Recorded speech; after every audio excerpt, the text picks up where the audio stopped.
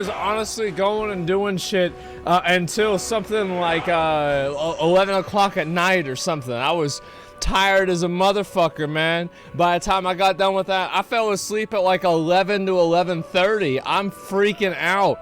Gentlemen, we are back at it again today. I'm feeling good. I'm feeling ready. And we got a lot of stuff to do. Defense is starting. Yep, I'm going to get started in just a couple of minutes. We're going to log on and look at everything. It's going to be a big day. I'm going to say that. It's going to be a big fucking day. I'm excited. I am very excited. So we're going to see what's going to happen, and we're going to go from there. So, gentlemen, sup, y'all? It's me. It's your boy, AsmonGold. And today, we're going to watch the trial, obviously. And then after that, there was a patch for Vampire Survivors, and I might play a little bit of that too, man. I'm excited. It's going to be fun. So, gentlemen, is it time? Are we ready? I think so. Let's fucking do this. Give me 1 second to make sure I got everything in order, and there's nothing that's bad or shouldn't be there. I think that we are pretty much all good to go. All right, let's fucking do it. Did I miss it? No, I'm good, man. I'm totally fucking good. My hair is messed up, though. Oh my God, my hair is messed up. This is embarrassing. Let me see this. Been there for 2 weeks. Can't imagine. It's fun having with the stream. Thank you. I appreciate it, man. There's a lot of new people. I really do appreciate it. Thank you so much. Give me 1 second. Let me start this shit up, and we'll get right into it. Let me mute the music, and we'll do what we need to do. Give me 1 second. There we go. We're good, and here we go. Let's see if I get this started. Say it. Sup, y'all? It's me. It's your boy, AsmonGold. I already did. There's no record evidence whatsoever that Mr. Depp ever saw any of the three statements about which Ms. Heard is purportedly suing him for $100 million. As Your Honor is aware, the elements of defamation are as follows. 1, publication. That happened. 2, an actionable statement. With 3, the requisite intent. See Thorpe versus Sanders, 285 Virginia 476 at 2013. The requisite intent for defamation against a public figure is actual malice. How's that? That is, the statement must be made with knowledge that it was false, or with reckless disregard of whether it was false or not. See Sanders v. Harris, 213 Virginia 369 at 372, a 1972 case. See also Jackson v. Hartig, 274 Virginia at 2019. Reckless disregard, as Your Honor is aware, it still needs to be not louder. Measured by whether a reasonably prudent person would have published or would have investigated before publishing, ellipsis. There must be sufficient evidence to permit the conclusion that the defendant, in fact, entertained serious doubts. Anybody not happy with that? Too bad. Publication. Unquote. This is what it's going to be. St. Amant versus Thompson, 390 U.S. Supreme Court, 727 at 731. Your Honor, the evidence shows that Ms. Heard cannot prevail on her claim because she cannot and did not establish that Mr. Waldman made the statements with actual malice. Mr. Waldman testified that he conducted extensive investigation and reasonably believed that the three statements he made were true. Yeah. Ms. Heard presented nothing to contradict that undisputed fact. Ms. Heard has no evidence of direct liability because obviously, Your Honor, we need to talk about direct and vicarious liability, but it bears noting that she has no evidence of direct liability and cannot prove actual malice by Mr. Waldman when making the three statements at issue. No, he thought he was telling the truth. It is undisputed that Mr. Depp did not make any of the three statements at issue in Ms. Heard's counterclaim. Yeah. Moreover, in order for Mr. Depp to be liable for the conduct of one of his attorneys, there must be some showing that he directed, participated, or otherwise authorized Mr. Waldman to make the statements at issue. Yep. There is no such evidence on the record that Mr. Depp directed or otherwise authorized Mr. Waldman to make the three allegedly defamatory statements at issue in the counterclaims. Indeed, there is no evidence of any communication or coordination between Mr. Depp and Mr. Waldman. regarding the counterclaim statements or anything else. He's right about that. For this There's no reason way as to well, tell. Your Honor, Ms. Heard cannot meet her burden of proving that Mr. Waldman was acting within the scope of his employment as our agency on behalf of Mr. Depp. It's true. Again, it bears noting that there's no evidence that Mr. Depp even saw the statements by Mr. Waldman until he was sued, served with the counterclaims well into this case. It was more than a year after Mr. Depp filed his complaint, and Ms. Heard lost a series of motions to dismiss that she finally asserted her counterclaims, most of which have already been dismissed by opinion letter of this court. Whereas here, there is no evidence of direct liability, Ms. Heard must rely on a theory of vicarious liability to hold Mr. Depp liable for the actions, or statements rather, of his purported agent, Mr. Waldman. Yep. Vicarious liability is by definition, quote, liability for the tort of another person, unquote.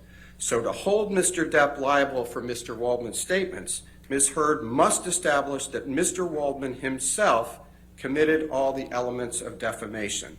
I know the court's familiar with this, so I'll try to run through it quickly. C. Parker versus Carillon Clinic, 296 Virginia 319 at 332, he's got the 2018 receipts. case. Quote, vicarious liability is liability for the tort of another person. It necessarily follows that a claimant cannot make out a case for vicarious liability against an employer without first proving that the employee committed a tort within the scope of his employment. See also Roughton Pontiac Court versus Alston, 236 Virginia 152. Multiple precedents. 156. Which standard Ms. Heard has not met? And Your Honor, we cite a string citation to cases from other jurisdictions, which we obviously are not binding on the court, but we believe are influential. We presented those to the court for its review. It is Ms. Heard's burden to prove by clear and convincing evidence, or ultimately, to prove actual malice by Mr. Waldman, not Mr. Depp. And while it is well settled law in Virginia, as Your Honor has pointed out last week, that an agent's knowledge can be imputed to a principal, and this is the Allen Realty Corp versus Holbert case, 227 Virginia 441 at 446. Ms. Heard's counsel cannot cite any case law stating that a principal's knowledge is imputed to an agent. In other words, Mr. Waldman must have made the statements knowing that they were false or with reckless disregard as to whether they were false. And he did not do that. Mr. Depp's knowledge cannot be imputed to him. He did not do that. There is no evidence in the record that Mr. Waldman knew the counterclaim statements were false.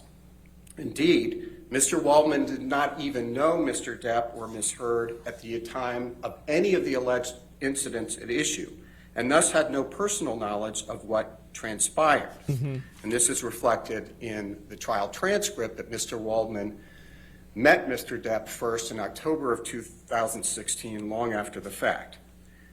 Nor is there any evidence in the record that Mr. Waldman subjectively entertained any serious doubts about the falsity of the counterclaim statements. Quite the opposite. The evidence shows, and it's unrebutted, that Mr. Waldman had very reasonable grounds to believe, and he did believe, and will to his dying day, Yeah, he still that thinks Ms. this. Heard's claim of abuse were patently false. Mr. Waldman testified at length about 29 witnesses he believed disproved Ms. Heard's false claims of abuse. See the transcript at page 6008 through 6012, and I won't run through all of that. But his testimony that two trained police officers, Officer Sines and Haddon, were called to the penthouse on May 21, 2016, and saw no signs of injury on Ms. Heard's face, as well as, quote, Ms. Heard's own witnesses who have testified in various forums at various times that there were no injuries to her face whatsoever between May 21st and May 27th, 2016, when she walked in to court with her publicist, her lawyer, her former best friend who no longer speaks with her, for a no-notice ex parte TRO. Some of the witnesses whom Mr. Waldman has cited, they include Laura DeVenier, Melanie Inglesis, who, as Your Honor recalls, was Ms. Heard's makeup artist, who decided to end any professional or personal association with Ms. Heard. How convenient. A lot of people do that. Samantha with her. McMillan, Hilda Vargas, Isaac Baruch, Trinity Esparza, Cornelius Harrell, Alejandro Romero, and Brandon Patterson, just to name a few. No reasonable jury could find that Mr. Waldman acted with actual malice in making the allegedly defamatory statements. He was not present for the alleged incidents. He has no personal knowledge of any of the alleged incidents. What Mr. Waldman knows is a product of the legal work he did, the sleuthing he did on behalf of Mr. Depp. Yeah, he looked a lot of stuff up. Ms. Heard cannot possibly show that Mr. Waldman acted with actual malice, and her defamation claim must fail. 2, or that he was reckless. Mr. Waldman is an independent contractor, not an employee. It is axiomatic, Your Honor, that a person who hires an independent contractor is not liable for the independent contractor's actions. See Sanchez versus Medicorp Health System, 270 Virginia, 299 at 344. An independent contractor is a person who is engaged to produce a specific result, but who is not subject to the control of the employer principal as to the way to bring about that result. See Atkinson versus Sachno, 261 Virginia, 378 at 284. That's a 2001 case. An outside lawyer retained by a client in connection with litigation is an independent contractor. See King versus Dalton, 895 F Sup 831, Eastern District of Virginia, 1995, where Judge Ellis, a legendary jurist known by all Virginia practitioners, held that, quote, a law firm attorney working with a client is nonetheless an independent contractor and is not an employee of the client corporation. In that case, the employer was a corporation, but the same logic that would make applies sense when it's an individual like Mr. That would make sense, Depp. sure. That was Mr. Waldman's role. Indeed, clients hire lawyers to obtain specific results, or to try to obtain specific results, but they do not control the means by which the results are accomplished. Lawyers, as Your Honor has reminded us, are subject to professional obligations to exercise independent professional judgment. We are not at the whim of our clients as much as we want to serve them. See Virginia State Bar Professional Guidelines, Rule 1:2 and 2.1. And just to quote 2.1, in representing a client, a lawyer shall exercise independent professional judgment, unquote. To separate him from Johnny Depp. As a matter of law, an independent contractor, and Mr. Depp cannot be held responsible for any alleged tort by He's got the sources. his attorney, particularly for statements about which he was unaware until he was sued for them.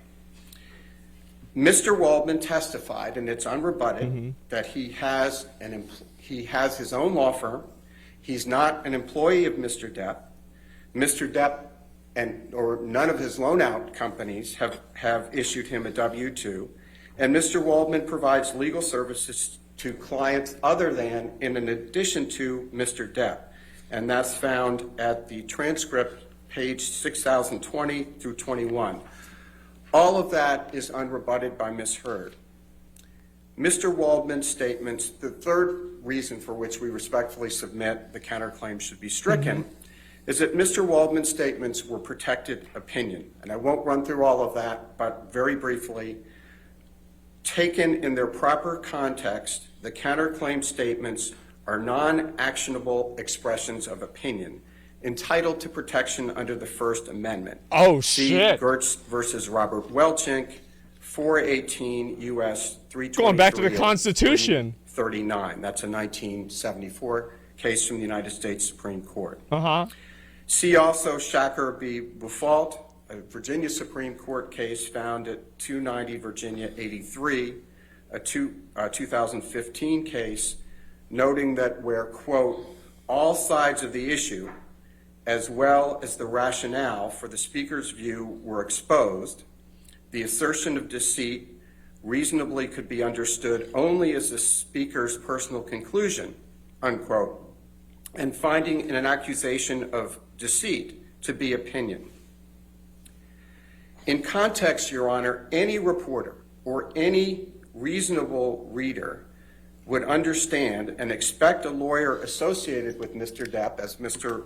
Waldman was, to challenge Ms. Heard's version of the inherently controversial events of the parties' marriage, just as Ms. Heard's lawyers were quoted challenging Mr. Depp. And Your Honor will remember the context of these quotes that were in a British tabloid, where Mr. Waldman's statements were buried well into article in which both points of view were clearly expressed. And Mr. Waldman was clearly identified not as an independent expert on the U.S. Constitution, but as one of Mr. Depp's attorneys. Might get the whole case thrown? C. Chavez, 230 Virginia 112 at page 119, quote, the most unsophisticated recipient of such a claim, i.e. any reader of the British tabloid. Yeah. And that's what it is, a tabloid. Made by a competitor against another could only regard it as a relative statement of opinion grounded upon the speaker's obvious bias, unquote. Yeah. Mr. Waldman has never did anything to hide his support and belief in Mr. Depp. Finally, Your Honor, and for the rest, ultimately, Mr. Waldman's statements reflect the existence of two competing narratives and are merely his subjective view about events that he never claims to have witnessed, and there was no doubt about that. Yeah. Turning to the second part of the argument, which will be more abridged, Ms. Heard is not entitled to anti-SLAPP immunity.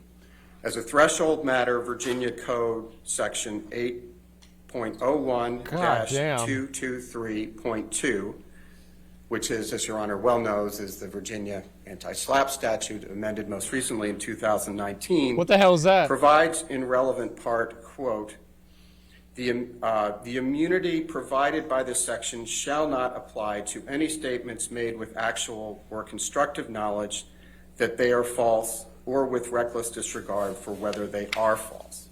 Okay. Here, in addition to Mr. Depp's testimony, several witnesses have testified that A, they never witnessed Mr. Depp abuse Ms. Heard, and B, that they observed Ms. Heard without any injuries, marks, bruising, swelling, etc. during periods when Ms. Heard claimed to have injuries, marks, bruises, etc. Such witnesses include, but are not limited to, Isaac Baruch, Kate James, Dr. David Kipper, Nurse Debbie Lloyd, Officer Sines and Haddon, Officer William Gatlin, and former U.S. Marine Starling Jenkins.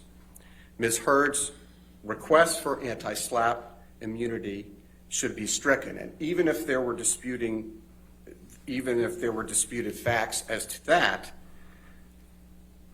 the anti-SLAPP immunity does not apply because the defamatory implication of Ms. Heard's statements are not solely relating to a matter of public concern, as is required under the statute. As has become quite clear, Your Honor, Mr. Depp is not suing about any of the public policy commentary made by the ACLU when it drafted the op-ed. No, he's suing her for what she said.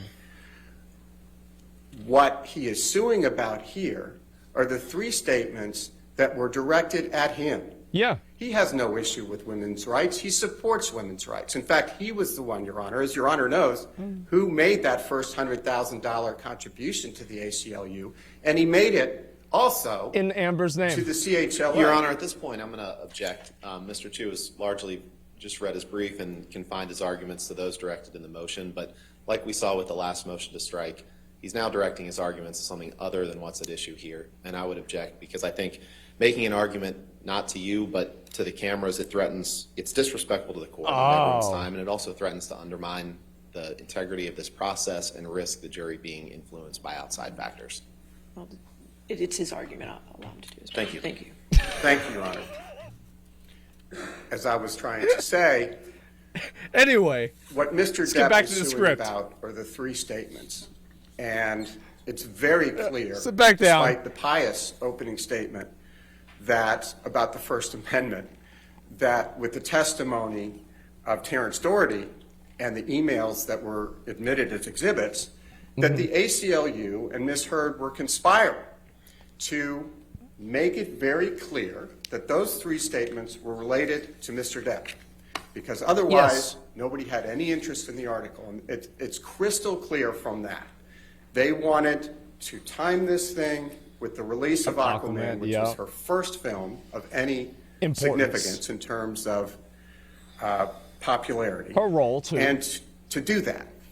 That's very clear. So the charade that this had something to do with public policy is risible, and that is not why the anti-SLAPP protections were enacted. They were enacted to protect the rest of the article, not what Mr. Depp is suing about. As generally analyzed by the courts, a matter of public concern is one which relates to, quote, a matter of political, social, or other concern to the community, unquote, as opposed to a matter of only, quote, personal interest, unquote. That's Connick versus Myers, 461 U.S. 138 at page 146.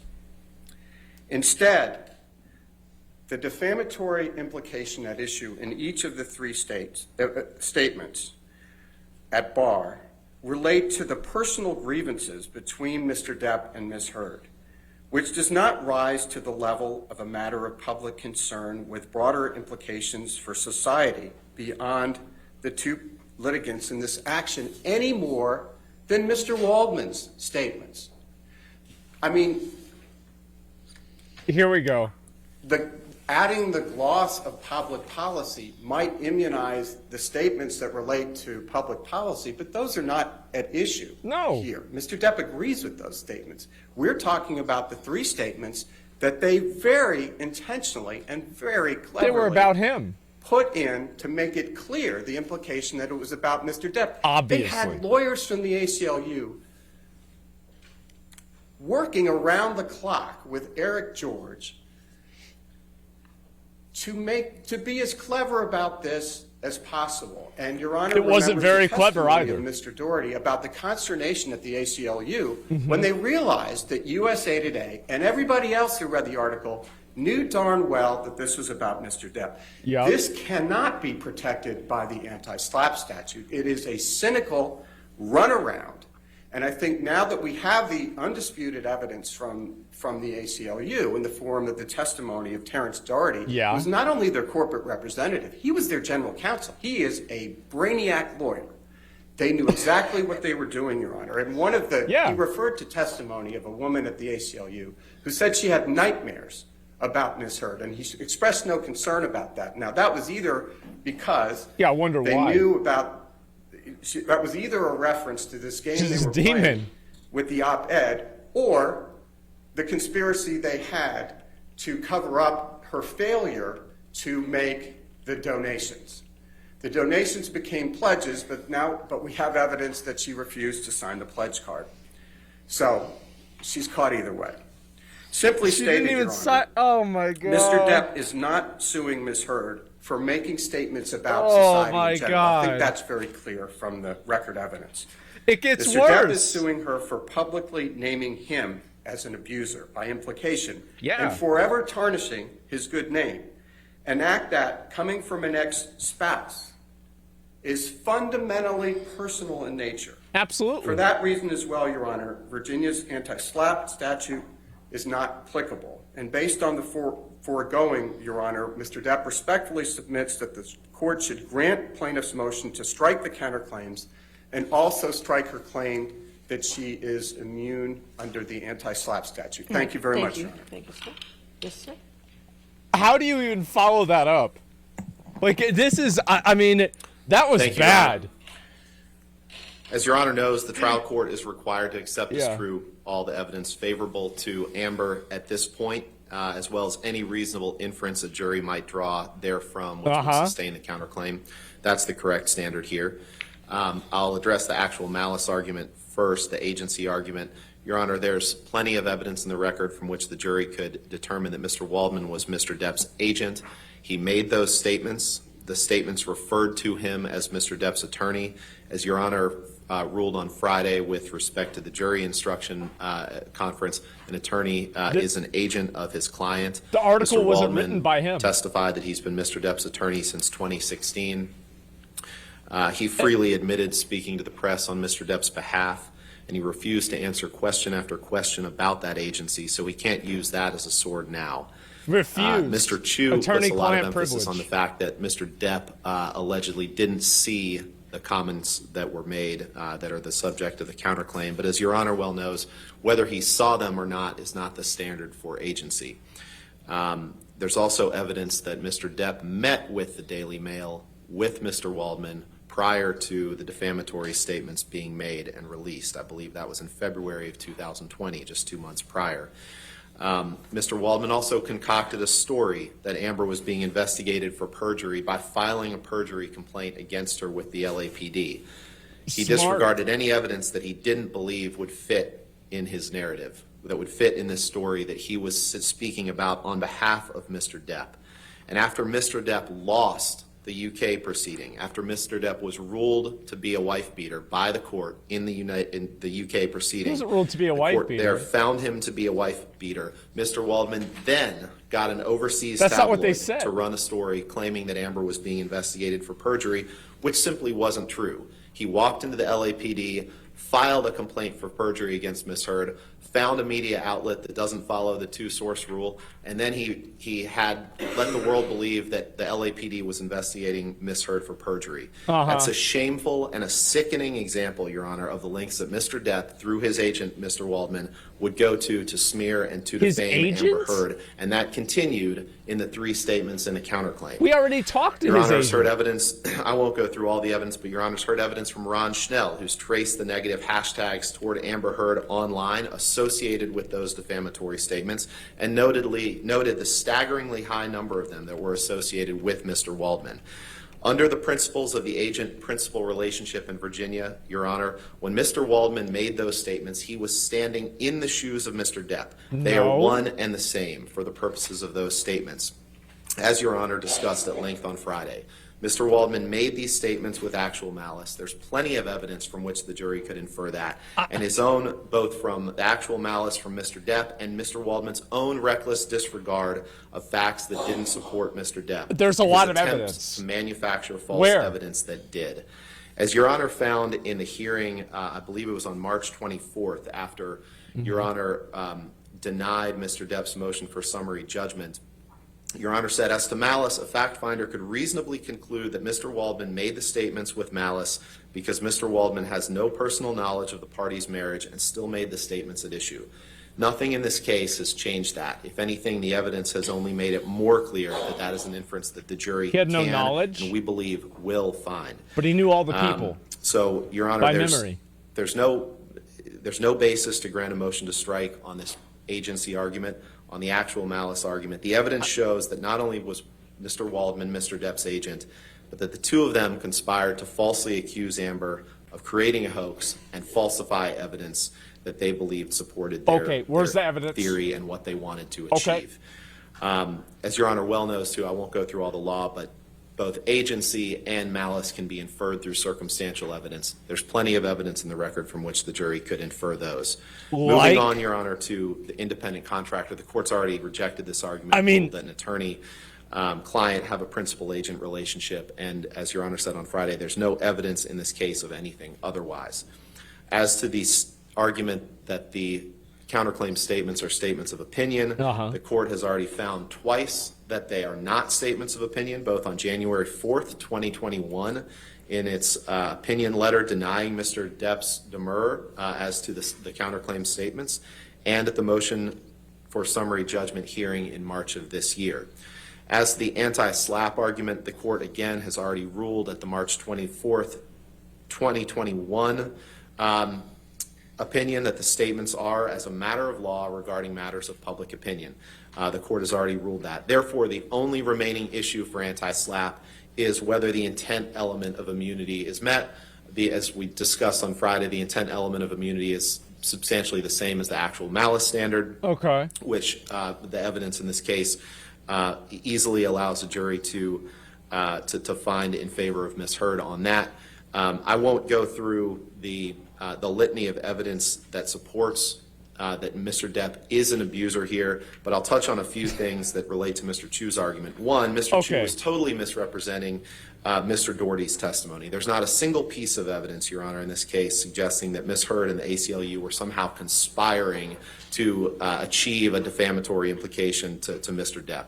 That's simply not what Mr. Doherty said. Mr. Chu's feel free to argue that to the jury, but that's not what his testimony reflects. Yeah, Your I Honor, wonder. there's also I bet it is. plenty of evidence that's been adduced both in Mr. Depp's claim and in Ms. Heard's counterclaim that show that absolutely that the counterclaim statements are 100% false. There was no hoax perpetrated. Mr. Depp is an abuser who abused Ms. Heard. She did not conspire with her friends to create a hoax. She did not create a hoax herself. And just very briefly, some of the evidence that's come up since the last motion to strike, Your Honor, that Mr. Chu conveniently disregards in his brief are the testimony of Rocky Pennington, the testimony of Josh Drew, the testimony of Elizabeth Mars, all of whom completely corroborate Ms. Heard's account of the events of May 21st, 2016. No, they don't. The testimony of Melanie Iglesias, who testified that she covered Ms. Heard's bruises with makeup right after the December 15th incident, that provided ample testimony to support that Ms. Heard often would cover her bruises that were caused by the plaintiff, in this case, by Mr. Depp, with makeup. He ignores the evidence of Christy Sexton. He ignores the evidence of Io Tillett Wright. He ignores the evidence of Whitney Enriquez. What evidence? All of these witnesses and others have testified extensively about Mr. Depp's abusive behavior. That's toward not Ms. Heard. evidence. Physical abuse, emotional abuse, psychological abuse, verbal abuse, Your Honor. Mr. Depp's own writings, recordings, pictures, and videos confirm that.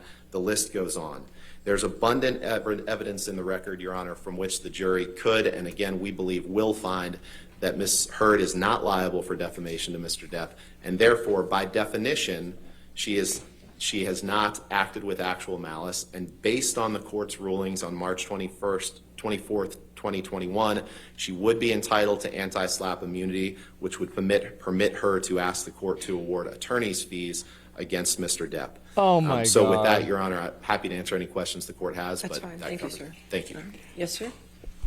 I like how, Your Honor, I will be brief in deference to the court's time and the jury's time. uh-oh, here we go. It's like there was no What evidence Mr. at all. Rottenborn said about Mr. Waldman's allegedly going to the LAPD about perjury is a complete non sequitur. If they thought that that were somehow improper conduct, they could have included it in their counterclaims. They included everything else but the kitchen sink, and most of it was thrown out. There was nothing in there about Mr. Waldman going to the LAPD. So that is a very clear Grasping at non straws. sequitur, red herring distraction. Number two, when Your Honor ruled on summary judgment on the issue of the counterclaims, Your Honor was dealing with a different standard and a different evidentiary record. At that time, Mr. Waldman had not testified, which is material. Mr. Waldman has now testified for purposes of trial. We have his trial testimony. It's very clear that he did not act with actual malice. They didn't even argue that.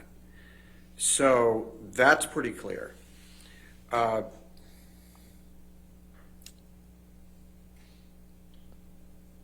And again, this is consistent. The third point is that it's all about games. They didn't sue Mr. Waldman on the three statements. They didn't try to fill the hole. They've been telling us for a week that they're going to call Mr. Depp to try to fill the hole in their counterclaims. They didn't do that. Yeah. And it's very consistent with the game playing. Let's go into court after the police have found no problem. Multiple and times. after witness who had no relationship with each other said there are no visible marks. Let's not give Mr. Depp's lawyer the required 24-hour notice before the TRO. Let's march into court with our publicist, with our lawyer, with our best friend who no longer talks to her. Let's get a TRO. And when the Me Too folks say, why are you taking $7 million from an abuser? They said, I didn't take money from the abuser. I gave it all to charity. But that they didn't happen. I don't think anybody should feel bad about them stiffing the ACLU, given what the ACLU did in this case, which is a monstrosity. True. But she did stiff the sick and dying children. Actually true. It is gamesmanship, and that's what Fuck she's 'em. doing here today. But the law is the law, and they have not fulfilled their burden with respect Jesus. to the counterclaims. There is virtually no nexus between Mr. Depp and Mr. Waldman as to these statements at issue, except for the fact that he is an attorney, and that is not sufficient. In a case where they have not even established that Mr. Depp was aware of these statements. And they knew that they couldn't do it, and they didn't even try. And it's more of the gamesmanship when Ms. Heard plays word games with Mr. Depp about, oh, I didn't punch you, Johnny, I just hit you. Imagine if the shoe were on the other foot and Mr. Depp, a man, was saying to a woman, oh, woman up, I only hit you, I didn't punch you. And when it was chilling, when she warned him on the tape, That's you go true. tell a judge, you go tell a jury that you, a man, were abused. See if they're going to believe that.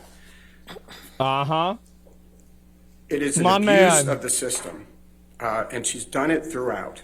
Finally, Your Honor, and Mr. Rottenborn makes an excellent point with which I agree, which was that with respect to each of the three statements, Mr. Waldman was clearly identified, even by the tabloid that printed these, well within articles that had both sides represented, that he was Mr. Waldman's attorney. Even the reader of a tabloid understands that when you're getting statements from attorneys, it's going to be forwarding their client's point of view. Obviously. Mr. Waldman is not the only attorney who has spoken out.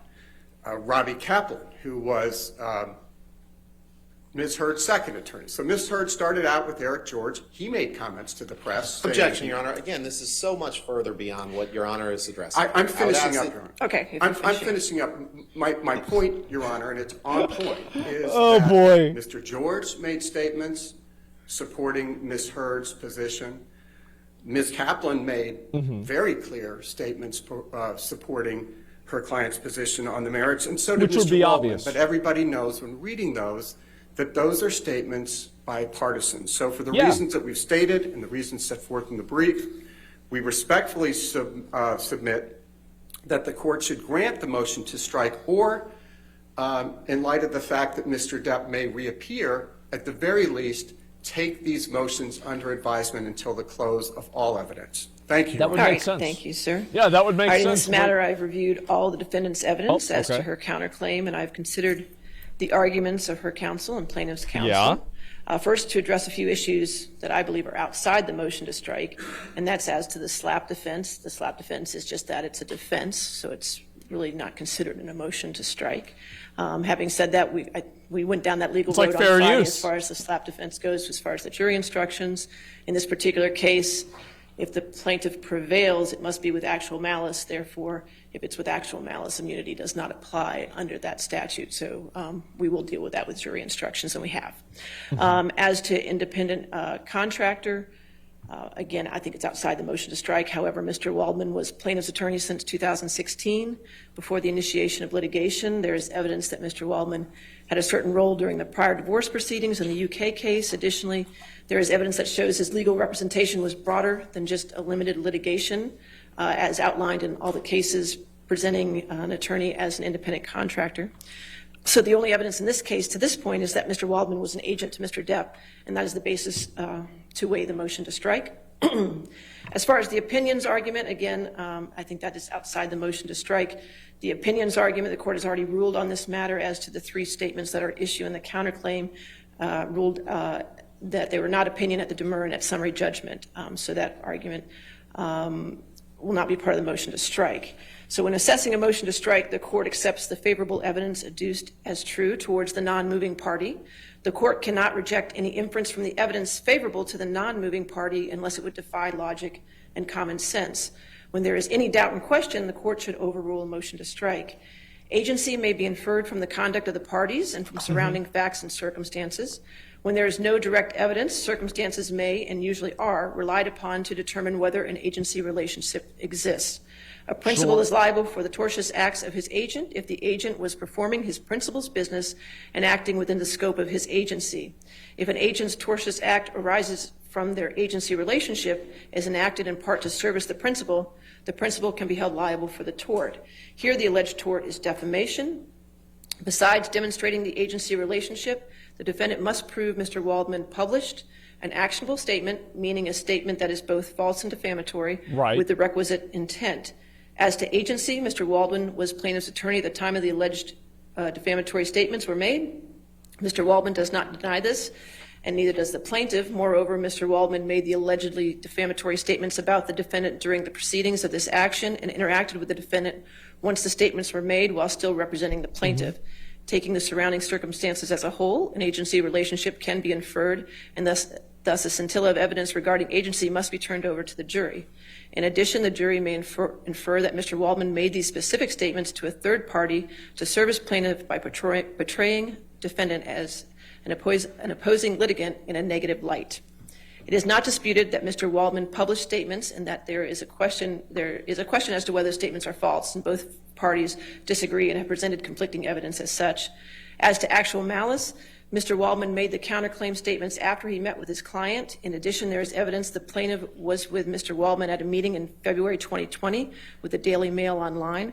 Further, defendant claimed that she met with Mr. Waldman where he threw the paper containing the counterclaim statements within them. Consequently, there is more than a scintilla of evidence that a reasonable juror may infer Mr. Waldman made the counterclaim statements while realizing they were false or with a reckless disregard for their truth. It is not my role to measure the veracity or weight of the evidence. The Fourth Circuit and the Virginia Supreme Court have made it crystal clear that actual malice is a question for the fact finder. So therefore, the plaintiff's motion to strike is denied. Okay? Thank you. Is there any other preliminary matters before the jury? Yes, Your Honor. So they're going to have to keep fighting it out. They're going to keep fighting it out. Yep. That's it. In my opinion, I think that it's not surprising that they're not going to strike it out and just say all that, because it's going to be harder to figure out whether he made those statements, like if Johnny Depp told him to or not. I think that's basically what it is.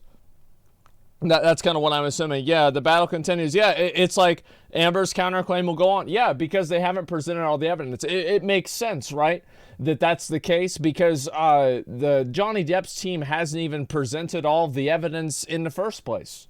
Like, that's why they have, like, over 10 hours left of people to talk about it and things to look at, etc. So that's what I would say. Well, let me go back. I'm going to look at the rest of this. And so is this good or bad? I would say it's not good. Is it bad? It really kind of depends, because all she's saying is that they're not deleting the case. Do you see what I mean? Like, yeah, it's yeah, I feel like, yeah, they're not deleting the case that Amber Heard has against Johnny Depp for defamation. Which, like, yeah, it's not bad. I don't necessarily think that it is. I don't think that it's good either. I think that it's a less than preferable outcome. I mean, I think a lot of people would have wanted to have it striked, but it seems unlikely that would happen because all the evidence hasn't even been presented yet. Does that make sense? And I don't see this loss yet. They'd try to finish this today and said they get under 10 hours. Yeah, of course they do. Yeah, it makes sense. Missing point of this, if they call Johnny or it moves forward, there are hours left, they're trying to bait them. Oh, yeah, of course they do. And that could be the case. Yeah, they could try to call Johnny up and make that happen. Judge wasn't against the outcome, but wants the jury to decide. This wasn't a loss, really. More content. Yeah, I don't know if it's going to be that much more. I'm not sure. But then he released recordings and stuff. How can they be false? I mean, everybody heard exactly what happened. Because he's talking about two separate things. Basically, they're suing him for what that Waldman guy said. And what I find to be odd about that is that I personally don't really think that it was it did that much material harm, because after a lot of the posts for, the justice for Johnny Depp type stuff happened, they happened primarily in response to things that Amber Heard said, not things that he said. And I think that they can prove that with the graphs. I already looked at the graphs, and that's what it showed. This is not the closing argument. Yeah, no, I know it's not. Yeah, that's what I mean. Of course not. Why are they striking? Are they scared of something? Sorry. Well, I think that they're striking just so they can kind of move on, right? And focus on their case, right? I mean, of course they're trying to get the opponent's case thrown out. I mean, I think that kind of makes sense, doesn't it? Yeah, absolutely. And harsh reality for her, no one cares about her. Sorry. Well, no, the thing is, like, as I said, it doesn't really matter what happens in the court, because it's the court of public opinion that I think this case really makes the biggest difference in.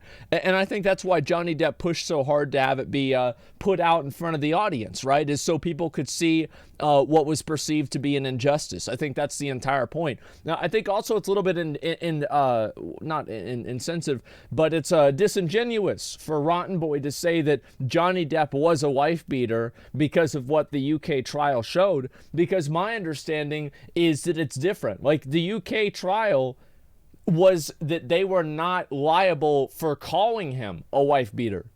It was not a trial to determine the truth of the matter. Like, I'm pretty sure, I don't know necessarily, because I didn't follow this very closely, but that's my understanding of what it is. So, yes, okay, that's what pretty much everybody's saying. So, yeah, you can't say, like, well, because somebody calls you that means that's what you are. Just because somebody is legally able to say that about you does not necessarily mean that that thing is true. So I find that to be ridiculous. And also, this is the United States. Why are we using the legal system of another country as a gold standard to judge guilt here in this country whenever we use two different legal systems? How does that make any sense? Obviously there's things that are different that we don't agree with, and things that this is not the best way of doing things, or that's what we would have done already. It doesn't make sense. Also, I think that calling, Waldman Johnny Depp's lawyer, that was referred to, the article that was written, that was referred to, he was referred to as that. Like, obviously, that's how people knew him, but as far as I know, he was not speaking as Johnny Depp's lawyer. He was speaking as himself. And the article that was written called him that because that's what he was known as. And clearly that's what the relationship was. I'm pretty sure that's not what he wrote. Good technique for Johnny's lawyer to speak freely and remind a jury why they're there. Yeah, exactly, sure. The judge in UK rumored to have family ties with his grandchildren. Amber Heard retired and expected after trial. Enough said. It's impossible to say. All I'm really trying to get at is that I don't think the ruling of the UK trial has any... There's like no impact that ruling has that I think should be like assumed as truth. Does that make sense? Like, I'm not going to listen to some UK court and just assume that they did everything right. I mean, everything that I saw of that trial looked unprofessional as fuck. It looked like a circus. So yeah, big surprise. I'm not going to take that very seriously. I don't think anybody would. Let me go back to the rest of this. The evidence against you is substantive true. The evidence was used to prove the term wife beater was not libel. Yeah, but like they have a different level of burden of proof over there is what I'm saying. And like, yes, maybe that is true. That is definitely true. And I don't necessarily know all the details, but I do think that it's different to say that somebody is something based off of the judgment of a court that's not even here in America. You see kind of what I'm saying? I find that to be ridiculous. And the judge for the UK trial wasn't fair to Johnny. Well, of course they weren't. And I think the reason for that is because, there's a lot of cases where people don't get a fair shake. And I think it's obvious that they weren't fair to him, because if they were, why would he push so hard to have everything televised? It doesn't make any sense. Yeah, it makes no sense. And take off your damn tinfoil hat from what? Oh, me? Oh, is it me or somebody else? No, I don't really feel like that at all. I feel like, doesn't it sound odd that people are using the justice system from a country that people don't use here as a rule for determining guilt? Isn't that weird? I don't know. I find that to be very, very concerning. I don't think that's a good way to handle things. It's like, why would they know? Like, well, let me explain, right? Yeah, it's English common law. This is not the UK courts do not operate the exact same way. They don't have the exact same type of judgments that American courts do. And also a big factor with this is that in the UK, they don't have the First Amendment. So this is a completely different paradigm. And no court ever rule you as a wife beater. It's not a ruling anywhere. The language was used disingenuous and ridiculous degree. It actually became self-parody. Yeah, of course not. UK common law standards from UK law do influence US law? I think that they do, absolutely. And I think that it's a difference between 10% different. I think they're 90% the same and 10% different. But I do find it to be disingenuous to say that, the ruling from a court from another country that we actually don't do proceedings like that here should be used as a standard. I disagree with that. I think that's silly. That's basically it. Let me say that. Would you say the same for Nuremberg trials? Well, no, because those were universally accepted by all countries in a way that individual court cases for two people were not. How could you compare the Nuremberg trials to Amber Heard calling Johnny Depp a wife beater? That's silly. Yeah, and also that was I think that was pretty much an international thing. It wasn't just people in that one country. Well, it's like, I mean, again. People need to have, they have to make an extreme example because it's harder for that to happen and harder to make sense of it. And that's complete bullshit. They don't accept it by two countries. I think that all I'm saying is that I find it to be odd that this guy can make statements and say this kind of stuff about Amber Heard. And he was clearly making the statement. I think this is one of the big factors. This is probably the main thing that I think is that it seemed very evident that Waldman thought to know and had every reason to believe that what he was saying was true. He did research on it. He looked into it thoroughly. This was his opinion, and that's what he thought. And so there was no malice behind this because it was true in his mind. And I don't think that it was also reckless to say this because he had reviewed a lot of evidence about it because he was Johnny's attorney, just like what they said. So that's what I find to be very weird about this is how is this not him making a statement that he believes to be true? How is this any different than any of Johnny Depp's lawyers not getting sued for defamation because they repeat what they've researched through working with Amber Heard?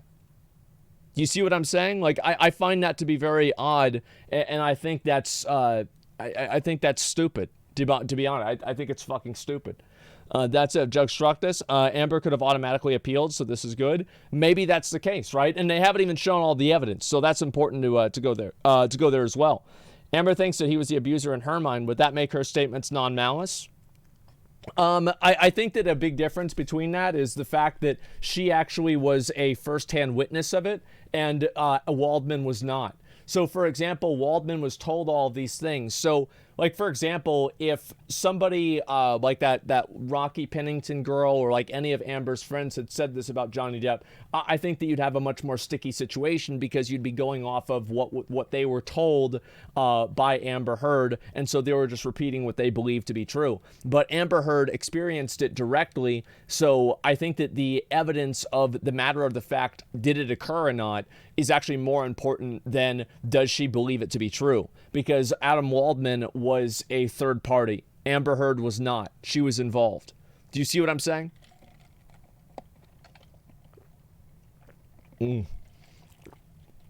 Yeah, so I don't think that's I don't think it's the same thing. She also lied under UK law. She's lied a lot. What is the surprise there? Defamations are statement of fact that are known to be false. If that fact is true, plaintiff can never recover. It's an absolute defense. Yeah. Basically, I heard that there are actually very small nuanced issues where you can tell the truth about somebody and it's still considered defamation. But I think for all intents and purposes, that is true. I think it's true in this case, at least, right? Is that if you can prove that the things that were said were true, then you can prove that it was not defamation. That's basically it. And I would assume that if you look at all the things that, all the different ways that they've proven it in terms of I don't like how like medical records and like medical evidence and picture and photo evidence that is like matched up with like a bunch of other shit, right? In terms of like Johnny Depp's finger being gone. Like that is just a fact of what happened. I don't like how that's put on the same page as Amber's witnesses repeating the same story that Amber told them. Like, I find that to be a very disingenuous way to look at it. Because all of these people, it's kind of like a bunch of blind people. Like the parable of the 3 blind men and an elephant, and based off of which part of the elephant they touch, they describe it in a completely different way. Well, they're still all looking at an elephant, and they still generally have an idea of what's going on, but they're being given different perspectives on it because all of their own personal stories are different. Like, for example, the guy who was the ex-husband of that girl beforehand, the Rocky Pennington, the guy that everybody liked, said that Johnny had, that his, at the time, ex-girlfriend said that Johnny had pushed her down or something like that. And then previously in the same day, she had said that Johnny was never physically abusive to her. So you have these obvious fucking discrepancies, even with Amber's own witnesses. And I think that the only similarity and the only commonality between all of these witnesses here is that with Amber's witnesses is they all continue to repeat the same points that Amber told them. Because, big surprise, Amber told them the same story. Do you see what I'm saying? Yeah, of course. I think that makes sense. Do you see the rebuttal witnesses for Johnny? Yeah, I think so. Major difference in Amber's attitude based on who she's going to see in the case. Can you pay for experts in USA to give evidence and won't always be biased? Won't it always be biased? I think that it's important to actually, I think it's important to recognize the bias in something rather than to try to work towards never having a bias. Because I think that you can't work towards never having a bias. I think that is an unrealistic thing to expect. And I think you should expect that's a bias and just work with that, because anything else besides that I think is delusional. She did nothing wrong. Why would people go against her all of a sudden?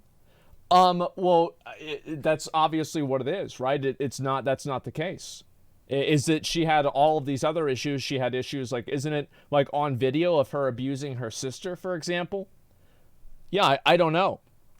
All of a sudden, I think people have disliked Amber Heard for quite a while. I remember whenever even the first Aquaman came out, there was a little bit of drama about that too. Johnny is guilty of not making a hard choice to let her go before it got out of control.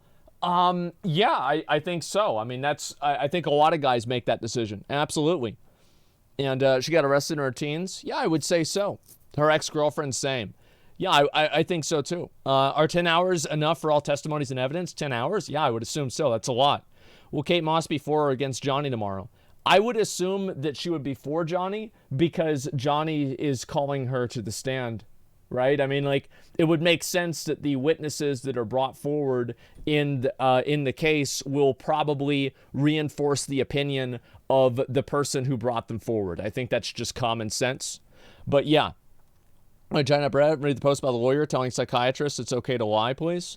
I might look at that whenever they go on break. I don't know exactly how long this is going to take. It's hard to find, but she got arrested in 2009 for abuse against her ex-girlfriend at an airport. Yeah, I saw that. And this was in 2009, by the way, whenever she didn't even, as far as I know Johnny Depp. And so there'd be no reason for this to be some sort of like conspiracy theory. She wasn't popular enough for anybody to really give a shit in the first place. So I would assume for it to be true. Absolutely. And what's this here? Yeah, I'm assuming an ex you say friends with for decades would come for your defense. Yeah, I would assume so too. Johnny has roughly 16 hours left while Amber's team has 4. Yeah, and I think that's fair, right? And I think it would make sense that the judge would not immediately say and throw out their case because they've got plenty more gas in the tank. And they haven't, it's hard to say that they've completely proven that like Johnny Depp didn't abuse her at all. I think there is a shadow of doubt. There is absolutely a shadow of doubt, especially after all the witnesses that Amber brought in. Now, I personally don't think this is what happened, and I think that any of the abuse that did happen was probably, it was reciprocated rather than initiated. It's like, basically Amber initiated violence and he responded violently, which in my opinion, I think Amber's completely wrong and Johnny has no liability. If you attack somebody in self-defense, or you attack somebody and then they respond in self-defense, you're wrong, they're not.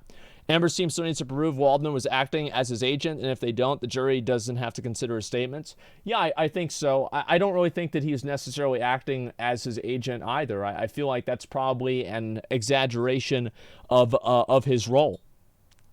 Both sides clearly have guilt in this. Yeah, but like the difference between like having guilt of like being abusive physically and like basically what you're assuming is that all of the people saying that Johnny was drunk are telling the truth, and I would agree with that too. Yeah, I think Johnny does get drunk and do drugs, and he's probably an asshole whenever he gets drunk and does drugs. But I think that you're comparing a mountain to a molehill. Like, I mean, you're comparing Johnny getting drunk and, passing out and doing drugs and, like Johnny's finger's gone, right? I mean, I feel like these are two completely different levels.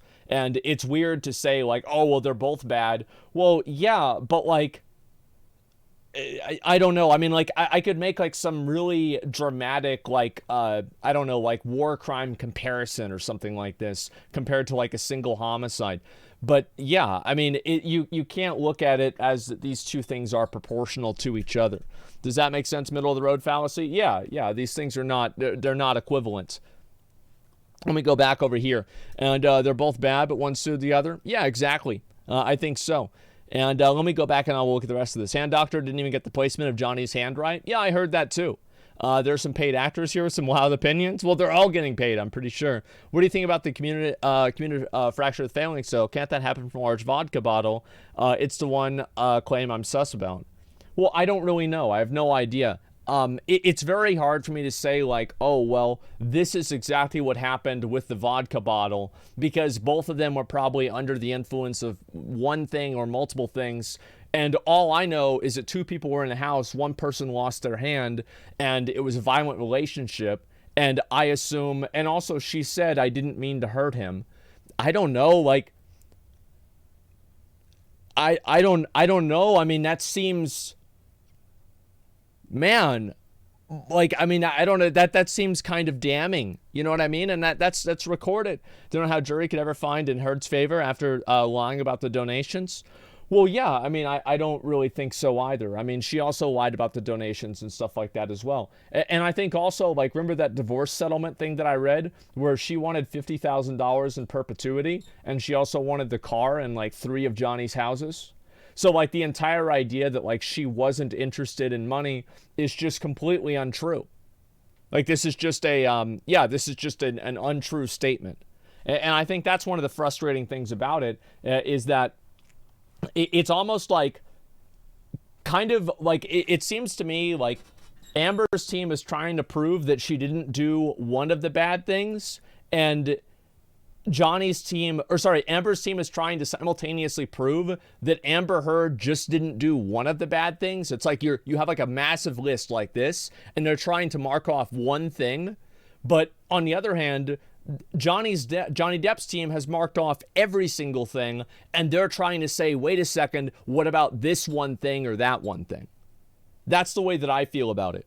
It's like you're comparing, like, they're trying to say one thing didn't happen, the other one did. And I just feel like they're trying to just disprove one or two things, and Johnny Depp's team has already disproven pretty much every single thing. That's about it. Trying to gaslight us? Yeah.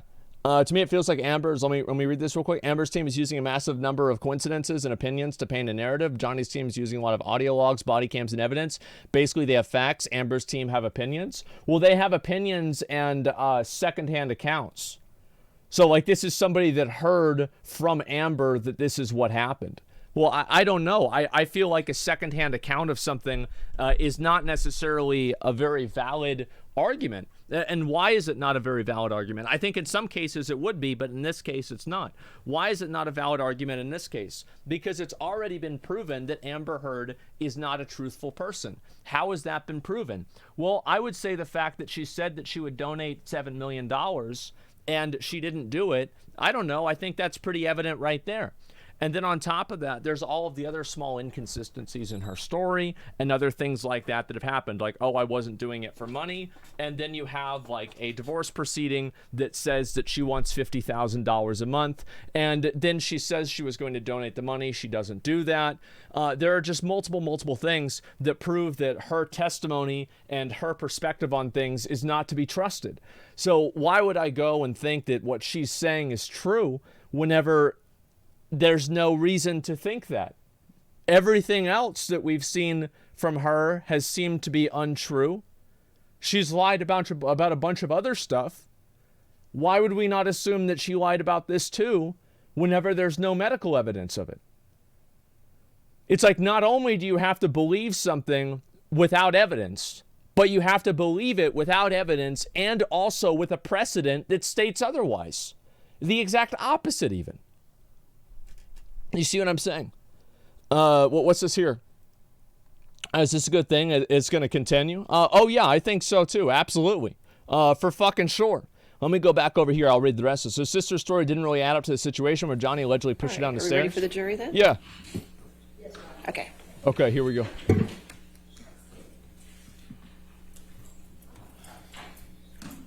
Here we go.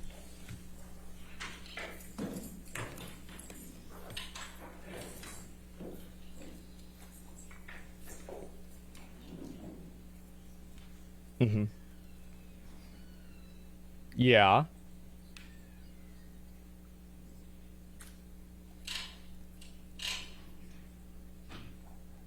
Yeah. All right. Oh, the jury's got to come in, of course. Judge there? Yeah, sure. Can you show jury on camera? No, because then they'll get harassed. It's just the truth.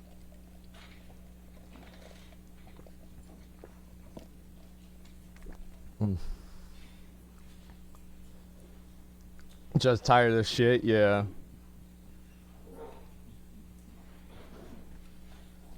Would you want to own the same penthouse you got sexually assaulted in? Good morning, ladies and gentlemen. I I apologize. wonder. We had a few housekeeping matters to take care of. Yeah, Thank I you. wonder. You have your seat. All right, your next witness. Your Okay. Honor, on behalf of defendant and counterclaimant Amber Heard, we rest. All right, thank you. All right, rebuttal evidence? Yes, Your Honor, Mr. Depp calls Walter Hamada of Warner Brothers. All right, Mr. Hamada. Okay. All righty, Your Honor, here just we to go. clarify, this is by deposition, so we may need Oh, that. okay, well, okay. Okay, I let's see apologize, it. provided This notice. is the That's all guy. right. Thank you, Your Honor. This is the big dick right here. And he's going to explain what happened. All right, let's go. Let's see it. I'm ready. You arrested? Yeah. Here we go. I'll give it a second, then we'll see what happens. I don't know what this is gonna be. I hope that it's gonna be something good. I do. I really do. I'm not sure yet, but I mean, again, they're the ones calling him up there, so I'm going to assume what he's gonna say is that Amber, like Johnny Depp saying that stuff about Amber, had nothing to do with them bringing her back on for what do you call it? For Aquaman 2. That's what I'm assuming he's going to say. Now, obviously, I have no idea, but that's what I think is going to happen. All right, here we go. I'm very curious. What do you work for Warner Brothers Entertainment Inc.? Yes, I do. In what capacity? My title is President of DC-based film productions for Warner Brothers. I'll give it a What, second, if anything, and if it's not you ready, did I'll go to prepare another place. to testify for Warner Brothers as to Where's the topics 2 through 18. Where's the video? I did not do anything to prepare for this, other than the meeting that I had with the attorneys. Okay. Did Warner Brothers have a contract with Amber Heard to perform in Aquaman 2? Yes, there was we had an option agreement for her for Aquaman 2. Right, it's not a guarantee, but yeah. Do you know what it is? Okay. That looks like a standard contract between an actor and the studio. And which actor was involved in this? Which actor performed in Aquaman 2? Yes, there was we had an option agreement for her for Aquaman 2. Uh-huh. Do you know what it is? It looks like a standard contract between an actor and the studio. And which actor was involved in this? Which actor was a party to this contract? Okay. Amber Heard. It's a contract for Amber Heard for the role of Mara in Aquaman. Chat, thanks And for it's 5 sequels. subs. Thank you. Which studio contracted with Amber Heard? Warner Brothers. When did you come to be the president of DC? At the beginning of 2018. Uh-huh. Mr. Hamada, was Ms. Heard ever released by Warner Brothers from the Aquaman 2 contract, or what you call the option agreement? No. Was she released from her Aquaman 2 contract on or about February 22, 2021? No. Was Ms. Heard ever rehired for Aquaman 2 by Warner Brothers? No. All right. Okay. Well, that certainly certainly says a lot. Did Ms. Heard receive a pay increase for Aquaman 2? No. Why not? As a rule, as a company, we go through a lot of trouble when we make our deals with our actors. We get options on them for subsequent movies. And I think traditionally, prior to me joining the company, every option was renegotiated. And one of the things that we were trying to put a rein in on was not renegotiating every deal, with the understanding that people come in and make these deals and they have an understanding that there will be options and that there is a deal in place.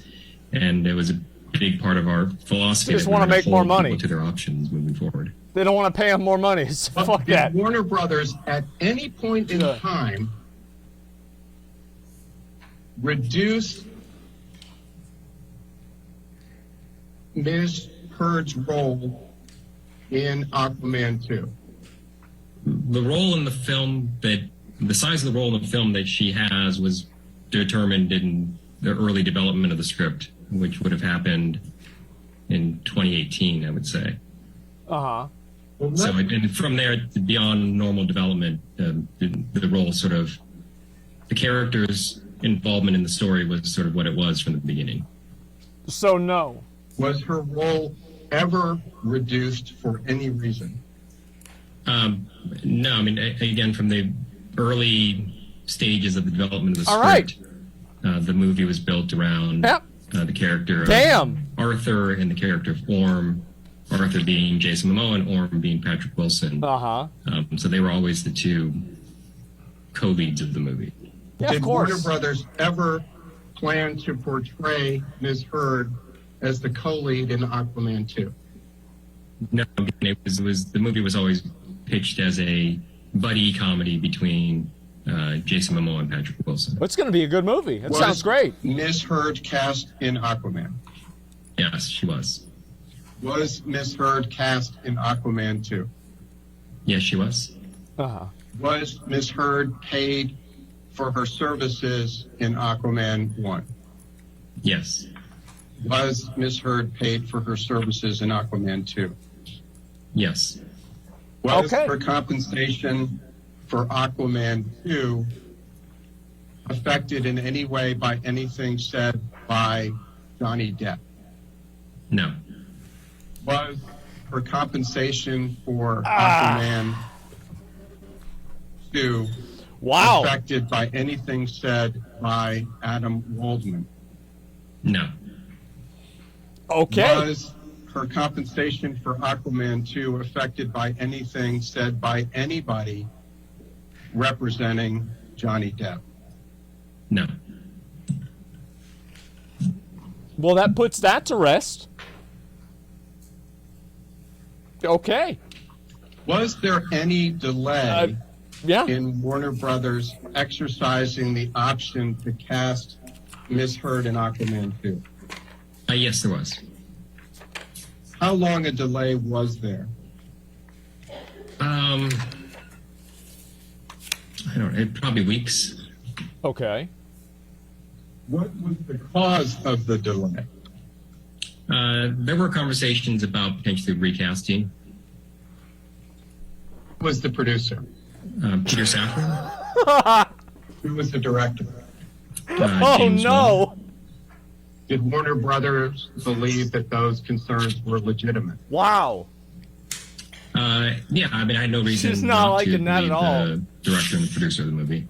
Holy And you are shit! testifying today as a representative of Warner, correct? Yes, I am. What, if any, creative concerns did Warner Brothers have about casting Amber Heard as Mira in Aquaman 2? Good question. It was the concerns that were brought up at the wrap of the first movie, production of the first movie, which is the issue of chemistry. Did the two have chemistry? I think editorially they were able to make that relationship work in the first movie, but there was a concern that it took a lot of effort to get there.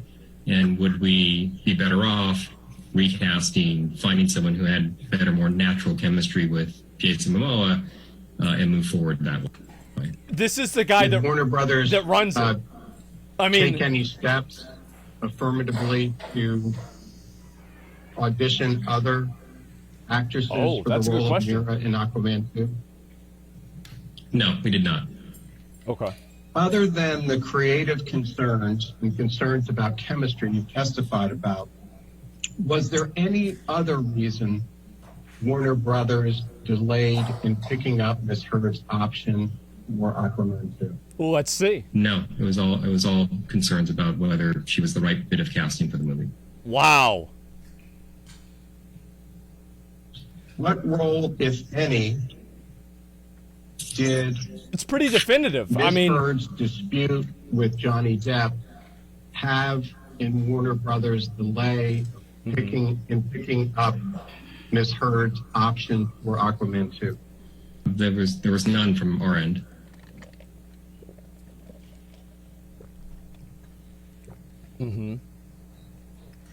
yeah. At any point in time, was Warner Brothers considering paying Ms. Heard more money for Aquaman 2 than is set forth in the option contract you previously identified? No, as I said, we were determined to hold our actors to their option agreements.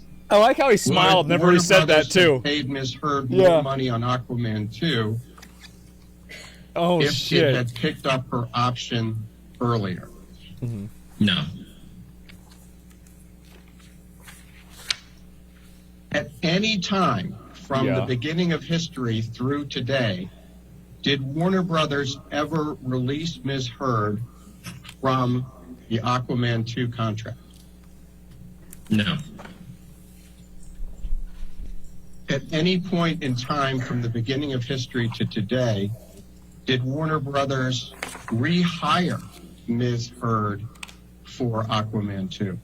Well, they. No, because we just picked up her option. And when is the Oh, last time right. you spoke with Rob Cohen Okay. relating in any manner to whether to exercise the option on Amber Heard for Aquaman 2? Man. No, it would have been the same time that I was having those conversations with Peter Safran So, Yep. in 2020. Did you speak with Zack Snyder Sorry. I'm an idiot. at all relating to whether to exercise the option for Amber Heard on Aquaman 2? No, I've not had any conversations with Zack Snyder. Did you speak at all with Jason Momoa in preparation for your deposition today? Good question. No. Okay. Have you ever spoken with Jason Momoa about any issues relating to chemistry between he and Amber Heard? It's not only up to him. Yes. Oh. When did you speak with Jason Momoa about chemistry issues between he and Amber Heard? Okay. It would have been in that same time period where we were prior to green light of the movie. Now, you were asked some questions about Uh-oh. scripts. Did you review any of the drafts of the script for Aquaman 2? Yes. When? Part of my role is I read all the drafts of the scripts as they come in. It's his job. When was the first script for Aquaman 2? Yeah, it's his fucking job. Oh boy. Like, what do you expect? Yeah, obviously it's a cell phone. Yeah, how do you even ask that? Probably in 2018, latter part of 2018 would be my guess. And how many versions of the script had been written by the beginning of 2021 for Aquaman 2? Oh, there were probably half dozen drafts of the script. That makes sense. Actual expert. All right, what, if anything, she's did not Rob used to Collins say to you about chemistry? What specifically about the chemistry between Amber Heard and Jason Momoa? Just the fact that they didn't really have a lot of chemistry together. The reality is it's not uncommon on movies for two leads to not have chemistry, and that is sort of movie magic and editorial, the ability to sort of put performances together, and with the magic of a great score and how you put the pieces together, you can fabricate sort of that chemistry. That's very true. And so I think at the end of the day, I think if you watch the movie, they look like they had great chemistry. But I just know that through the course of the post-production that it took a lot of effort to get there. Sometimes you don't. Sometimes it's very easy. You just put the characters on screen together and they work. Because he's the boss. Sometimes it's harder. And so... Can you give me anything more specific about what it was with Amber Heard and Jason Momoa that was difficult for the chemistry? No, because it's like what makes a movie star a movie star. Like you know it when you see it, and the chemistry wasn't there. Now, you've used the term fabricated a number of times. What did you do to fabricate the chemistry between Amber Heard and Jason Holy Momoa? shit. Well, those are just, it's editorial. A good editor and a good filmmaker can pick the right takes, can pick the right moments, and put scenes together. Again, score is a big, the music in a scene makes a big difference. It can make a happy scene feel sadder or a sad scene feel happier. And so it was sort of it's just the magic of post-production, editing, sound design, music, etc. That makes sense. What do you mean by fabricating, though? I mean, were they literally falsifying, or were they just picking the best music? Fuck? Just let me finish my question. Were they picking the best music and picking the best looks because that's their job and that's what you do on every scene? That is what What we kind do of in fucking question post-production. is that? That's what filmmakers do. This is on any production. You're doing that. You're putting performances together. Sometimes it's easier than others. Yeah. This one was more difficult because of the lack of chemistry between the two. But they were able to, James Wan and the editor were able to get it to a place where the end result actually works, and it's great. And in fact, that's the job of every filmmaker, right? Is to put all the combinations together to make the most successful production. But that's... Absolutely. I'll tell you what has been marked as exhibit number 5. It's ALH 18247. Yeah, right. And this is a text message exchange between James Wan and Amber Heard. And you mentioned James Wan was the director of Aquaman 2. He is that was? correct? And Aquaman, the first one, at correct? least, yeah. That's correct. All right. And James is texting to Amber on August 25, 2018. You rated really high with the audience, exclamation mark. Do you see that? Yes. This is August 25, 2018. What's going on August 25, 2018 that would cause the director to send a text message to Amber saying... That'd be a test screening. So during our post-production of movie, we test the movie with an audience, and the audience tells us what they liked and what they didn't like. And so that's what he's referring to there. And they really liked Amber Heard, correct? Yes, she did. She tested well. It hit $1 billion, is that correct? Yeah. And more specifically, did you play any role in the determination to communicate to Amber's representatives that Warner Brothers was considering not exercising her option? Yeah, probably in the sense of we had the conversations, and I believe, if I recall, we had that's where Peter Safran offered to reach out to the agent and express which direction we were leaning. I love how Have she you tries to seen catch him. any document Yeah, of course he that says yeah. there was any chemistry issues between Amber Heard and Jason Momoa Document? in Aquaman 1? Documents? No, I mean, those were all conversations. But if Jason came back and James Wan came back, you were guaranteeing that Amber Heard would play Mira, correct? That's correct. Okay. And Jason Momoa was able to negotiate a different compensation structure. Was he's he the not star. for Aquaman 2? That's true. He did renegotiate. He's the star. Now, Aquaman was the highest grossing DC film ever for Warner Brothers, was it? Duh. Yes, it was.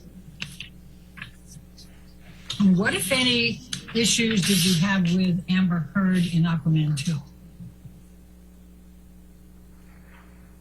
My understanding is actually the production went very smoothly.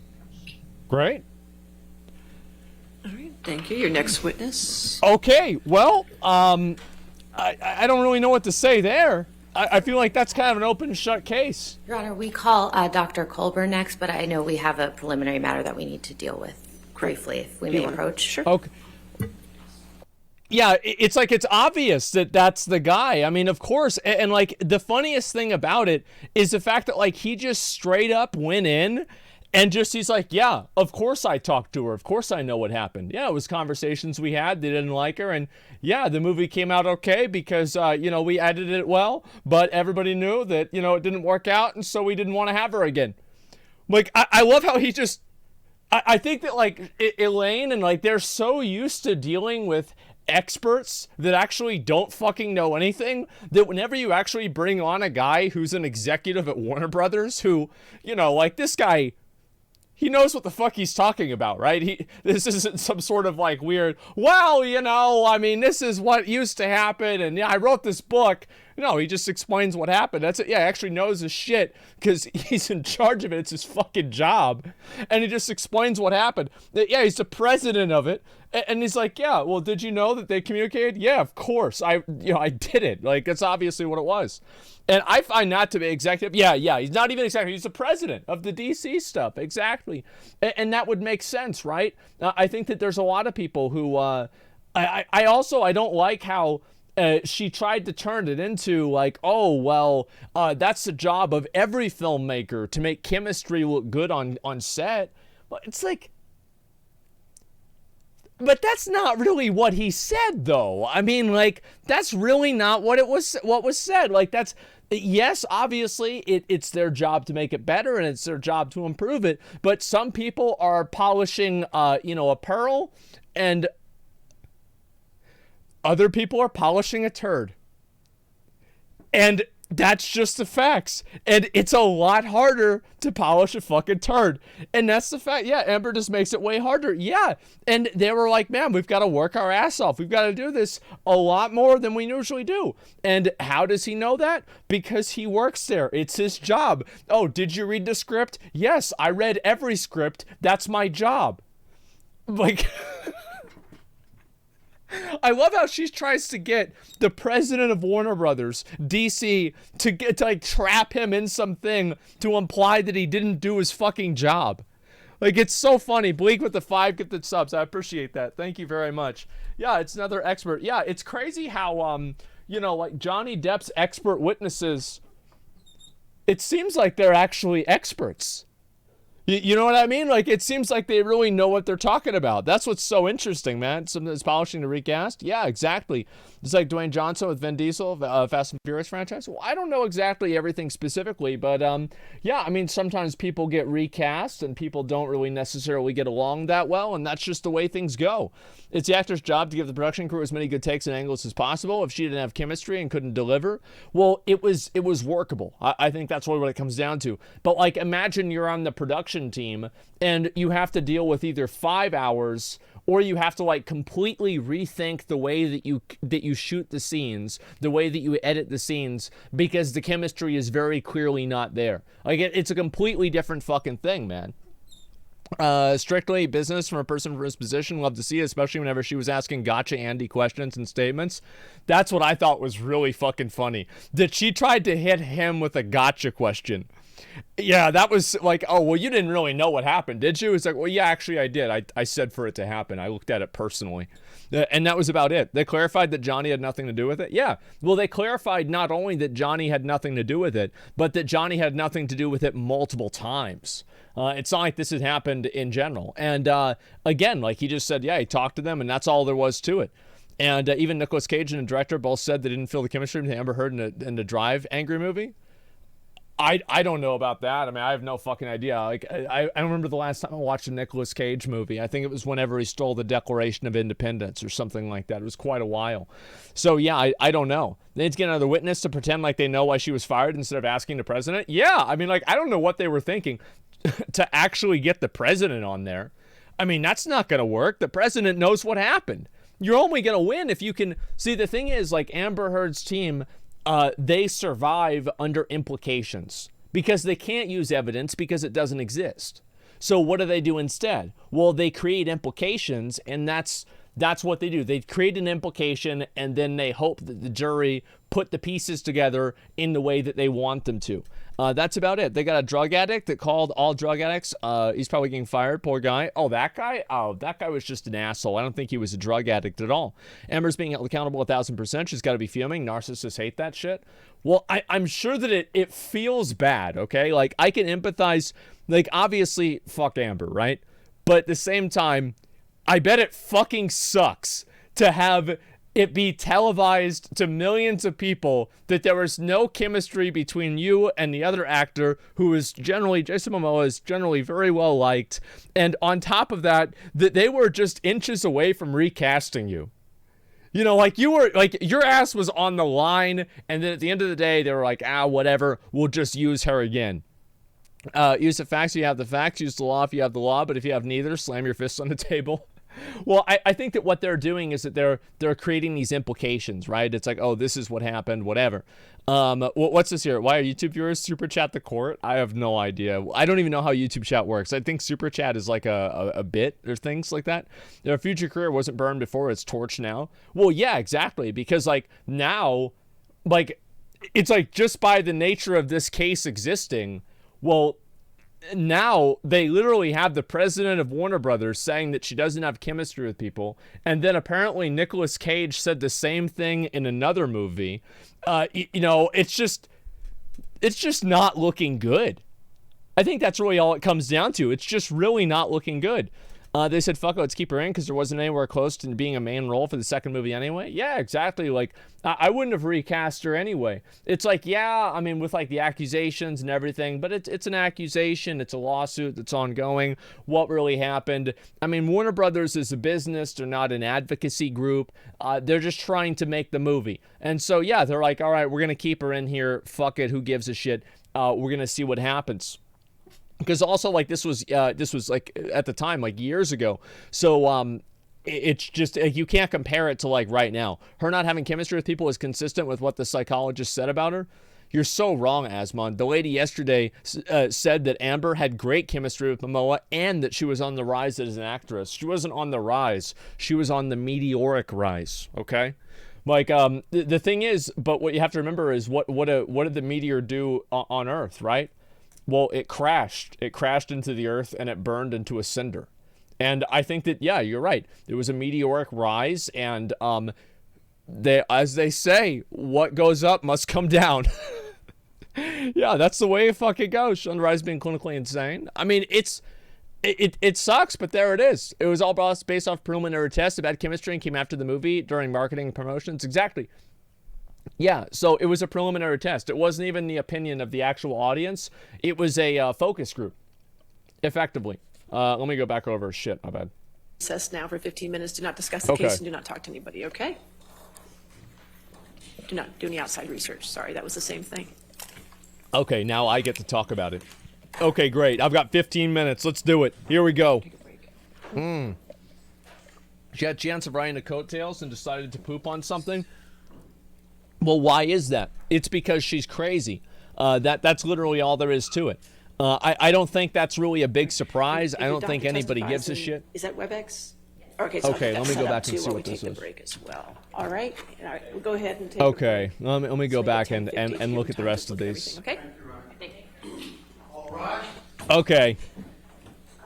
I'm reading some of these comments and everything. People will post about like different tweets and stuff like that. So I'm trying to figure out if there's anything that's actually worth showing you guys. It seems like, yeah, I mean, this right here is what this is the list of people that they're going to have on. Johnny Depp's going to have on. And if you look at these people, I feel like what's very interesting about this is, so they just had on Walter Hamada. This was the guy. And also all of these except for Jennifer Howell and whoever this is, Candy Davidson Goldbrand, all of these other ones are going to be live. And every single other one is going to be live too as well. There's going to be some that are video link, but pretty much everything else is live. So yeah, they've got a lot of shit going on. Also, so to keep in mind, who are these people? What's going on here? Jennifer Howell was the one that, like Whitney, Amber's sister, lived with her. So she obviously knows what's going on. Dr. Curry, let me see. Was Dr. Curry there? Yep. Dr. Curry is going to be back. Holy shit. I didn't even notice that. And then it's going to end with Johnny Depp as well. Oh my God, man. What's this here? Yeah, that's been trying on Twitter too. Well, there's a lot of people that were tweeting about that. I feel like that one lawyer, I don't know what's going to happen here, but I'm really kind of surprised to see how bad it's gone for them. Like, I actually am. I find it to be quite surprising that it just went as badly as it did. Because, like, why would she even ask those questions? Which is one thing that I find to be really weird. Like, why would you ask somebody who's, like, literally an expert in this? He's like, it's his job. It makes no sense, man. I understand this went very well, but why don't you use polygraph tests? Because polygraph tests are fakeable. You can fake, isn't it like clenching your asshole? You can make it more likely that it's gonna work. Like, polygraph tests don't work all the time. It's the same as like a body language expert. It's like a body language expert is gonna have an idea on what happens, and I think that in a lot of cases it's true. But the fact is that you can't use it as evidence because, or something to like determine the truth, is because it's not 100% true. It's probably not even 90% true. But it is right most of the time, maybe. And so it's very hard to actually say like, oh, well, you should use that or not. But yeah, they've obviously got a lot of witnesses to come in through here. And I'm gonna be real. Like, Amber's team, they only have 4 hours. Like, Johnny Depp's team, they have all of these people.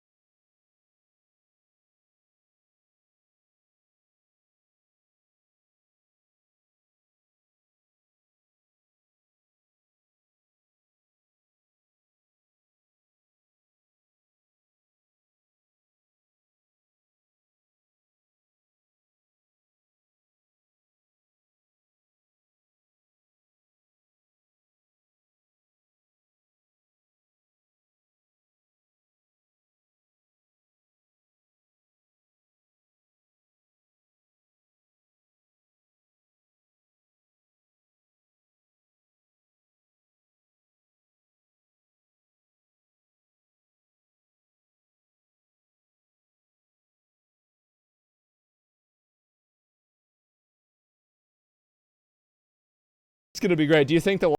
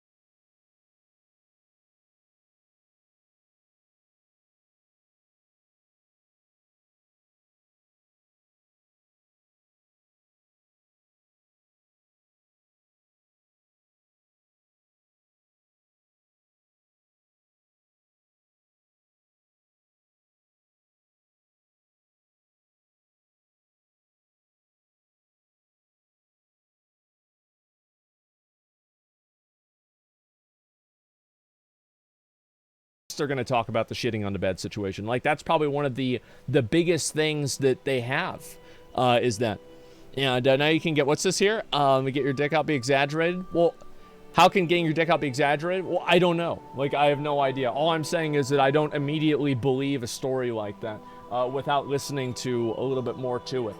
Right? I mean, that's all I'm saying. I'll wait to see what happens, and then we'll go from there. And let's see here. The thing is, Amber is not paying her legal team. It's part of her actor insurance, technical stuff. They may not want to pay for an appeal. Really? Well, then why did she make it sound like she was spending all this money on the legal team then? Because I remember whenever she was on the stand, she was talking about how much money this was going to take. Yeah, I mean, isn't that odd? Oh, man. Like, that's such an interesting thing. Well, there'll be a doo-doo expert to analyze the image. I don't know how much evidence we have of the poop, but I really think that they should emphasize the poop, because the poop is where... that's where shit hits the fan. That's where things go from a he said, she said, you know, weird, abusive relationship. That's where you go from, you know, that, and you go over to the world of feral animal behavior. Like, this is like a feral beast. This is what a gorilla does. This is what a monkey does, or a dog does this, right? I mean, like, we're leaving the realm of humankind to have a conversation about this. Like, spending the money she donated to charity. Yeah, exactly. You show the photo of the poop early on. Johnny got a photo of it. Oh, my God. Dr. Kimberly Collins can. It's her field of study. Where is it? Dr. Forensic Path... Oh, no. Oh, no. They're actually going to get to the bottom of the poop situation. I really hope so. Lady yesterday said there was no poop evidence. Well, it depends. I'm not really sure if there is or not. There now report that the bank is paying for her legal team. I'm not sure. It's her health insurance. It's paying for all the legal fees. Might explain the specialists that they're calling. I have no idea. I think that there'd be a lot of specialists and people like that that wouldn't want to take on her case because they think that she's not telling the truth. And that's another factor you have to keep in mind, is that if you look at public sentiment for this, I view like public sentiment to be like a pretty good indicator if people are going to be supportive of something or not. And I would say, like, I don't know, like 95% of people are on Johnny Depp's side, like maybe 90. Like, it's easily over 50, like 70%. It easily over that. And I see this all the time. Now, yes, obviously you have some people that are posting stuff that are negative about it, but I think all that stuff gets ratioed to hell and nobody really gives a shit about it. And pretty much everybody agrees on this. 97%. Yeah, it's a tremendous amount of people. And you see this on pretty much all of the different social media websites. You see this on chat rooms. You see this everywhere. The only time you don't see it is whenever you have a mainstream media news publication that's stating otherwise. And like, who gives a shit what they say? That's just one. That's literally just one person. Yeah, sorry. I wish that was the case. And it was news and media. I slur my words a lot, especially since I talk constantly. You know, that's what happens. Anyway, what I mean is that this kind of stuff is like, why would somebody want to go on stand and go, up and defend this person who's hated by like 90% of the population? Who would want to do this? And like, you just think about it on a logical level, because there are probably more experts, and I think there are probably experts out there that could have defended her better, and they could have looked better. Jay Dubsky with the 5 good subs, I appreciate that. Yeah, they could have absolutely made her look better, and you know why they didn't? Because it was like polishing a turd. And that's why. That's the whole reason. That's what caused it. Check Twitter. I tagged you in a funny video. Let me go back over here. I'll look and see, okay? I know a lot of you guys have seen a bunch of stuff, showed me a bunch of stuff, but that's about it. Check this out. Okay. Let me go back over and double check this. I don't exactly know what this is, but I'll look at it, because we have, how much time? We have 3 minutes. Okay, I can watch this. Let me mute the audio real quick. Okay, here we go. Let's watch it. Remember the weird, crazy doctor that was on the stand today? Which one? There's a video of right before he gets on the stand, he's walking from behind to go into the stand, and he whispers to Elaine. And I don't know, he doesn't know that the mics are on, and you can barely hear it. But I just listened with my headphones in and the volume turned all the way up. And thank you to Tea with Lady, who really laid it out. Well, let's hear it. I will lie in my testimony.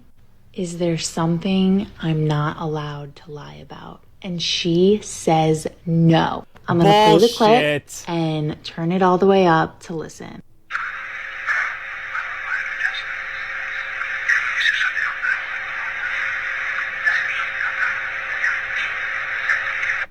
Remember the weird...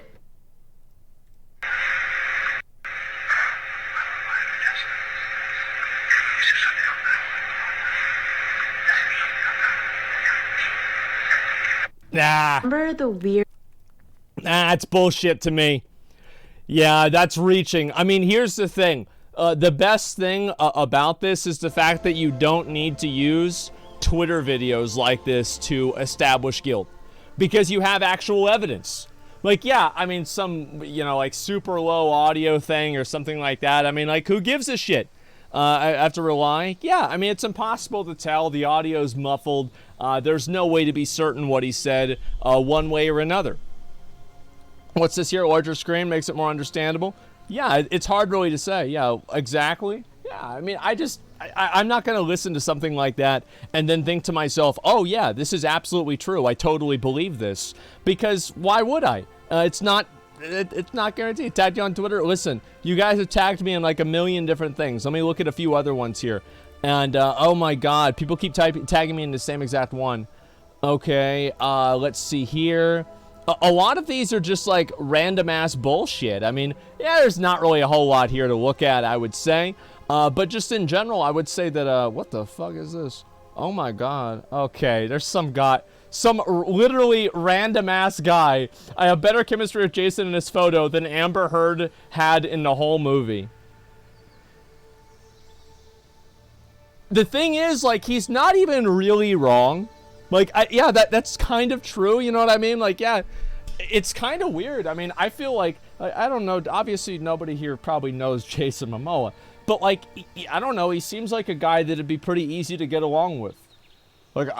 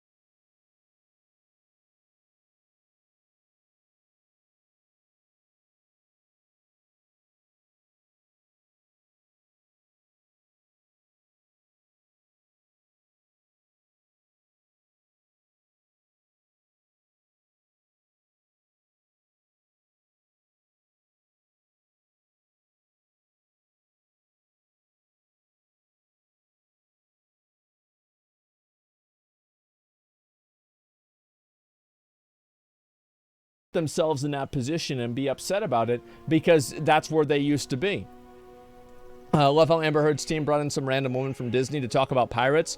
Johnny Depp's team brought in the fucking president of DC.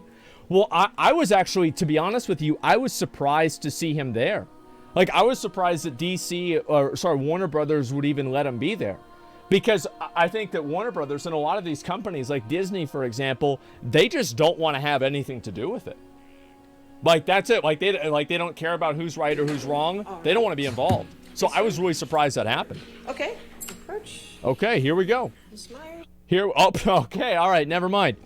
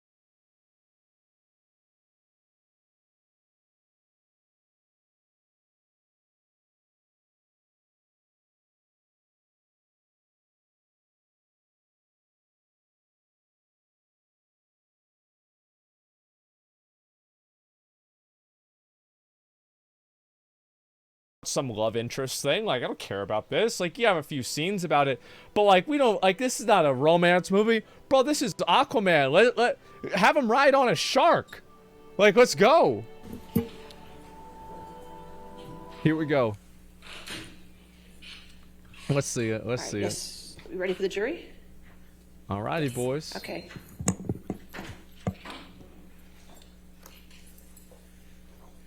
Sir, can you hear me? Hello. Yes, can you count to 5 for me? 1, 2, 3, 4, 5. Okay. All right. There's a bit of a delay. Just trying to get you on the big screen. We're waiting for the jury. Just give us a minute, okay, sir? Okay. Thank you. Ah, his audio's delayed. That's too bad. Amber's team is doing way more in this case to defame her than Johnny and Waldman did. I would agree. I would absolutely agree. I should set up. I don't know who this guy is. I'm not sure yet. Yeah, we'll have to find out. Amber's sister scares me. I don't know about that. Yeah, he said no and left short. Okay, let's see it. Is he the hacker, man? I don't know. Seated. All right, your next witness. Let's find out. We called Dr. Kolber. All right, Okay. sir, if you could raise your right hand. Here we go. Do you swear or affirm to tell the truth under penalty of law? Yes. Your Honor, I would just object that Dr. Culver appears to have a stack of documents right in front of him. Oh my God. All right, sir, you can put your hand down, and any documents you have, if you could put them away. Dr. And Culver. just testify from your memory, okay, sir? Oh, Thank you. right here. Hand doctor and Mr. Depp. Your question? Good morning, Dr. Kolber. Yeah, he's a hand surgeon. Could you Okay, please here we state your go. full name for the record? David Allen Colbert. And what is your profession? I'm gonna have to turn it up for him because he's quiet. I'm a plastic and hand surgeon. And how long have you been a plastic and hand surgeon? Been in practice for 26 years Where do you currently work? at Cedars-Sinai Medical Center Okay, How that should long be have good. you worked there? for the past 26 years. Do you know the plaintiff in this action, Johnny Depp? I do. And how do you know Mr. Depp? This guy I've knows what's taken going on. care of him when he had injured his hand. All right. When did Mr. Depp become your patient? Sometime in March of 2015. That's whenever that happened. And what That makes type of sense. treatment did you provide to Mr. Depp? He had a fracture of his finger with soft tissue loss. And so we reconstructed his finger. Yeah, we know about that. When did you perform the first surgery on Mr. Depp's finger? I believe it was around March 20th of 2015. Okay. And what was involved in that surgery, just briefly? Yeah. Debriding the devitalized tissue, putting a hypothenar skin graft, restore some of the soft tissue loss that he had, and then also Yeah. putting a pin in because he had a displaced distal phalanx fracture. What was the state of Mr. Depp's hand immediately after that surgery? Good question.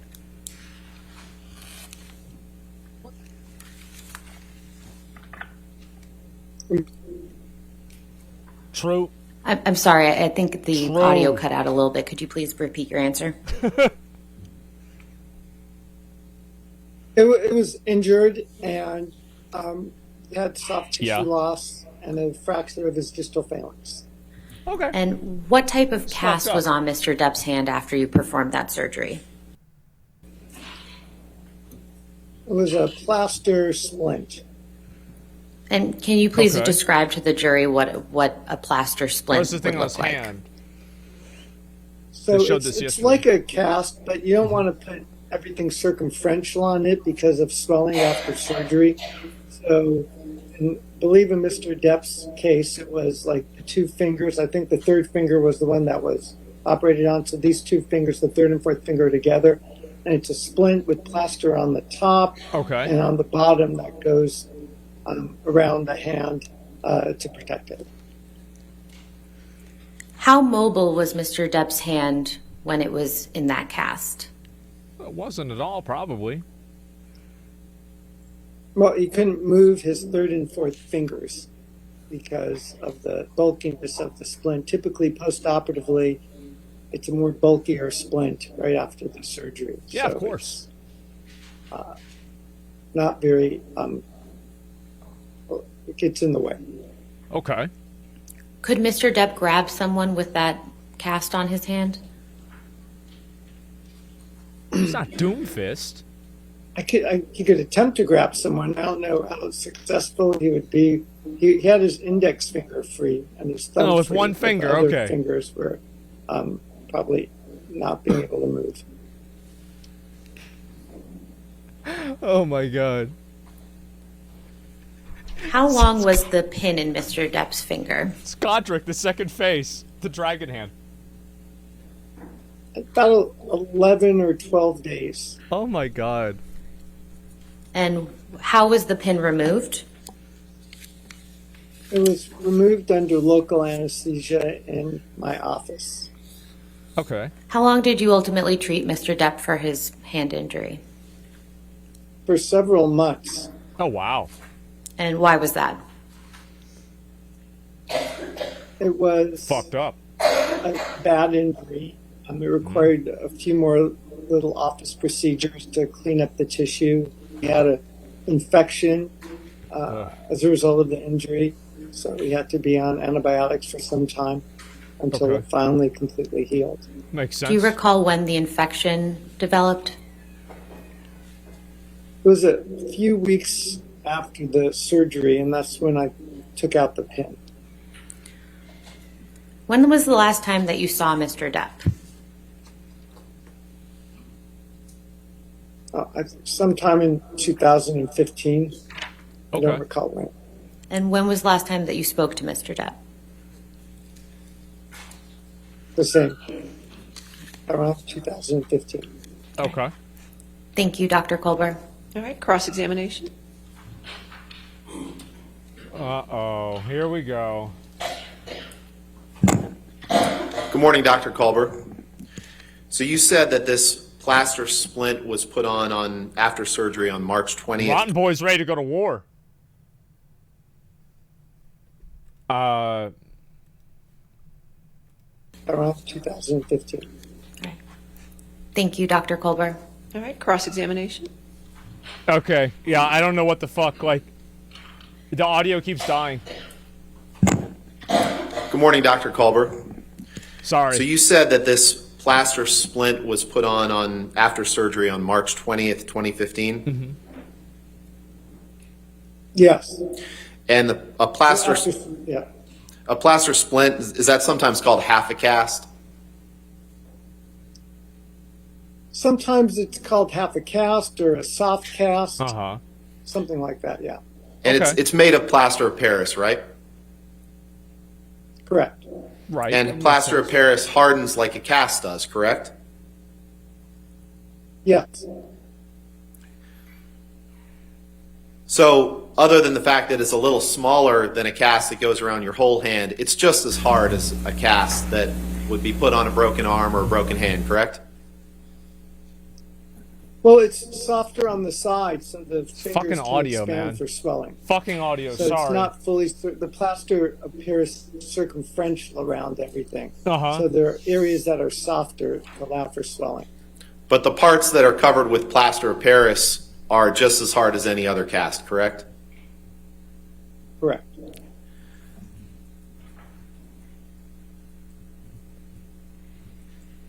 And regardless of whether Mr. Depp could have grabbed someone with the hand with the cast on, he could have grabbed someone with the hand without the cast on, correct?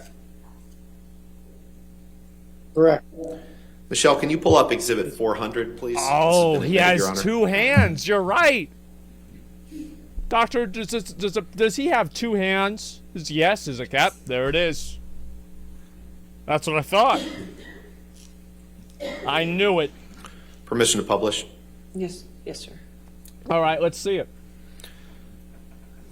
Dr. Culber, I'm just going to ask Michelle here to just scroll through these pictures, and I'd ask you to take a look at them. Your Honor, I'm going to object for lack of foundation for these photographs. Yeah, what They're are already you... in evidence. With respect to the questions to the witness. Yeah, what... Thank you.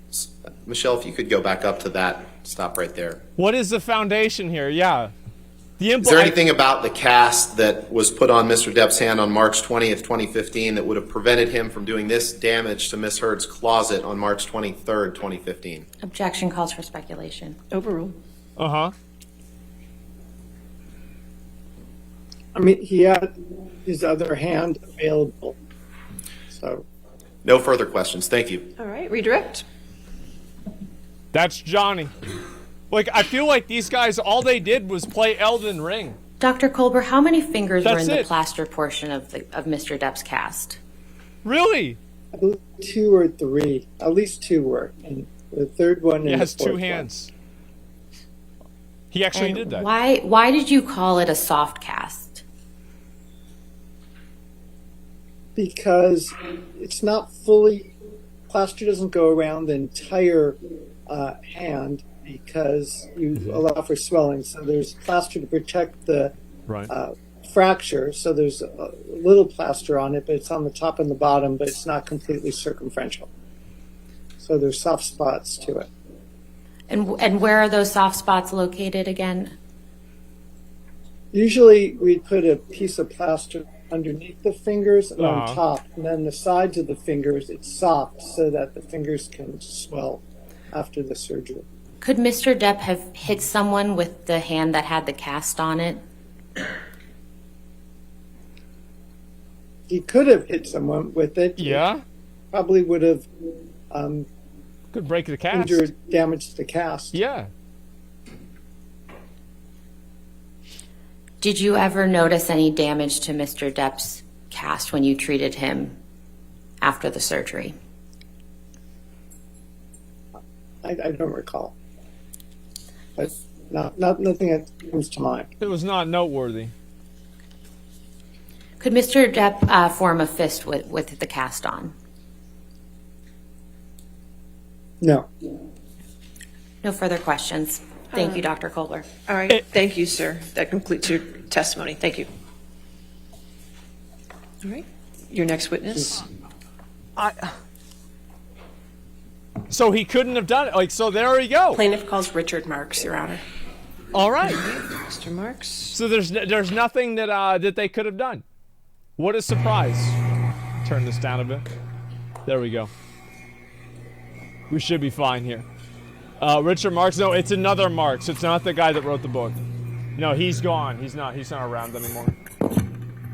Yeah, it was a while ago. Okay, here we go. Should have asked more. Yeah, you obviously can't do that. Thing by casting walls or schools, had a couple scratches on it. What the fuck are they trying to say? That he was effectively, this is what they were trying to say. Sir. Right. That's Johnny. Thank you, Your Honor. Straight up. Welcome back, Mr. Marks. Or Doomfist. You've testified in this case previously, but would you just briefly remind the jury who you are? I'm Richard Marks, and I'm a full-time entertainment transactional attorney. I make deals every day for productions and for individuals. I'm in the trenches, I don't think I saw negotiating this. And then making sure the contracts reflect the deals. And this guy goes I'm to very war. much distinguished from the other side's expert, who is not an attorney, who's not in the trenches making deals, is not in that day-to-day process. And are you familiar with the testimony What an introduction. of Catherine Arnold in this matter? Yes. What a fucking Have introduction. you been asked to analyze that testimony and provide opinions in response? Holy shit. And generally, what are those opinions? Well, my opinions are that she's very slick and smooth, but she's not an expert in deal making. Her assessment of damages is built on nothing, and it's wildly speculative. Are you familiar with Ms. Arnold's opinion that it's customary for an actor to renegotiate the fee for a subsequent picture option in a multi-picture contract when a film is successful? Maybe if there's a star. Yes, I heard that opinion. And are you also familiar with her testimony that under those circumstances, an actor will renegotiate a 50 to 100% increase? I heard in that salary opinion. for the next optional film?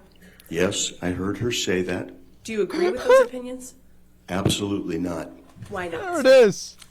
Well, what we're dealing with in this case is a test option agreement. And that's an agreement. It's a multi-picture agreement. And it's the nightmare for people like me. The test is going to take place, let's say, for 10 actors the next morning at 9. And you have to fully negotiate a contract that might cover 4 movies and have it signed before they're allowed to test, so that if they're chosen for the part, we have the full contract. That sucks. There's no renegotiation. That's the trenches. So you've got a contract for a multi-picture deal. It's usually a franchise, and those are the trenches. You negotiate the first movie, and normally, if they get the part, they're the chosen one. They're the stars born moment, if you will. They get the part. Normally, their salary is inflated from their normal salary, because now they're going to play a character that could go on for 4 movies. Makes sense. In this case, Ms. Heard's first salary when she got the part was $450,000. If Warner Brothers and DC Comics decided to make a next movie, they could recast her. They had no obligation. All they had was an option. But if they did cast her up front, that they had agreed to more than double her salary. They did 2.25 times to get to the $1 million. Yeah. These are large bumps, if you will. Tremendous. If an actor is on a series, say, mega bumps. They go, and they have 5 options. They go up in increments of 5%, 10%, 20%. Okay. Not these multiples that you see in a test option agreement. And that's one of the reasons that they aren't renegotiated normally. They are in some instances, but not normally. What's the significance of the test part in a test option agreement? Okay. The test significance is that an established actor usually wouldn't test. They'd be offered the role. Right. Makes sense. Ms. Heard was in a group of actors that needed to be tested to see if the studio wanted to hire them. Not established. And then if they hired them, they would be locked up for potentially 4 movies at very lucrative increases, because after Aquaman 1, she gets to $1 million. Aquaman 2, she gets to $2 million. And Aquaman 3, you get to $4 million. These are unheard of bumps if you're going on a normal career and trying to increase your salary by increments. A normal career. In your experience, what is customary for negotiations of multi-picture deals? Well, I think what happened in this case was customary for negotiation of multi-picture deals. And by that I mean that you assume success. The reason you go from the first Justice League movie where Miss Heard played Mira the first time, the reason you more than double her salary is you assume success. Yeah. So you've already built in the bonus that Miss Arnold was referring to, a renegotiation, if you will, for the 3rd movie. Instead of doubling her salary, Miss Arnold said it would only be fair to quadruple her salary. Of course. And that's just not the way these idiosyncratic contracts work. They're a very small portion of the contracts we deal with. So yeah, of course. Are you familiar with Ms. Arnold's opinion that Ms. Heard's salary for Aquaman 2 could have been renegotiated to around $4 million? I am. Do you agree with that opinion? No. Why not? Well, as I've said, that would now be after a healthy first payday. It's more than doubled, and now it would be quadrupled. That's not the way it happens. Walter Hamada, who is the president of that part of the studio, said it doesn't happen. They're not going to do it. Right. Miss Arnold, for some substance, says, well, Jason Momoa got to do it, but she doesn't give us any of the details. We know that Jason Momoa was in a movie before the Justice League. He played Aquaman in a movie not with Miss Mira in that movie. So he had a history before the first movie with Amber Heard. He played Aquaman. That's true. We don't know what his contract, the state of it was when you got to Aquaman 2, and she says, unsupported, that he renegotiated. We're not sure what he renegotiated to. But I can say that at the end of the option period, when you've only got one option left, and you want that star in more movies, you may renegotiate. Sure. But it's not a gratuity. It's, we'll give you more for the last option if you'll give us 3 more options. It's a give and Makes take. sense. Yeah, it And actually makes sense. Unfortunately, Miss Arnold didn't give us any of that background or those building blocks. And then I think yesterday she said, and the other actors renegotiated. And again, we don't know their salary history. We don't know their contracts. We don't know anything. Like William Dafoe? She's asking you just to believe her as what I refer to as a professional expert. Yeah. It's like Are you aware that Ms. Arnold's opined that, but for the alleged defamatory Dolph statements by Lundgren, Mr. like- Waldman, Ms. Heard would have earned $45 million in the last 18 months and then the next 3 to 5 years? Yes, I am. I'd like to address some of the components of that one by one with you, Mr. Marks. Are you familiar with her testimony that Ms. Heard would continue to make films for approximately $4 million each following Aquaman 2? Yes. Do you agree with that testimony? No. Why not? Well, again, in Aquaman 2, Amber Heard has already had this huge increase. She worked on Aquaman 2 for $2 million.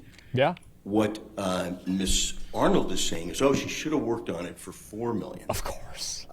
Which I disagree with, and I don't. I think there is reasons to negotiate. They weren't here in this case, so the $4 million I have a disagreement with. But even if it was at $4 million, or if it was at $2 million, the 4 or 5 movies that Ms. Heard might get might be independent movies. They might be standalone studio movies. They might be passion projects. Don't have the Every same actor has budget. Yeah, a quiver full of quotes, and their highest quote is for the superhero fantasy journey. Of course. Their lowest quote might be for the independent passion project, where they'll defer their salary and almost take nothing to work, just SAG minimum.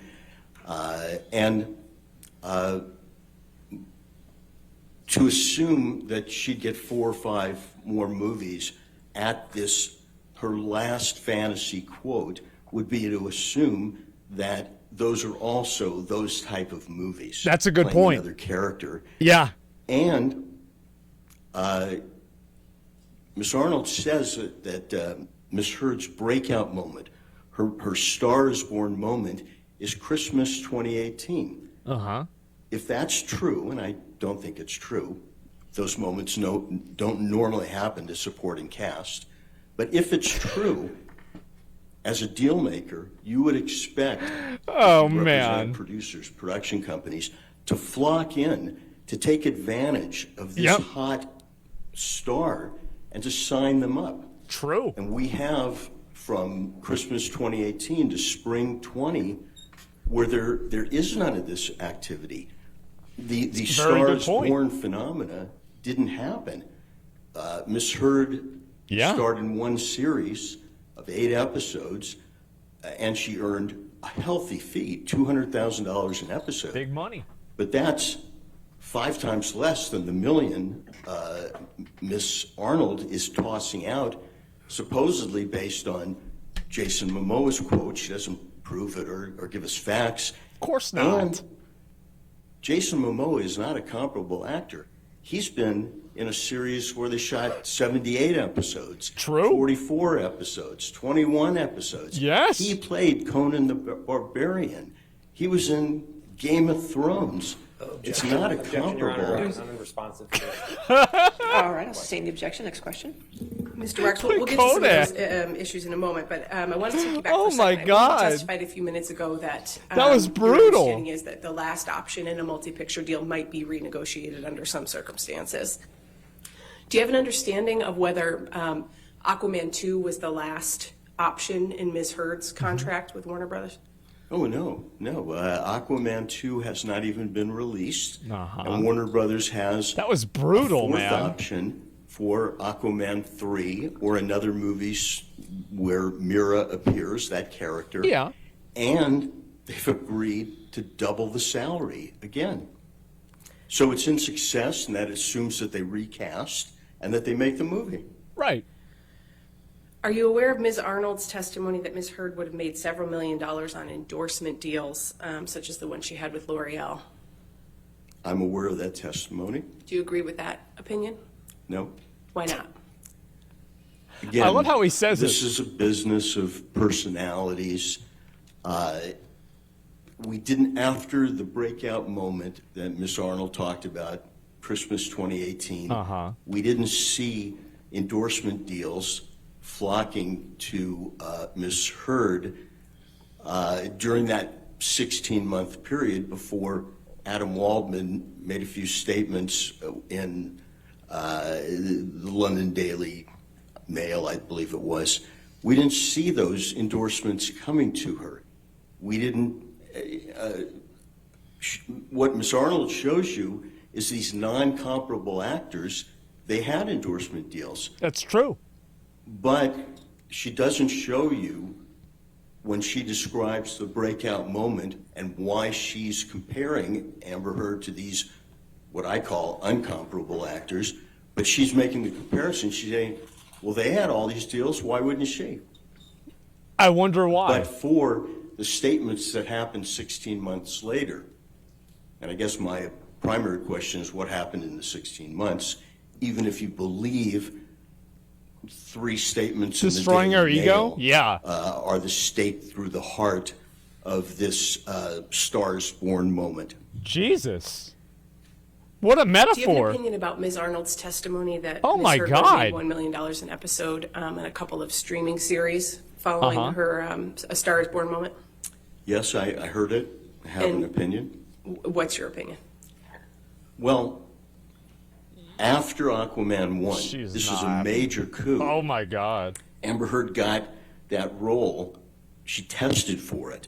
She could have been the other 19 actresses or 10 or whoever else tested. Didn't get it. She got the role. And she got her salary doubled for Aquaman 1 to $1 million. Now, Ms. Arnold wants you to believe that that $1 million would translate into, she'd get that for each episode of a series. Ah, that's interesting. We know what she got for a series. She got a series for 200 in that period after Christmas 2018, before spring of 2020. She got a series. It was 8 episodes. That was The Stand. It was $200,000 an episode. Yep. And Miss Arnold is from somewhere in a glib way saying she got a couple series and $1 million each. And I can tell you, as someone in the trenches, rarely does an actor get $1 million for a series episode. That's true. And it was even news whenever it's happened before. And again, in those 16 months, there were no offers for series at $1 million an episode. In fact, her only series is the 200,000. And if you look at her resume, the series that Miss Heard were in, I think the longest one ran 8 episodes. Jason Momoa, if you were to believe Miss Arnold, and somehow Jason Momoa's agent broke their confidentiality in the agreement, and he had a series at $1 million an episode. Yeah. If you're to believe that, Jason Momoa has had a series with 78 episodes with 44 episodes, 78 million with 21 episodes, with 18 episodes, with 21 episodes. He was in, again, there's not a comparableness there. No, it's not. We spoke a few minutes ago about the test option agreement. What's the significance of the option part of that agreement? The option part of the agreement gives the employer, the studio, the option. They don't have to do anything. They have an option to either employ you at a very healthy salary to play this role or not. They can recast the superhero role. You just have to think of how many actors have played Batman or Superman. That's true. They can do what they want. Yeah. And indeed, since there's no contract, they only have a choice to exercise their option or not. They might say, we're not exercising unless you reduce your compensation. It's Who knows it's their what own the discretion. negotiation would be. But it's not a contract until the studio exercises the option, and they don't have to. What's the alternative to an option agreement? Damn. Well, the alternative is most agreements in Hollywood. I don't know about hired that. To play the role. Or oh my God. Once you exercise the option, then it becomes, for that picture, an agreement like others in Hollywood. You are now hired to play that role. So most contracts are guaranteed. You're hired to play the role. In an option agreement, once they exercise the option, for that movie, it becomes a guaranteed contract. Are you aware that Ms. Arnold testified that Ms. Heard was released from her Aquaman 2 contract and then subsequently rehired? I heard that testimony. Is that consistent with your experience in the film industry in connection with these multi-option contracts? No. Why not? No. Again, studios don't do things they don't have to do. Yeah. As we heard Mr. Hamada, the president of the studio, say, you either exercise your option or you don't. They exercise their option. He denied releasing and then rehiring, and in my experience, in almost 5 decades in the business, doing this type of work. Jesus. Not talking about it, not consulting. I mean, I have, I heard Ms. Arnold say she'd been an expert 100 times. I'm a transactional lawyer. I do this occasionally. Basically, it's not a contract till they option it, and they pick up their option. Yeah. And at that point, it's a guaranteed contract. He's down in the trenches, boys. Different rules apply to it. Yeah. In your experience in the industry, do studios typically comment on those types of actions that they're taking with respect to options? No. Just like Mr. Hamada said, they don't need to comment on it. They either exercise the option or they don't. In Hollywood, silence is the default. You play no card before it's time. And the cards there were exercise the option or not. Okay. And I was surprised by Mr. Hamada under oath basically saying that there was this discussion of chemistry. Yeah, I was surprised by that too. Objection, Your Honor, hearsay. What? I think it was an in-court statement this morning, I believe, Your Honor. That's fine. It's the same hearsay that you were. It's hearsay like yesterday. What? I mean, it's hearsay. He's the president. Go ahead. Thank you. I didn't hear. Go ahead, sir. Never mind. You can continue, Mr. Oh, Ferguson. yeah. I was surprised to hear Mr. Hamada say that they talked about the fuck chemistry. That would normally be behind closed doors. It would be, yeah. That's what I was thinking. Because it can't help your relationship with the actor. Absolutely. You're either going to exercise or not. Right. And that was quite a bit of candor from someone at his level. True. And so, that's what I said. Therefore, I take it at face value. I think he felt that he was under oath and he was telling the truth. but it wouldn't Objection, be. Your Honor. I'll sustain the objection. He was going on. He was Mr. going Marks, on. are there That's fair. circumstances where a studio would be more likely to say something about not using an actor again in a franchise? Yeah. Yes. What are those circumstances? Once they've exercised the option, once the contract is guaranteed, the studio still has the right to pay the actor but not play them, pay or play them. And I didn't know that. That is a rare condition because you've hired the actor, Yeah. you've got to pay them, but you say, go home, we're recasting. Damn. In that situation, after you've exercised the option and the contract is guaranteed, if you pay off the actor, that's normally commented on. That becomes No, I didn't even know that. a bit of information because it's not normal. Okay. Is that circumstance different from Ms. Heard's contract with Warner Brothers for the Aquaman movies? It makes sense. Yeah, go away. Ms. Heard's contract, again, it was just an option. Either we exercise it or we don't. And if we exercise it, she's in the film. If we don't, she's not. Right. Until we exercise it, we have our right to recast or not make the movie. And even after we exercise it, we'd still have a right to recast and not make the movie. We just have to pay her salary. Damn. Do you understand that Ms. Arnold compares Ms. Heard's career trajectory with that of other actors, including Jason Momoa, Gal Gadot, Zendaya, Ana de Armas, and Chris Pine? I heard that. And what's your opinion of those actors as comparables? For I Ms. heard that.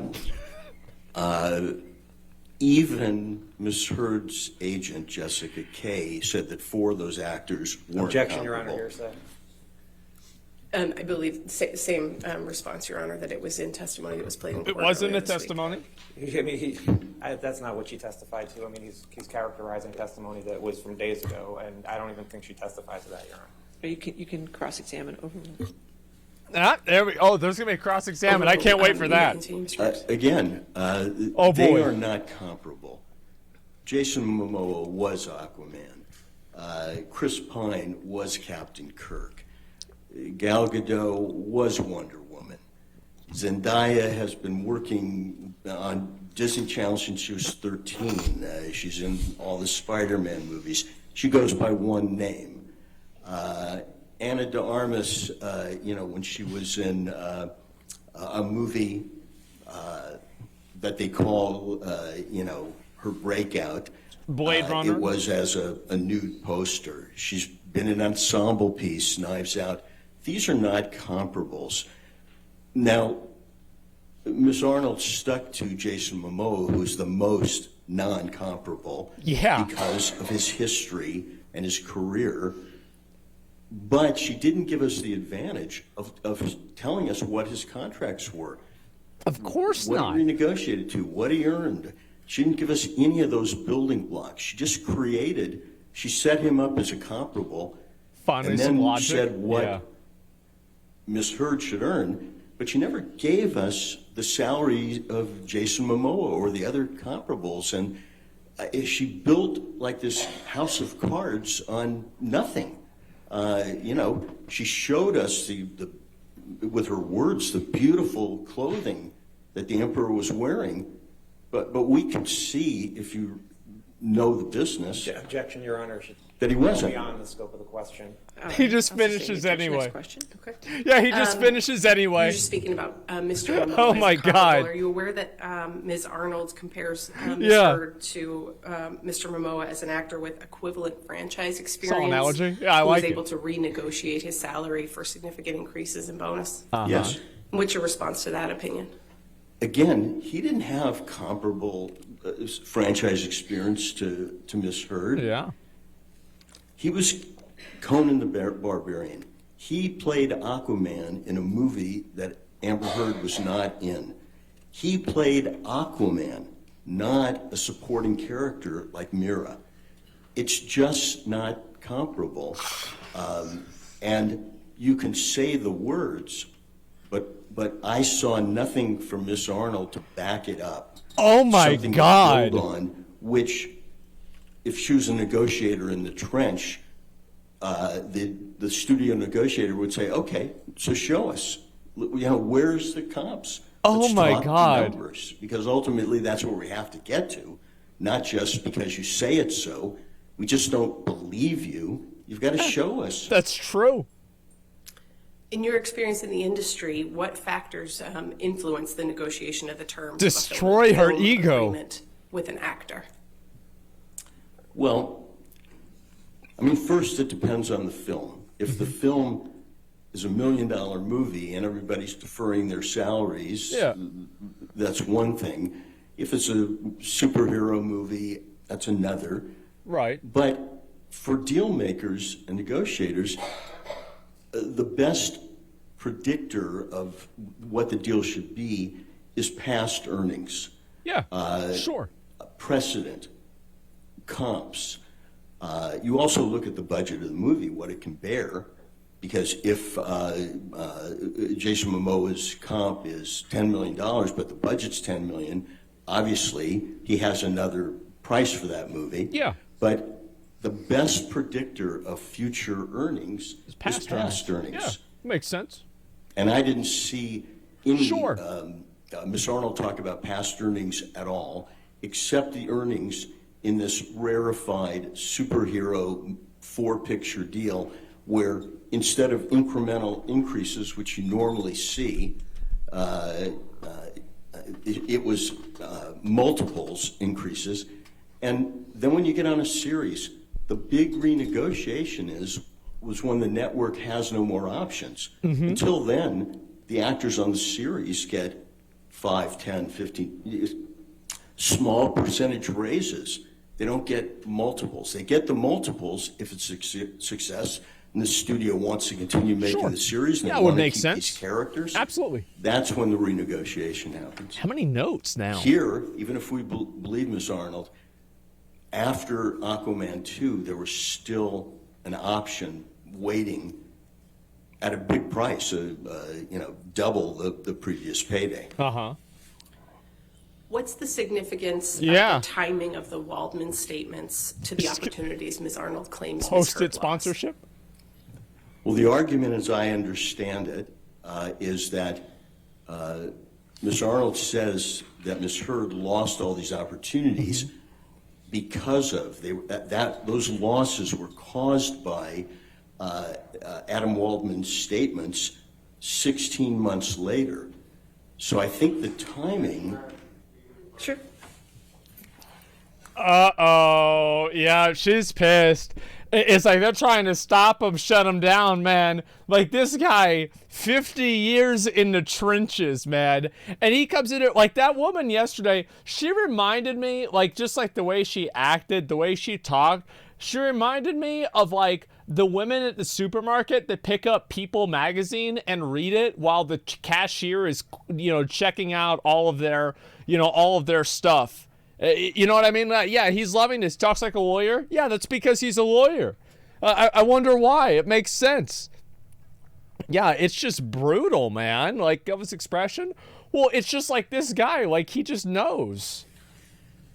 And like what he's saying makes perfect sense. That's what everybody was thinking yesterday, too. That's the best part about it. Mr. Marks, what's your overall assessment of Ms. Arnold's opinions in this case? My overall assessment of her opinions is that they're not worth the paper they're not written on.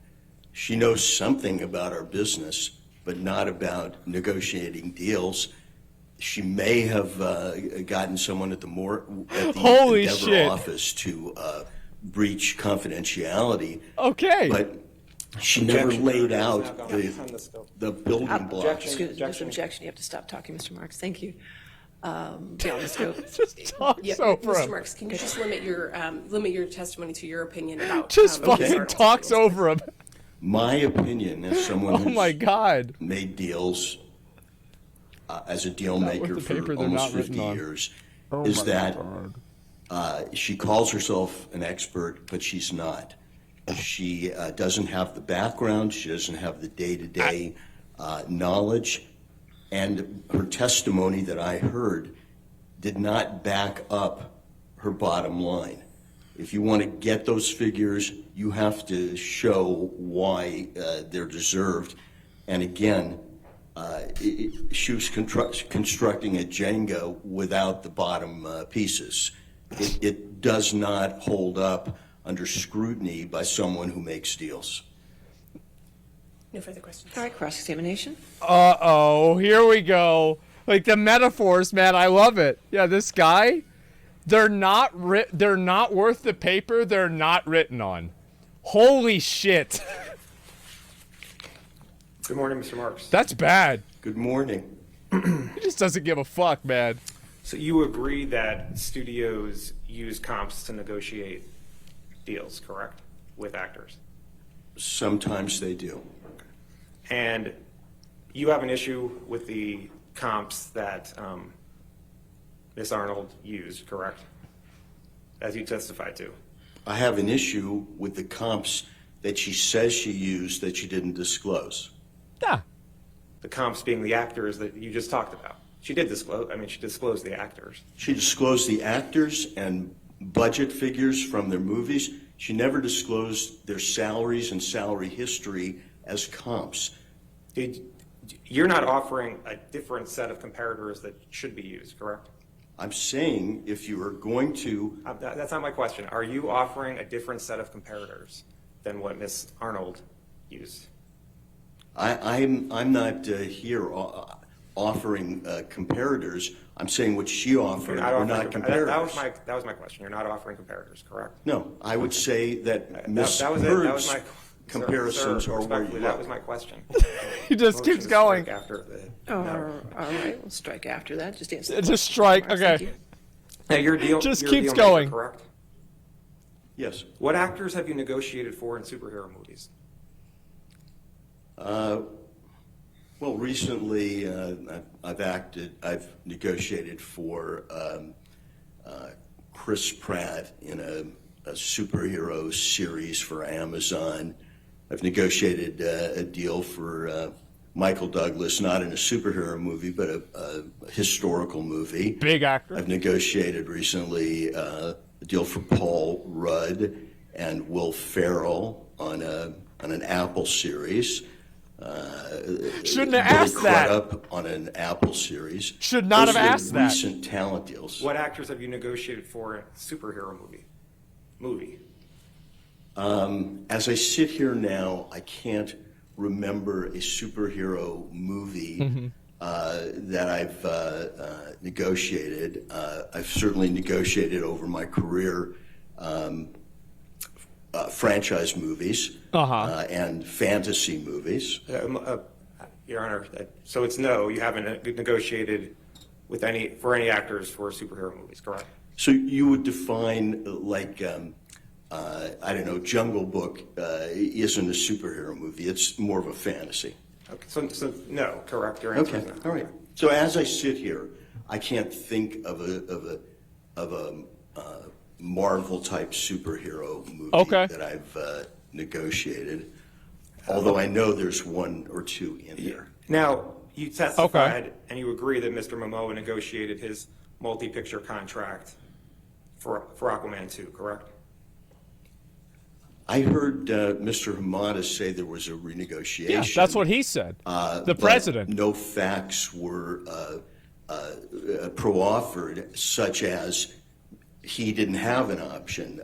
His options were out. What he was earning and what he renegotiated to. And he is Aquaman Man. So yes, I did hear there was a renegotiation. And you understand that his salary went from $3 to $4 million to $15 million. If you tell me that, I haven't seen his contract and I haven't heard any testimony under oath that that's where the leap was. That's true. Now, Ms. Heard's contract. Did he get more? Did they get more options for when they made that leap? Did they get more options? Ms. Heard's contract was a talent option contract, correct? God, this guy just fucking talks over the lawyer. Holy shit. Yeah, he's the main character now. If there's an Aquaman 3, oh my Ms. Heard would God. have an option to receive $4 million, correct, for the movie? Well, actually, you would language it. Warner Brothers would have the option to engage her. If they engaged her, she would receive $4 million, correct? She doesn't have the option to refuse. They have the option to engage her. and she would receive $4 million, correct? Yes, $4 million. Would you agree that the money Amber was making on Aquaman 2 or 3 would be her market rate for future studio movies?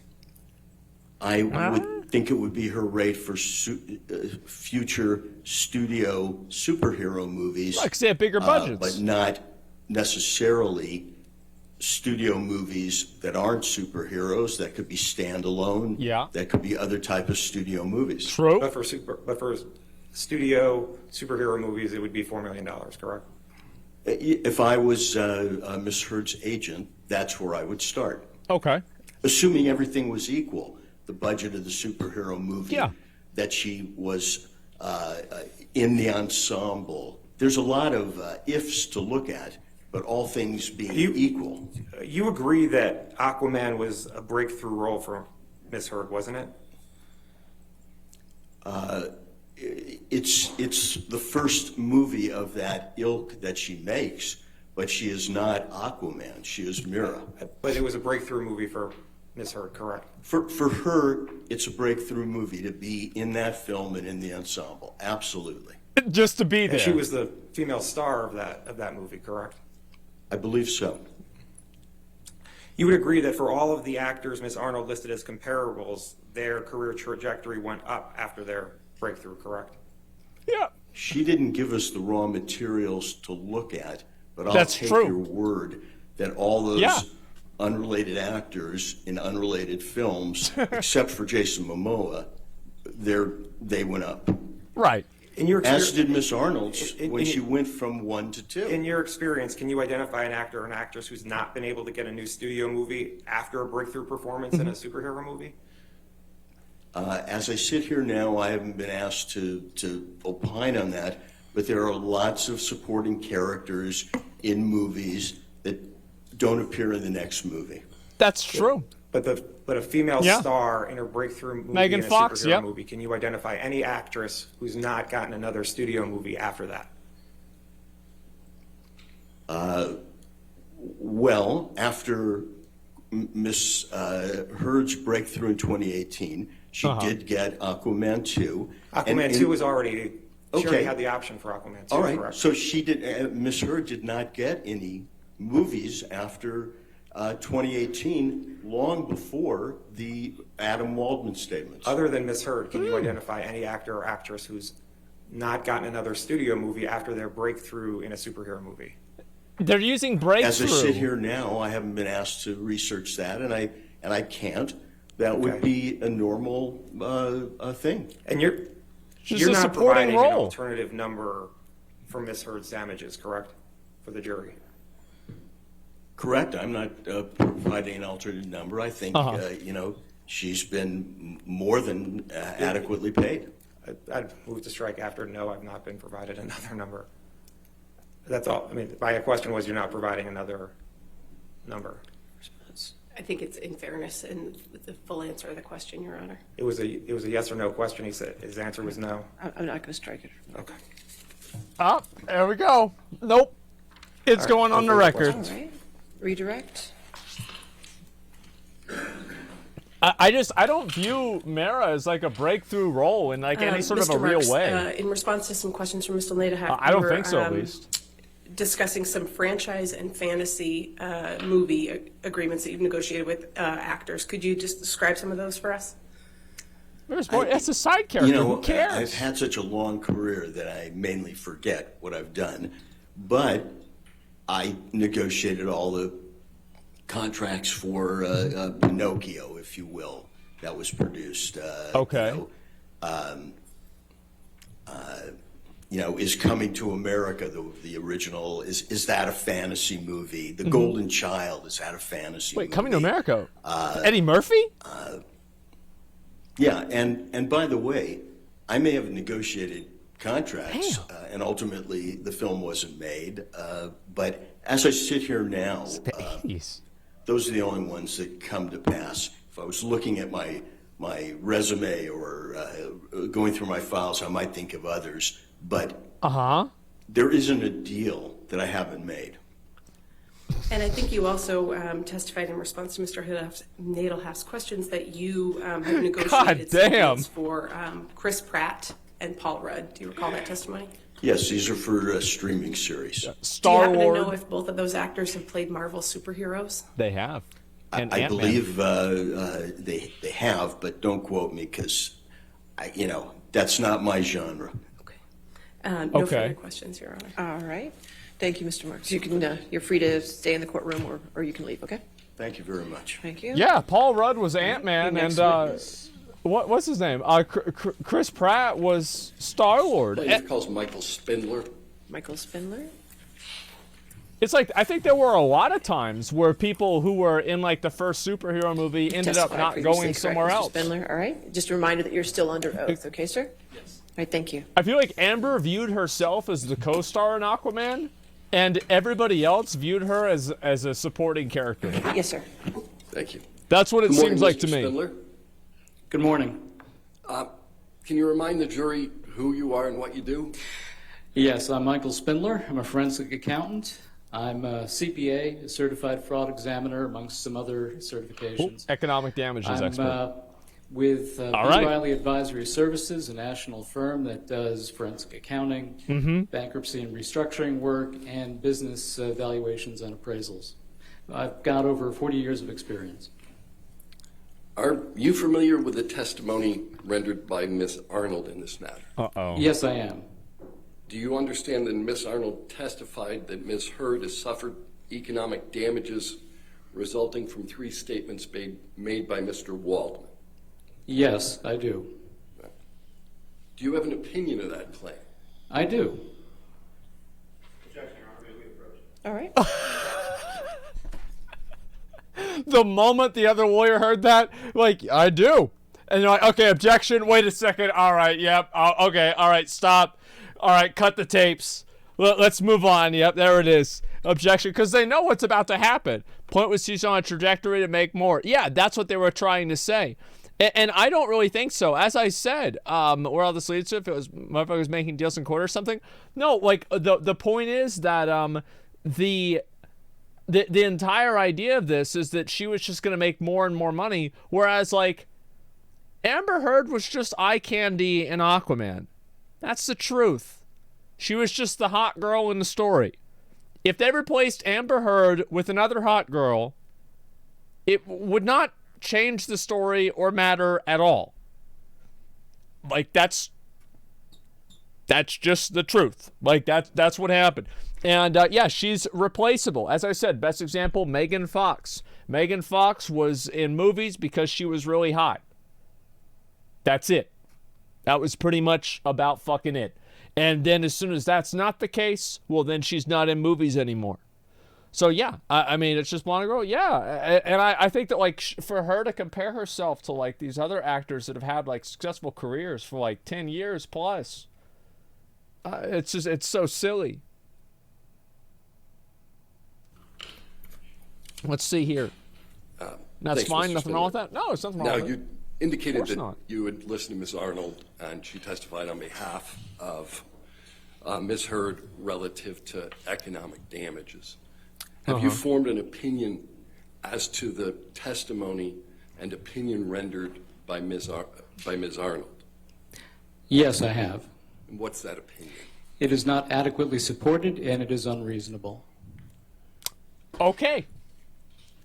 There were multiple elements to that analysis. This guy's much more polite. Both damages related to her film career and to endorsements. Have you analyzed both those issues? Yes, I have. What is your opinion of the claims that have been asserted relative to the film career and endorsements? Okay, well... Okay. Here we first go. of all, with respect to her damages calculation, there was no calculation per se. She initially looked at these comparable actors and seemed to use that as a basis for numbers. She didn't provide the underlying calculation. She didn't provide underlying support. And then it appeared as though in her testimony She backed away a little bit from that, but she still suffers from the issues of not providing detailed calculations or support for where those numbers come from. And she True. still, to some extent, appears to be using some kind of comparable analysis. All right. Yeah, based off what she heard. What type of analysis that you think is appropriate here? Well, I think, and as you heard from the last witness, I think that something that is anchored in facts, taking a look at historical compensation as a basis for anticipating future compensation. Mm-hmm. Had you looked at Ms. Heard's prior compensation? Yes, I have. I've looked at tax returns that were provided for the period of 2013 through 2019. Why do you want to use historical earnings? Well, once again, you want an analysis that's anchored in fact. Okay. I don't believe that Ms. Arnold has done that in her analysis. So here we've got some actual data. We've got some historical remember compensation. that? Actual data? And as the last witness mentioned, that often provides somewhat of a basis for future anticipated earnings. It does. In addition, I believe that Ms. Arnold herself said that she had hoped to be able to look at a renegotiated salary for Aquaman 2 and then use that as a basis for future compensation, that being the new kind of base, if you will. All right. Were there any years in particular that you focused on in your analysis? Okay, let's see this. As to Ms. Arnold's testimony? Yeah, imagine the numbers. Yeah. In terms of the historical compensation? Yes. Well, for 2013 through 2019 in total, her compensation was around $10 million for all those years combined. It's a lot of money. In 2019, the last of those years, her compensation was somewhere between about $2.6 million and $3 million. Okay.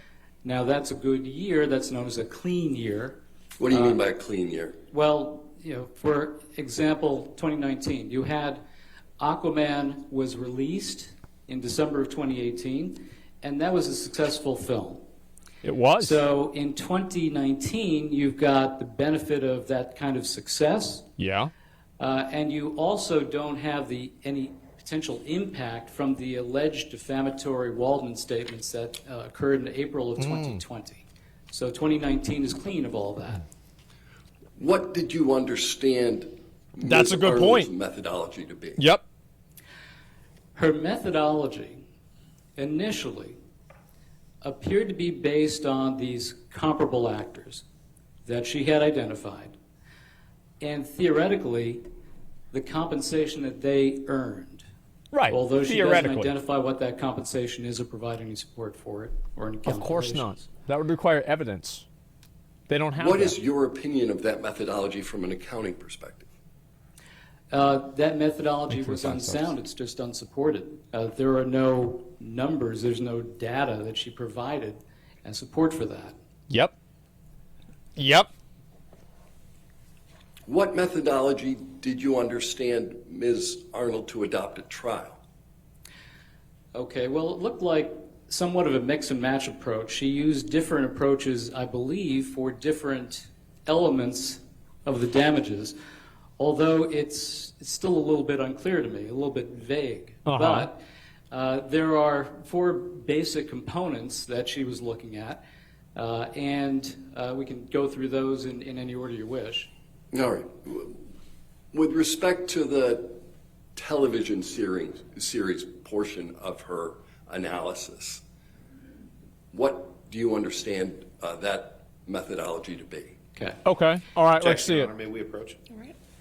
Okay, yeah, see, they're trying to take up as much time as possible and you know, like, take this off the rails as many times as they can. Yeah, can we approach, like, this is just, it's too much. They're scared of them. Well, the thing is, like, as I said, is that Amber Heard's testimony and, like, all of their witnesses and their entire defense, everything about it is reliant completely on implications and assumptions.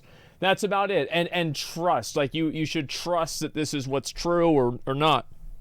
And so the moment that you have somebody that actually goes up there and has numbers and actually has experience and can explain things based off of evidence, well, then all of that stuff immediately falls apart. It doesn't matter anymore because its evidence is always going to take precedent over like, oh, well, this is what should have happened. Well, look at the numbers. That's not what happened. It's like, well, guess what you're going to believe? It's obviously the fucking numbers. So yeah, exactly. Yeah, the literal president of DC testified. Yeah, I feel like it's kind of obvious. They covered the names from the monitor. Why is that? I have no idea. Yeah, I don't know. Objection, facts. Yeah, objection, Your Honor. They're using facts again. Like, this isn't fair. Yeah, we can't compete at this. Come on. Are some implications? Yeah, and biased experts and shit like this. It's just so ridiculous. I can't believe anybody would even take the side of her. It's just crazy, man. I believe everything from Queen Amber Heard. Yeah. I think those are the people that are still left. You know, there it is. I'll have to look right now and see what's going on with the people that are tweeting about it. I think it'll be really funny to see that. I published a VOD from yesterday. It had some gore, so we had to cut it out, and we have it highlighted now. You notice after the guy started taking shit about Amber, she did note after note to her legal team. Never did she do a note regarding abuse. Ego is hurt. Well, absolutely. Like, she was fidgeting around way, way, way more whenever that guy was talking about how she was not comparable to these other actors. Meanwhile, whenever people are talking about how she got the shit beat out of her or anything like that, she's just calm and relaxed. Isn't that interesting? And that's what I said before, right? Is that like whenever she was like, every time that she would start crying on the stand, it would be in the context of her ego being at risk, hurt, or damaged, or her feeling embarrassed. I think that's really what it is. Yeah, this is a pure ego thing. Exactly. It's the people versus Amber Turd. I don't know about that. You're gonna make a whole video if the trial ends? Yeah, I think I probably will, like after everything finishes. Yeah, I would say so. It's just crazy how many times they recast the Hulk. I mean, like probably 6 times. Like the Hulk's been recast, I mean, over like ever since the 70s, probably like 5 or 6 times. Maybe even more than that, a lot. Yeah, 3. I mean, I guess you'd have to go back and like 4. I thought it was a 4, really 4? I thought it was like 6, but I'm not sure. So yeah, it's not really a surprise to me at all.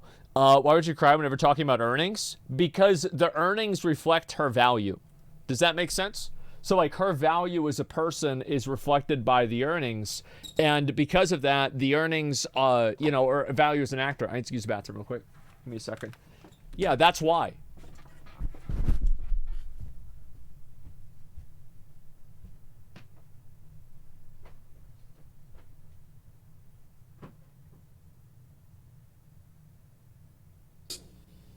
The earnings from television shows.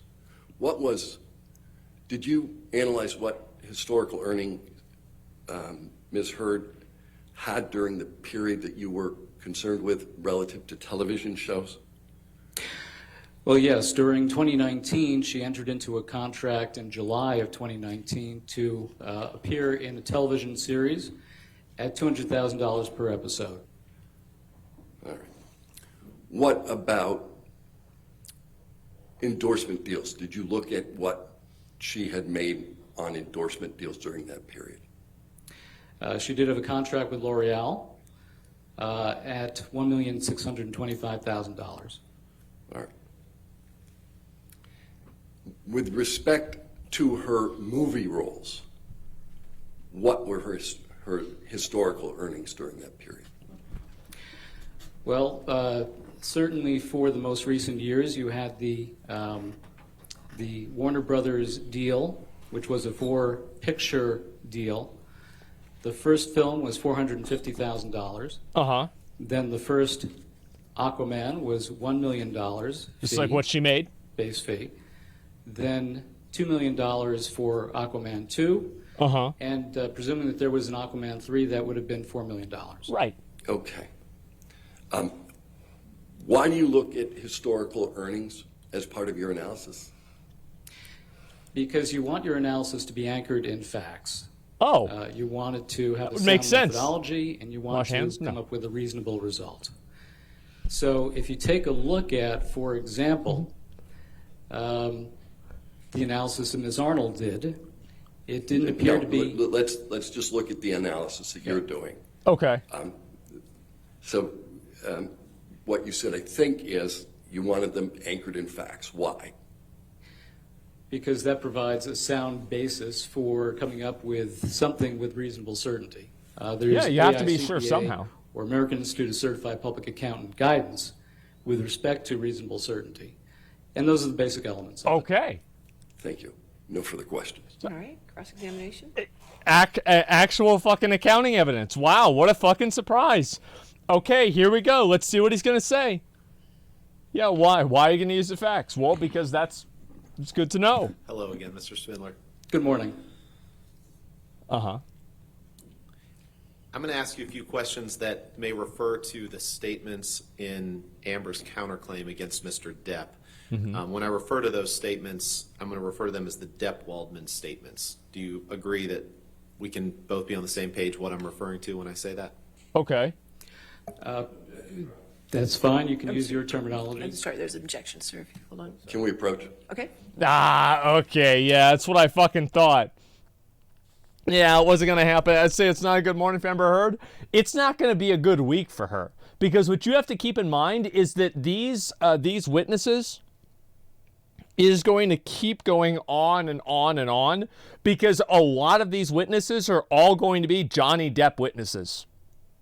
So yeah, it's going to be brutal. Yeah, it's like he's trying to lead him on with this other bullshit. Amber could be compared with Terrence Howard, recast for Iron Man 2, now doing weird conspiracy lectures. Yeah, I don't really know what that guy, I don't even know who that guy was. Pack, thank you very much to the 5 good subs. I appreciate that. Thank you. Yeah, Amber's team wasted all their time on the case. What Amber's team did is they basically had a bunch of friends of Amber come forward and tell the same story that Amber told them, and then hope the jury would believe it. That's it. So, Mr. Spindler, when I refer to the Depp-Waldman statements, you understand me to be referring to the statements in Ms. Heard's counterclaim against Mr. Depp, correct? I'll understand that, yes. Now, you're here to provide a rebuttal opinion to part of Ms. Arnold's testimony, correct? Correct. You're not providing an opinion on whether Ms. Heard saw Mr. Depp, correct? That is true. Okay. You're not offering an opinion as to any of the underlying facts relating to whether Mr. Depp abused Amber, correct? That's correct. Okay. You're not offering an opinion as to the magnitude of damages that you believe Ms. Heard may be entitled to if she proves defamation by Mr. Depp. You're just reviewing what Ms. Arnold has said, correct? That's correct. Okay. And you said that you want your analysis to be accurate in the facts, right? Anchored in facts. Anchored in facts. You'd agree that what an actor earns in one period isn't necessarily reflective of what he or she may earn in future periods, correct? Correct. And that's because there can be some variability. An increase in the number of roles may lead to greater income, correct? I'm sorry, could you repeat that? I was speaking, I didn't hear. One of the reasons that what you earn in one period may not be reflective of what an actress may earn in future periods is because an increase in the number of roles may lead to greater income. Yeah, correct? Of course. The number of roles or the particular project itself, yes. Sure, getting better roles may lead to greater income. Exactly. Correct. And the same is true for an endorsement. As an actress's profile grows, the amount of money that she may be able to earn from endorsements grows as well, correct? True. It can. So it depends. What Ms. Heard earned from, say, 2013 to 2019 that you testified to isn't necessarily reflective of what she might earn over the next 5 years, correct? Not necessarily. It is a good indicator, though. And you'd agree that from 2013 to 2019, in terms of earnings and star power, that Ms. Heard's career trajectory was on the upswing, correct? There was a slight increase during that period of time in her earnings from 2013 through 2019. And you agree that was as a result of getting more lucrative roles, right? Yes. Yeah, there was a slight increase. Okay. Expert, right? You're just a damages expert? That's correct. So you're not testifying as to whether the Depp-Waldman statements caused her to lose any roles, correct?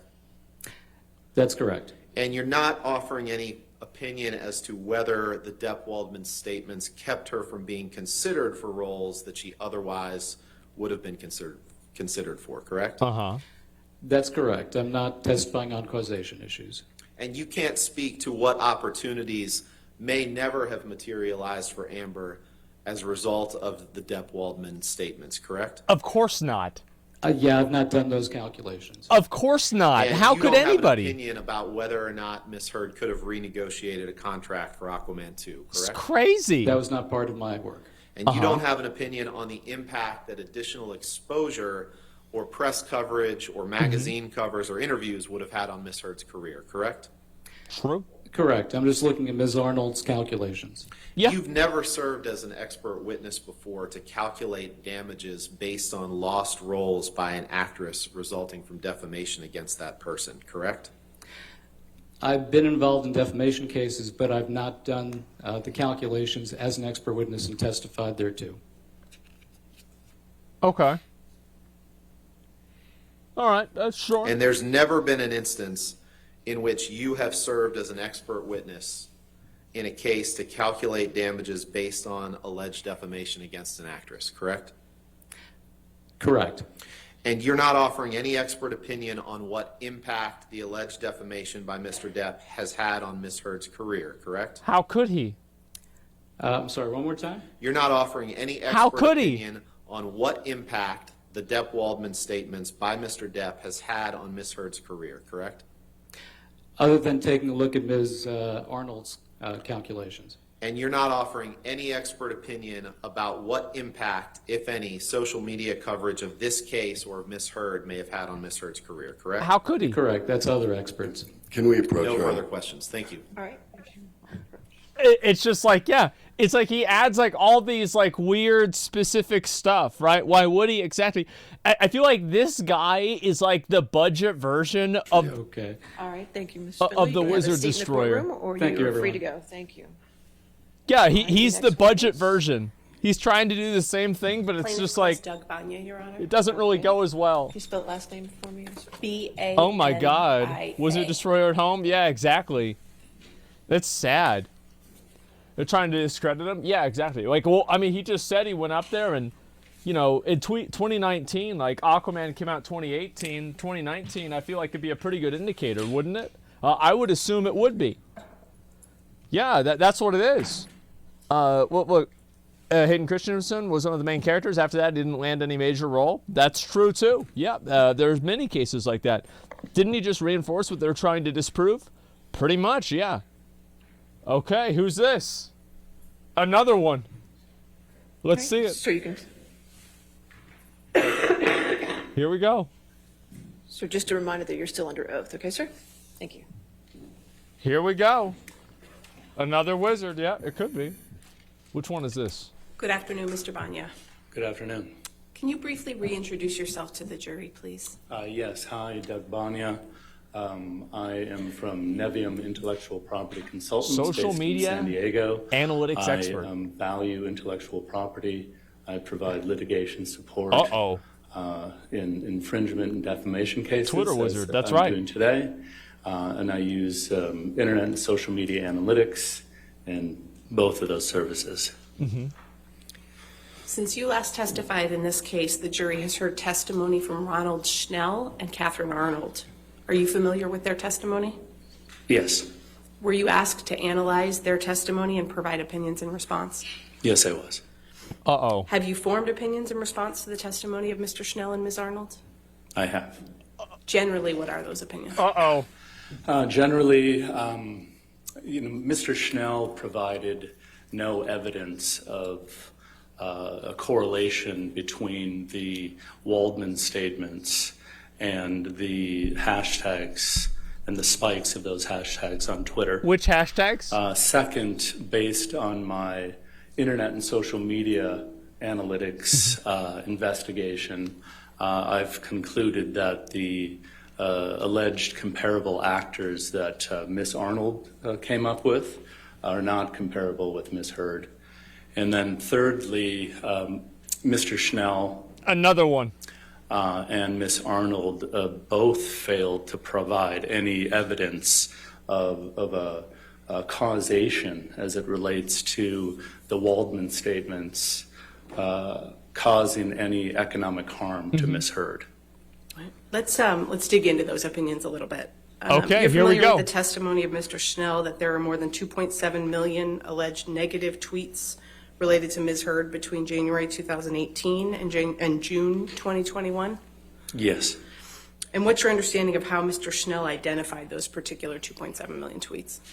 Yeah, so essentially Mr. Schnell chose hashtags that he felt were negative towards Ms. Heard. Those hashtags range from Justice for Johnny Depp, Amber Heard is an abuser, Amber Turd. There it is!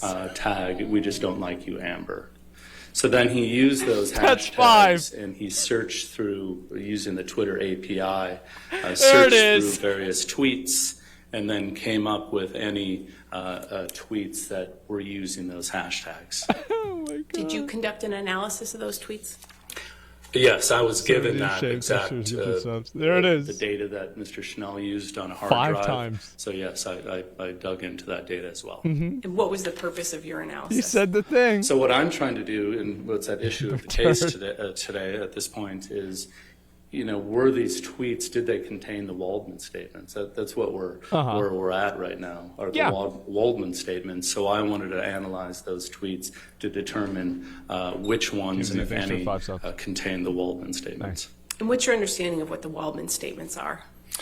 So my understanding is there's three Waldman statements that were published in the Daily Mail. The Daily Mail is a UK tabloid, and Mr. Arnold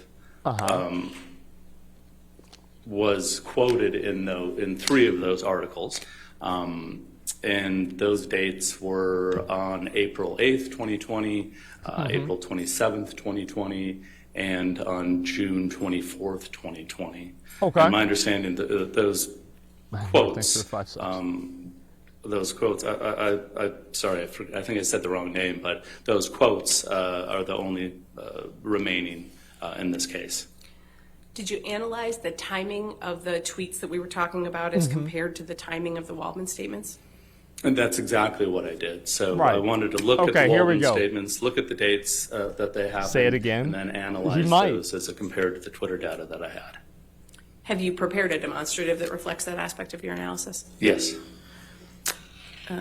Your Honor, may I approach? Uh-oh, were we about to get a graph? Show counsel. I think we might be looking at a graph, boys. That's not looking good. Yeah, say the word. Bro, I hope it's a line graph and the Amber Turd one is a brown line. That's like, if they do that, I will be happy no matter what happens after this. Like, yeah, it's a turd. Yeah, have it be a brown line. Because they're going to have different colors for it, etc. Yeah, I just, as I said, I think this is just so fucking ridiculous. It's Amber fucking Turd. They actually said it. Oh my god. All right, let's see it. Is Wizard stronger? Turbs Wizard or Depths? I feel like it's, like, obviously, like, his statements were an agitator. I mean, of course they were an agitator, but people already thought this beforehand. And even his graph proved that. All right, so 1293 will just be marked for identification as demonstrative. Okay, And can be published here we to go. the jury. Let's see it. Please show me the fucking graph.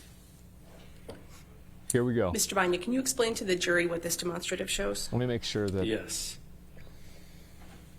So this shows the total hashtags and tweets that Mr. Schnell was analyzing. This is the summary data. They're tweets that are running from January 2018 to June of 2021. And again, these are related to the four hashtags that I discussed. Please show it to me. Whenever I get an assignment such as this, I'm dealing with a defamatory statement that's allegedly gone viral online, where there's economic damages involved, and there's a lot of data involved, I like to take the data and I like to do a 30,000-foot view of the data to see what I'm looking at, to see if there's anything interesting, odd, different about the data. The fuck? And the first thing that I noticed is 35% of the tweets were prior to the Waldman statements. So again, remember, my assignment is to determine if the Waldman statements are part of the tweets that Mr. Schnell analyzed. So obviously, if these tweets were prior to the Waldman statements, in no way could they have anything to do with the Waldman statements. Right. So that was the first issue that I noticed. Then I noticed what I like to call kind of the alleged defamatory time frame. And as I discussed, that's when the Waldman statements were published. That's the date down here. You know, the first one was in the beginning of April, and the last one, which is the third one, was at the end of June. But what I found interesting is only 2% of all of the tweets happened during this Waldman statement period. So really, these are just observations. And for me, there were red flags that I made note of. Yeah. And then I just continued with my analysis. 2%, huh? Performed in connection with forming your opinions about the that reportedly fucked negative her up. tweets. Damn. Yeah, so now I realize that 35% are irrelevant and 2%, only happened during this important period. I just continued to dig into the 2.79 million tweets that Mr. Schnell provided. And Tom, can we take that one down? And Mr. Banya, have you prepared another demonstrative that depicts that analysis that you were just describing? Give me the other graphs. I want to see it. Yep, give me the other graph. All right, let's see. Please, let's see the hashtag trends. Come on, here we go. More evidence? No way. Yeah, I know. Well, the other guy like this also provided evidence, which was good. No, I'll give you time to look at it, sir.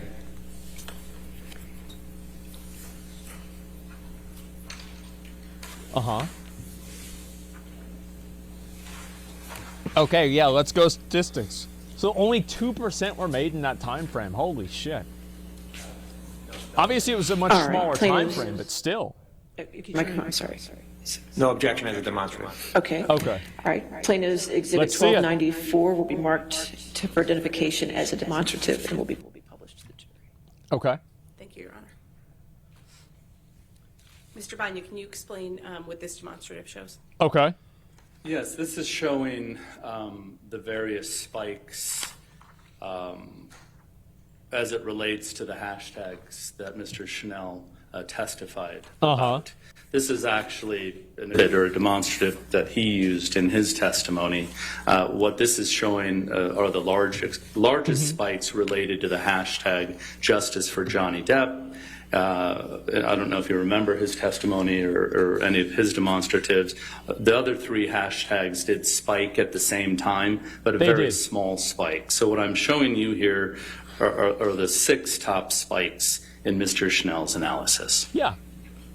And then what happened on that time? What's important here again is the very first spike and the largest spike, again, happened before the Waldman statements.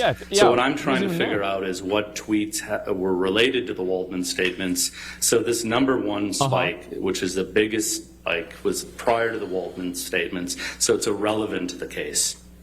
And then the second thing I noticed that was interesting here is here are the dates in gray right here. This is the time in which the Waldman statements happened. And you're going to notice, as we discussed before, only 2% of the tweets happened during that time. But I found it very interesting for such a viral event that has potentially caused such economic harm.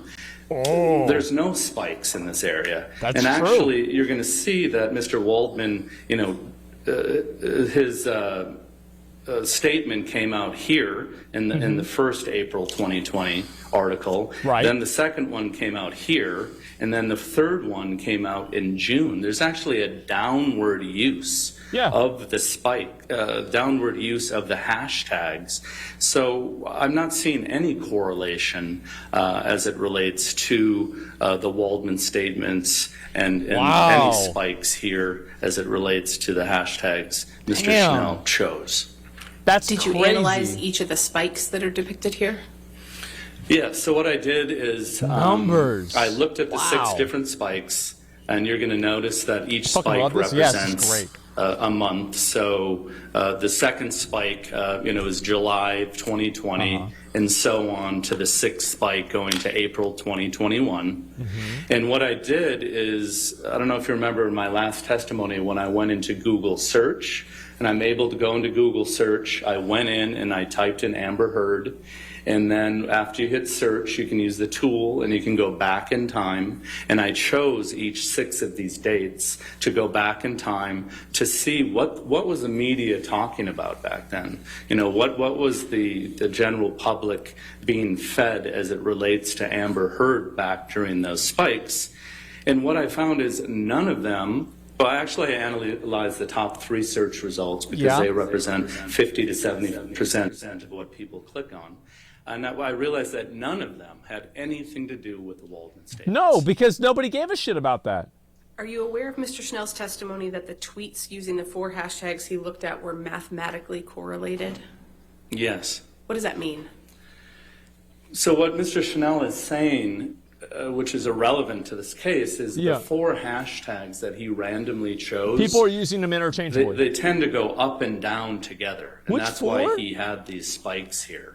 So the correlation there is how those 4 hashtags work or dance together going up and down. But first of all, the hashtags have nothing to do with the Waldman statements. And the fact that there's a correlation with the hashtags is irrelevant to this case because we're dealing with the Waldman statements, which none of that correlation analysis he did had to do with.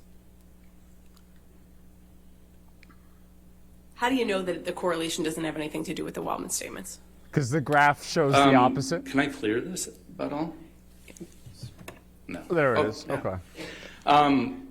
Well, first of all, I know because that would happen right here. Right. If when Mr. Waldman, one of his quotes was published, you would see a big spike right here.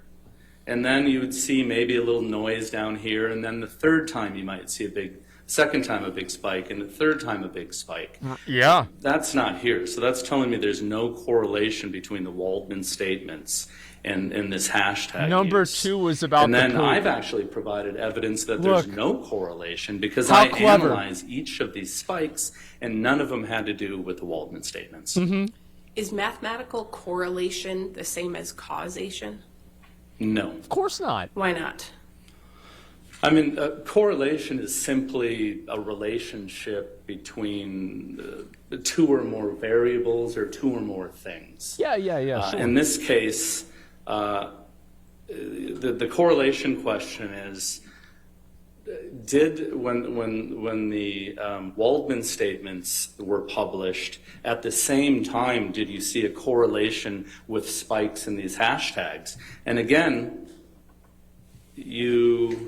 Can we clear this? You see none of that right here. It's actually a downward trend. That's there's no true. spikes, there's no correlation. So, as compared to other again, news Mr. Schnell about the same thing. provided no evidence of any correlation. Yeah. What correlation opinion did he provide during his testimony? Well, he provided the correlation inverse. that the 4 hashtags, spike together. But again, the hashtags have nothing to do with the Waldman statements, and the facts that they're correlating or moving together is irrelevant to the People case don't even know about because that. the case is about the Waldman statements. Yeah. So what is causation then? So causation is where one thing causes a change in the other. Of course. So as it relates to this case, did the Waldman statements cause Ms. Heard to have economic harm? In other words, did the Waldman statements cause Ms. Heard not to make as much money in her career? Sure. And again, Mr. Schnell that's what they're provided saying. no evidence of this. Ms. Arnold provided no evidence of this. Of course not. And as a matter of fact, during Ms. Arnold's testimony yesterday, she didn't even know what causation was. She was asked, do you know the difference between causation and correlation? And she said that she's not a semantics expert. We're not talking about the words. When it comes to damages, you have to prove causation prior to calculating damages. That's true. So there is no causation that's proven here. Holy shit. Therefore, a damages analysis is not appropriate. Did you hear Mr. Schnell testify that he agreed with your opinion in this case? Yes. And what's your understanding of the opinion that he agreed with? Well, he agreed that he failed to link the spikes in the hashtags on Twitter to the Waldman statements. Did he try to do that? He tried to do that. But Yeah. again, his analysis was looking at the word Waldman and looking at the word Waldmanian, and then trying to say that 25% of the tweets included those two terms. But first of all, Waldman isn't the issue here. It's the Waldman statements. And Waldmanian, I don't even know what that is, but it's not relevant to this case. I've never even heard of that. We can, I think, take that one down, please, Tom. Yeah, I didn't know. Yeah, Mr. Banya, what other even work was have that? you done in connection with forming your Tried, opinions yeah. about Mr. Schnell's testimony? Again, the assignment was to determine if the Amber Waldman Heard started statements it? were part I of see. the tweet. So I continued to dig in, to the data.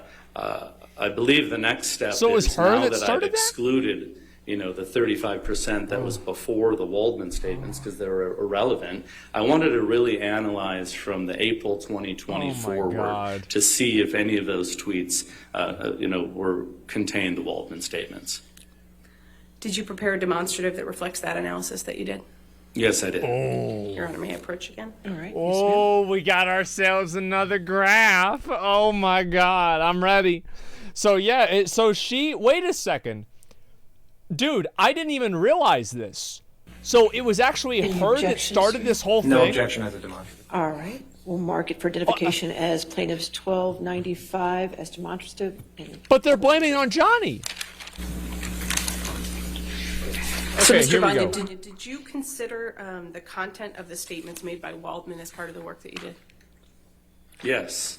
Uh-huh. Yeah, so here I reviewed the Waldman statements again, and what I wanted to do is I wanted to determine what, if any, tweets I see it, included yep. the Waldman statements. So what I went back to the Waldman statements, and I came up with key terms and key themes for those Waldman statements, which are listed here. The Waldman statements were about abuse hoax, sexual violence hoax, and fake sexual violence. So what I did is we're now dealing with a 1.2 million tweets because we're starting in April 2020 because that's when the Waldman statements started. Right. And what I did is I searched the 1.2 million tweets, for these three phrases.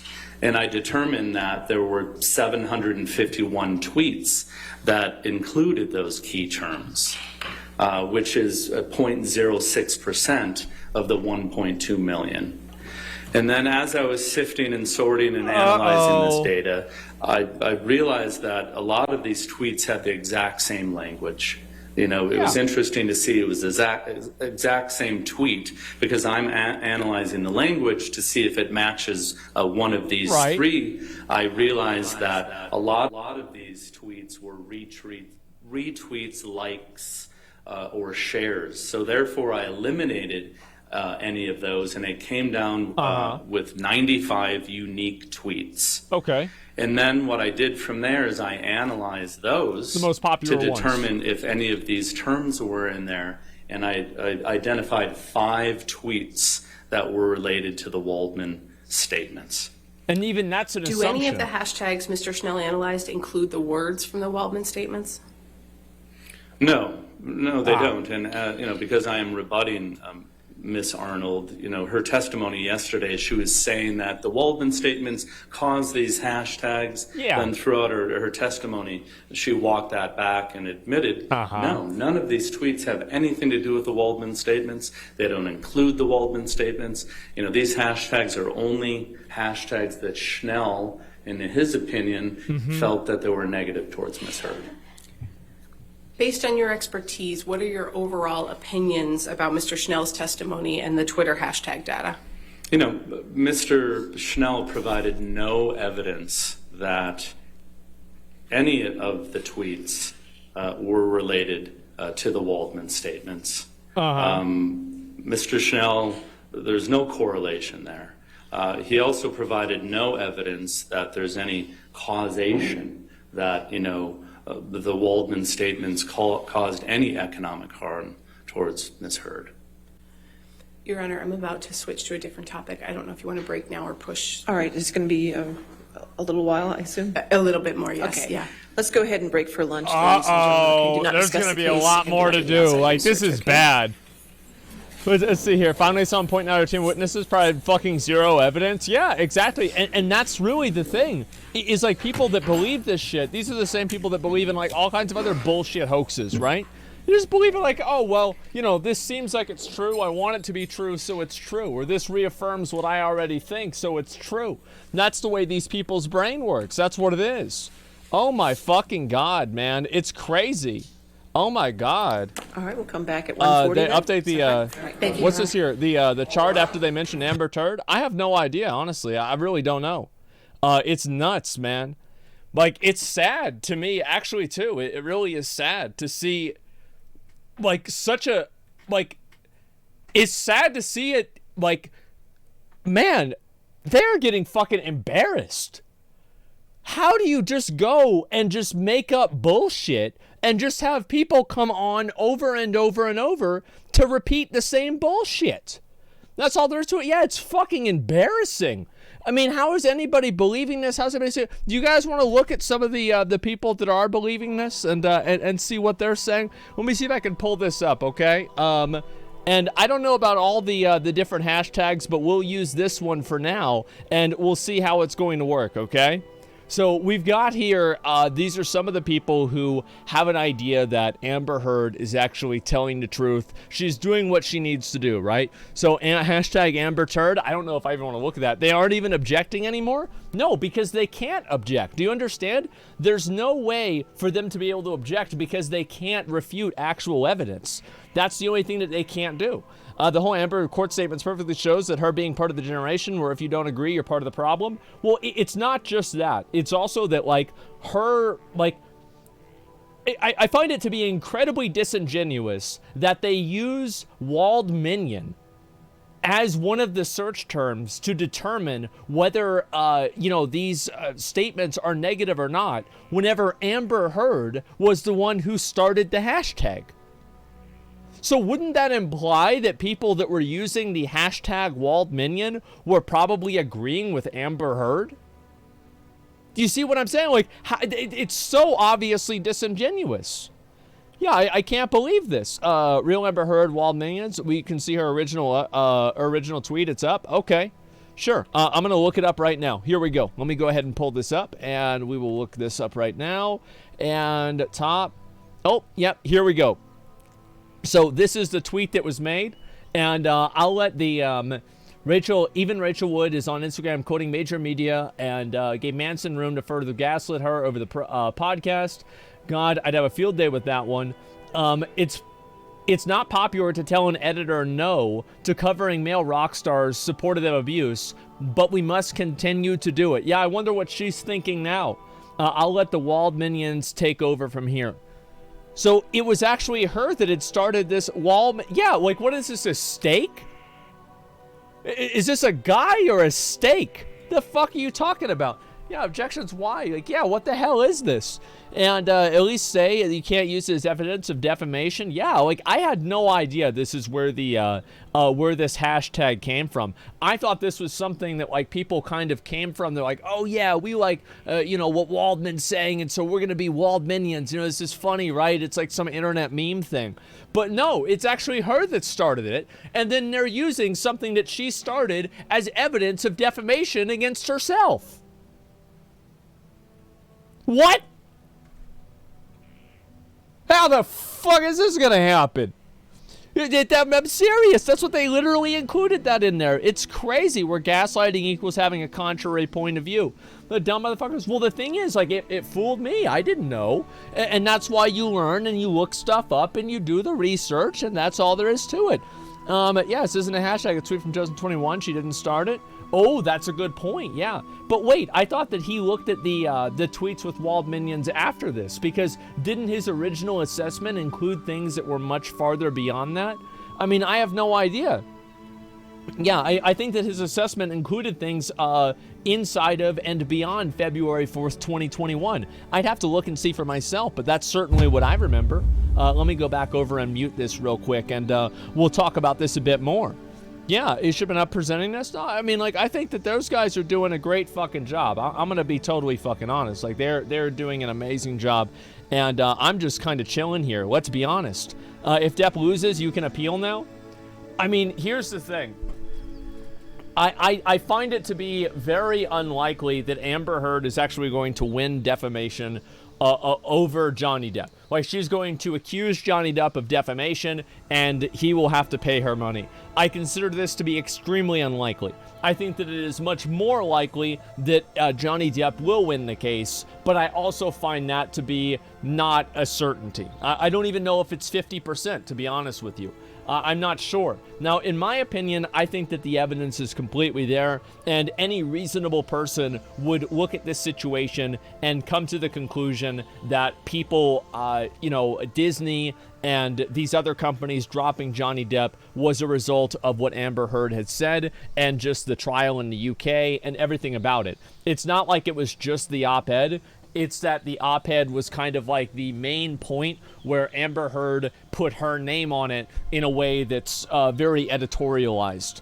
He's already won what he set up to do? Yeah, exactly. I think he is. That's definitely true. He's already won. The money doesn't matter. He can get in movies again? Oh, absolutely he can. I don't think anybody is going to care. And I think this is one thing that a lot of these people don't realize is that the public doesn't care about your moralizing. It's completely irrelevant to them. And how can I tell that? Well, because the public is tweeting about how much they don't care about it on iPhones that were made by third world slaves. They don't give a fuck. They just want to watch a good movie. And the fact is that bad actors make bad movies. And that's why probably a big reason they don't like Amber Heard. It's got nothing even to do with the way that she, her behavior. They don't like her on screen. They don't want to look at her. Get her the fuck off the screen. And so, yeah, that's all there is to it.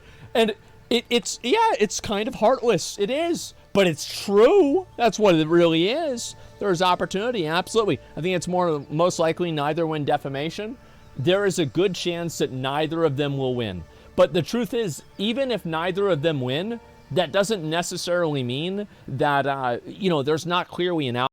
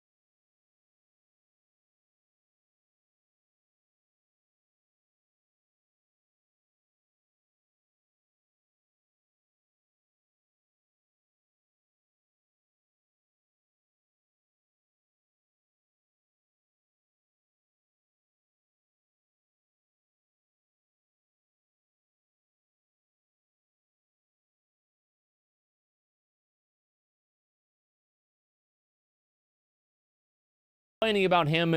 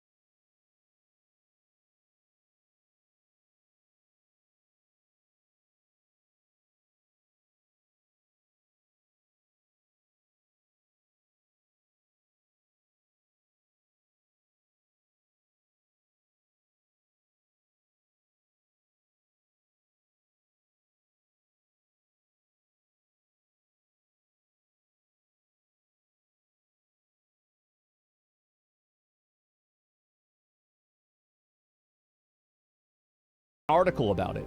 So yeah, of course. Yeah, that's exactly what it is.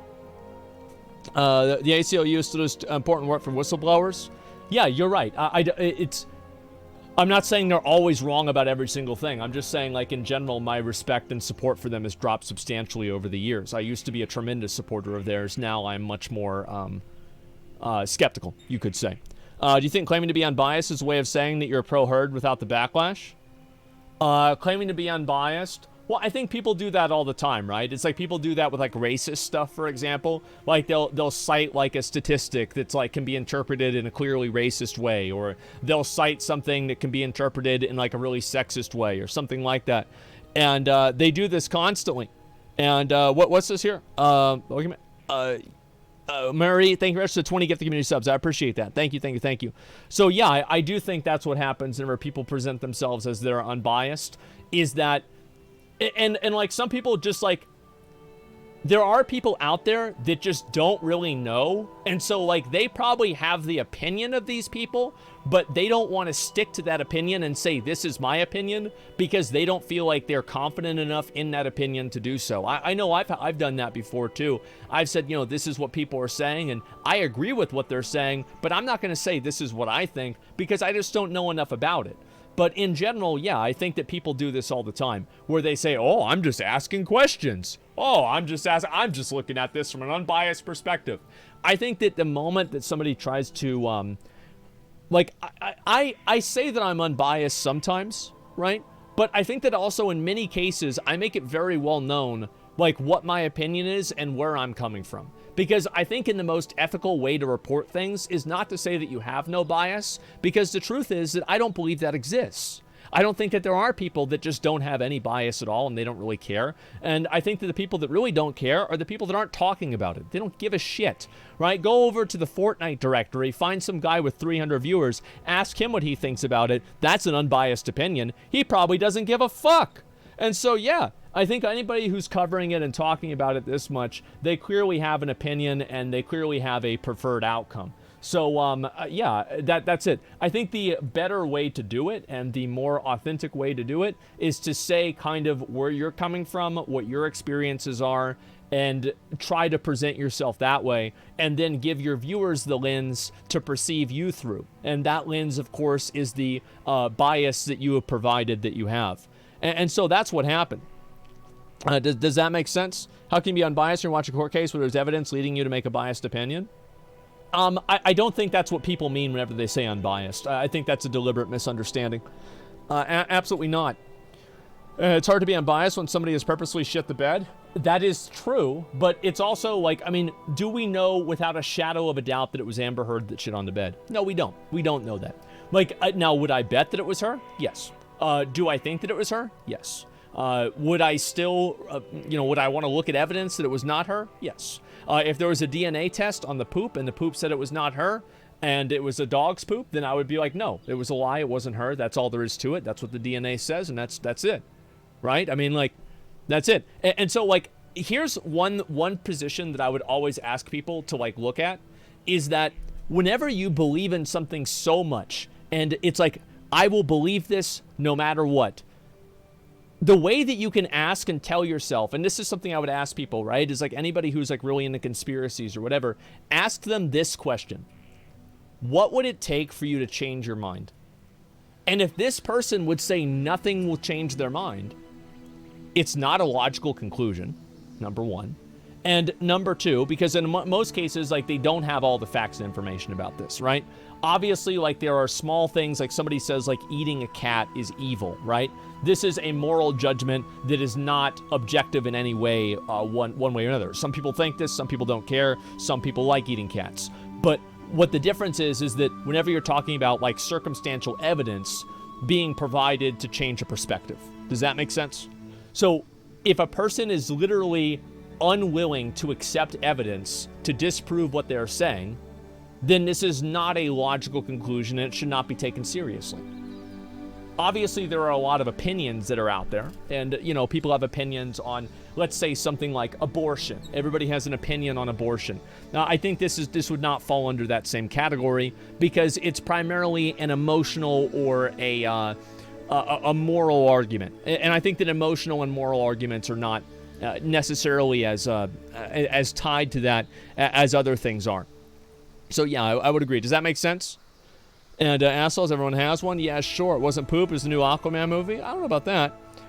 And let's see here. It goes both ways. Measure your own opinions the same way. Not you, but in general, it should apply both ways. Exactly. And that's what I'm saying, right? Is so, like with the poop thing, I believe that happened. But if there was DNA evidence saying it wasn't the poop and the DNA was taken of it, well, then it wouldn't be the poop. That's it. You know, that's the end. That's the end. There's no more conversation about this, right? And so just move on to the next thing, and that is what it is. So I think that's what's the most important thing. And yeah, all trial is emotional argument for the public, it seems.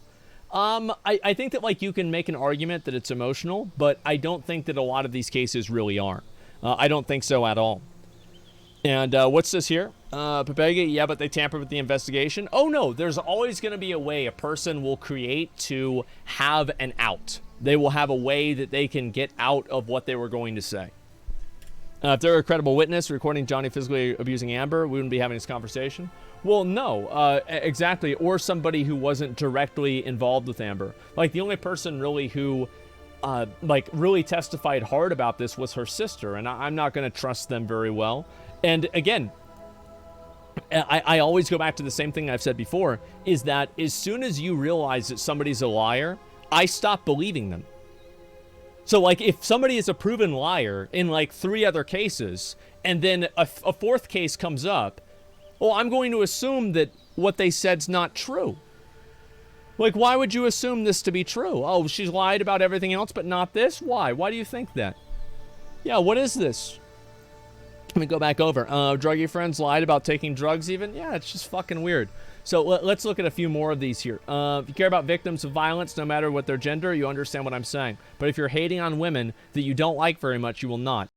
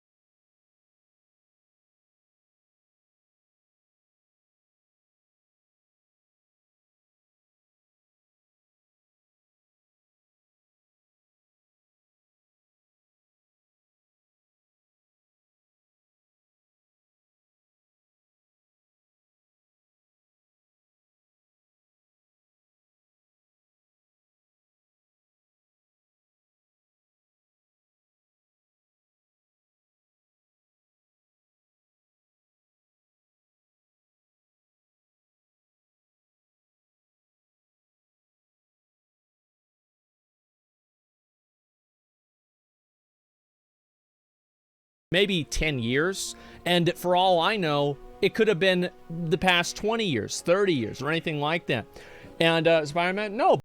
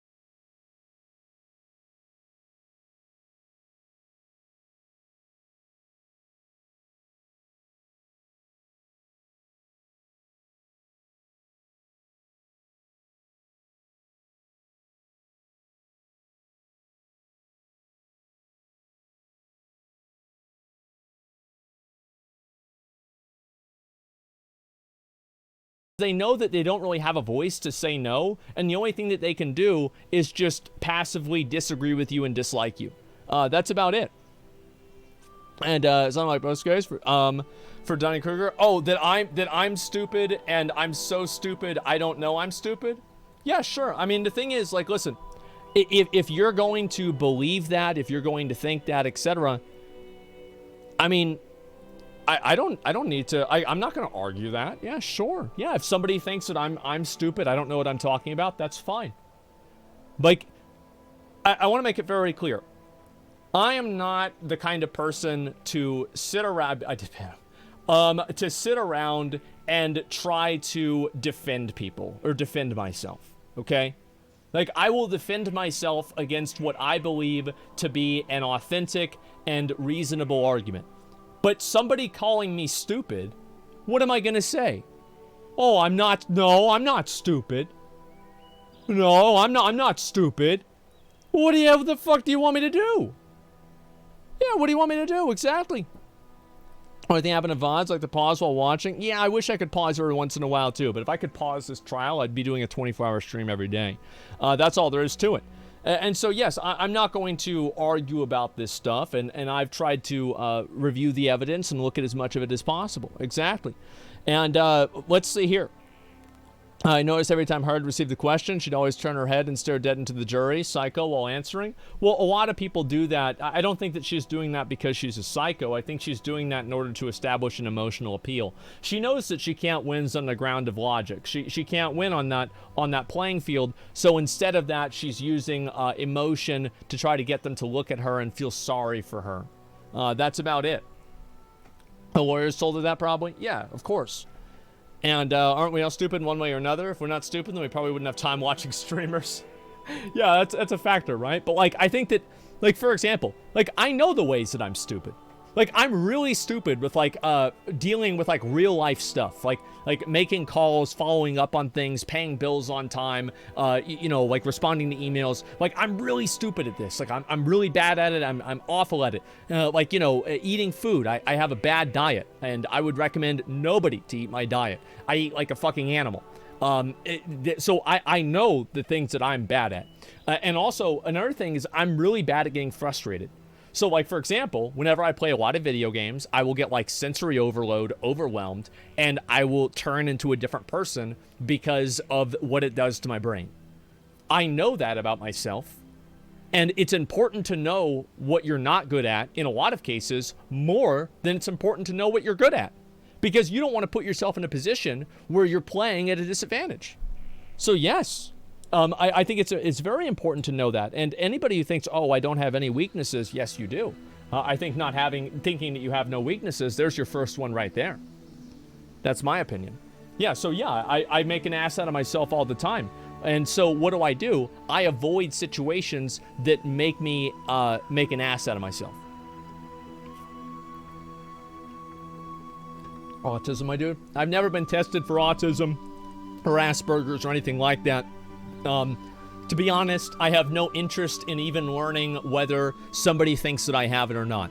I don't care. It doesn't affect me. It doesn't change anything. I look for, you know, different help for stuff, etc. I don't care about labeling myself as having X or Y problem. All I care about is solving those problems and moving forward. That's about it. You ever shit on someone's bed? No, I did not. I've never shit on anybody's bed. But maybe I would. Maybe if somebody made me really mad, maybe I'd do it. Yeah, have you ever been tested for spectrum stuff? No, I haven't. I have no, yeah, why? Well, I mean, like, if they made me really, really mad.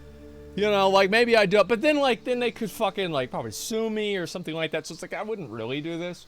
But, it's, yeah, on your own, probably not. Yeah, realistically, because I try to have the foresight to not do things that are stupid like that. You know what I mean? And there's always a time to change if you shit to bed. Okay. I know there are people that think that I'm on the spectrum, I have autism or something like that. I don't know. Like, I don't know. I don't think it has any bearing on my life whatsoever. Yeah, it's not like I can take autism drugs and I'm not autistic anymore. That's just not the way it works. And so I think that learning to live with what your problems are fundamentally, I think that there are some people, and this isn't everybody, but I think some people do this, is that it's like a passive thing I've seen people do, is that once they realize that they are in a position or they realize that they are the kind of person that has a disorder, then I think that I've seen people like mentally take on other characteristics of that disorder because they feel like that's who they are. And I don't want that to be who I am. That's not who I am at all. I'm not somebody who's autistic or not autistic or anything like that. I don't really care about that or have Asperger's or anything at all. It's just completely irrelevant. And so, yeah.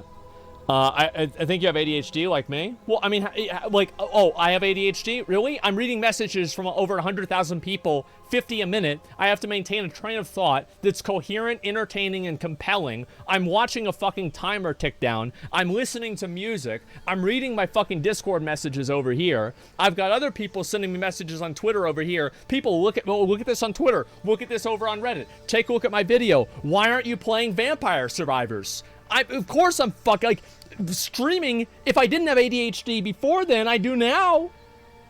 It's like whenever I'm not on stream, I've got to be listening to 3 videos at the same time.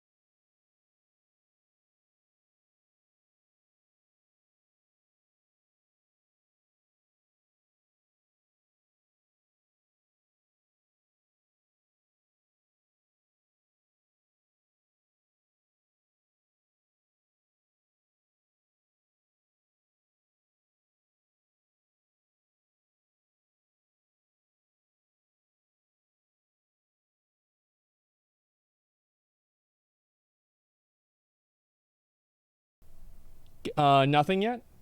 Your next question. Oh, there we go. Okay. Mr. Banya, before lunch we were talking about your opinions in response to the testimony of Mr. Schnell. Did you also analyze the testimony of Ms. Arnold in this case? Yes, I did. And are you aware of her opinion that Ms. Heard's career would have followed the same trajectory as that of Jason Momoa, Gal Gadot, Zendaya, Ana de Armas, and Chris Pine, if not for the Waldman statements? I'll turn it down. Yes. What's your understanding of Ms. Arnold's basis for her opinion that Ms. Heard's career should have been similar to that of those identified actors? Ms. Arnold stated that when producers or her industry is looking to hire talent and actors, that it's important to best understand the public's perception of the actors that they're considering, and that it's important to look into social media to see what is happening with the actors they're considering for either a movie or even an endorsement opportunity with companies. So that was her approach. And is that the process she followed in providing her analysis of those purportedly comparable actors? No. Although she stated that, she went in and brought in these alleged comparable actors, and without really reasoning behind that. Did you conduct an analysis based on your expertise in social media and internet analytics of Ms. Heard compared to the actors to whom Ms. Arnold compares her? I did. Oh, wow. And what did you find? Well, since Ms. Arnold stated that the here we go. approach is looking at the public perspective, I'm excited. Looking into social media. More graphs. And she did not do that. I felt that was the best approach to do this based on her words. So, yes, I did go into best understanding the public perspective of Ms. Heard and the alleged comparable actors using Q scores. And then I also went and did some analysis online and on social media as well. Can you briefly remind the jury what Q scores are? Yeah, again, Q scores measure how well a celebrity, it could be a cartoon character, it could be a sports person, how well they're known, how well they're liked, and how much they're disliked. And it's an industry standard tool that's used. It's not just focused on the movies that they're in, but it's focused on them as actors, but also what's happening in their personal lives come to play as well. So that's how Q scores are typically used. Did you prepare a demonstrative that reflects the Q score analysis you completed? Yes, it is. QAnon. Your Honor, may I approach again? All right, thank you. Yeah, it's QAnon. Amber Sugar? Well, yeah, because this is what's going to upset her the most, because this is something that is directly conflicting her ego. Yeah, it's in direct conflict of her ego. All right, Here we go. Identify plaintiffs 1296 for identification and publish to the jury. Mr. Banya, what point in time do these Q scores represent that are reflected on your demonstrative? So these are the winter 2019 Q scores that are reflected here. And what was important for me is I wanted to find Q scores that represented Ms. Heard after Aquaman. And remember Aquaman, December of 2018. These Q scores were gathered January and February of 19, but before the Waldman statements. So this is before any of this. And what did you find based on the Q scores? Man, the audio on here is a real problem. Scores, and the higher the number, the better. As you can see, Ms. Gadot has the highest Q score out of the group of actors here. This one right here. At a 28. But you're going to notice Ms. Heard has the lowest positive Q score. She has a 9. So I find that very interesting that she doesn't appear to fit in as a comparable with these alleged comparable actors. Yeah, she's much more disliked. I think what's also interesting is the average Q score for all actors being scored at that time, which include all the alleged comparable actors here, score at an average of 17. And you can see, again, she is 9, well below that. And then on the right side, you're going to see the negative Q scores. So this is how much people dislike you. So the lower the score is better. You can see Jesus. Mr. Momoa is over here with the lowest at an 8. But you Everybody can likes see Ms. him. Heard is over here at a 28, which was quite a difference. It's like more than 3 times as much. A 20-point difference from Mr. Momoa, and also a 10-point difference, from the average of all actors. So she is very, very much her positive score is very low, and her negative score is very high, which tells me that she does not fit in as a comparable as it relates to these alleged comparable actors. Well, who would you compare her to? What opinions did you form based on that Q-score analysis? My opinions as it relates to these Q scores is, Miss Arnold used these actors as allegedly comparable actors. But they're clearly not. But really, listening to her testimony yesterday, it appears that she's abandoned this approach. I don't think she's using these comparable actors or these alleged comparable actors anymore. She's more relying on her experience, and I agree with that. Sure. Did Ms. Arnold offer a criticism of your use of the Q-scores here? She did, yes. Oh, And boy. what's your understanding of what that criticism is? Well, what I believe she was saying is that I should have ran Q scores for these allegedly comparable actors after each of their breakout films, which... It's hard to find that data. I disagree. First of all, Q scores doesn't work like that. Q scores are available twice a year, so it's not that I could pick a month or a different month for each of the Q score Yeah, they don't even exist. actors. So I feel that, what was important for me, and this doesn't always happen when I'm using Q scores, you can get this perfect moment in time. As Miss Heard said, as Miss Arnold said, that, Aquaman was Miss Heard's breakout moment. So these scores reflect that breakout moment, and they're terrible Q scores. How would your analysis change if you had used Ms. Arnold's logic with respect to the timing of the Q-scores that you looked at? She's hiding now? I mean, if you really think about what man, Miss Arnold was saying, is she's saying that she thinks Q scores are the highest for each actor right after their breakout moment. So I would think, if anything, these Q scores could have been a bit lower, because it's not right after their breakout moment. But what's important for me is the fact that these makes scores her look reflect, even worse. Who Amber Heard was at the time before the Waldman statements, but after the Aquaman release. We can take that one down, Tom. Thank you. What other work have you done in connection with forming your opinions in this case?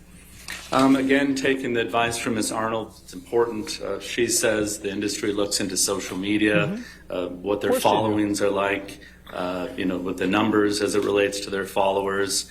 Again, what is the public perception of them? So I analyzed their social media accounts, but prior to the Waldman statement. So. And how did you do that? Yeah, so what I did, I don't know if you're all familiar with the archive.org. They have a tool called the Wayback Machine. What archive.org does is it archives the internet. So you can go back in time to see what websites and web pages used to look like in the past. Not all the time can you actually get a celebrity's social media accounts to have been archived, but we were fortunate that each of the alleged comparable actors' social media accounts were in archive.org. So I was able to go back in time prior to the Waldman statements to see what the following activity was for each of the alleged comparable actors. Oh, no. Mr. Vanya, did you prepare He's a time wizard. That reflects your social media analysis? Yes. Your Honor, may I approach? Yes, ma'am. Yeah, I bet. I fucking bet. Yeah, she's getting her logs checked. Oh my god. Yeah, he's going back into the past. All this stuff. How much did they pay for this? Well, this guy did the same thing that a lot of people can do. Like, how many of you guys have ever tried to look at something like this? I think it's very common. No objection to the demonstration. All right, we'll mark it for identification purposes, plaintiffs 1297 and publish. Anya, could you tell the jury what you found when you looked at the social media? Yeah, so what I found, again, this is prior to the Waldman statements.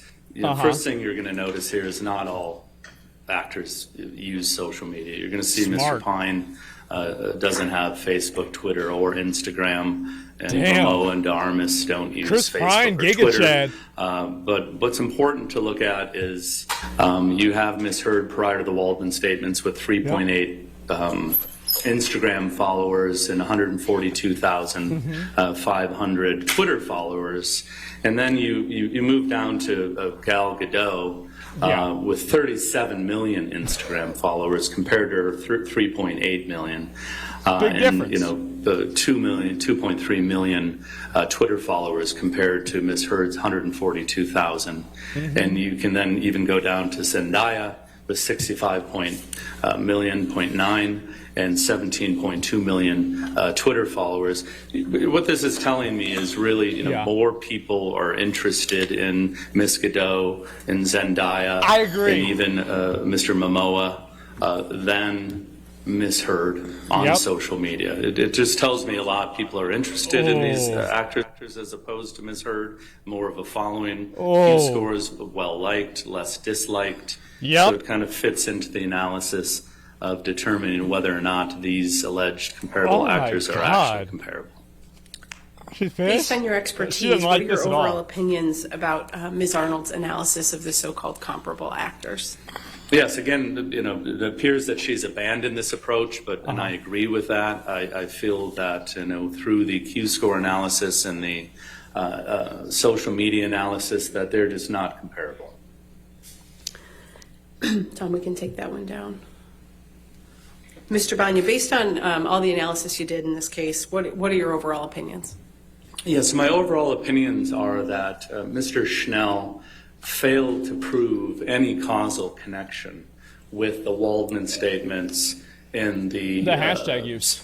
Search or the hashtag activity, those spikes as it relates to Twitter. I would agree with that. There's no causal connection there.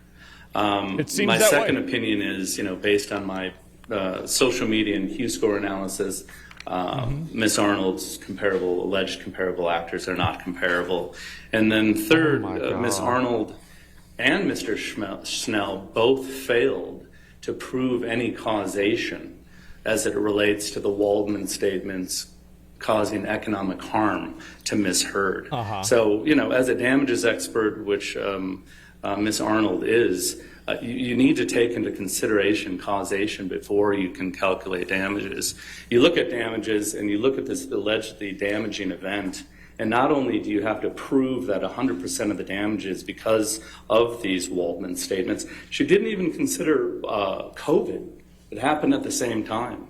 A lot of actors probably made a lot less money because of COVID. Maybe films didn't get made. And, when you do an analysis of damages, you prove causation, but you also have to look at everything else that might have caused this alleged economic harm. And she didn't look into any of that. She didn't even know what causation was. So I don't think that the damages is an appropriate approach in this case. No further questions. Wow. How did we miss this? I don't know how we missed that. Yeah, I never even brought that up. Oh no, what's this guy gonna do? Good afternoon, Mr. Banya. Here we go. Yeah, you're not a damages expert, correct? I am a damages expert, but not providing any quantitative damages opinions in this case. In this case, okay. And is it your testimony that only if a person repeats the Waldman-Depp statements could they be related to the defamation? Say that one more time? Are you saying that a person literally has to repeat the Waldman-Depp statements in a tweet for them to be related to the defamation? No, that's clearly not what he said. No, if you looked at my analysis, I did pick the 3 themes as it relates to the tweets, and I analyzed those themes, and I came up with 5 examples of when those themes were used. And you ran searches for, quote, abuse hoax, sexual violence hoax, and fake sexual violence. And you ran all those in quotes, correct? I did. So only if a person used a tweet with those words in that order And with that spacing, would they hit on your searches, correct? Objection, compound. Overruled. Yeah, so I used them in quotes because, hoax could be used in many other contexts. Yeah. So I wanted to make sure I was fitting my search with the theme of the Waldman statements. Right. So if Like, it someone wasn't a tweeted hoax. Ms. Heard faked sexual violence, that wouldn't appear in your searches, correct? Faked with an ED. It would not. Okay. No. And if they use two spaces between abuse and hoax, that wouldn't fit in your search. That's correct. Okay. Yeah. Did you? And a tweet's 200. A tweet can only be 280 characters, correct? That's correct. All right. So certain of the Waldman-Depp statements, a person could not tweet the whole thing in one tweet, correct? The whole statement in one tweet. The Waldman statements? Correct. No, you could not tweet those entire quotes. Right. Did you make any determination if there was an online bullying campaign against Mr. Depp after Ms. Heard's op-ed? I didn't look into any online bullying campaign for Ms. Heard nor Mr. Depp. Did you determine if there were tweets harassing Mr. Depp that quoted from Ms. Heard's op-ed? No, my assignment was to determine if the Waldman statements were part of the tweets that Mr. Schnell provided. I was wasn't his rebutting job. And in your analysis of when you testified before, Yeah. you never looked to see if the op-ed was quoted anywhere, correct? Objection, Your Honor. May we approach? He's right that like. Oh, All right, questions withdrawn. Next question. Okay. Now, there it is. You have no objection to Ms. Arnold's use of comparables, correct? Just the use of comparables in general. I listened to her testimony and my understanding that she abandoned that approach. But as it relates to my testimony today, my opinion was related to those specific alleged comparable actors, that they were not comparable. You're not offering an opinion as to who the appropriate comparables should be to Ms. Heard, correct? Correct. Okay. And you testified just before about the Q scores of Ms. Heard and the comparables. That was Plaintiff's Exhibit 1296, correct? I don't know what 1296 means. Okay. The demonstrative in front of you. Mine? Yes, that's correct. Okay. And you said that those were all for the winter of 2019? I said Ms. Heard's were from the winter of 2019. Because isn't it true that none of the rest of these people were from the winter of 2019, correct? That's correct. Okay. In fact, Mr. Momoa's was from the summer of 2020? Of 2020? Yeah. That's correct. Not all alleged comparable actors had Q scores for that date. What was important for me is to get Ms. Heard's Q scores right after Aquaman, but before the Waldman statements. So you weren't comparing apples to apples, correct? I wouldn't say that. I'm saying that it's not the exact same years. Well, so in the winter of 2019, that Q score comes out. That the field work dates for that is from January 22nd, 2019 to February 7th, 2019, correct? That is correct. So that would be so the field work would be starting almost immediately after Aquaman just came out, correct? Yeah, in her Star is Born moment, yes. You'd agree that for the winter of 2020, where you took Jason Momoa's Q score, would have more time to account for the rise in popularity of the film Aquaman, correct? No, because that's Well, what the actually, person if I before use Ms. said the Arnold's opposite. suggestion, these celebrities tend to have, the celebrity moment right after they have their breakout film. Exactly. So I disagree with that. I think maybe his Q scores could be lower as it relates to when I use them. That's a good point, yeah. And You that's agree literally that what for the other winter woman of said. 2020, Mr. Momoa's Q score would have more time to account for the rise in popularity of the film Aquaman.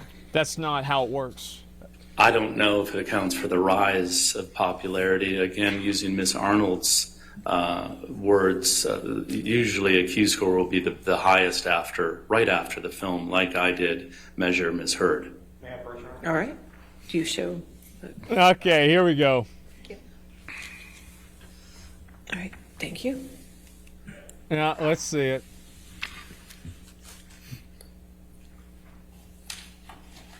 I feel like there's no way you can make an exact comparison because there's too many confounding variables. All you can do is make assumptions off of what you think is true. If you look on page 177 of your deposition transcript, you see that? I don't see a page. Is that what you handed me? You don't see page 177? At the 4 pages? 4 pages per? Oh, yes, thank you. Okay. And I asked you at lines 6 through 10, you'd agree that for the winter of 2020, Jason Momoa's Q-score would have more time to account for the rise of popularity in the film Aquaman, and you answered yes. At that time, as I am a rebuttal expert to Ms. Arnold, based on her testimony, I've learned something new from her. Exactly. Okay. Yeah, this is entirely and you didn't look at Ms. Heard's circumstantial Q-score around for that. summer of 2020, correct? She doesn't have any. And Ms. de Armas had a lower familiarity score than Ms. Heard, correct? I didn't know who she was. If I don't have that in front of me, but if you're saying that, yes. Okay. And Ms. de Armas's career trajectory has gone up since the summer of 2020, correct? I don't know. I didn't analyze her career trajectory. Okay. Could you put up plaintiff's trial exhibit 1297? Uh-huh. That was the demonstrative.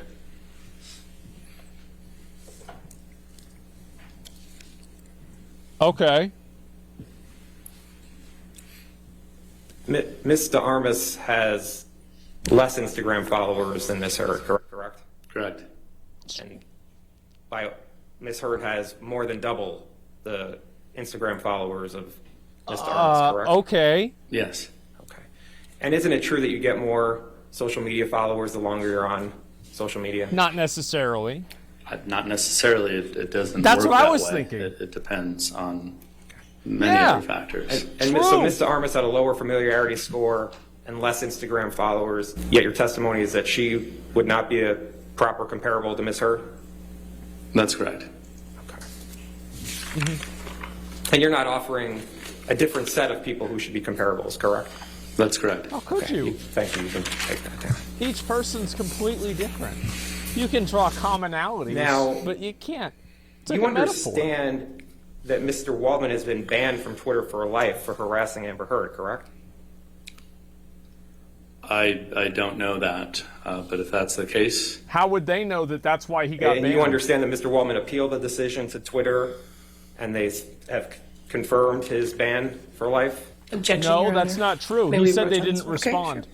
They're lying. Not only did Mr. Waldman not say that he was banned for attacking Amber Heard, he explicitly said that he didn't know why he was banned, and he sent an appeal, and he didn't receive a response. Like, that's not what he said. I remember. What an idiot. Like, You agree that in looking It's at actual Mr. hearsay, Schnell's yeah. data, It's a guess. 65% of the uses of negative hashtags relating to Ms. Heard occurred between April 1st, 2020 and June 15th, 2021, correct? correct. And you would agree that 5 of the 6 Yeah, highest I'm spikes down. of the negative hashtags were after the Deb Waldman statements, correct? Correct. Okay. And where you talked about the February 2020 spike, and the 65%, by the way, even includes the February 2020 spike of tweets, correct? That's correct. Well, there was no spike in Feb 2020 during the Waldman statements. yeah, there wasn't. Well, the spike in February 2020 was before the Waldman statements, right? Yeah. I would have you. Can we pull up the chart again if you want to talk about the spikes? Sure. Can you put up 1294? Uh-oh. The lawyer's going to have to argue against the graph? Number 1. Uh-oh. Number one. Yeah, that spike happened before the Waldman statements. Okay. And there was hardly any activity in negative hashtags until February 2020, correct? That's correct. Yes. And you understand that the spike in February 2020 was related to the partial tape that Mr. Waldman and Mr. Depp leaked to the Daily Mail, right? I'm aware that the articles were related to Heard admitting to hitting Depp. And you understand that Mr. Waldman testified that Mr. Depp and Mr. Waldman met with the Daily Mail in person to provide the partial tape to the Daily Mail. Objection, Your Honor. He talked about what the number one related to. What's the objection? Sorry, lack of foundation and. I'm asking if he knows or he doesn't. All right, overruled. So what's important to me is the fact that this spike is prior to the Waldman statements. Do you know if Mr. Waldman testified that Mr. Depp and he met with the Daily Mail in person to provide the partial tape? No. In February of 2020. To provide? It's irrelevant to my opinion. Okay. And the spike in July of 2020 came right after the last defamatory statement by Mr. Depp and Mr. Waldman. No, explain why it came. The July spike, which is number 2, is not related to the Waldman statements, and there are articles related to abuse between Heard and Depp and feces found in Depp's bed. And that's based on Google searches you did? That's correct. Okay. And the July, Yes. but the July spike in time came after the June 27th, 2020 defamatory statement by Mr. Depp and Mr. Waldman. Yes, correct? it did. It did come afterwards. That's correct. Okay. And 5 of the 6 spikes came after the defamatory statements, correct? After the Waldman statements, yes. Okay. Now, you testified before that you eliminated shares and likes of the Depp-Waldman statements from your analysis, right? Repeat that, please. Did you say that you eliminated shares and likes of tweets that included the Depp-Waldman statements? That's correct. When I was doing my analysis, I noticed the exact same text was a part of many of these tweets. Yeah. Don't shares and likes disseminate the negative information? They do. That's quite possible. They do.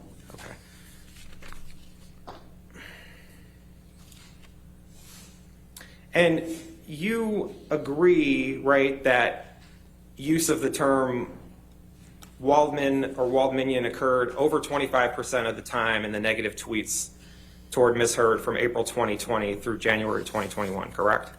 Although it's irrelevant to this case, it has nothing to do with the Waldman statements. That's what Mr. Schnell says. You don't disagree with the search results, correct?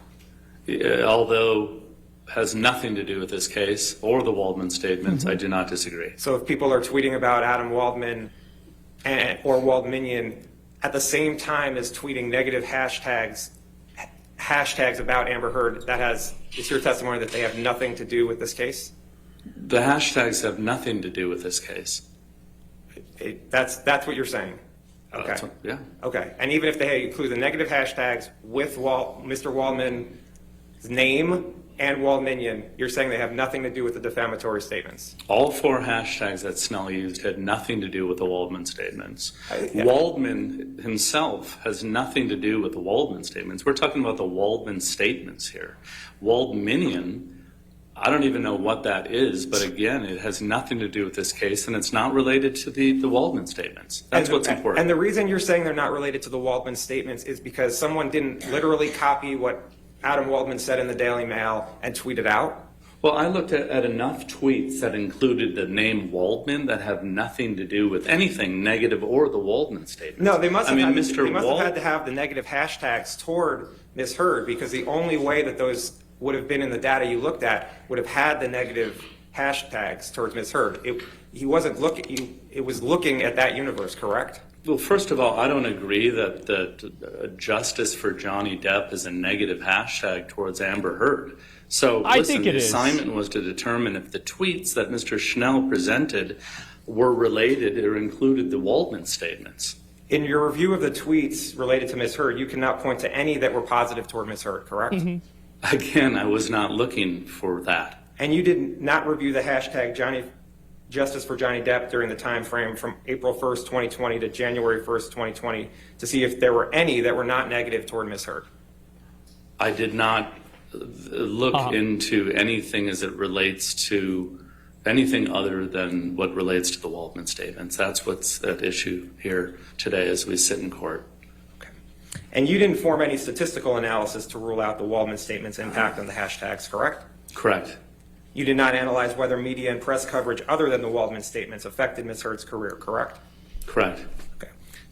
Looking at the exhibit that's in front of you, where you have the numbers here, those you said are related to Google searches?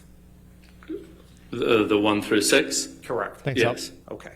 Thank And you. can we put up plaintiff's 888?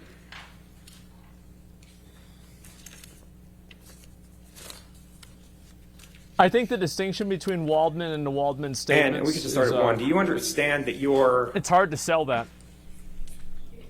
He shouldn't have said that. That was stupid thanks. to say. And 888, it's page 76. These are the documents you relied upon for your opinion today? Yes.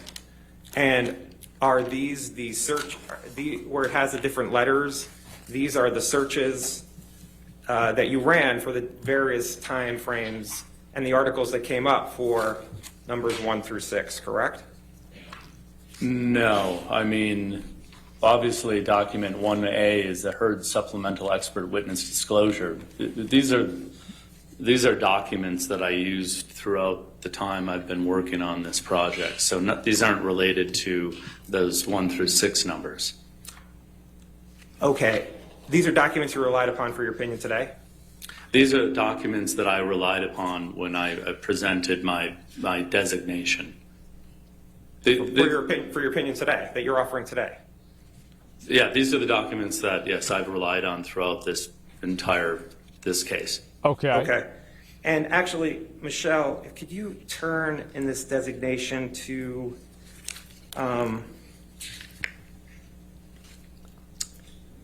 let's see.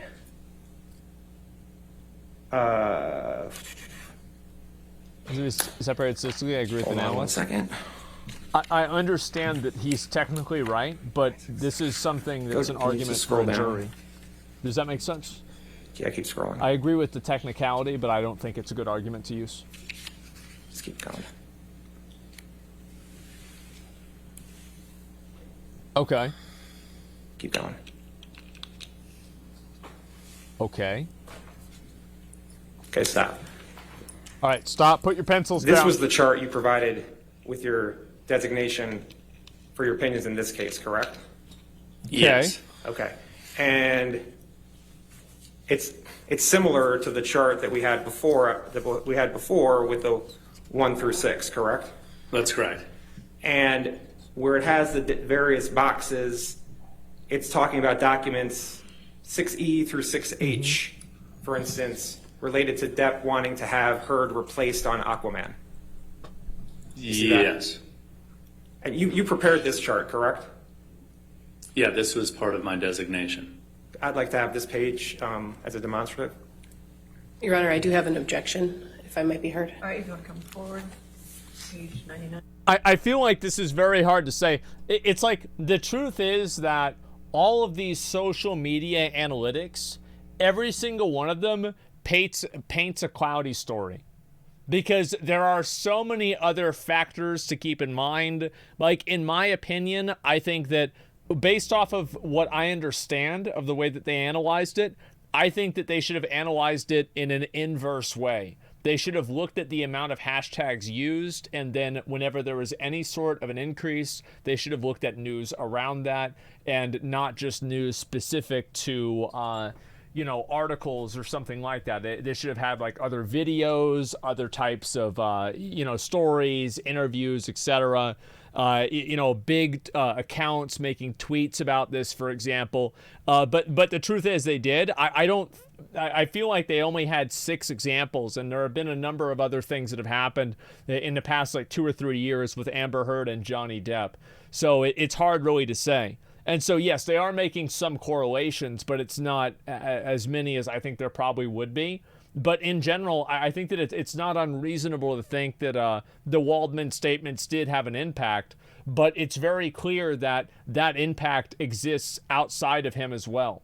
Because there were a bunch of other people, before he even said anything, that were saying justice for Johnny Depp.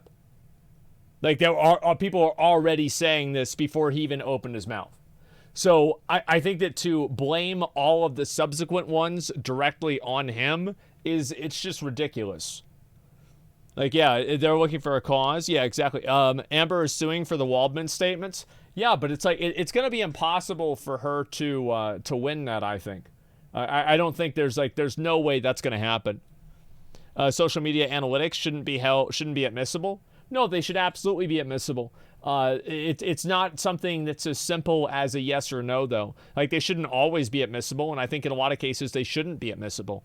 But I think in some cases they should be, and I think in this, especially whenever the other witness drew a comparison, and I think that if you're drawing a comparison, you should look at other things that you can compare. I think that makes sense. Sure. That could apply for Johnny as well, though? Yeah, I think so. I absolutely think so. And that's probably the biggest defense that Amber's team has, is that basically what they said and the bad stuff that they said didn't cause Johnny Depp to get removed. But I think the biggest argument that Johnny Depp has that Amber Heard doesn't have is that it's very obvious that the public sentiment was against Amber Heard and for Johnny Depp, which wasn't the case for him. So you would have to have a much more specific reason to have it be defamation. Do you see what I'm saying? You can't prove manipulation of social media. They haven't. Yeah, sure. Your deleted messages, not offensive messages. Your auto deleted messages that deletes non offensive. Oh yeah, it's not perfect. Okay, here we go.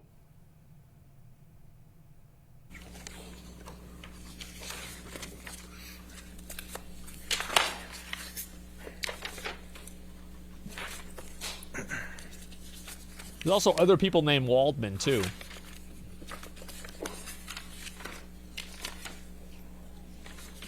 Just keep that in Mr. mind. Banya.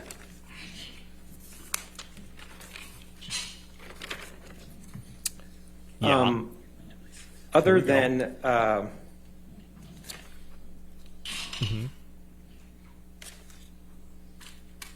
Yes.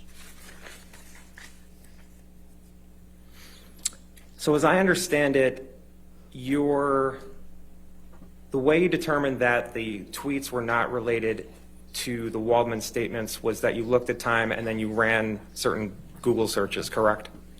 Correct. And then the top 3 hits came up. Correct. And then you looked through the article to see if the Waldman statements were there? So as it relates to any trending event, any defamation that's happened online, any allegations of economic loss because something went viral, going to Google, looking at the spikes in time and going back in time to see what was happening on those top 3 sites will give you an indication of the best results that were being served at that time. So something viral that's happening would appear most likely in those top 3 Google results. Trends. This And is just the same so stuff record's I clear, use. if we could go back to page 76 of this document. Let's see how popular Lost Ark is. Numbers 6A through 6N, going to the next page. Those are the headlines of the searches that you found. Let's find out. Correct. And you don't disagree that that negative tweets toward Ms. Heard have continued throughout the analysis of the tweets, correct? Of course not. I'm not looking at whether they're negative tweets or those hashtags are negative. I'm determining if those tweets are related to the Waldman statements. Well, okay, and you have no opinion whether the tweets were positive or negative towards Ms. Heard. That's what you're saying. Yes, I'm just analyzing whether or not they're related to the Waldman statements. It's probably both. Okay. Thank you. Nothing further. All right, redirect. I have no further questions of this witness, Your Honor. Thank you, Mr. Banya. Yes. Sir, you can leave the courtroom or you please. Thank you. All right, your next witness. I wish he had explained more about how the difference is, like what the difference is between the Waldman statements and Waldman himself. I think that it would have been better for everybody to hear what the difference is, because there is... Yeah, discuss the case and don't do any outside there is a research. Sorry, difference. we'll just take a short break. Yeah, he's a feces expert. You got nothing on it? Yeah. What's this here? Let me go back and double check. I agree, but they're running out of time. Yeah, it's a good point. Just an amazing waste of Amber Heard's time. That's very true. I just... All right. So just so that we're on the same page, you can have a seat. Keep standing the whole time. All right. Just so we're on the same page with Mr. Knight's testimony. Actually, could Mr. Knight go back out, please?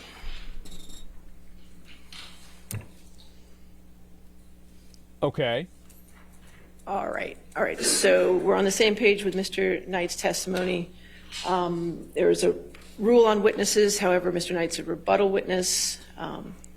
The purpose of excluding witnesses from the courtroom, usually it's a courtroom, is to deprive a later witness of the opportunity to shape testimony to correspond with that of an earlier witness. Makes sense. The issue we have here, obviously, if it was a direct witness in the direct testimony, you had time to do a rule on witnesses, let them know about the rule on witnesses. With a rebuttal witness, it's a little different because they didn't know they were going to be a witness. You didn't know they were going to be a witness. I understand that part. The problem is the courtroom in this particular case appears to be the world. So what we have to do here is I'm going to do a voir dire, and I'll allow both sides to ask questions as well of Mr. Knight to see what he has seen of the case, and I'm just going to use the factors that the case law in Virginia uses, which that's us, yeah. The factors to consider, because the court does have broad discretion to permit or prohibit a witness to testify in this particular circumstance. So the factors I'm going to consider is if the impropriety was intentional, which we'll find out, the prejudice attached to it. Also, if the excluded witness learned about substantive aspects of the case from an earlier testifying witness, and whether that knowledge had any effect on his or her testimony. So those are the three factors I'm going to look at in weighing this decision. So keep that in mind when you do your voir dire. And it's my understanding that the evidence that Mr. Knight will testify only relates to Hicksville. Is that correct? Okay. All right. Now we can have Mr. Knight. All right. Let's see it.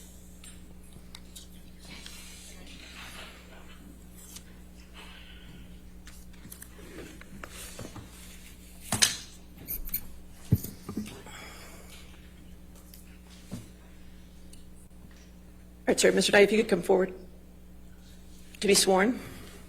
This guy dressed up. I like that.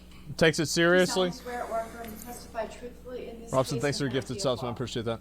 Thank you, guys. Sir, if you could just have a seat, please. He doesn't know what the fuck's going on.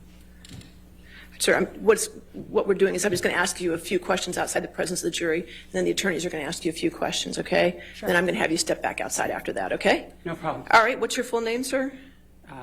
Morgan Higby Knight.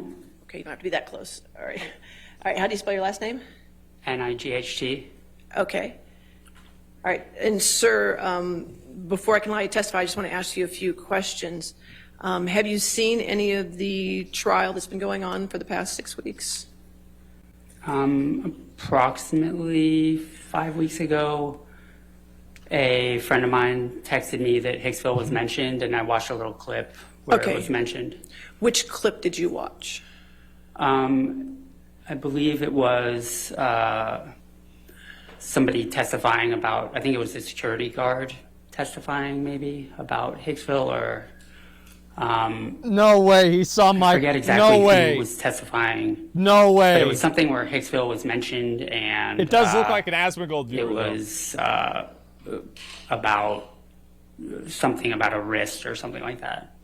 All right, and what did you do after that? At some point, did you get in contact with attorneys? So I didn't reach out to them. No way. I didn't really care. The, no way. The innkeepers that worked at Hicksville before reached out to them and said, we saw some stuff that wasn't true, and then they asked, is it okay if I give the attorneys your phone number?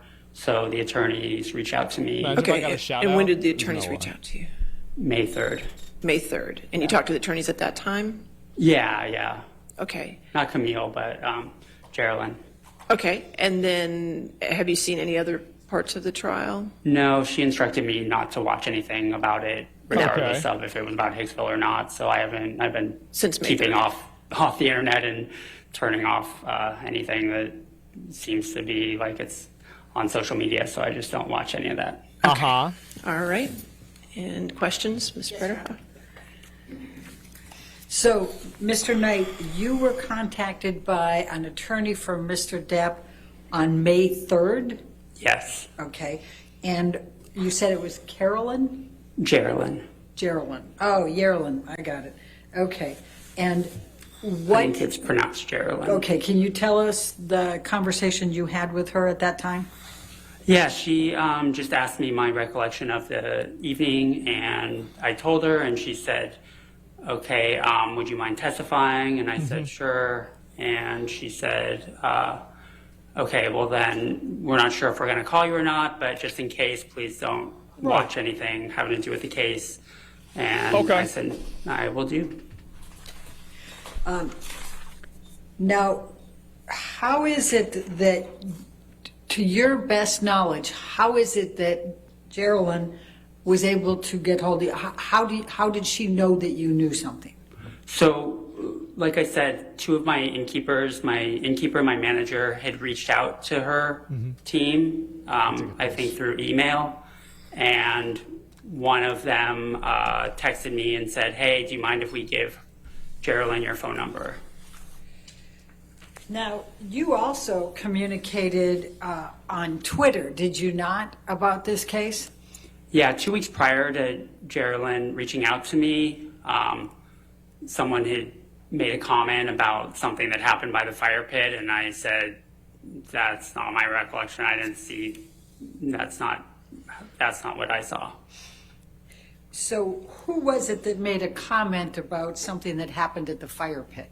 So once I was told about the fact that Hicksville was mentioned, I went and did a Twitter search of Hicksville trailer. So it was, I don't know who it was, but I was just like, what are they saying about Hicksville? And so that was why I did a search, just to see, because it was weird and fascinating, because the night to me wasn't that remarkable in the context of all the different experiences I've had at the Trailer Palace. So explain to me, please, what you mean by you did a trailer search. So if you go to Twitter and you put in keywords and do a search, all the tweets regarding that subject come up, or anything with those keywords in it. So that is how I found the tweet that I replied to. Okay. And how many tweets did you find that mentioned Hicksville when you did that trailer search?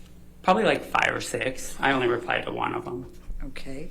And what do you recall those tweets saying about Hicksville?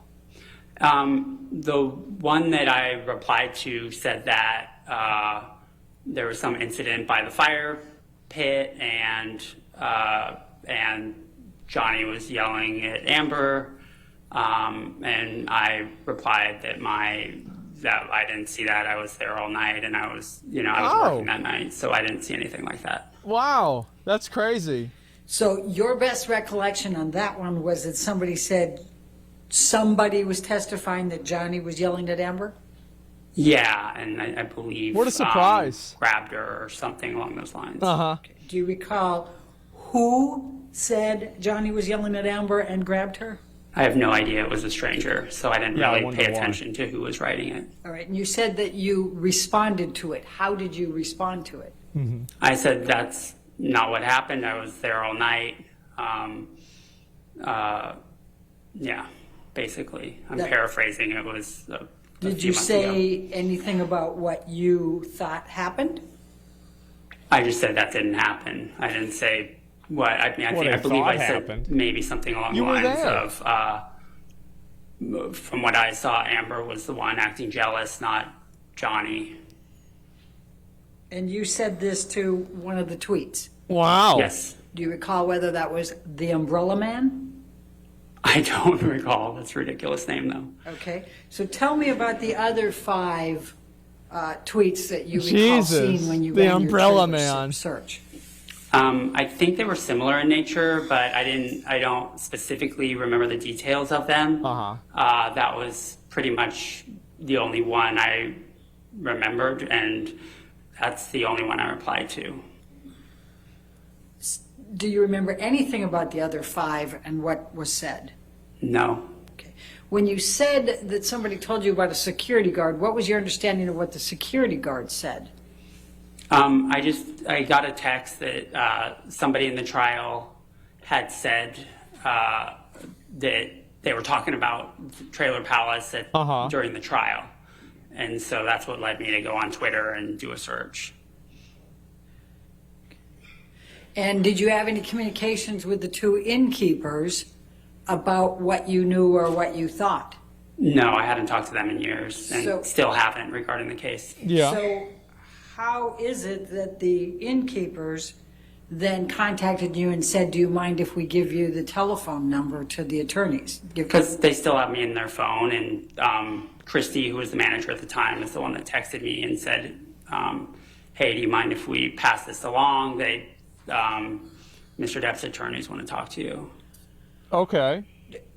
Do you mind if we pass what along? Your phone number. Right, but how is it that, what is the communication you had with the innkeepers that even led them to understand that you believed you had knowledge about the Hicksville incident? Oh, how'd they know? There was no conversation. They knew because they were both working that same night. Jenna was the innkeeper, and she was there along with me that night. Christy was the one who texted me, and she had come in the following morning for her shift. And I slept over. I was live-in innkeeper that night. So I'm trying to understand. So just based on the fact that 7 years ago, they happened to know that you were working that night. 9 years ago, and it's because I was there with them. My math, well, it's 2022 right now, and that was what year? Oh, that was 2013. You're right. Okay. So how is it that out of the blue they remembered 9 years ago that you worked there that night and that you might have some knowledge? I mean, to be honest, like, we do get celebrities sometimes, but yeah, that's why they remember was, you know, it's not that unmemorable. It's not like it's any other night of the week. Yeah. So I'm sure they remembered the specifics of that night. Because it was Johnny Had Depp. Mr. Depp's attorneys ever attempted to contact you before? Duh. No. Had you ever attempted to contact Mr. Depp's attorneys before? No, I had no interest.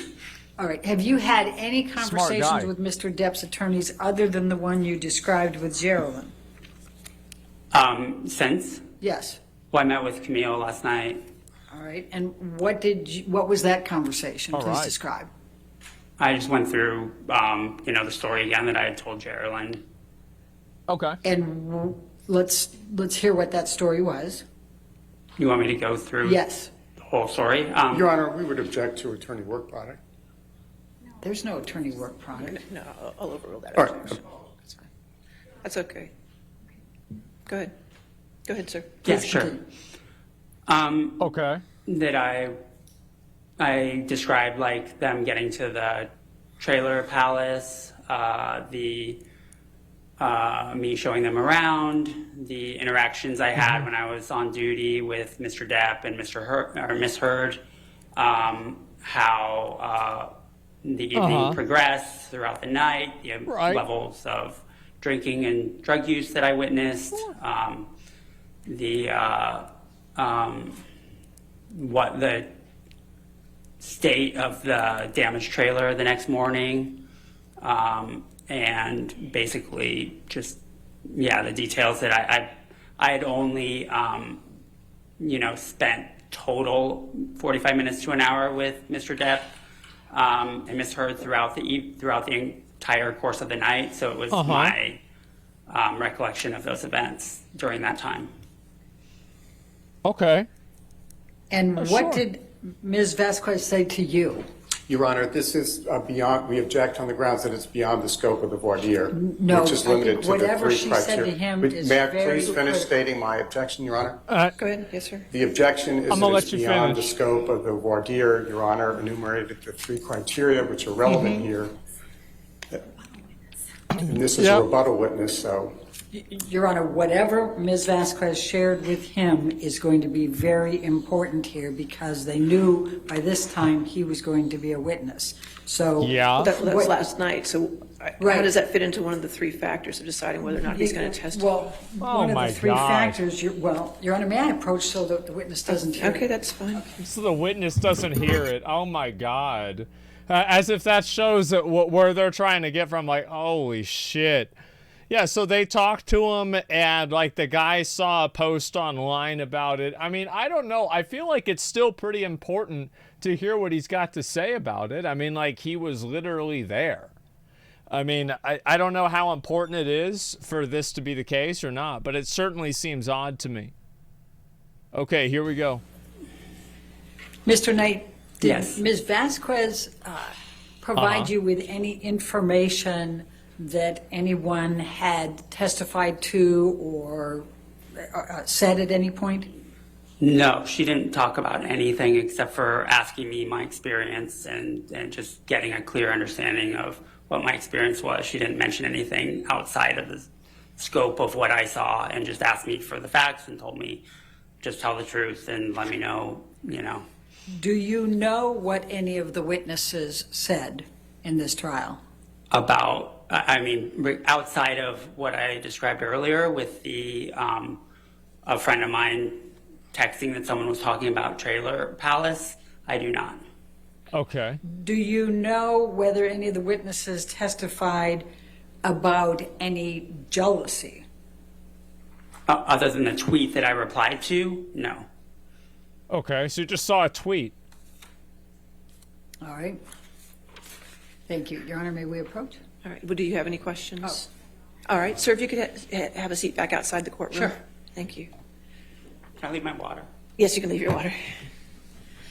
Oh, so he's probably going to be coming back. Okay, so yeah, he's just expecting that he's going to come back for sure. Oh my God, what if any? Yeah, exactly. He confirmed. Yeah, he'll be back. I saw a tweet. Yeah, I mean, I think there's probably a lot of people. Like, my expectation is that there are probably a lot of people who say that they're not going to look at anything about it. But it's like, this is such a big thing. I mean, there's no way somebody didn't see anything about it. I find that to just be so unlikely. And like, yes, obviously they have to follow, you know, yeah, it's just like it's going to happen. But I don't think that's necessarily a guarantee that means that they're doing the wrong thing. Now, if this dude had said, oh my God, if this dude had said he saw it on AsmonGold clips, holy fuck. I can only imagine. Like, that would be fucking crazy if that shit happened. But like, yeah, no, argue with the judge. Yeah, of course they're arguing. Yeah, it's a little more prevalent than most world news right now. Well, that's because it's more relatable. This is more relatable. Like, there's somebody that got bombed in some country. Like, I don't know. I've never seen a bomb. You know, what does that really look like? You know, whereas, like, this is an actor. Oh, we saw Pirates of the Caribbean. Oh, it's that guy? Oh, shit. And his girlfriend says he's an asshole? He drinks a lot? Yeah, I believe he drinks a lot. Yeah, sure. And so it's really accessible. That's the truth, right? Amber looks nervous. Well, that's because these are people that actually had experience in this. And also, like, this person, as far as I know, I might have misunderstood, but they worked at the place that Johnny Depp went to. So this isn't like Johnny Depp's 30-year friend that lives for free in one of Johnny's houses. This is just like a guy that was there. Yeah, that's about it. I'd be nervous too if I was lying. Yeah, true. And, oh my God, Twitch star AsmonGold coerces witness to testify in favor of Johnny Depp. Yep, there you fucking go. Furthering the patriarchy. Oh, I understand that exactly. And I love all the pictures on the walls nobody cares about or knows about. Well, pictures on the wall, I didn't even notice that at all. And, yeah, all of Amber's friends fit that description. Oh, that's actually a good point. Yeah, all of Amber's friends were also living in Johnny's houses. Holy shit. Unbiased witness is the most credible? Yeah. It seems like this is an actual unbiased witness, which is why, of course, why Johnny Depp's, or sorry, Amber Heard's team is trying so hard to get it thrown out because they don't want to have that guy. Yeah, they don't want to have that guy come out there and talk about stuff because he might make them look bad. Exactly. And what's this here, an Aswell viewer? What do you think about the tweet, Amber Turd? Honestly, the fact that they said it now 5 times in the courtroom, we've still got, and there's more gas in the tank too. Yeah, there's more fucking gas in the tank. We could go up to 6, 7, maybe even 8 times this could happen. Absolutely. And check the judge's face. I mean, I think this judge is probably just exhausted. Like, if you want me to be like, give me like my honest opinion, like, I think that a case like this, and like especially being a judge in a case like this, must be incredibly exhausting, right? Because you know that no matter what ruling that you make, people are going to turn it into something that it's not. Everybody is looking at you. People are constantly fucking probably trying to get your attention, interview you, talk to you, annoy you, something like that. It's a lot of stress. I mean, obviously that's probably one of the reasons why they don't show the jury, is because like the jury got leaked. Apparently, I think this is in the Kyle Rittenhouse case. It's probably happened in other cases as well. And it just completely voids the case, in my opinion, on things like this, because whenever something like this happens, then everybody knows who it is. So like, if they render a judgment that people in general, or that a lot of people disagree with, it puts a target on their back. Yeah, and I'm not saying that necessarily that with the mafia. Yeah, I think they did that, absolutely. And let me look at the rest. The judge is the true victim. I mean, in a lot of ways, yeah. You don't want to sway the jury. Yeah, but people will.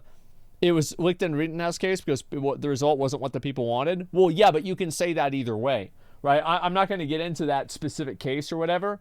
And in my opinion, I think most people did probably want that result, but it depends. It depends on like kind of who you ask.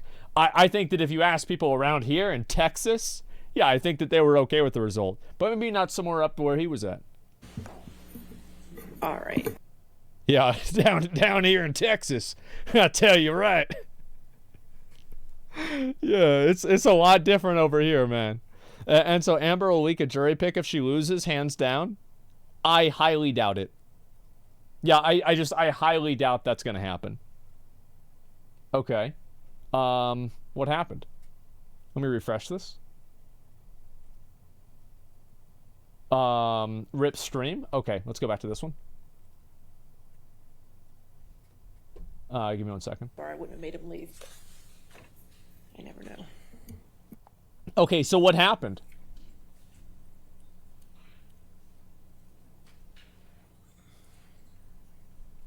Yeah, what happened? Oh no, he's coming back now. Okay. All right, sir, if you could just stay up, you could just stay there while we get the jury, okay? All right, are we ready for the jury? Okay. Yes, Your Honor. Thank you. I'll just mute this for now. Let me know whenever this one's back, okay, guys? Yeah. Yeah, he's coming back, obviously. In front of the jury, okay? Okay. Volume? Yeah, thanks. I forgot about that. Let me change it again. Okay, that should be good.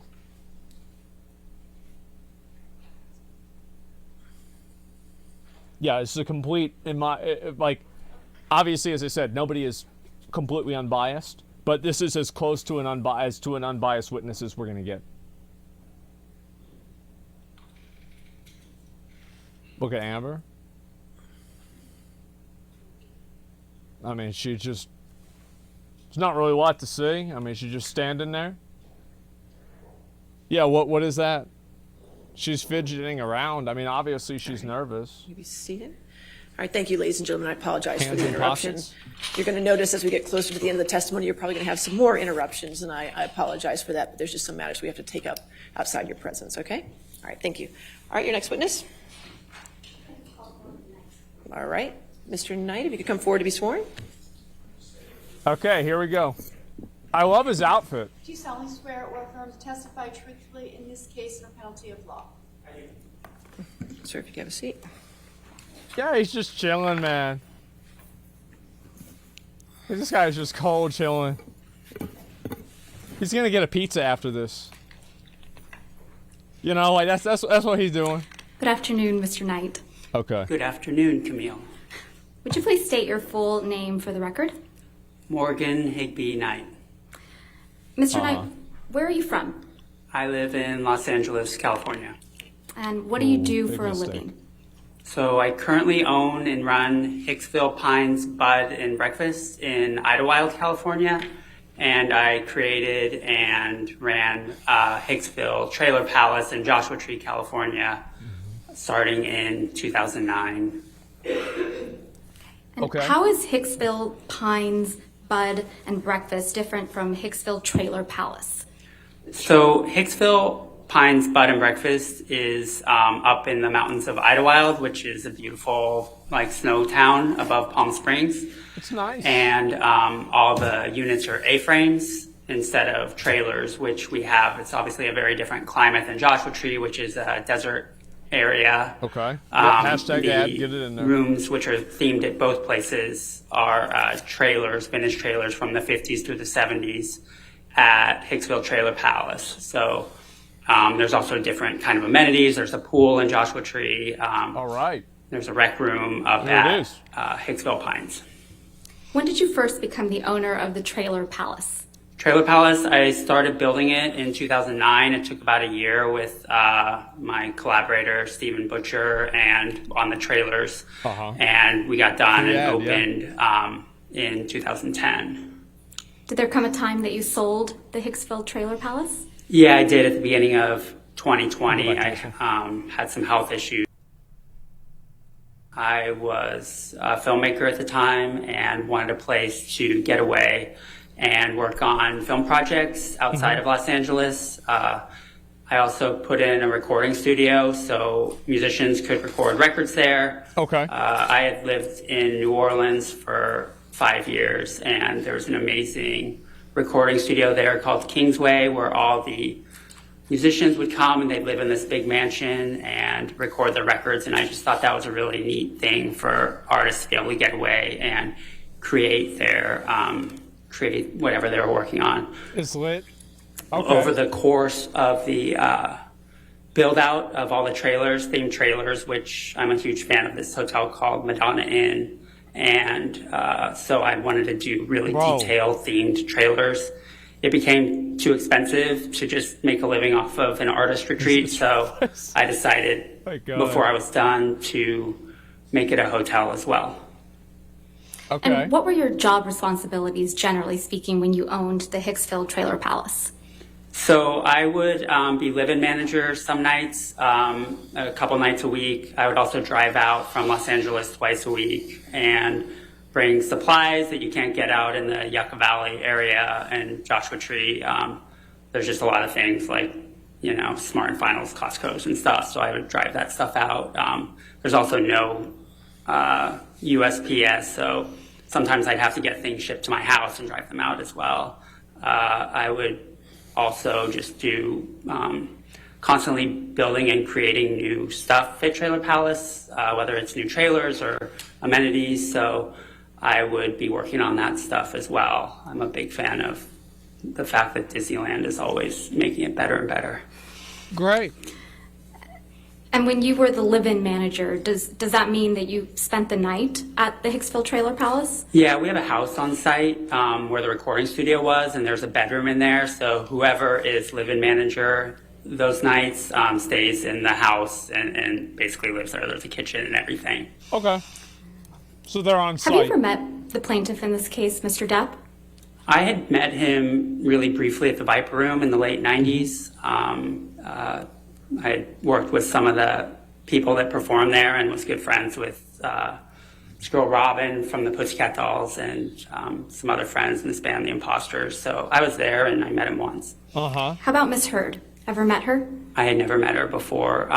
They were guests at the hotel. Yeah. When was the first time that you met Mr. Depp and Miss Heard together? In late May 2013, when they were guests, Mr. Depp's assistant Nathan had rent out the entire place so they could have a night there in privacy. And what do you recall, if anything, about Mr. Depp and Miss Heard's arrival to the Hicksville Trailer Palace? Okay. Mr. Depp got lost,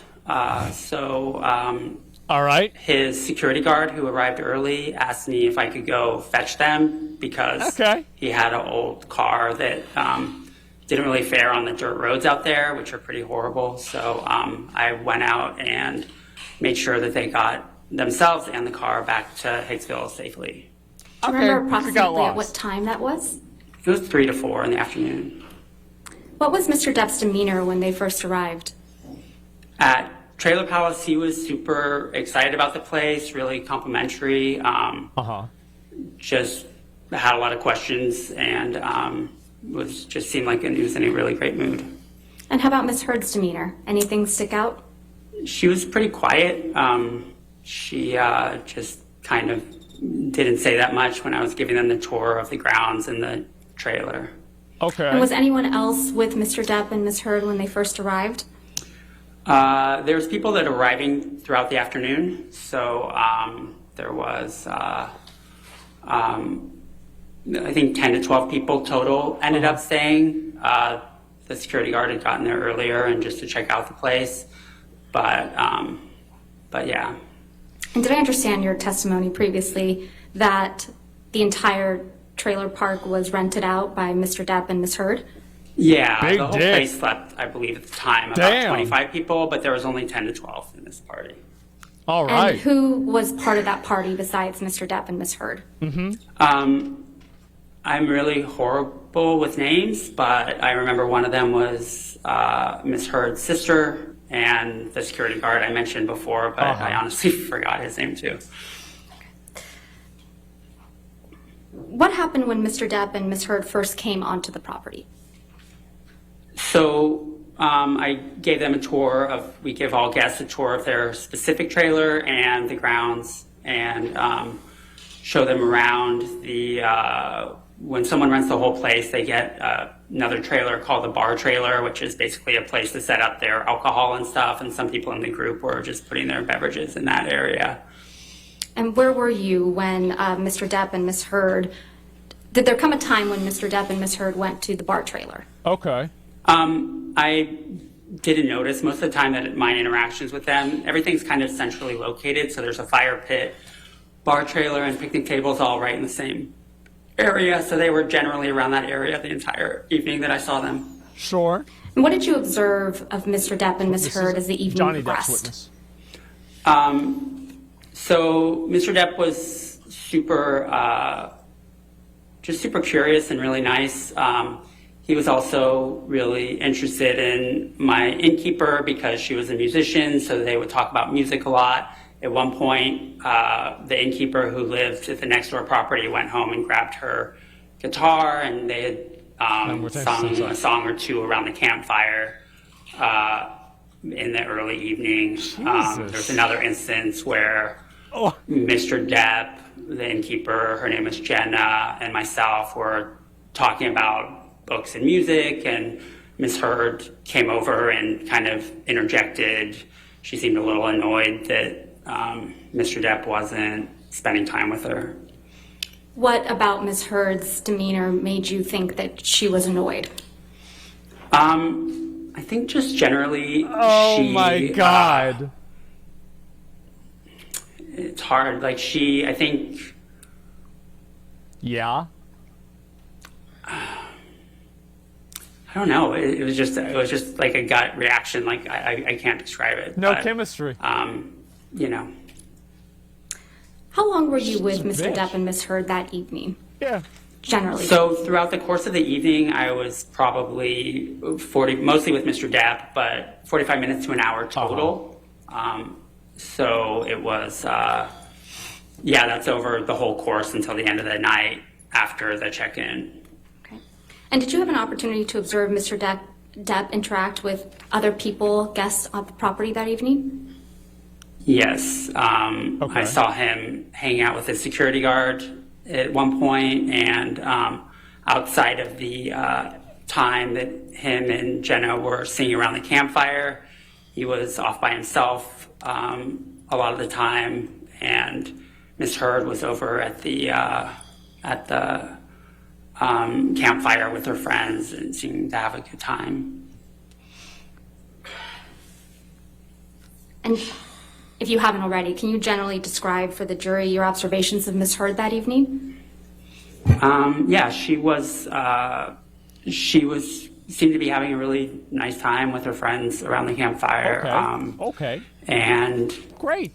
Yeah, everyone was in a pretty good mood. Wow. Did there come a time in the evening that you observed Mr. Depp and Ms. Heard have a disagreement or an argument? Yes. I was speaking with Mr. Depp, just one-on-one, talking about Hicksville, and Ms. Heard came over and she said that I want to talk to you and seemed really upset about something. So I went and back in the house because it was really, they went off on their own and she started yelling at him, and I didn't want to hear it. It honestly was really triggering because I've been in an emotionally abusive relationship before. Objections. Move to strike. What's the objection? You're up, or may we approach? Okay, sure. Sorry, this is too good of an argument that makes my my client look bad. Let's write that. Delete that. Delete that. It makes me look bad. Yep, get it out of there. Yeah, it makes me look bad. Damn, this is too close to home. Yeah, I mean, of course, right? Like, that's the thing. Objection triggering. Yeah, let's look who really got triggered there. It was the fucking lawyer. Whenever she got to hear that. Yeah, this is a good argument. No. Only we can make emotional arguments, okay? No. He can't make an emotional argument. That's not how this works. Holy shit. Mr. Knight, will you please just explain for us what you observed when you saw Mr. Depp and Ms. Heard having an argument? Yes.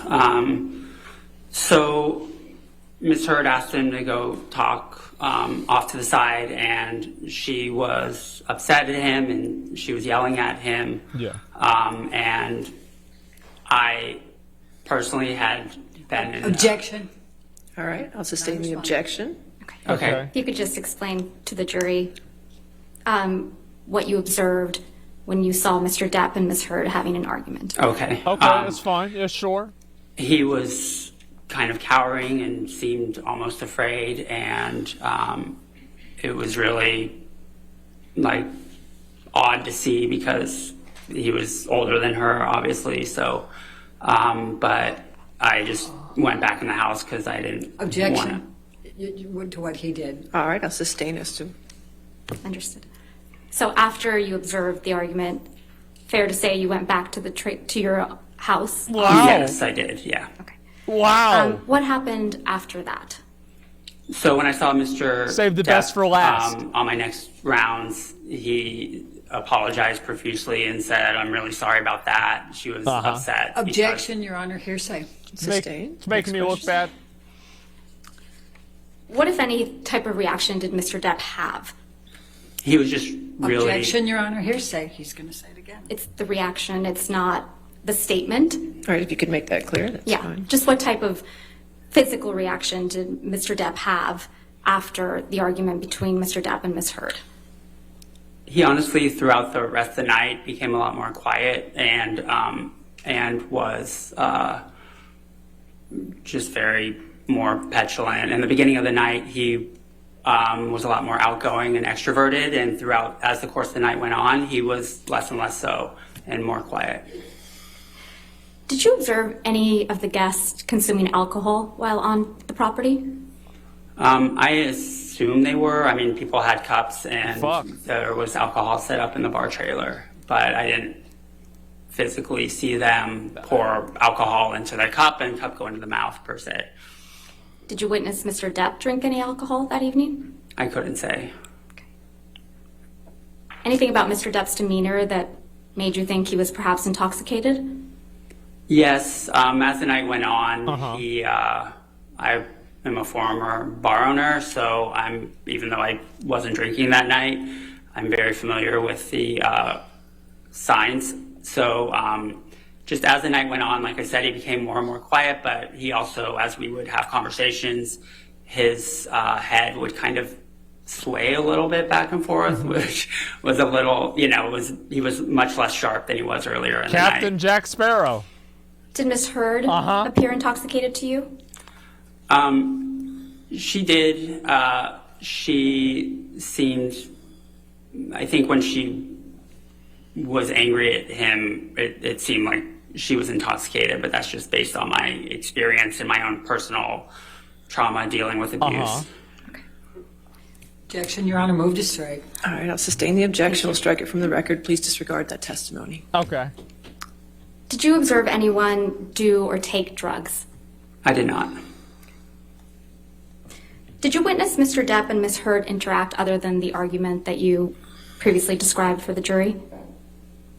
At the end of the night, I heard a commotion. I was inside the house and came out. I couldn't tell what was going on. Yeah. And Mr. Depp and Ms. Heard were having a discussion about I'm not sure what, but then they went to their trailer. At that point, a lot of people had already gone to bed. So it just kind of petered out. Everyone went to bed, including myself, and I didn't hear anything else the rest of the night.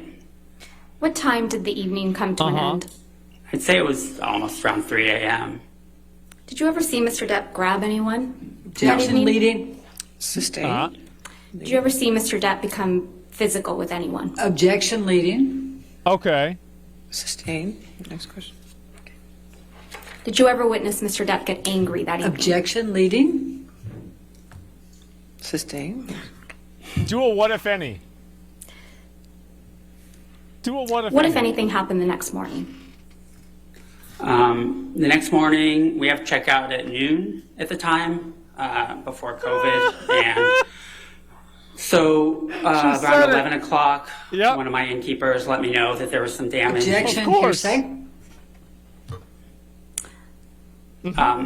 Did something happen that caused you to go to Mr. Depp and Ms. Heard's trailer?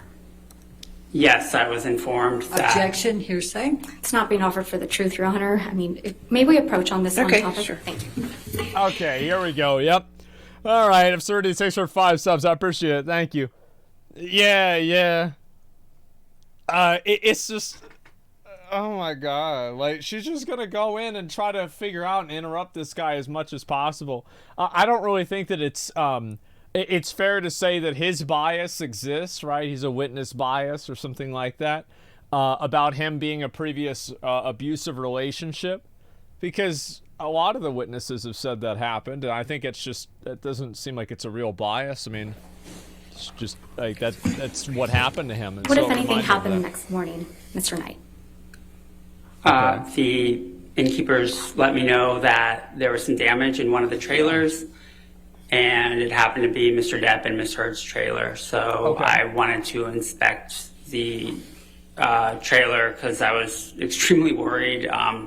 All those trailers that Steve and I worked on were like my babies, and the one they were staying in was the only one that was mostly original and restored 1950s style, and so I was very concerned. So what did you observe when you went to the trailer?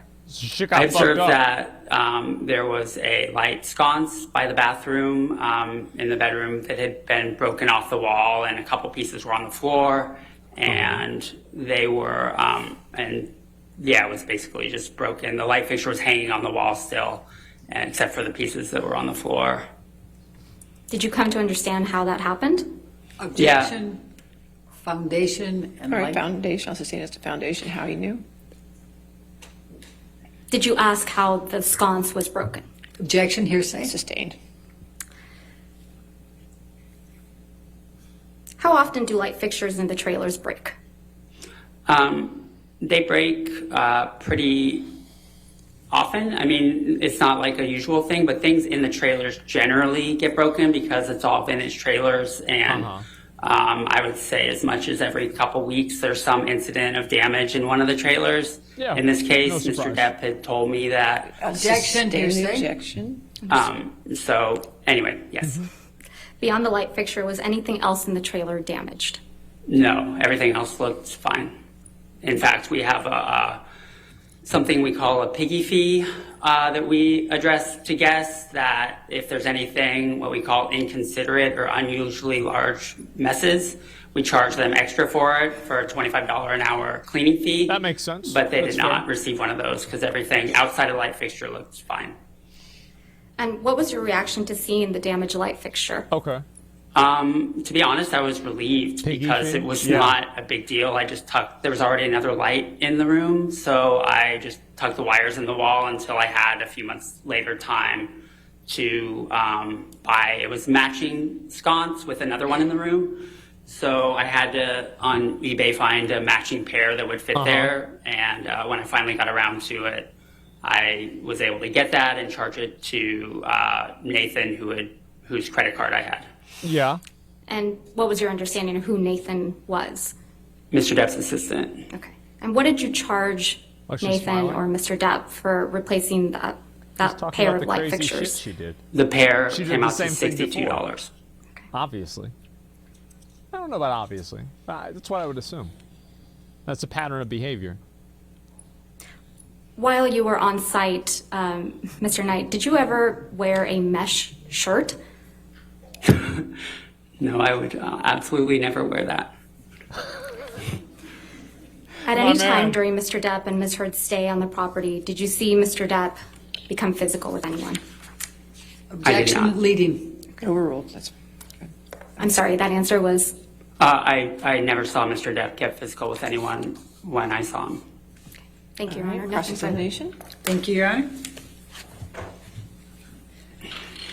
Mr. Knight, you are a pretty big fan of Johnny Depp, aren't you? Oh, here we go. I am not. To be honest, damn. Throughout the evening, Sorry, I just asked you one question. Oh, I didn't apologize. ask you the rest of that. I You apologize. wanted to participate in this trial, didn't you?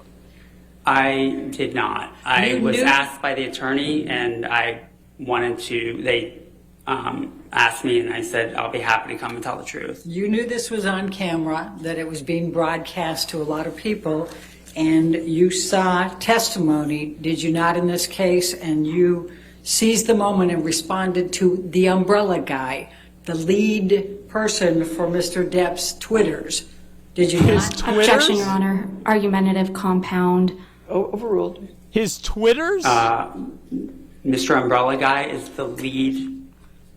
The lead. You what? know that he This leads is one the of the most tweet. predominant pro-Depp Twitters out there. Fuck you, I have Elaine. no idea. I don't care or follow the Umbrella Guy.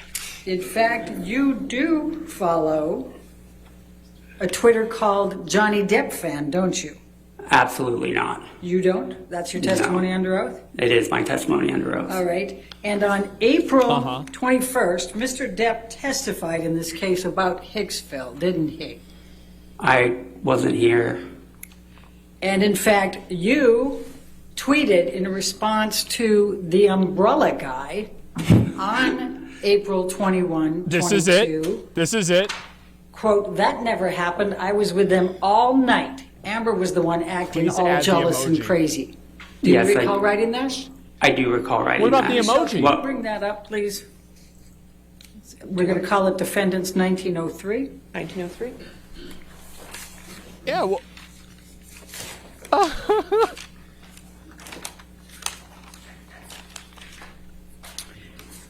And I'm going to go ahead and ask Let's you see. to redact. How many people does he Leave follow? in the umbrella guy Following and the 82 people. date. Let's see if he follows the guy. and the bringing in the Hicksville. Your Honor, I'm sorry. I'm going to scroll down and see if I can find it. Yeah, he does. He does follow them. It's right there. Johnny Depp fan. It shows him as him following him. Assuming that's a guy, I don't know. While she's working on that, did you write and direct a piece called Matters of Consequence back in 1999? What? I did. And didn't Mr. Depp's first wife, Lorianne Allison, work as a makeup artist on that? She absolutely did. Okay. And while we're looking at that, Can change name. 4 days That's true. after you tweeted to Umbrella Man, I was Umbrella Guy. Umbrella Guy. Okay. Well, all right, now we have this up. I'm going to ask you to take a look what is Defendant's Exhibit 1903. Do you see that? Yeah, let's. I do. Okay, and That's from that umbrella guy on 4/21/22, correct? Correct. And it says bringing in the Hicksville incident Holy accusations. shit. Do you see that? I do. And there's clearly Mr. Depp testifying there, likely a video, right? Okay. And you respond, that never happened. I was with them all night. Amber was the one acting all jealous and crazy. Do you see that?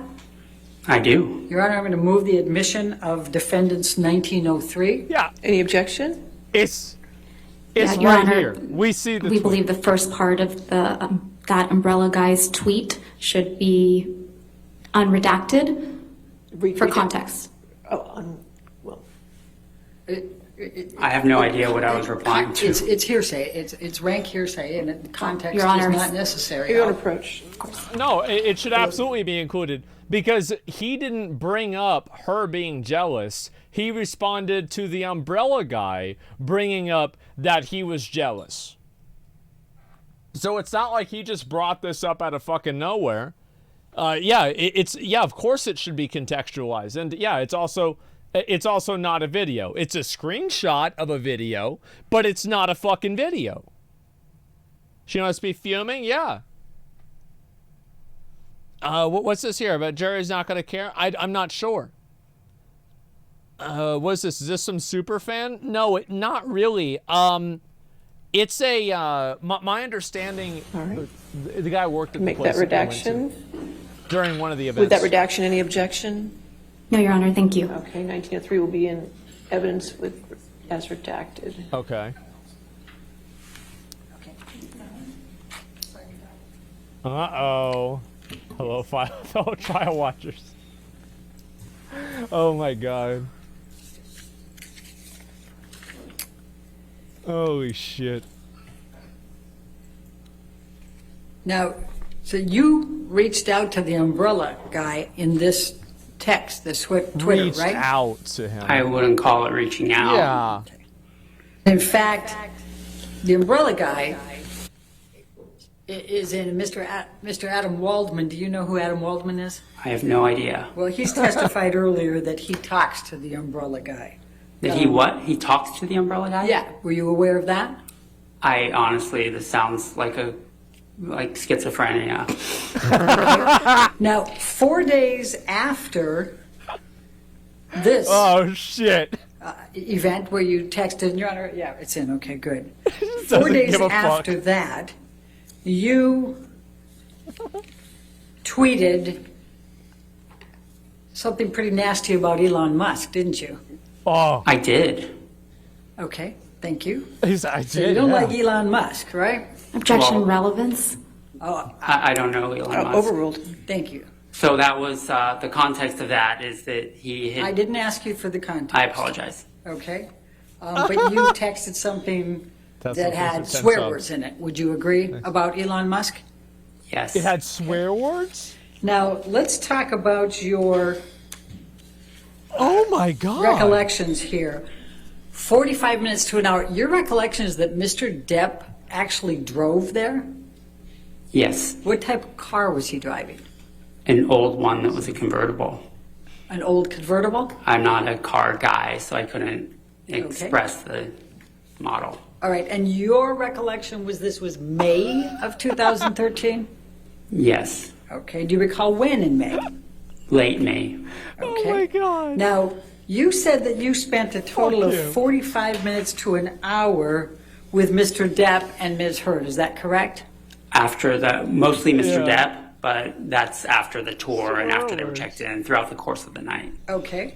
And you don't recall any of the people that were there other than Ms. Heard's sister and the security guard, correct? I don't recall any of their names. Do you remember how many of them were female? Probably not. I believe it was predominantly female. Do you remember how many Okay. males were there? I don't, outside of the security guard. Do you remember what any of the other people looked like? They honestly just seemed like youngish hipsters, like for lack of a better term. I know that previously a couple of them had stayed at Hicksville Trailer Palace. That's how Yeah. they knew about the place. Yep. So you don't This guy's a recall seeing legend. how much anybody had to drink that night, correct? Uh-huh. I did not witness that. And do you recall the use of drugs at all? I did not witness that. Okay. Were you sitting at any point with these people at the campfire? I was not. And when you said that that you saw Ms. Heard and Mr. Depp, and Ms. Heard was yelling at Mr. Depp, where were they? She pulled him for a chat, and it was off towards their trailer, like a little bit off towards the dirt. How many feet were there between the campfire and their trailer? The campfire and their trailer? Yes. Approximately 75. Okay. So where in that 75 feet did Ms. Heard pull Mr. Depp and yell at him and he cowered? 20. Okay. 20 from the campfire. From not the trailer. campfire. Yeah. So your testimony is that Ms. Heard grabbed Mr. Heard, pulled him 20 feet Mr. over, Heard? yelled at him, and he cowered. Is that 6? Yes, that's what I witnessed. And then did they go back? I went inside the house. So you don't know whether they returned to the campfire or they returned to their trailer? I do not. Okay. And do you know whether there were any disagreements or physical communications, anything of that nature at the campfire? I do not. Do you know whether Mr. Depp did anything to anybody else at the campfire? How could he I possibly didn't see know anything. Okay. Do you know whether Mr. Depp grabbed anybody's wrist and asked them if they knew how many pounds of pressure it took to break their wrist? I wasn't there the whole time. Okay. Is it your testimony that Mr. Depp and Ms. Heard went last to their trailer? Everybody else went before That's what them? she said he could. The rest of the people, I think about half of them had already gone to bed, and they went, it was all around the same time at the end of the night that the rest kind of scattered. There might have been a couple of people that went right after them or right before, but it was all around the same time. Okay. So your recollection is that when Amber and Johnny Depp went back to their trailer, that dissipated. Everybody then left at that point. Yes. Okay. All right. Now, how far away was your house that you were staying in from the trailer that Amber and Johnny Depp were staying in? I'd say it was about 75 feet away. Okay. Okay. And the next time that you saw or heard anything was when you went there in the morning and saw the broken sconce. Is that Yes, correct? I didn't hear anything after went to bed. Okay. Okay. And that's the extent of your knowledge? Yes. Okay. I have no further questions. All right, redirect. Okay, here we go. Mr. Knight, how did you get involved in this trial? I got a text from one of our old employees who I then talked to for Objection, years. hearsay? Don't tell us what the text said. Why are you Just getting so how did you get pressed, involved? I got a text. from- Chill out. I got a That's still hearsay. You're under Okay. objection. Overruled. Yeah. Thank you. Go on, Mr. Knight. I was asked if it was. no. I'll sustain Objection, that. hearsay? Apologize. What did you? I got a What text. did you received a text? Okay. Yes. From and From a former employee. Okay. And how long had it been since you had heard from this former employee?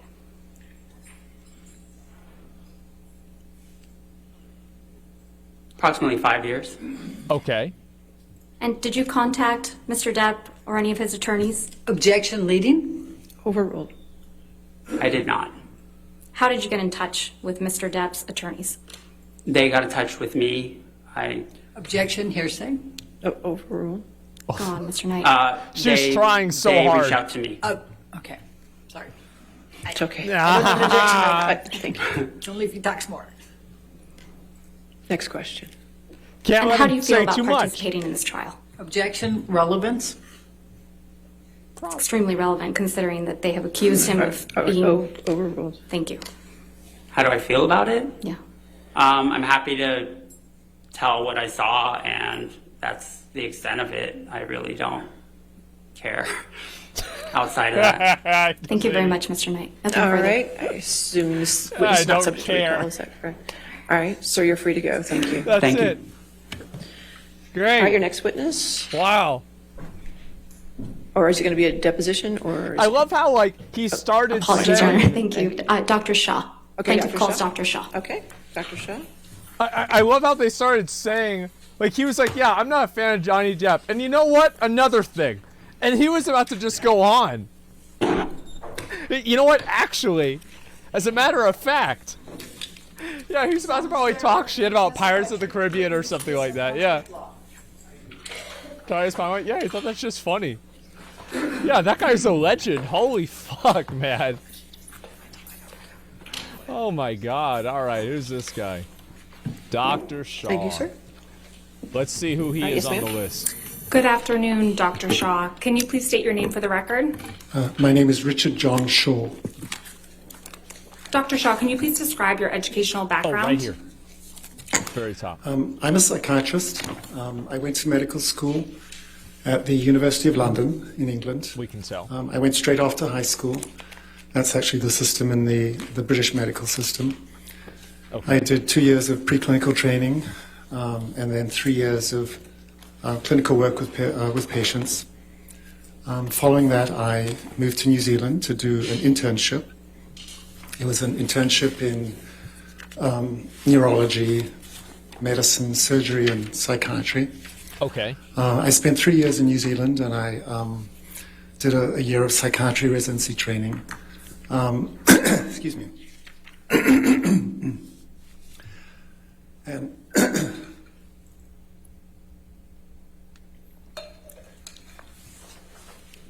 Yeah, I get nervous too. Excuse me. Following that, I moved here to the United States for the first time and did a residency in adult psychiatry at the Albert Einstein College of Medicine, Dr. which is in New David York. That was 4 years of training in the Bronx. And I also did some subspecialty training in family therapy, couples and family therapy as in my fourth year. And after that, I moved to California, and I've worked at Stanford. I studied at Stanford. I did a fellowship in child and adolescent psychiatry, and I've been at Stanford pretty much since then. Okay, sure. Dr. Shaw, what is your current position? I'm a professor of psychiatry in the Department of Psychiatry at Stanford. I also run what's called the Psychiatry Consult Service at the Children's Hospital at Stanford. That's nice. What, if any, professional certifications have you received? I have what's called board certification in adult and general psychiatry. I obtained that from the American Board of Psychiatry and Neurology in 1991. And then I obtained subspecialty board certification in child and adolescent psychiatry in 1993. Are you a member of any professional organizations in the field of psychiatry? Yes, I am. I'm a member of the American Academy of Child and Adolescent Psychiatry. I'm also a member of the Academy of Consultation Liaison Psychiatry. How long have you been practicing psychiatry? If you include my training in psychiatry residency in the US, that would be since 1985. Is that approximately 35 years? Yeah, I think so. God damn. What percentage of your practice involves treating patients? Approximately 3/4 of my time is working with patients. I work in the pediatric hospital, treating a combination of mainly children and adolescents with severe medical conditions. Shit. But also working with parents of children who have severe medical conditions. I also consult to the pediatric emergency room, and we evaluate patients who show up with suicide attempts and other serious situations. What does the remaining quarter of your practice entail? Well, as a professor, I have to do a number of academic activities. So I do research, I do a lot of teaching, I give lectures, I supervise residents, medical students, and fellows in psychiatry. I do some administrative work. So it's a pretty diverse, varied day and week. It seems that way. Can you tell the jury a little bit about your research and academic work? A lot of my research has involved looking at the issue of trauma and PTSD in parents who have medically fragile children. A lot of these parents are naturally really affected by their Makes sense. It their sucks. child's illness and develop trauma symptoms. Yeah. So I've developed some interventions to try to help parents, provide support and treatment to reduce their symptoms of trauma. Fuck, that sucks, man. Have you published articles or books in your area of expertise? Yes, I have. I've published approximately 70 or probably closer to 80 peer-reviewed manuscripts in different scientific journals. I've also published a number of book chapters on various topics, approximately 30. And I have published 3 textbooks, one of which has gone into a second edition on topics that are related to my area of expertise. And one of them actually is about the treatment of PTSD in parents of premature infants. Wow. Okay. Have you published a book through the APA? Actually, all of those books were published through the APA, the American Psychiatric Association. They have a publishing house, and that's been my publishing company. What is the APA? The APA, the American Psychiatric Association, not to be confused with the American Psychological Association, is a professional organization that represents psychiatrists in the U.S. The last time I looked at this, I think there's about 37 or 38,000 members. And the APA has many different roles. One of it is advocacy in psychiatry in the US, but it also has an important role in terms of education. So they host an annual scientific meeting every year in which psychiatrists will present their research. It publishes a number of journals in the field, and from time, fairly frequently it publishes guidelines for professional practice or about ethical guidelines that they hope that the members will follow as part of their practice. Like what the ones ways that are you other involved guy with did. the APA? Yeah, remember? Yeah. I mentioned my publishing. I also present at the scientific meetings. I last presented in 2021 during COVID. It was virtually, but on the topic of group therapy for parents with trauma symptoms. Sure. I follow the APA and their various guidelines. I think it's a really influential and important institution.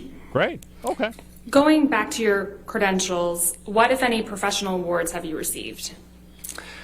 I've been given several teaching awards at Stanford University, and the American Academy of Child and Adolescent Psychiatry that I mentioned honored me with an award for service to my specialty several years ago. I don't remember exactly when. Have you given any public presentations in the field of psychiatry? Yes, that's part of our work as an academic psychiatrist, is to lecture, to give presentations. Jesus! So I present fairly frequently at annual Holy scientific meetings, shit, as man. I mentioned. I've been invited to give grand round presentations at different medical centers, including University of Pennsylvania and Harvard. So that's just part of our role is to try to educate our colleagues about our work. Okay. Have you testified as an expert in the field of psychiatry before? Yeah. Yes, I have. On how many occasions? I would estimate, in terms of deposition and trial testimony, approximately 50 times in the past 15, 20 years. Wow. There's a lot. What type of cases did you testify as an expert in? They're pretty varied. So some of them have been medical malpractice. I've also done a number of cases evaluating victims who've been subject to physical or sexual assault or trauma. Sucks. What work were you asked to do in this case? My role in this case was to give my opinions about the testimony and opinions of Dr. Spiegel, whom you heard from yesterday morning. And what work have you done to form your opinion? I was present yesterday in court listening to his testimony. Dr. Smeagol. I have viewed his depositions. He had 2 depositions earlier this year, and I watched those depositions.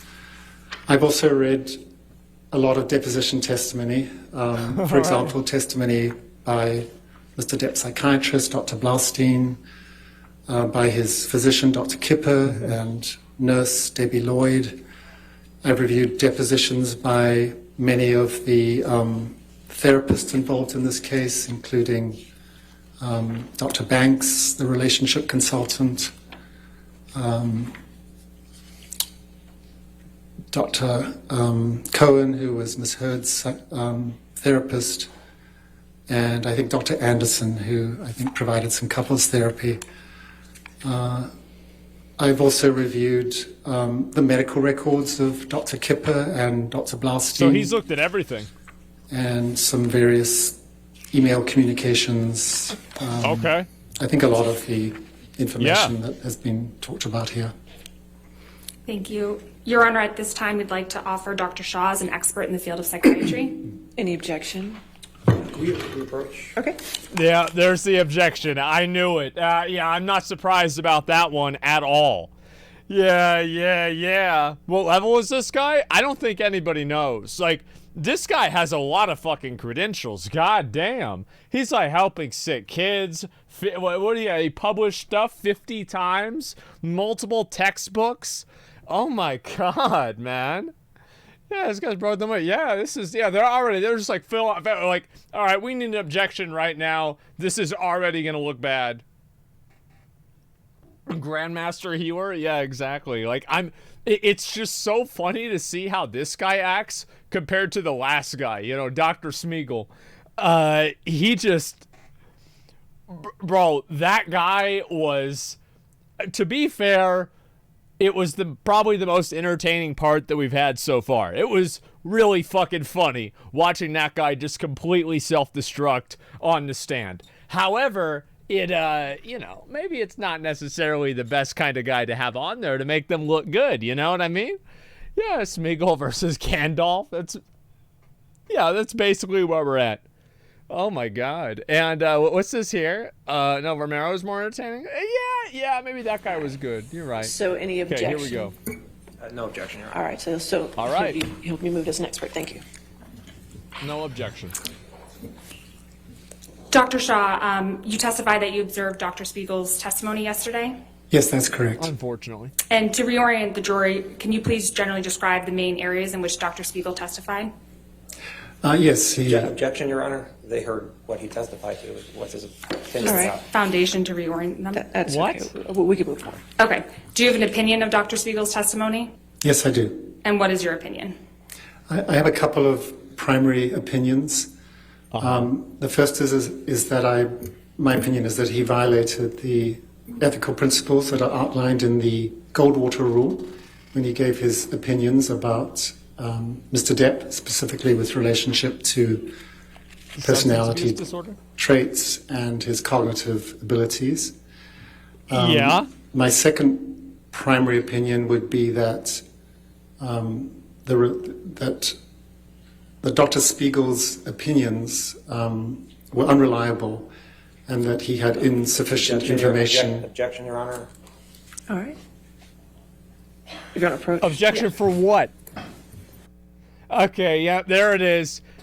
So this guy, the first thing he does, I've had multiple opinions. First one is he violated the ethical principles. Like, he's like, objection, we're losing. This is not, no. I mean, come on. Let's call a timeout. Yeah, nope. Expert on the stand, experting.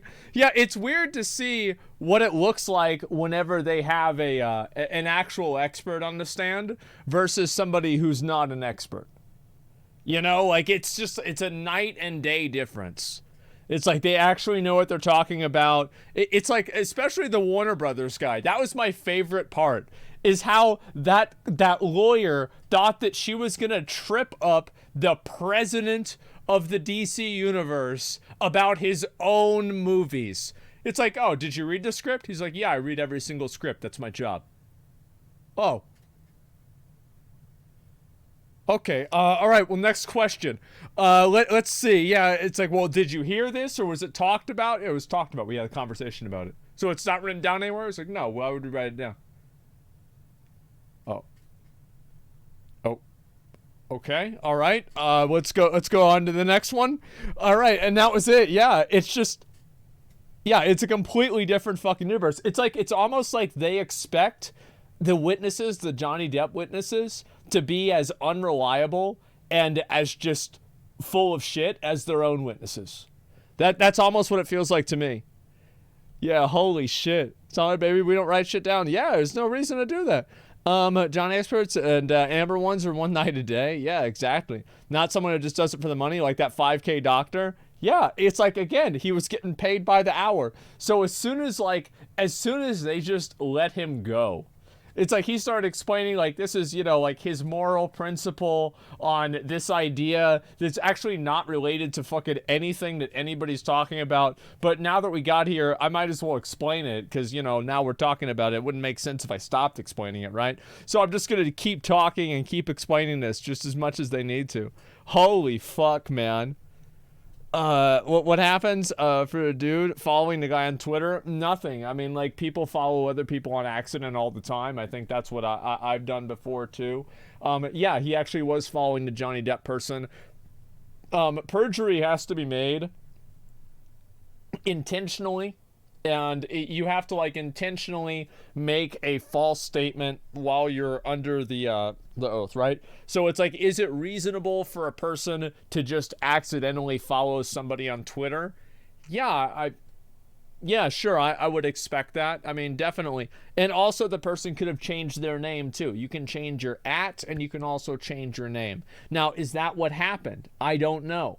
But there are a number of circumstances that could be the case. And I don't think it's necessarily unexpected. You just unfollowed? Yeah, I mean, of course. Why would he doesn't want to deal with that shit. But yeah, I mean, we clearly saw that he was following him, right? I opened it up on my stream. It was right there. I don't know. Do I still have it up there? It looks like I do not. Okay, so I can't pull it up again, unfortunately. I'm sorry, guys.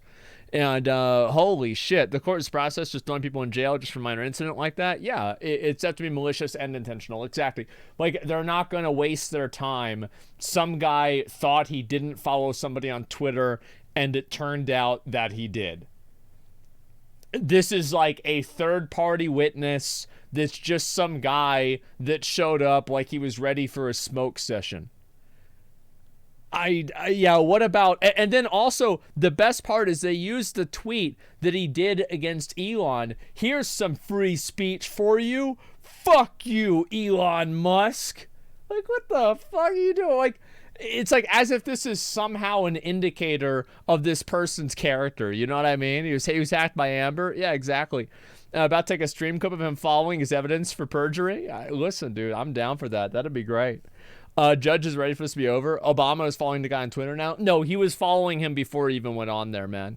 Yeah, exactly. What the woman on yellow does every day. So her job, she's called the stenographer. I believe that's the word. And she just literally types up every single thing that's said. That's all she does, is just type everything onto a document. Yeah, she's a typing machine.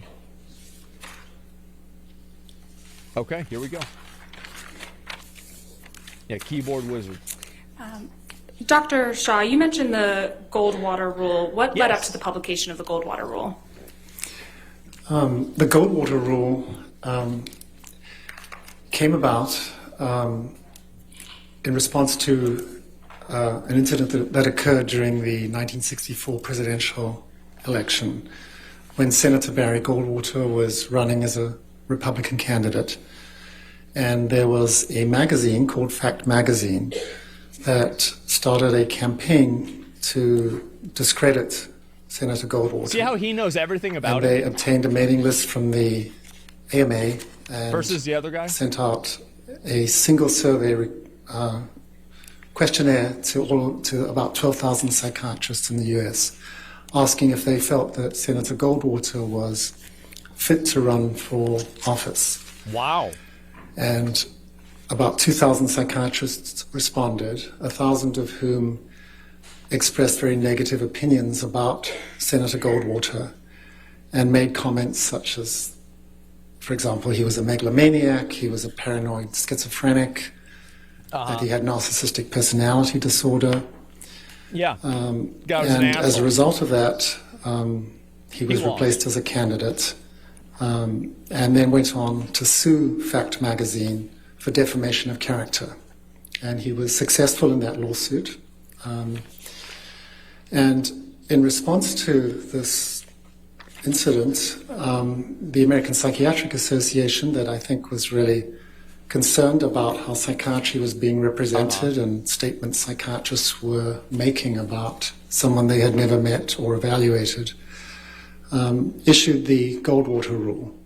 And the main premise of the Goldwater Rule was that it was improper for a psychiatrist to render a professional opinion about a public figure unless they had personally and closely evaluated them. Which makes sense. What justifications did the APA provide, other than the ones you mentioned, for enacting the Goldwater Rule? They wanted to make sure that psychiatric illness wasn't being stigmatized. Yeah. They wanted to... That's a very good point. Ensure that individuals weren't defamed by statements made by a psychiatrist that weren't backed up by medical evidence. Defamed? And they also wanted to preserve the integrity of the psychiatric profession, since I think the public in general, when a psychiatrist speaks out publicly and expresses an opinion, a psychiatric opinion, people generally like to take that seriously, and the APA wanted to make sure that those opinions were credible and could be relied upon. Have there been any That makes updates sense. to the Goldwater Rule? Yeah, since 1973, which was when the Goldwater Rule first came out, Holy shit. there have been a number of revisions and publications by the APA, they're called Annotations in Psychiatry, in which the Goldwater Rule has been better defined and expanded to some degree. So, for example, in 2017, in this this publication, the APA reasserted that it was not ethical to provide a psychiatric or professional opinion about someone who had not been evaluated personally by that psychiatrist, that it was unethical to provide an evaluation without obtaining consent from that individual. And consent. They also sort of really kind of defined what a professional opinion is, and how they defined it is that an opinion that a psychiatrist expresses about someone's speech, behavior, or any characteristic about that person, if that opinion is made using the expertise, experience, and knowledge inherent in the practice of psychiatry, that is considered a professional opinion. So it might include making a diagnosis or not making a diagnosis. And so it doesn't include making, it's not I think only a couple diagnosis. of important things about that 2017 document were that the APA specified that if a psychiatrist is to give an opinion about someone, about the diagnosis or personality characteristics, whatever, that they have to follow an appropriate methodology. They have to do an evaluation that follows the standard practice of a psychiatrist here in the US. And if they don't do that, they are considered to be, affecting the integrity of both the psychiatrist and the psychiatric profession. That's what they would be considered. And this revision of the Goldwater rule definitely received a lot of support. The president of the APA at the time stated that breaking the Goldwater rule was irresponsible, stigmatizing, and definitely unethical. So that was a very strong statement from the president of the APA. Yeah, I would say so, absolutely. What other medical big. organizations have weighed in on this issue? Yeah, the number of organizations have their own sort of version of the Goldwater rule. The American Medical Association, that represents physicians in the U.S., has an annual meeting, and they have what's called a Council of Ethical and Judicial Affairs, and they had a meeting in 2017 in Honolulu, and they came out with their own statement about the issue of whether physicians can provide opinions without directly evaluating somebody. And their opinion was that physicians should refrain from giving a psychiatric diagnosis about any public figure, including celebrities and people in the media. So this was even in the AMA? Are there exceptions to the Goldwater rule? Oh, this is good to know. There are exceptions, yeah. And I think Dr. Spiegel had a lot to say about this yesterday when he was saying that if you couldn't express an opinion without evaluating someone, it sort of made the whole specialty of or role of experts in the court sort of null and void. But there are exceptions and situations in which an expert can give testimony in court. So one good example would be if there was a medical malpractice case, or if there was a case that involved a patient who'd committed suicide and the courts wanted to find out whether the psychiatrist had followed appropriate practice. The expert can review medical records. Like one of his patients? And can give an opinion based on those records, provided those records have sufficient information, for example, about the diagnoses, about the treatment, about how the patient was responding or not responding to treatment. Did you form an opinion about whether Dr. Spiegel complied with the Goldwater rule? Well, my opinion is that he did not. He expressed a number of professional opinions about Mr. Depp that we heard about yesterday. And again, he did so without an evaluation, without consent. He did not follow the guidelines of the APA in the 2017 revision, where it was considered important that there be sufficient information obtained by that expert to give an opinion. So I would definitely felt that his conduct, unfortunately, did violate the Goldwater rule. And Dr. specifically, what Spiegel in opinions shambles. that Dr. Spiegel gave yesterday do you feel violated the Goldwater rule? Yeah, I think that, well, there were sort of two primary ones. The first that you heard about was that Dr. Spiegel had professional opinions about Mr. Depp's personality. And he talked a lot about how he believed that Mr. Depp had narcissistic personality traits. So, and he also, talked a lot about narcissistic personality disorder.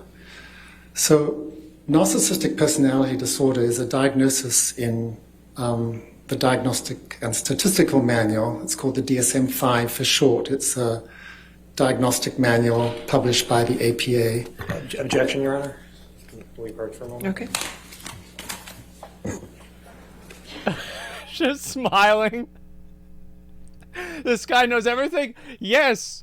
It's his job. He's a lecturer. You know what the odds are? Is he probably gave this same lecture to his students 20 years ago. This is just like another day. Yeah, he's an actual expert. Yeah, he knows what the fuck's going on because it's his job to know what the fuck is going on. Exactly, yeah. He knows. Yeah, it's great, man. Holy shit. And every year since then. Yeah, exactly. So this guy... he's got 37 fucking years experience. He's published 50 times, written multiple textbooks. Yeah, big fucking surprise. He knows what he's talking about. Yeah, and like, it's so funny whenever you compare him to the last guy. He's like, Goldwater rule, yeah, so, isn't he dead? Isn't Goldwater dead? So then, yeah, where's the rule? It's not there. How can you have a rule if he's dead? Holy fuck, man. Go ahead, Dr. Shaw, please continue.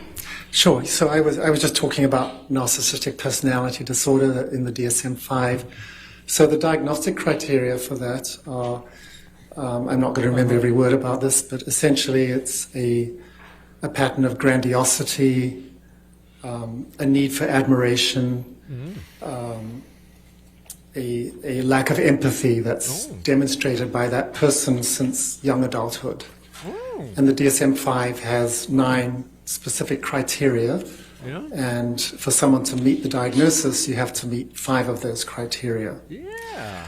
And so when, as a psychiatrist, we're trying to make a diagnosis of any personality disorder or any diagnosis in general, the normal professional guidelines would dictate that we would do a very careful diagnostic interview. And there are actually interviews specifically written to assess personality disorders. It's also possible to have the individual fill out questionnaires. There's something called the Narcissistic Personality Inventory. Okay. This is a 40-item checklist that taps into various components of narcissistic personality disorder. And it's also possible to get psychological testing, like the MMPI that I think you heard about in reference to one of the other experts here. Test, I believe. So with all of this information, including collateral information from family members, work colleagues, information of that sort, it is possible to come up with a diagnosis of narcissistic personality disorder. So in the case of Dr. Spiegel, he had none of this information, even though he came out and stated with what he described as a degree of medical certainty that Mr. Depp had narcissistic personality traits.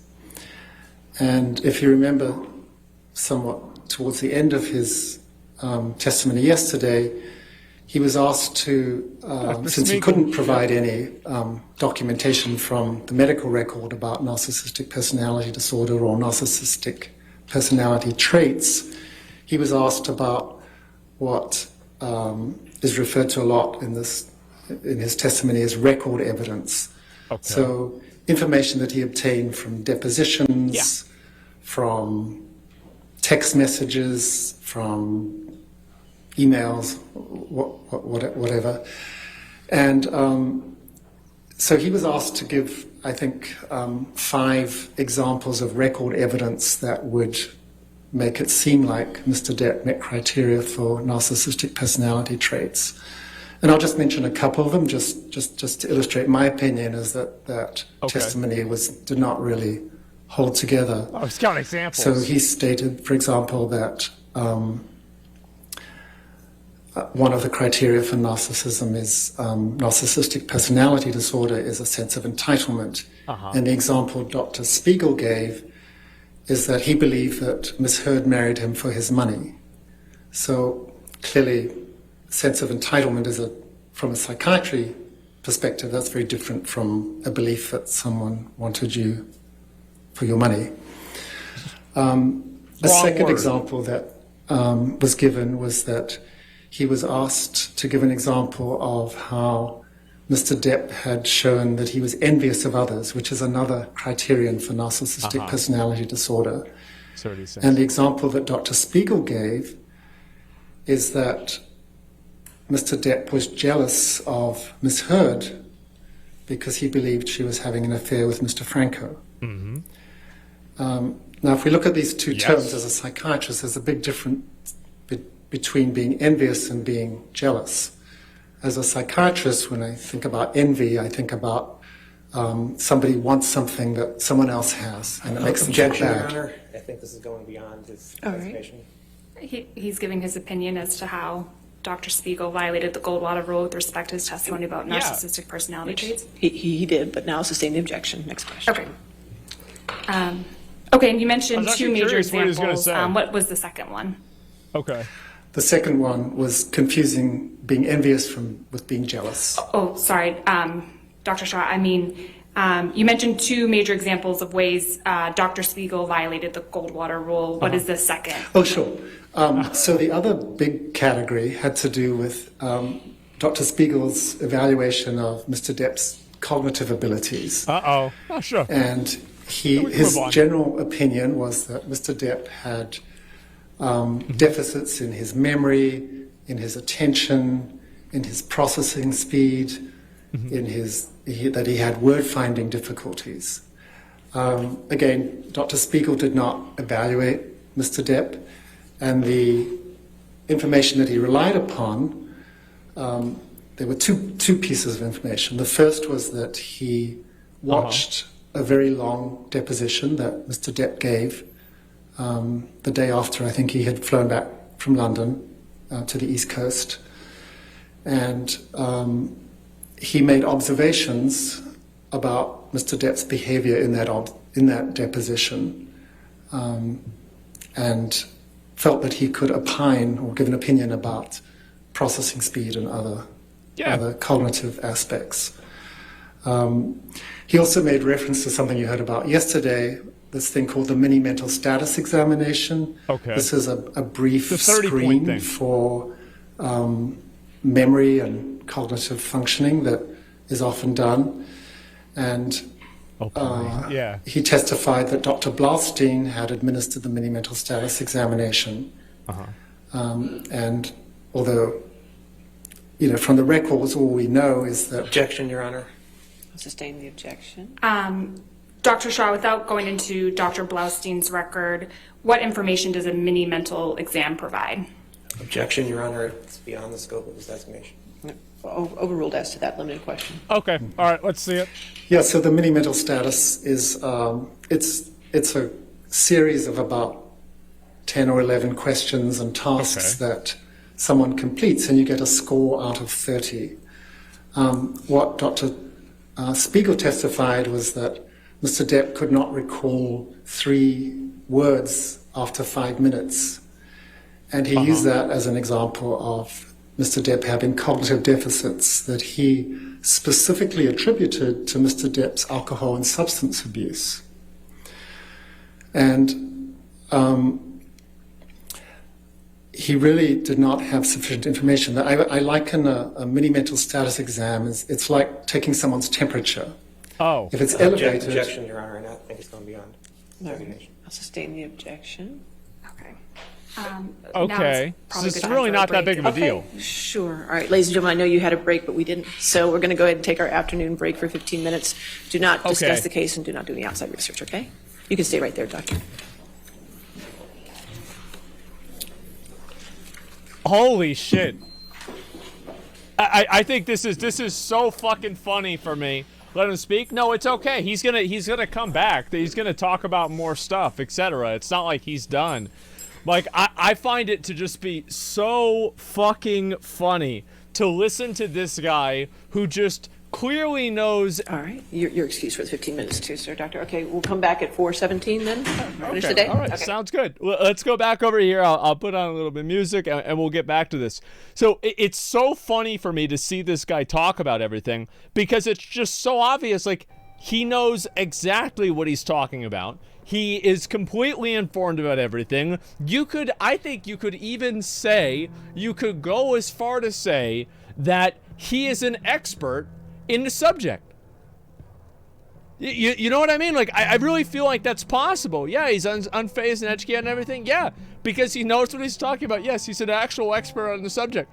As I said, it's like the way that Amber Heard's lawyers question they're like Johnny Depp's witnesses or Johnny Depp's experts are the same way that they would question their own experts because they know that their own experts are full of shit.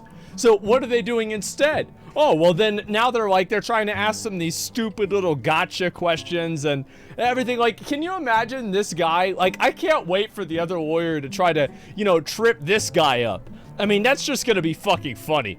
Check Twitter. Yeah, I'll look at Twitter in a minute, okay? Oh, yeah, here we go.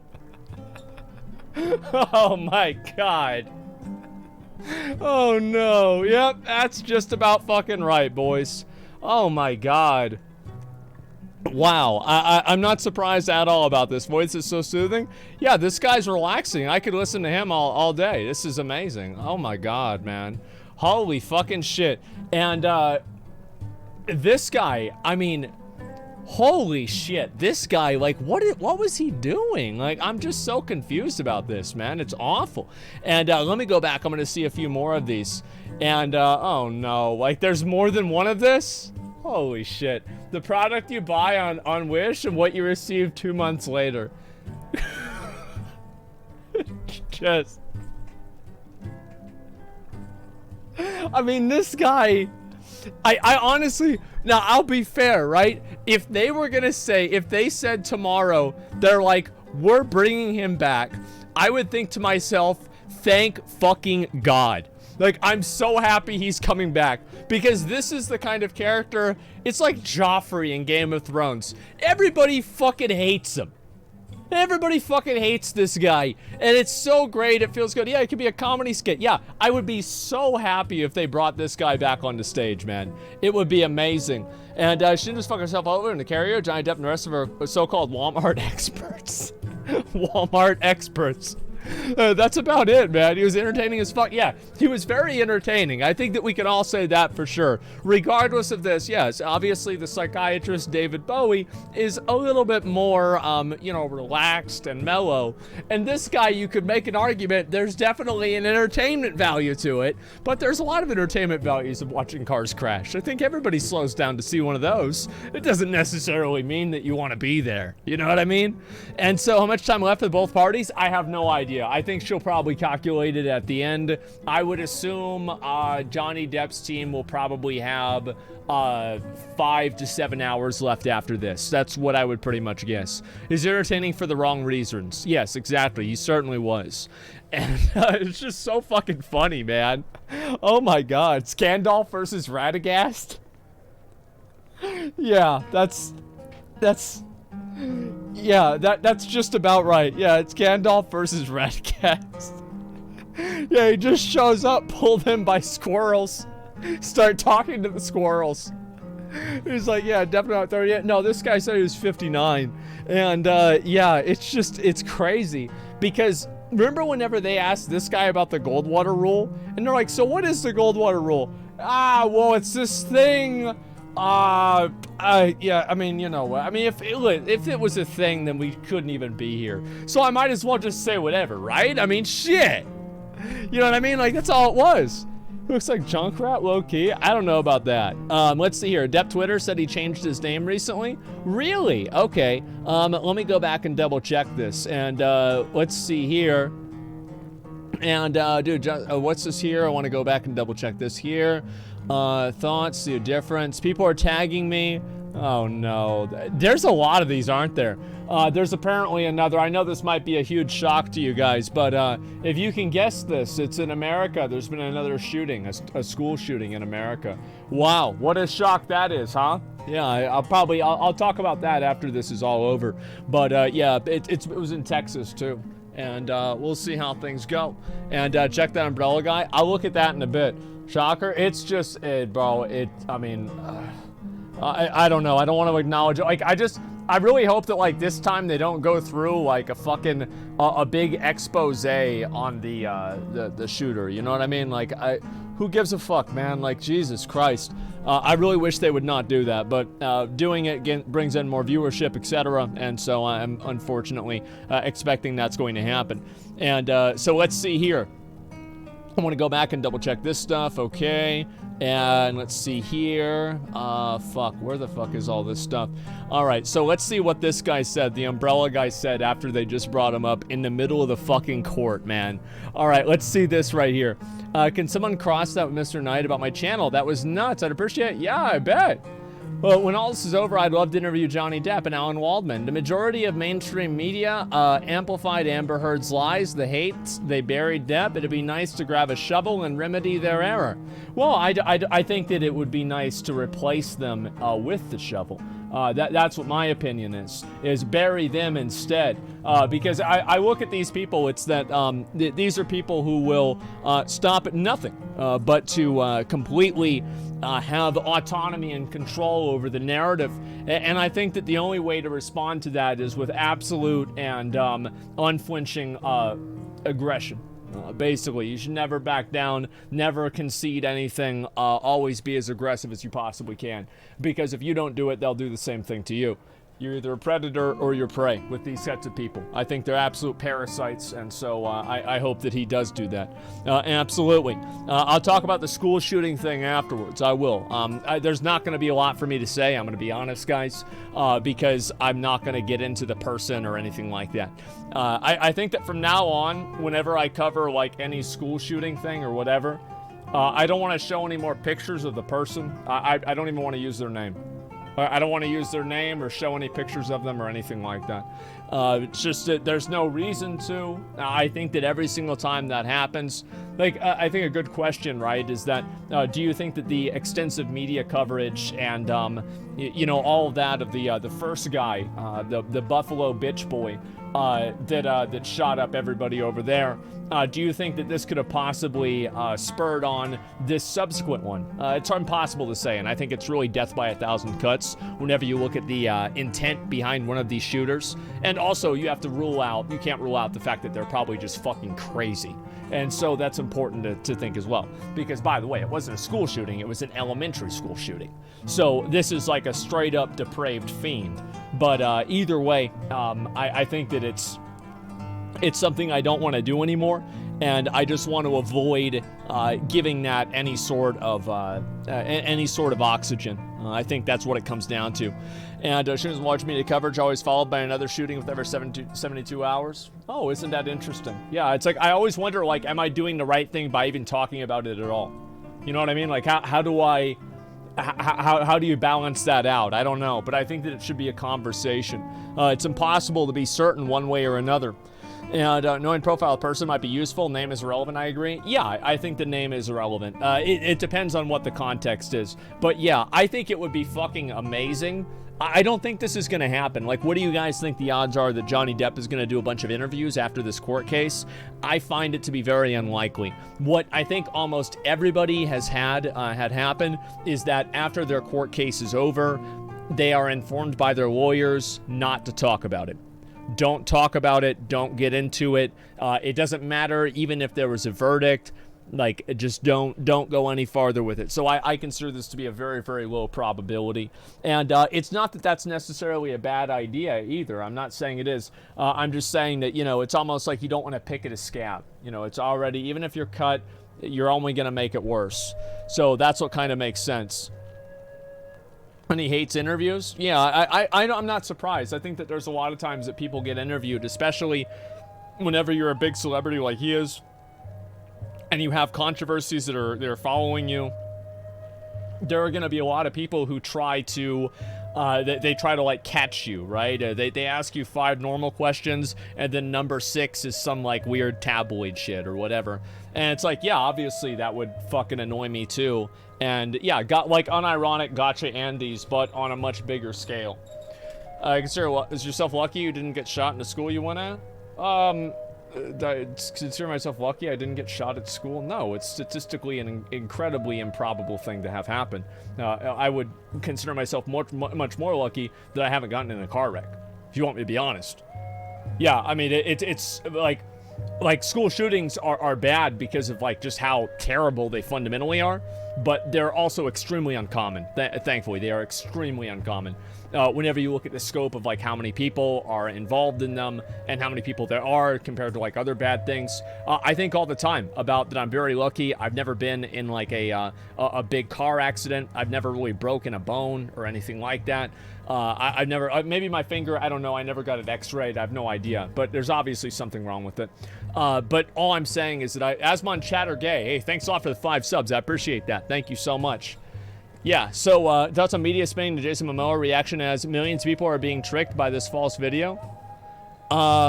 Well, it's like he doesn't want to be involved. I think that's probably what it comes down to. It doesn't really matter whether it's video or not. Like, he just doesn't want to be involved with it. Now, the problem is, like, whenever you're a celebrity, this is just the truth. Whenever you are a celebrity, and this is the same for streamers too. Like, streamers are no different. Do you guys remember, like, a good example of this is, like, remember whenever Ninja had, like, all these people that were doing these Snapchats of him, and it was like, you know, like him smiling, and it's like a really, really racist term or like something like really awful that was like in the text, right? It was like a meme that people would do. They would keep creating more and more and more of these. And they told I think it was like his wife or maybe Ninja's wife, I forgot which one, said for people to please stop this. But the truth is that you can't stop it. Like, you can maybe DMCA the picture and maybe get it shut down, etc. But the truth is, like, that's not really going to happen. Dex, thanks for 5 subs, man. I appreciate it. Thank you very much. So it's like once you put yourself out there and everything, you just open yourself up to like all kinds of criticism, mischaracterizations, and bullshit. And of course, you know, I talked about defamation earlier, and I think that's important to have people that can preserve their image to a certain degree. But I think whenever you're talking about like internet memes and shit like that, it's just what's going to happen. Like, for example, so I did Vaulton, this is like maybe 4 days ago, and there was a huge thread about it on the Lost Ark subreddit. And guess what they were saying? I'm a bad carried whale that sucks at video games. Now, does that make me feel good? Well, no, of course not. Why would I want to be called that? That sucks. But the truth is that they're going to say what they're going to say.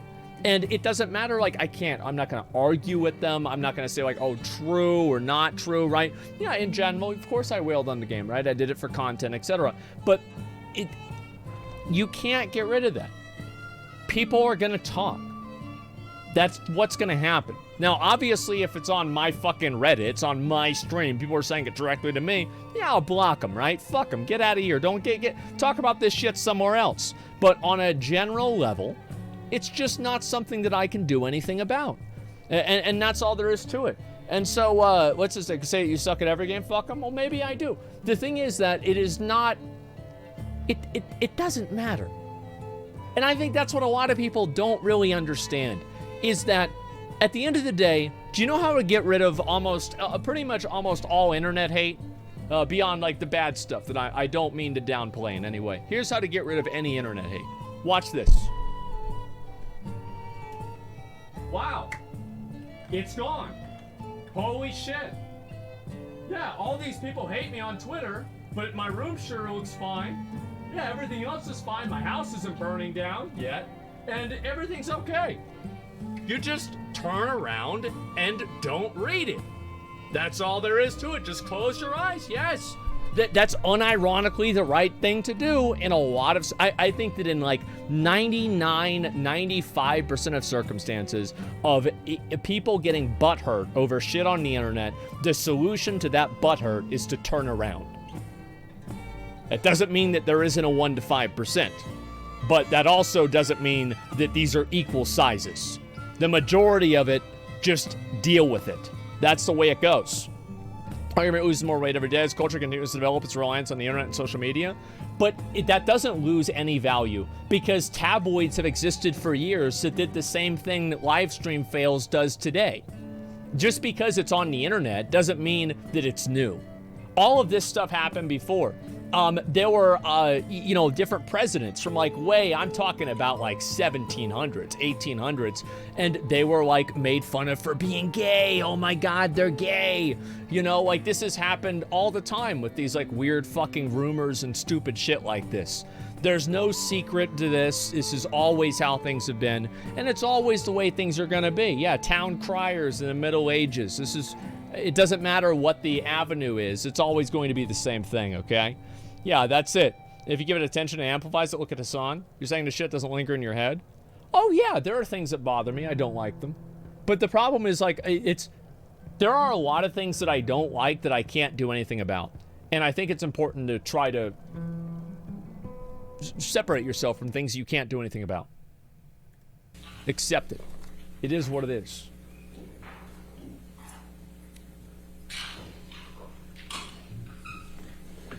Okay, here we go. There's some things that suck, though. Different things that happen to you. It's man, I really fucking wish this didn't happen to me. But it did. That's all there is to it. There he is.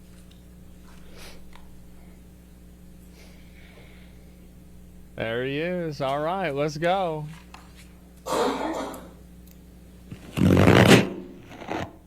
Amber, come on.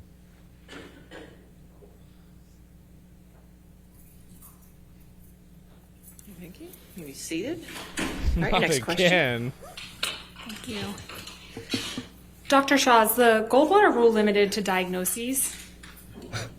It's not. It's includes all professional opinions. Do you agree with Dr. Spiegel that the Goldwater rule doesn't apply to expert witnesses? I don't agree, no.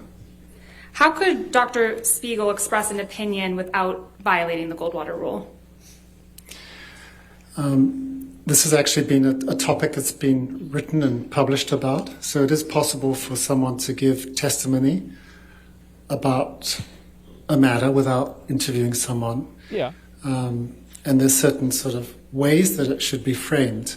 So, for example, when Dr. Spiegel was testifying about the report that Mr. Depp was unable to recall these 3 objects, what he could have done is said that I have not personally examined Mr. Depp, so I can't speculate about his disclaimers, cognitive state or yeah. Ability to function cognitively. However, it is possible that someone who's not able to recall 3 objects could have issues related to substance use, which was what his opinion was.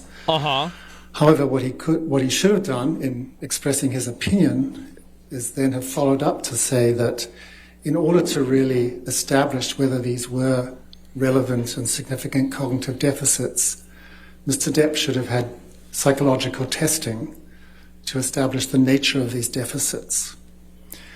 And he should also have added that there are other potential explanations for these findings. So, for example, it's possible that Mr. Depp... Objection, Your Honor. He's now going past the explanation. We're looking I think bad. he's just opining as to, or is responding to Dr. Spiegel's testimony Yeah, yesterday. he's making us look opining bad. as to what Dr. Spiegel could have said, but it's past the whether he about the All right, Goldwater rule. if we can move on. Okay. Okay. Who's qualified to give an opinion about cognitive deficits and processing speed? It would have to be someone who could conduct the type of neuropsychological testing that I was mentioning. You can't establish the presence of cognitive deficits without Objection, a Your battery Honor. of tests. Objection. Again, this is beyond the Goldwater rule. Overruled. You can't establish cognitive deficits without appropriate neuropsychological testing. And that can only be done by a psychologist or neuropsychologist. That makes sense, So a psychiatrist like Dr. Spiegel would be giving an opinion outside of his area of expertise if he gave an opinion about cognitive deficits that required psychological testing to be further evaluated. Dr. Spiegel yesterday testified about the practice of forensic psychiatry. Do you recall that testimony? Yes, I do. What is forensic psychiatry? Forensic psychiatry is a specialty of psychiatry that relates to matters on the intersection between psychiatry and the law. So, for example, what we're doing today is forensic psychiatry, where a psychiatrist comes into court and gives an opinion about a matter to help the court may come to an opinion. Makes sense. Are there professional standards that govern the practice of forensic psychiatry? Yes, there are. What are they? And what organizations have issued those standards? One of the primary organizations that has issued guidelines about the practice of forensic psychiatry is called the American Academy of Psychiatry and the Law. This is an organization that represents forensic psychiatrists. And it has published guidelines about what constitutes an ethical and sound practice of doing a forensic assessment and providing a psychiatric opinion. So this guideline, I think was published in 2015, actually contains many elements that are consistent with the Goldwater rule. So, for example, it states that for a forensic assessment to be done, there has to be informed consent. Which was not and there should be a very thorough, comprehensive evaluation that would include reviewing past records, past psychiatric history. It would include doing what's called a mental status examination, which is a careful evaluation of someone's mood, cognition, things of that nature. And the guidelines do state that it is reasonable or permitted to provide an opinion without an evaluation, but if you're going to do that, there's some things that you have to really make clear in your opinion when you express that opinion. Okay. And the first is that you have to acknowledge the limitations of your opinion and not, like Dr. Spiegel, say that his opinion was held with a degree of medical certainty. That's a really good point. Yeah. You have to explain Disclaimer. what's missing, what data you did not have that you were not able to rely upon in coming to that opinion. You also have to talk about what additional information you would need to come to that opinion.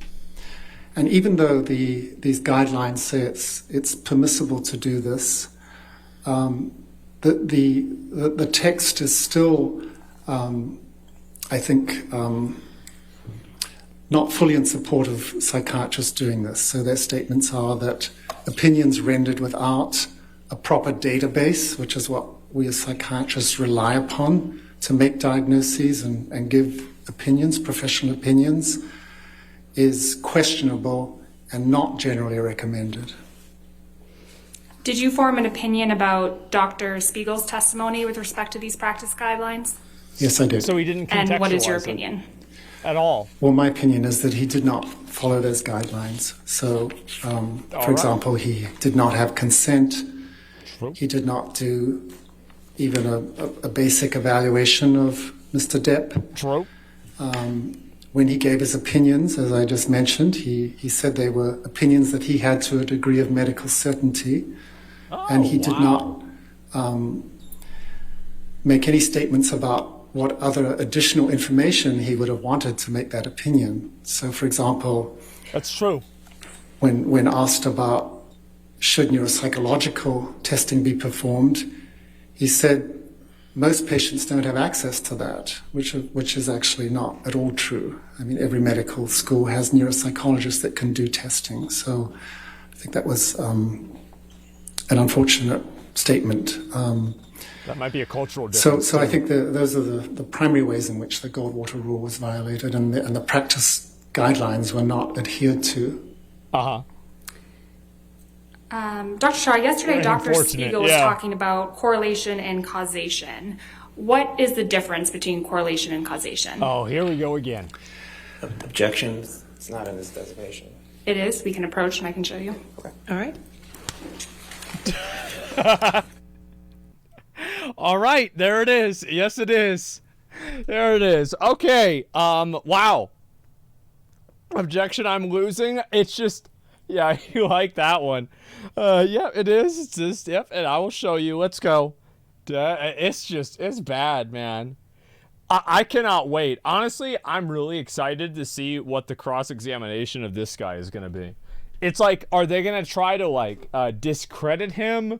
Or, like, say this guy doesn't know what he's talking about? Like, I feel like it's really easy to do for their witnesses, right? But, like, these guys... I mean, this guy is this is a real wizard, right? Like, we just had cosplayers before. Right, this guy actually knows what the hell's going on. Yeah, they don't have a real anti-wizard. No, they don't. Also very well on time. Yeah. Go ahead, Dr. Shah. Yeah, so the difference between a correlation and causation, correlation is a statistical analysis of a relationship between two different factors. So in Dr. Spiegel's testimony, he talked about, there being a correlation between opinions he had about Mr. Depp, his narcissistic personality traits, his substance abuse, things of that nature. So a correlation doesn't say anything about whether or not these factors caused that, the behavior he was discussing. Perhaps one of the easiest ways I could describe this difference between correlation and causation is if we look at the issue of measles, if you bear with me. So there's a correlation between being young and catching measles. Yeah. Now we know that measles is not caused by being young. Measles is caused by a virus. But young children have not been exposed to the virus. They don't have the immunity, so they have a higher rate of measles. Makes sense. So the difference statistically is, the difference is between causation and correlation is illustrated by that example. So another way I might put this is if if we had 100 people in a room, just bringing it back to the issue of IPV that Dr. Spiegel was testifying about. Let's say we had 70 people who had all the risk factors for IPV and 30 people who had no risk factors for IPV. Mm-hmm. So what can we say about those 70 people? We can't say that any single one of those people has perpetrated IPV, even though they may have all the risk factors. Right, yeah. And if we look at the 30 people who have no risk factors, we also can't say whether or not they have perpetrated IPV. Right, obviously. So the Common actual sense. presence of risk factors for IPV that Dr. Spiegel was talking about, they say absolutely nothing about what happened in this case. Yeah.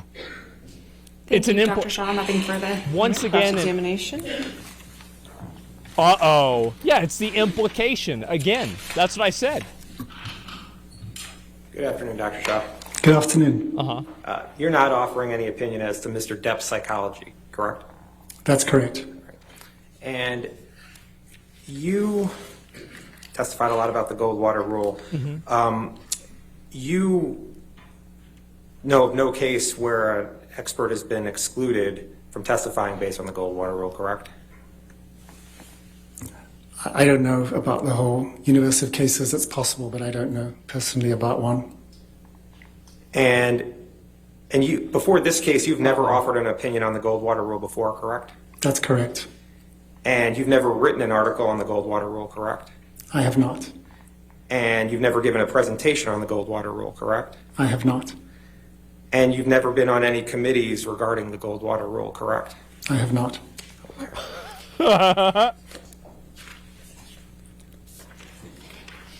Okay. And you agree that you've testified that there are exceptions to the Goldwater rule about having to interview the subject, right? Yes. And you understand that Dr. Spiegel requested to meet with Mr. Depp twice, but Mr. Depp declined, correct? I'm aware of that. And Dr. Spiegel stated in his designation and at trial yesterday that he did not meet with Mr. Depp, right? Yes. Okay. Can we put up Defendant's Exhibit 1904? Okay, here we go. So, yeah, it's just Dr. that's Shaw, what he's going to try and do. have you seen the opinions of the Ethics Committee on the Principles of Medical Ethics? Yes. Okay. And if you could turn to 79 of the PDF, it's actually, thank you. You see where it's highlighted here? Yes. And it says, psychiatrists have also argued that the Goldwater rule is not sound because psychiatrists are sometimes asked to render Objection, opinions. hearsay. He's an expert. Without conducting an examination of an individual. Examples occur in particular in certain forensic cases and consultative roles. This objection attempts to subsume the rule with its exceptions.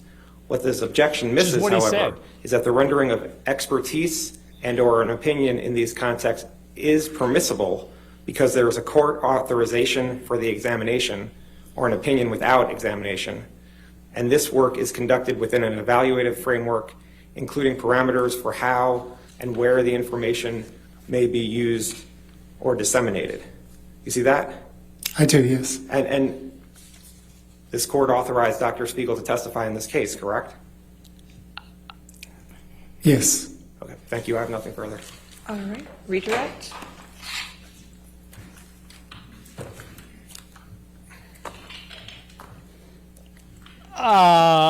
Dr. Shaw, Mr. Nadelhoff just asked you about the court authorization of Mr. Depp's evaluation. Are you aware that the court has twice denied Ms. Heard's request for an evaluation of Mr. Depp? I heard that yesterday in testimony, yes. Okay, thank you. Nothing further. All right. Thank you, sir. You can either have a seat or you can leave. Thank you. Your next witness. The best part about that is that I bet that lawyer guy actually thought he did something. Like he really thought he's like, I'm gonna shut this smart talking British guy up. Yeah, we're gonna shut this dude down. And man, that just did not happen. He thought. He was like, what the fuck? They're getting this testimony from, it's from the moon. Yeah. It's from a microwave. Yeah, it's the microwave that Johnny Depp slammed. Yeah, all right, here he is. Yeah, he really thought. Oh my God. Testimony from the microwave. Okay, so what's next? I'm ready.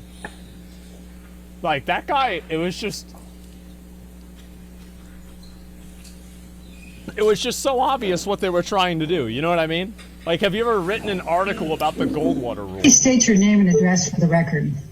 Jennifer Howell, Los Angeles, California. And what is your current occupation? Okay. I run the Art of Elysium, CEO of the Art of Elysium. Here we go. Let me just go back. Now, you've indicated that Whitney lived with you from January 2015 May 2015 to April 2016. Are you absolutely certain about those dates? I am certain, yes. She came and went at different periods, but all of her stuff moved out of my house April 2016. All right.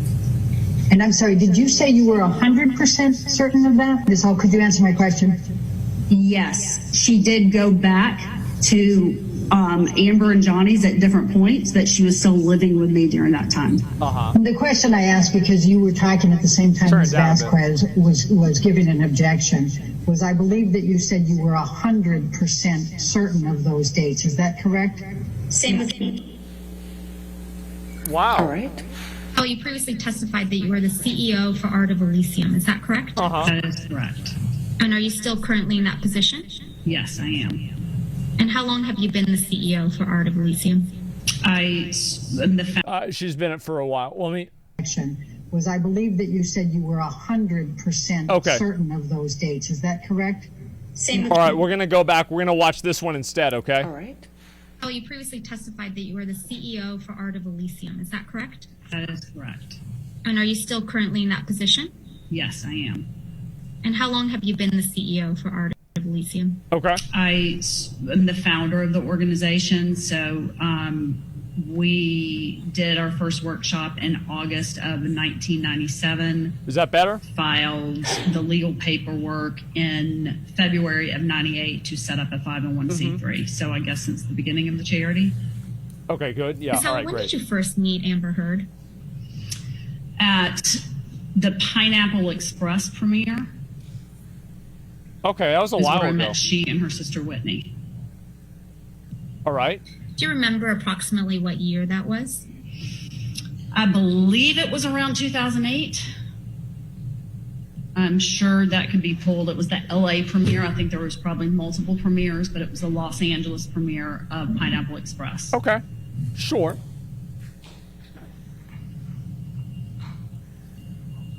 Yeah. Was Ms. Heard there with Mr. Depp?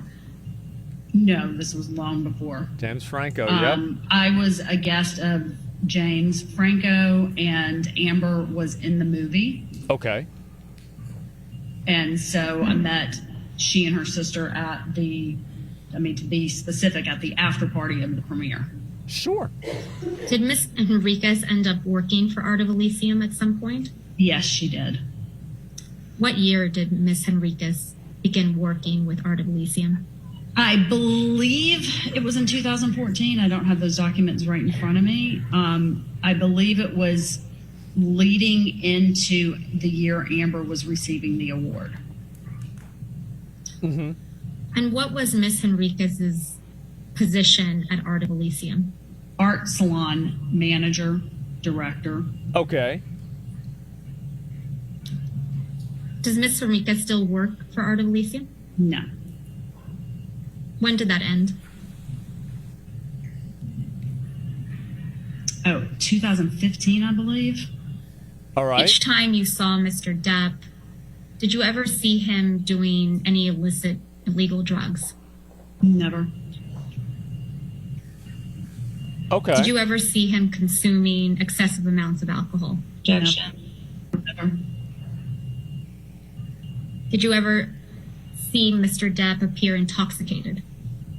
No. Did Ms. Heard ever show you photographs of depicting injuries on her face or body?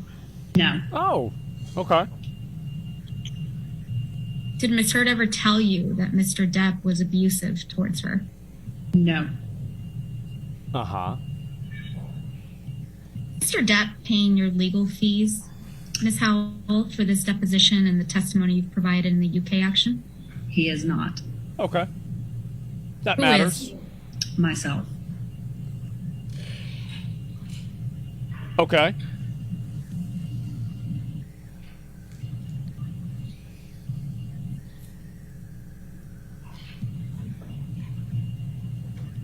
Okay. Do you feel any particular sense of loyalty towards Mr. Depp? None at all. Sure. Do you feel any sense of loyalty towards Ms. Heard? It's like, I don't know her None at either. all. Ms. Howell, do you recognize this check as the check that the Art of Elysium received on behalf of Ms. Heard for a donation, an anonymous donation of $250,000? It's a lot of money. Yes. Yes. That's a whole lot of money.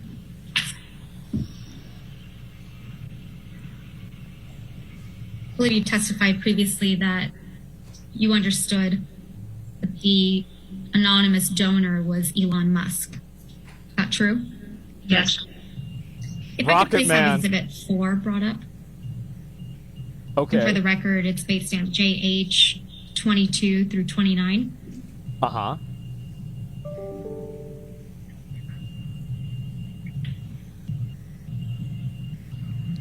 You donated 25 cents? Yeah, exactly. Yeah, you put in a quarter. Why not? What for? Yeah, you're gonna help them out. Windows updates? Yeah, that was them. I'm pretty sure. Do you recognize this document, Ms. Howell? And if you need to scroll through the 8 pages, feel free. Okay. What is the document?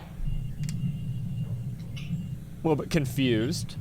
Can you scroll down? Uh-huh.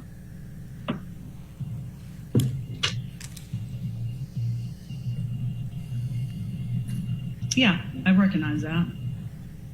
And what is this? That is an email, I believe, I sent to Whitney. Okay. So is she sending an Scrolling email? up to All the right. first page of this attachment. Who is Marcel? Parasol? Sure, Parasol. He is one of my oldest friends in Los Angeles who has served as a board member of the Art of Elysium and is one of my biggest confidants here in LA. Okay, I'm going to skip to the other course one. of my career. That's better audio. 2020 at 11:20. Excuse me, at 11:02 a.m. Uh-huh. It is. This is a true and accurate copy of an email exchange It's Marcel Wallace. that you sent to Ms. Enriquez. Yes, I believe I'm the one who gave that. Yes, it is. Uh-huh. And then did you forward this email exchange and the attachments to Marcel Parasol? Yeah, I asked him to keep it for me. Okay. Sure. Why did you send this email and letter to Ms. Enriquez?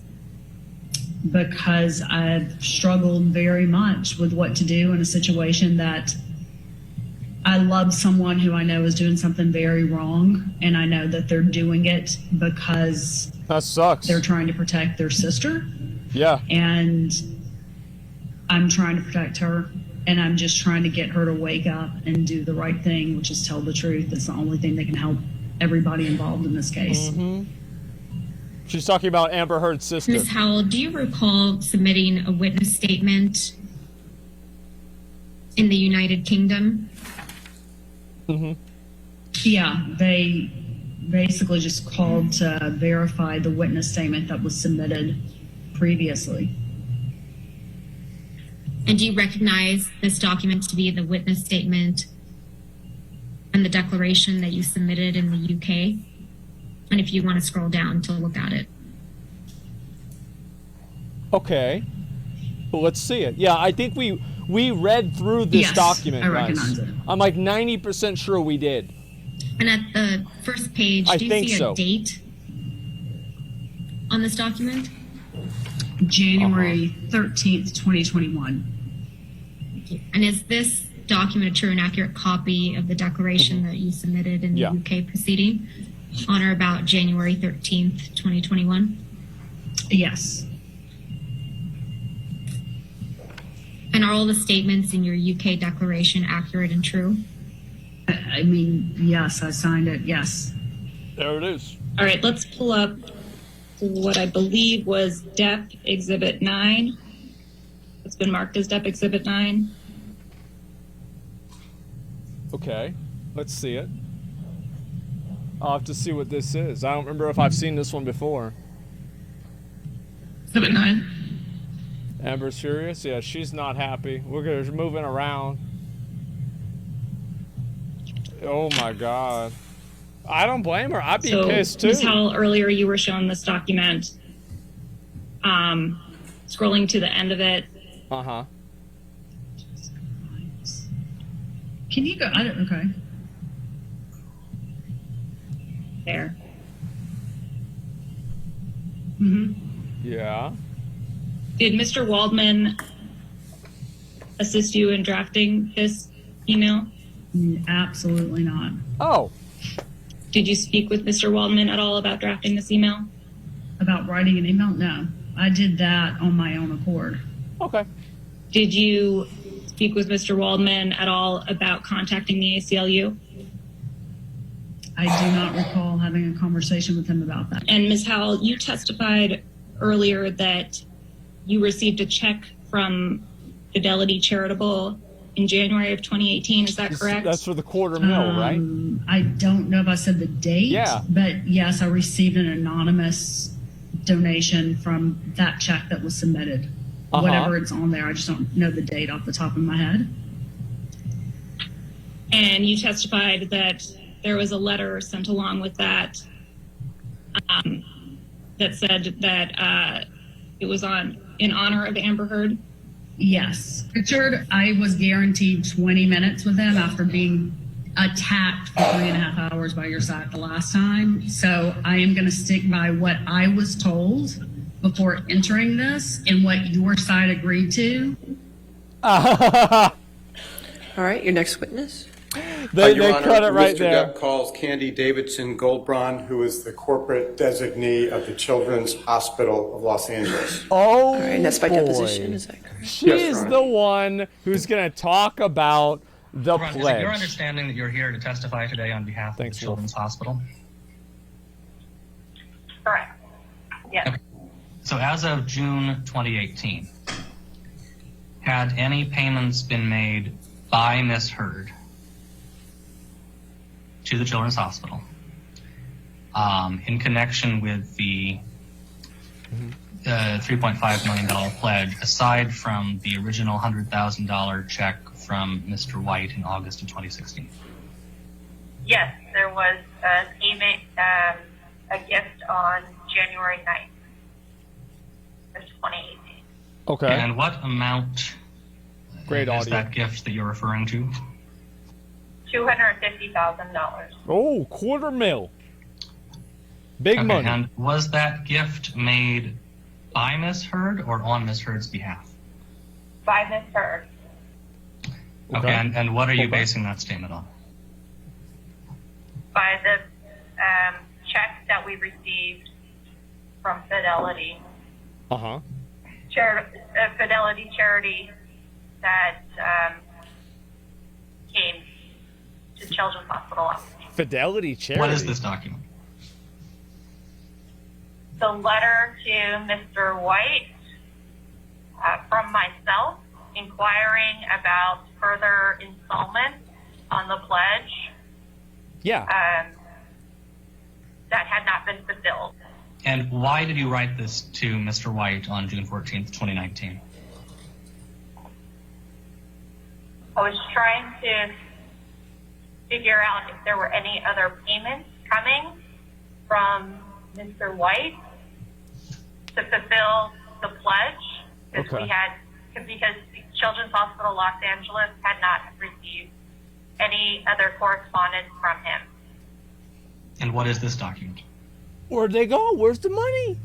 It is a letter to Ms. Gottlieb from myself on behalf of Children's Hospital Los Angeles, inquiring about additional gifts, pledge payment installments. This letter appears to be directed to Miss Amber Heard, care of Jody Gottlieb. Is that correct? Correct. Who's Jody Gottlieb? In the Children's Hospital Los Angeles record, Jody Gottlieb was our contact for Miss Amber Heard.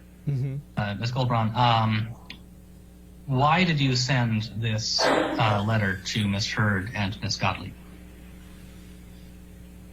I was trying to see if the pledge was going to be fulfilled or not. Yeah, we saw this. In your experience, is it common practice for anonymous donors when making donations to, in one paragraph, state that they wish to remain anonymous, and in the very next paragraph, identify themselves?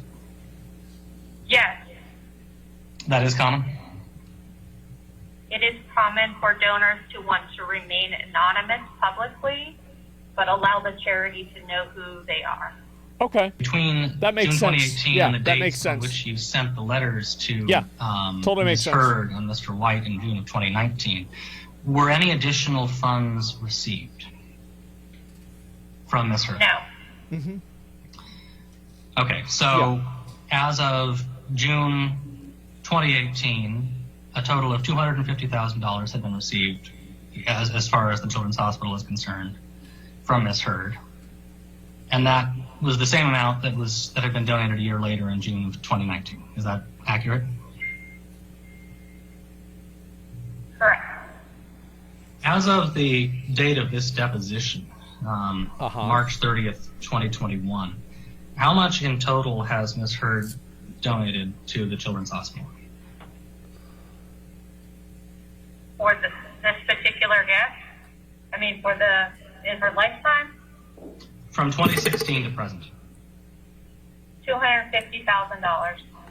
It's a lot of money. Ms. Goldbrun, do you recall we were speaking about this letter a few minutes ago? Correct. All right, and this Surprised was it a was letter that anything. you sent to Ms. Heard, correct? Correct. Did you ever get a response to this letter? No. What a surprise. As of October of 2018, how much money had Ms. Heard directly donated to the Children's Hospital? $250,000. As of March 30th. I'm sorry, I didn't hear the end of that. Sorry, I just realized. You said October 2018? Correct. Okay. Yeah. $250,000. Okay.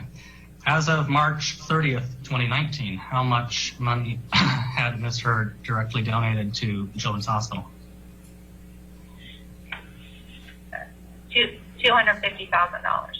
What is your understanding of the length of time over which Ms. Heard pledged the gift of $3.5 million to Children's Hospital? There was no date arrangement with Ms. Heard to have this pledge paid off in a particular time. If Ms. Heard were to pay this, the rest of the $3.5 million in 2 years or 5 years, would Children's Hospital welcome that? Of course. CHLA welcomes every and any donation that comes its way. Has Amber Heard's pledge of the $3.5 million to Children's Hospital expired, to your knowledge? Expired? Not that I'm aware of. No. She said she didn't It's not sign expired. it. They said she didn't sign the pledge before earlier Next today. witness, or- Remember that shit? Your Honor, I think we've concluded our witnesses for today. We will have more live witnesses tomorrow. Okay, all right, ladies and gentlemen, that'll be the end of your day for today. Again, do not do any outside research, do not discuss the case with anybody, and we'll see you tomorrow morning at 9 a.m., okay? Thank you. Okay, I can see Judge is already happy now. The moment she got to end 30 minutes early, she's like, yeah, you know what, everybody, it's okay. All right, that's great. Yeah, we're ending early, thank God. All right, I'm sure she was happy about that. Oh my God, so we have some stuff to talk about. Like, in my opinion, I was very disappointed with the Jennifer Howell thing. Like, I thought she was gonna drop some fucking shit. Okay, I really did. I was expecting to have some crazy shit happen. You want to have a seat for just a moment because we do have a few proffers. What is this? Be done. Just for the record, we talked about it earlier. I will charge the 30 minutes extra time for today to the plaintiff's team so we can stay on time. Understood, Your Honor. Okay. All right. And I believe, Mr. Rodenborn, you had some proffers you wanted to do for testimony. We did, for Your the, Honor, for the record. testimony in a few exhibits. Mr. Nadelhoff is actually Okay, Mr. Nadelhoff, if you want to proffer testimony for the record as to the testimony that the court has sustained objections. All right, let's see it. Minus 30 minutes. Well, it's technically their fault for not having the witnesses there and planned out. So I think that makes sense. Okay, that's fine. You can stay there as long as you stay close to the microphone. I appreciate it. Like it's like that's what she would look at it And Your from Honor, like her perspective. what I will do is I'll explain what we're proffering the evidence for, and then we have copies. Good. Which I'll provide to you. We'll provide them to you electronically, or I don't have another copy for you right now, but we'll provide. That's fine. Go ahead. Yes, sir. Okay. Your Honor, for Laurel Anderson, on March 31st, 2022, the defendant attempted to designate certain portions of the deposition testimony for trial of Dr. Laurel Anderson, a clinical psychologist who worked with Ms. Heard and Mr. Depp. Dr. Anderson testified in the therapy session. Ms. Heard reported to her that she was slapped by Mr. Depp, that he hit her in the head, had her hair pulled by Mr. Depp, kicked her in the leg, and that Mr. Depp gave Ms. Heard bruises. Ms. Heard also reported that Mr. Depp was the first to initiate any violence. Ms. Heard also reported that she hid in a bathroom to protect herself Johnny from the Mr. Elden Depp. Lord. Ms. Heard also reported to Dr. Anderson that That's what he does. Mr. Depp threw a phone at her on May 21st, right? 2016, hit her and held her hair. Ms. Heard also reported to Dr. Anderson that she was a victim to Mr. Depp's abuse. The testimony is contained in Dr. Anderson's deposition transcript, which is Exhibit A. The court also excluded records of Dr. Anderson from Ms. Heard's and Mr. Depp's therapy sessions and a treatment summary, which are Exhibits B and C. Mr. Depp objected to Dr. Anderson's testimony as described in medical records, stating that they were hearsay and that they did not fall into any exceptions, including statements for purposes of medical treatment. The court sustained the objection on the grounds that the testimony and exhibits were hearsay. For Dr. Kipper, on March 31st, Look at that fucking 2022, binder. That the defendant binder's attempted huge. to designate certain portions of the Holy deposition shit. testimony for trial of Dr. David Kipper, Mr. Depp's physician. Dr. Kipper testified Ms. Heard voiced concerns of Mr. Depp's behavior while on drugs and binder, true. alcohol, that Mr. Depp tried to fight and push Ms. Heard while he was attempting detox on his island, and that she found lots of cocaine in February 2016. Dr. Kipper also testified he told Mr. Depp to, quote, bury the dragon, which referred to the bad feelings that Mr. Depp has inside him. This testimony is contained in Dr. Kipper's deposition transcript, which is Exhibit D. Dr. Kipper also testified about an email he wrote explaining Mr. Depp's detox treatment. In the email, Dr. Kipper wrote to Mr. Depp's sister that Mr. Depp had fundamental issues with anger, romanticized the drug culture, and had no patience if his needs were not met. This email is Exhibit C. Exhibit E.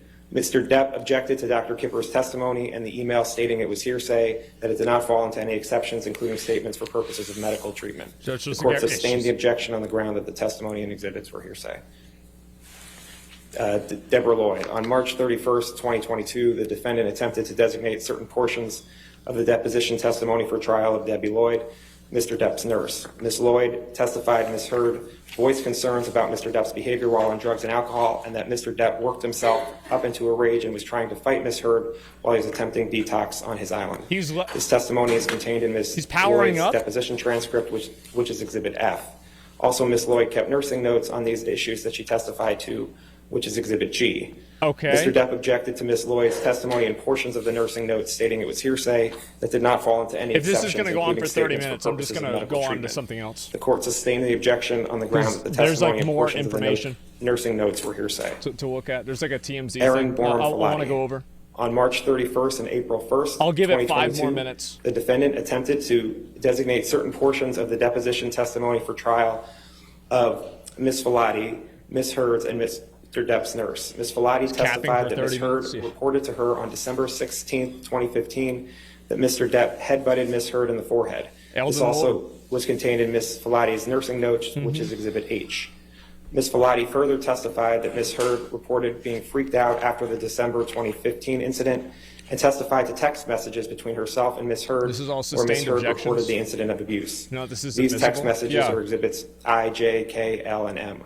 I, J, Ms. K. Filati also testified Oh, that on that's May like their whole 21st, fucking 2016, Ms. Hurd reported that Mr. Depp became completely delusional and crazed and hit Ms. Hurd in the face while she was on the phone with I.O. Tillett Wright. Ms. Filati testified to text messages reporting this as well, which are contained in Exhibit N. The testimony is contained in Ms. Filati's deposition transcript, which is Exhibit O. Mr. Depp objected to Ms. Filati's testimony, portions of the nursing notes, and the text messages referenced stating it was hearsay that did not fall into any exceptions, including statements for purposes of medical treatment. Okay. The court sustained the objections on the grounds that the testimony and portions of the nursing notes and the text messages were hearsay.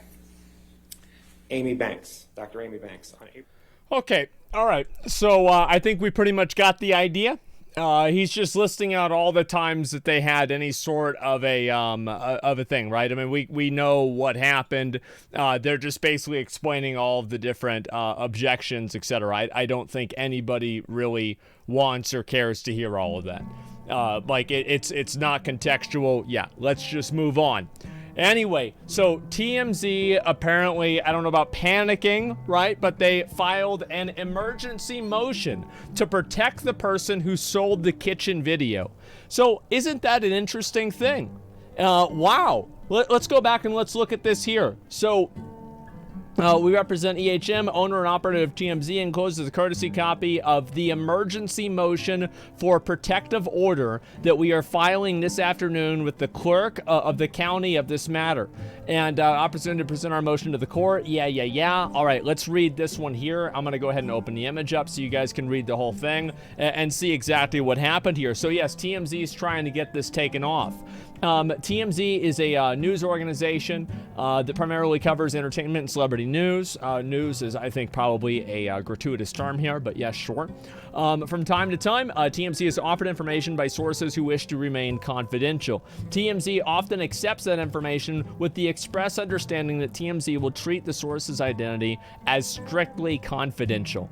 In order to publish in the event information in public interest, TMZ and its journalists rely on journalist privilege, including embodied in Virginia, where the lawsuit is pending, and in California, to protect their identities of the sources. The media source privilege is central to the ability of journalists to properly investigate stories and safeguard individuals who provide information to them, or any media organization's confidential stories were subject to disclose in ordinary course, they would be less likely to provide information. Let's go back over here, and we're going to read the second half of this. And yeah, TMZ is looking to basically have their sources protected. If TMZ or any media organization's confidential sources were subject of disclosure in the ordinary course, they would be less willing to provide information. I don't really see. I mean, like with this, I don't really see a downside here. People less likely to provide celebrity gossip to TMZ. Wow, what a fucking shame. I can't believe that. It's horrible, isn't it? Yeah, wow. Okay, it sounds like this sounds like two birds with one stone to me. But let's go back. We're going to read the rest of this. TMZ published an article. Johnny Depp goes off on Amber, smashes wine bottle. The video of Ms. Heard and Mr. Depp, accompanied by the article, can be seen here. The video is provided to journalists at TMZ by a confidential source. TMZ promised this source that it would maintain their confidentiality and would not disclose their name or any other information about them. This source has not, at any time during they provided the video, waived their right of confidentiality or indicated to TMZ that it was released from its promise of confidentiality. Morgan Tremine was an assignment manager at the time. He's no longer an employee. He had nothing to do with the receipt of the video. on information and belief. He lacks firsthand knowledge of the identity of the confidential source. To the extent that Mr. Tremine purports to know the identity of the TMZ's confidential source, his information would be based on rumor and conjecture at best. Okay. So let's see what else the rest of this is. Again, this is the main post that they have here. So take a look at this. Emergency motion to intervene by EHM Productions for a limited purpose of asserting journalists' privilege. So basically, TMZ is trying to shut down this guy. The whole argument also protects whistleblowers. This can't be broken just for Depp to get justice. He's not that important. I think that, like, to an extent, I'd have to really think about that, and like I don't really know what the answer is, but I would say in this specific circumstance, I don't really care about their confidentiality or anything like that. I don't view celebrity gossip as the same thing as being a whistleblower of, let's say, NSA. I just don't think these are the same thing, and to be honest with you, yes, maybe this should not happen categorically. I don't have enough information about this. I haven't thought about it, to be honest, but I will tell you one thing. I don't give a fuck if they break their confidentiality here. It doesn't fucking matter. And in my opinion, I'd like to see more of this stuff happen, because let's read the article, the title for this. Johnny Depp goes off on Amber, smashes wine glass bottle. I'm sorry, but if you want to talk about journalistic integrity, this is just a fucking tabloid. Let's be honest. I don't want to hear about journalistic fucking integrity from TMZ. It's so annoying. Now, yes, you're right. Categorically, we might have to uphold this, and this could be something that we just kind of have to say, well, you know what? This is the way things go. But overall, I think that I hate tabloids and these celebrity things. I really don't like them. I'm not a fan of them. How they just print out these stories without even verifying them. There's no way that they can really prove what happened. They clearly have their own conjecture inside of it, and that's basically it. I'm not a fan, and I think that it's a violation of those people's rights and their privacy, and I think that even if you are a celebrity, you should have a right to privacy, and places like TMZ, who it's their entire business model to violate that privacy, I think are an affront to that, and I don't think that should be possible. That's what my opinion is. I don't like it, and that's really all there is to say. Yeah, let's be honest. What's this here? This is for Amber Heard's benefit. Well, I think it was probably for Amber Heard's benefit for sure, but it's also for TMZ's benefit, because it would make people less likely to provide information and sources like this to TMZ if what happens is that they get exposed for it. I mean, they are right categorically. I think so. Even though I don't necessarily care, I do think that they are technically right about that. But yeah, that's it. TMZ News isn't the public's best interest. Exactly. Yeah, I think so too. TMZ owns copyright to Johnny Depp video without Johnny Depp's consent. It's pretty absurd. That's actually a good point. Yeah, to be honest, that's actually a very good point. It was recorded of him without his consent. And Johnny Depp he's asleep. No, he's not asleep. He's chilling, man. School shooting in Uvalde, Texas. Yeah, I know that. Isn't it different, though, if it was illegally recorded? Isn't it beneficial for Amber to see who's on her team leaking information? It's her video, isn't it? How can someone else own it? I do find that, I'd have to really think about that, and, I don't really know how far that thinking is even going to go, because I'm not a copyright lawyer, but it does seem very odd that somebody can have a video recorded of them privately and then sold, and then that person is not able to even have the copyright of that video or anything like that, especially whenever it's in their own home. It's something completely fucking different. Unmute? Okay. Working with Jamie about some exhibits, there's some that were...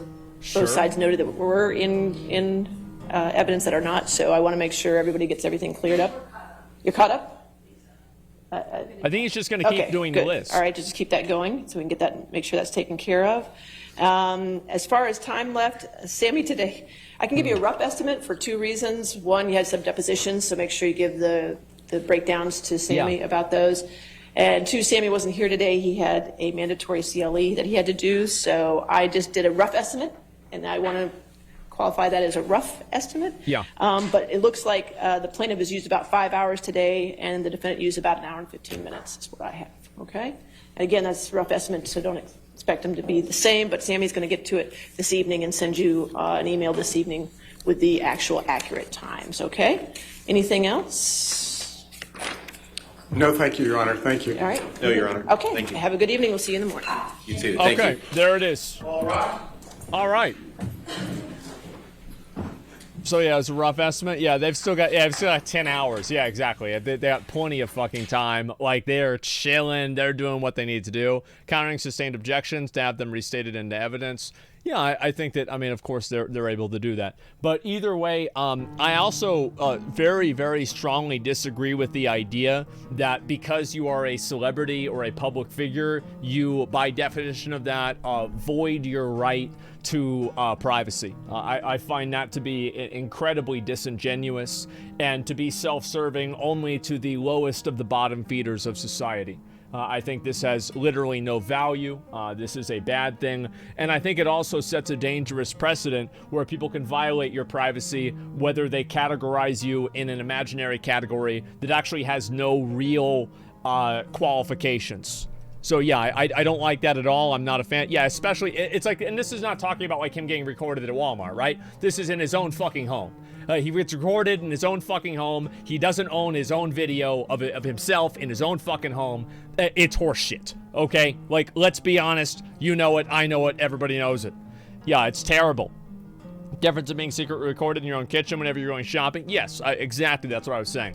And so anyway, we have another much less entertaining topic to talk about today. Let me go ahead and pull this up, and we're going to go through this whole situation. Now, recently, about an hour or 2 hours ago, there was, I know, big shocker, big surprise, another fucking shooting in America.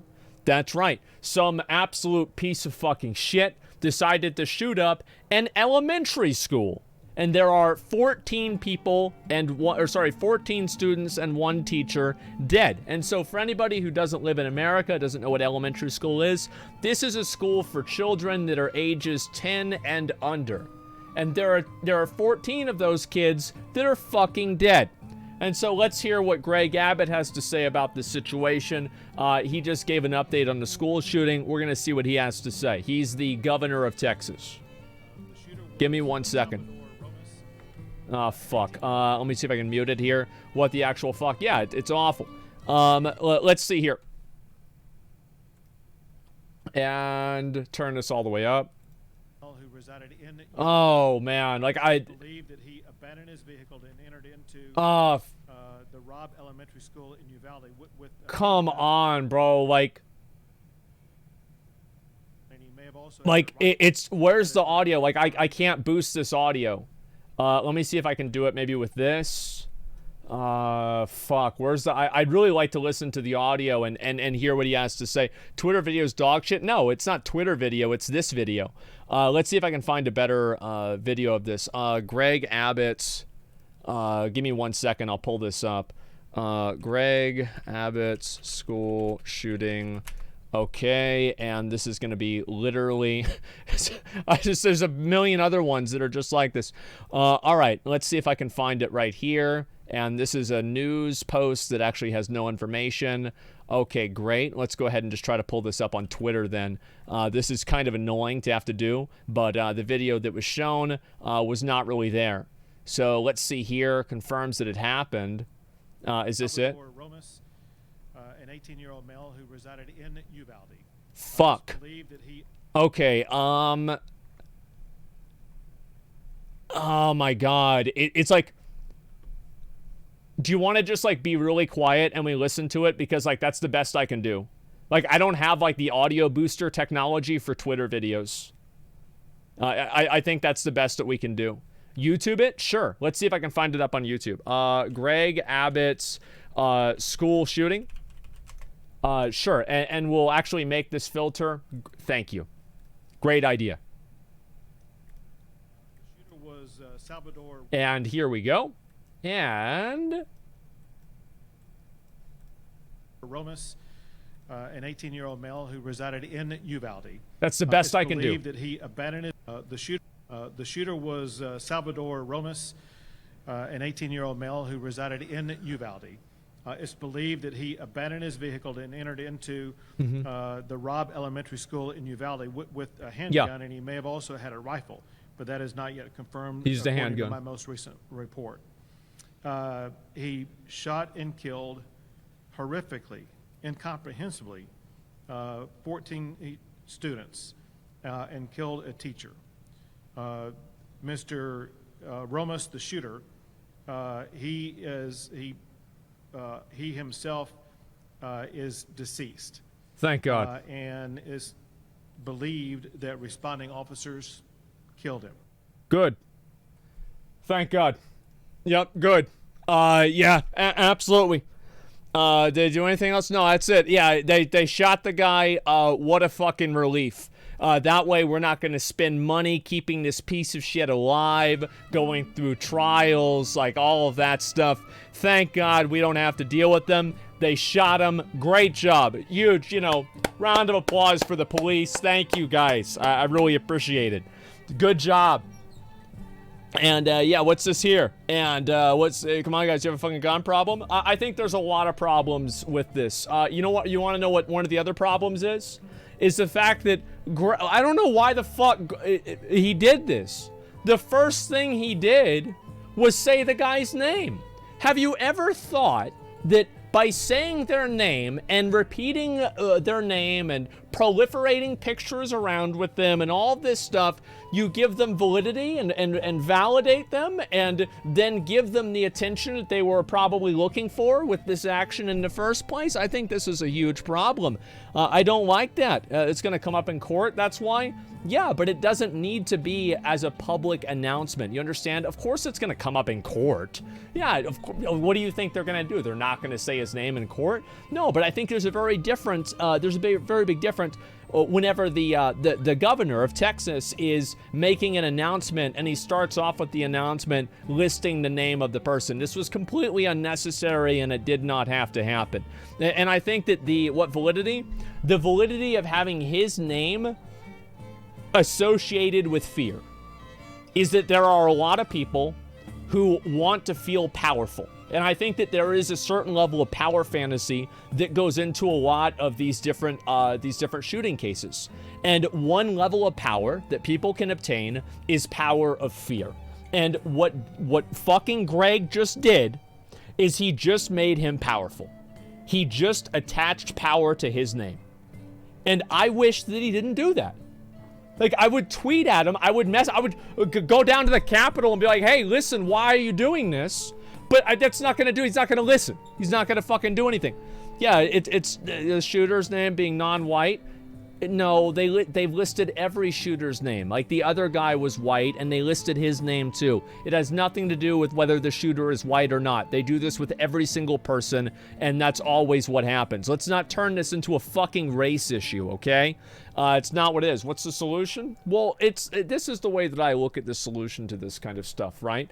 Is that I do believe somebody should be able to own a handgun for personal defense at their home if they have the correct license for it. I do. I believe somebody should be able to own that because some people can't defend themselves, especially whether they're old. If they're a woman, they're going to be significantly less strong. And yeah, I think so. I think you should be able to own a gun and be able to defend yourself in your own home. So like Canada, yes, like many other places in the world that people are able to have gun ownership in a limited sense.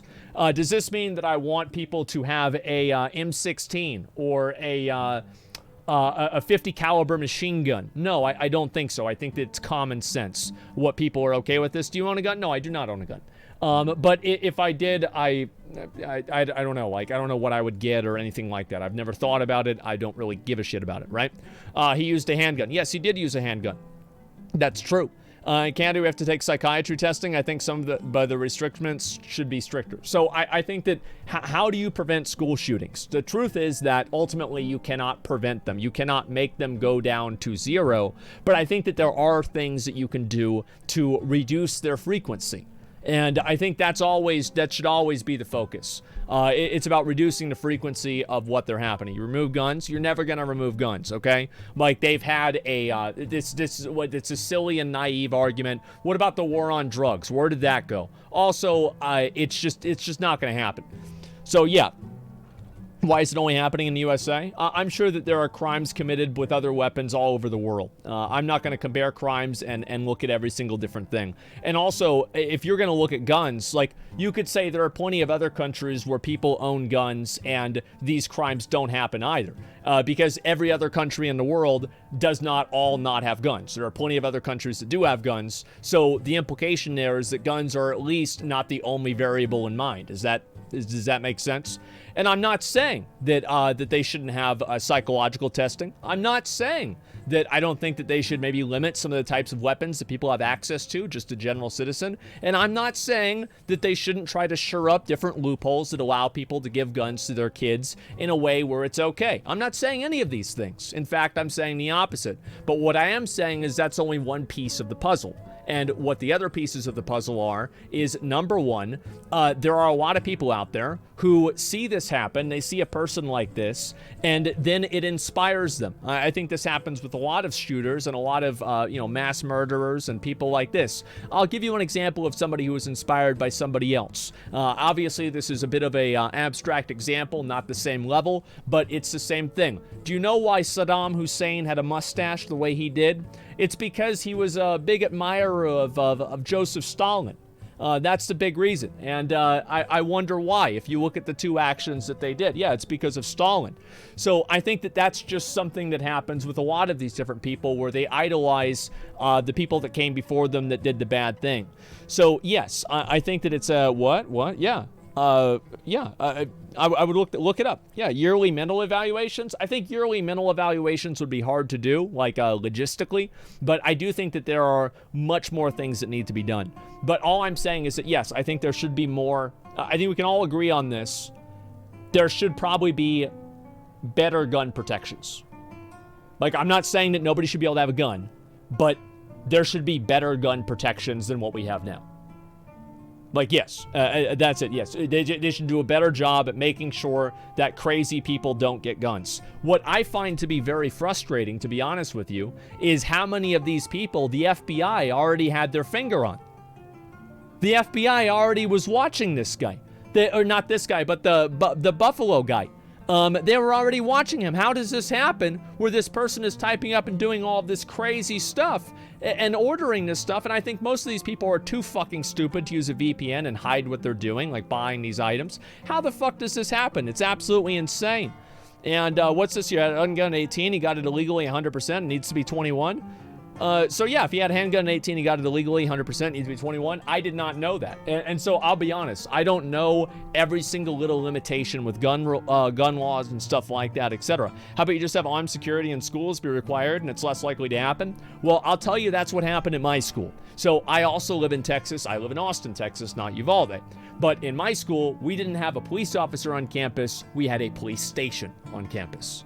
And not only were there no shootings, but there were no fights. Because it wasn't enough for them to have a police station on campus. They had to bring in a federal prison security guard. And this guy was built like a Teenage Mutant Ninja Turtle. And if anybody even thought for a second that they were going to get over on him, they were fucking crazy. This dude was massive. I think he was wider than he was tall. And yeah, people did not fuck around with him. And so yeah, we didn't have any of this stuff happen. And I do think that you're right, that a lot of people go out and they do try to do kind of crazy shit like this. And there is a certain level of risk assessment. Now, I'm not sure about this, but somebody can correct me if I'm wrong. But wasn't it one of the reasons why the Buffalo shooter went to the place that he did is because they had tighter gun restrictions and he thought he could get more people? Is this true or not? I heard this. I don't know if this is accurate or not.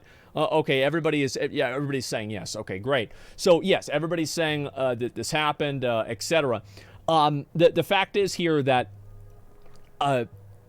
it would probably reduce it if they had armed guards. Absolutely. My middle school had armed guards, etc.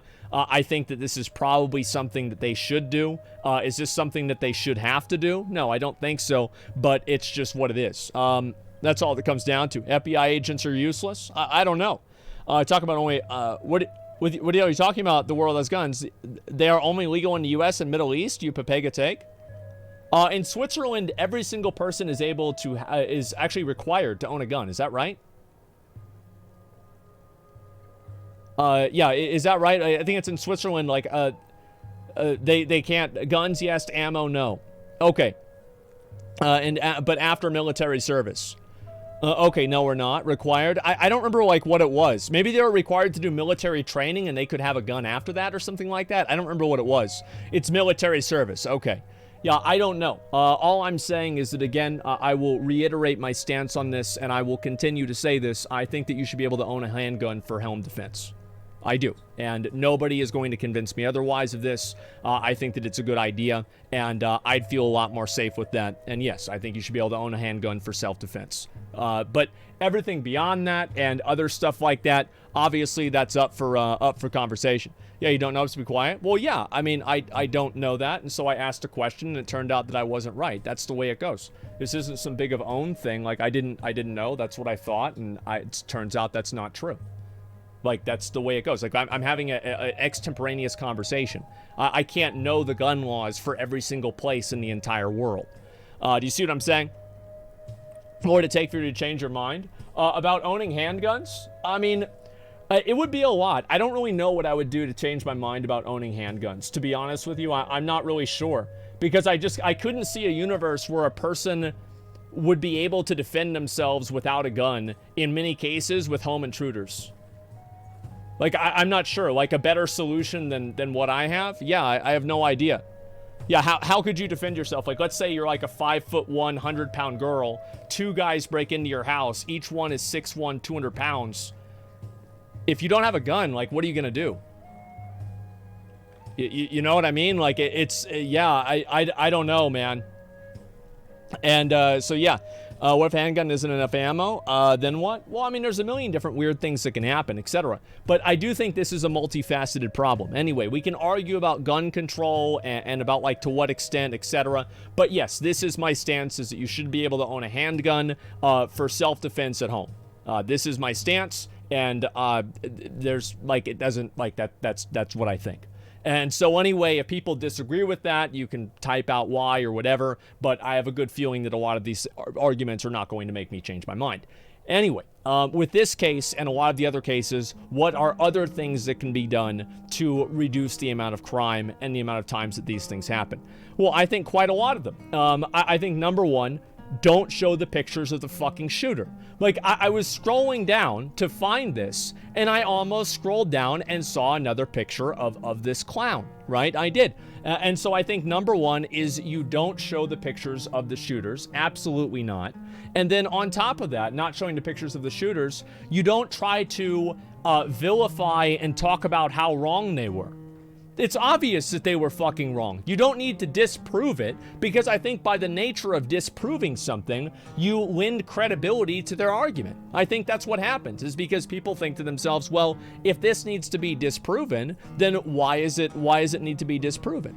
And I think it breathes, it's like, it breathes oxygen into the ideas. And I think that the more that these ideas are just not covered and not talked about, the more that they stay in the shadows and the less that they're proliferated across the general population. So I think that's the main thing.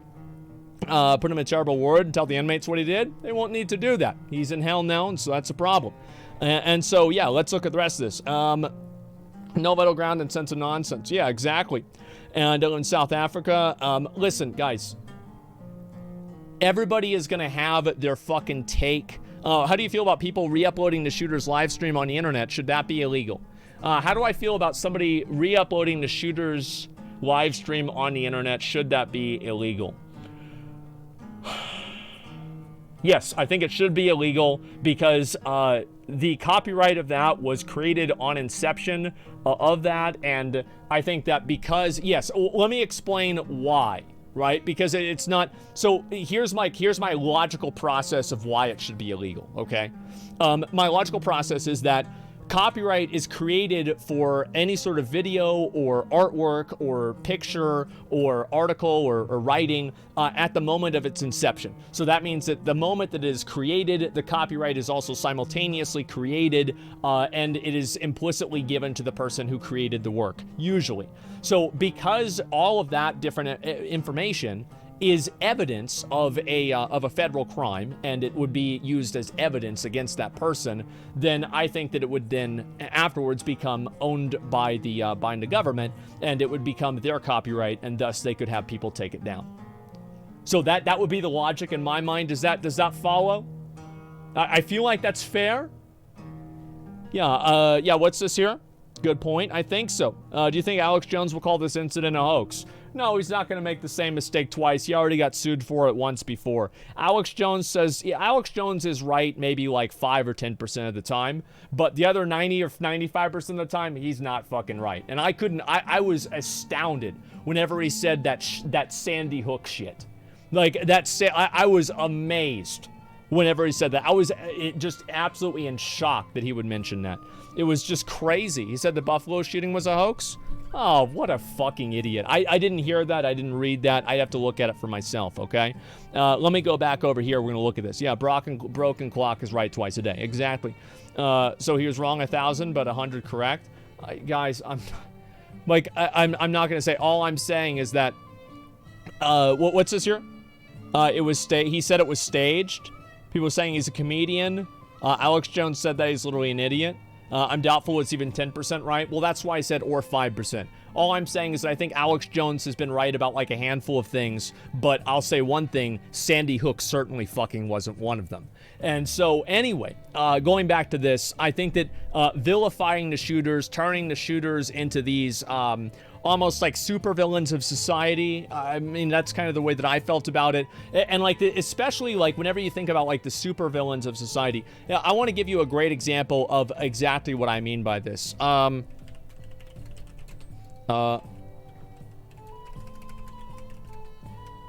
So this is exactly what I mean. And let me see if I can find this right here. And let me pick this back up right here. It's stuff like this. This is what I don't like. It's articles that are written like this and things that are done this way. This is the perspective that I have is this is absolutely ridiculous. So for anybody who doesn't remember, this happened Boston bomber 2012, 2013, somewhere around there. And this was him and his stupid fucking brother basically created like a pressure cooker bomb and blew up some people running a marathon. And anyway, they took the guy's picture and then they put it on the cover of a fucking magazine. Can you believe that? This is the stuff I'm talking about. This is what I don't like. It was in 7th grade whenever it happened. I remember it happened. I remember it very well. And they empowered him, yes.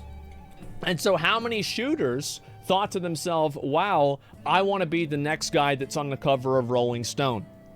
And so the glamorization of it. And of course you have it with people, there are a lot of cases of this happening, like with people like Charles Manson, Ted Bundy, etc. But I mean, these are like really, really like famous killers in a lot of cases. But I'm talking about like contemporary cases that happen on an everyday basis. This happened less than 10 years ago, and this is where we are. So this is the kind of stuff that I don't want to see. Now, on top of that, I think this is a meme. I don't know why this is a fucking meme, but this has become a meme for mental health. And I think that the reason it's considered a meme is because Republicans use mental health as a catch-all for the reasons why these violent things happen, and they kind of write off everything else. So I do think, however, that mental health is a fucking factor. And I think that there are a lot of people out there who can't seek medical treatment, they can't seek mental treatment, they can't seek any sort of help whatsoever. And what does this cause this person to do? Well, they spiral into the depths, and then eventually they come out and they're a fucking monster. That's what it is. And yeah, that's what it is. Yeah, it's mental health and culture. I think culture is a factor for sure, but I think mental health is a much bigger one. I don't think that there's any culture in America or really in like Western media that glamorizes school shootings and stuff like this. I would not even say that the culture of, having action movies and stuff like this is an indicator that this stuff is going to happen more often. I don't agree with that. However, what I do agree with is that a lot of these people do get put in a position and it does glamorize the action.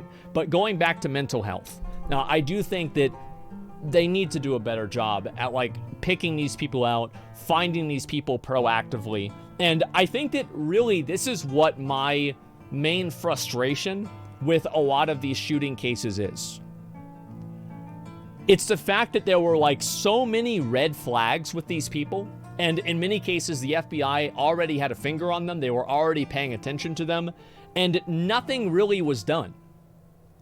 So maybe be a little bit more proactive in this stuff, and whenever you see 50 red fucking flags, maybe there's a reason for it. You know what I mean? Minority Report? No, this is not Minority Report. Whenever somebody is typing that they're going to, let's say, I don't know, kill some very important person, the FBI, the NSA, or the Secret Service pays them a visit to see what's going on. You know, that's what happens. So I don't think this is Minority Report whenever somebody is posting public information and buying guns, and then the FBI says, hey, what's going on here? Maybe we should take a better look. I'm not even saying to put them in jail for doing that. All I'm saying is that maybe this person is not the best candidate to own a handgun. You see what I'm saying? Someone's Googling bombs and shit. That should be enough to act. Yeah, I mean, it should be enough to act. I mean, like, I don't want to go and say, like, this is because of this, right? I don't want to go and be like, oh, well, you know, that's not what it is. The laws need to change. Yeah, I think that the laws do need to change to an extent, right? But it depends. And no, yes, true. What, no? Those Brownists disagree. Well, what I'm saying is that there's no real way that you can determine what the context is between somebody like Googling how to make a bomb or something like this. And this is the same thing I've said with a million other things too, is that 1 point on a graph doesn't make a line, but 2 or 3 points do. So I'm not saying that one person types this Google thing and the next thing they know, the FBI's at their house. No, I'm not saying that. And I don't need to, because in a lot of these cases, there are multiple red flags. It's not like it's just, oh, this guy had a bad day once and he typed a really weird message. No, these are like multiple red flags, and in some cases, over years. Absolutely. West sensationalizing mass murder while the East just executes murderers at halftime at a soccer match. It's fucked up world, friend. No, I don't really know exactly how they do things over there. I'd have to look into it myself. All these things, action movies, first-person shooters, etc., exist in other countries too. The main difference is always the same, stricter gun laws. Well, I think also a big difference we have to keep in mind, another very big difference, is the lack of socialized medicine. I think this is also something that exists in many other European countries and other well-developed first world countries that does not exist here in America.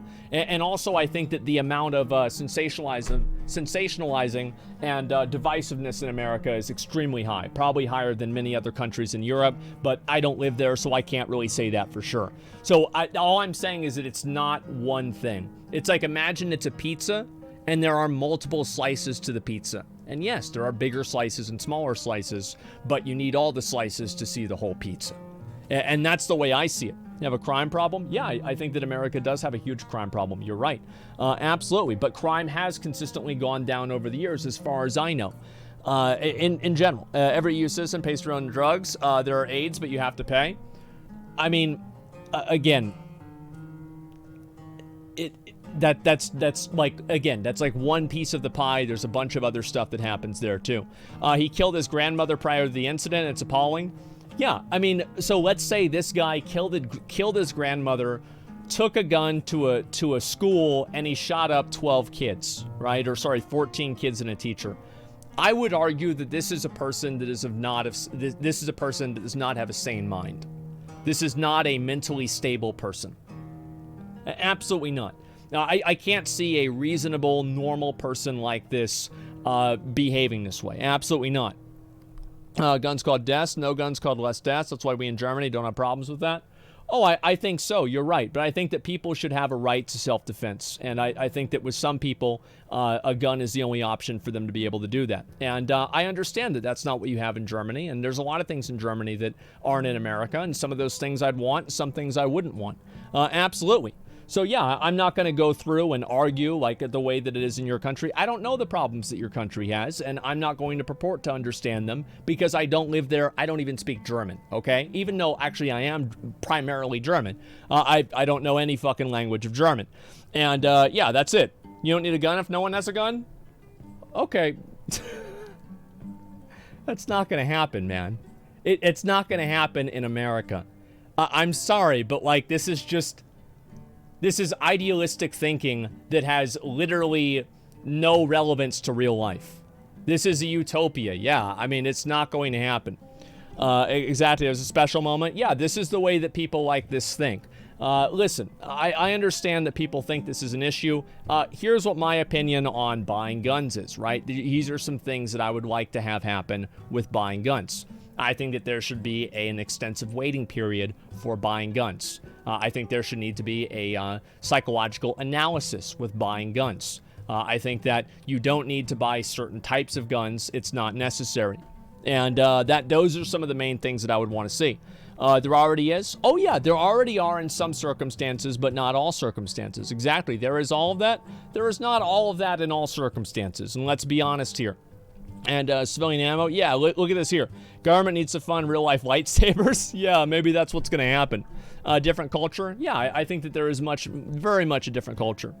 Can't someone buy an illegal gun then? Oh, absolutely. And people are going to do things illegally all the time.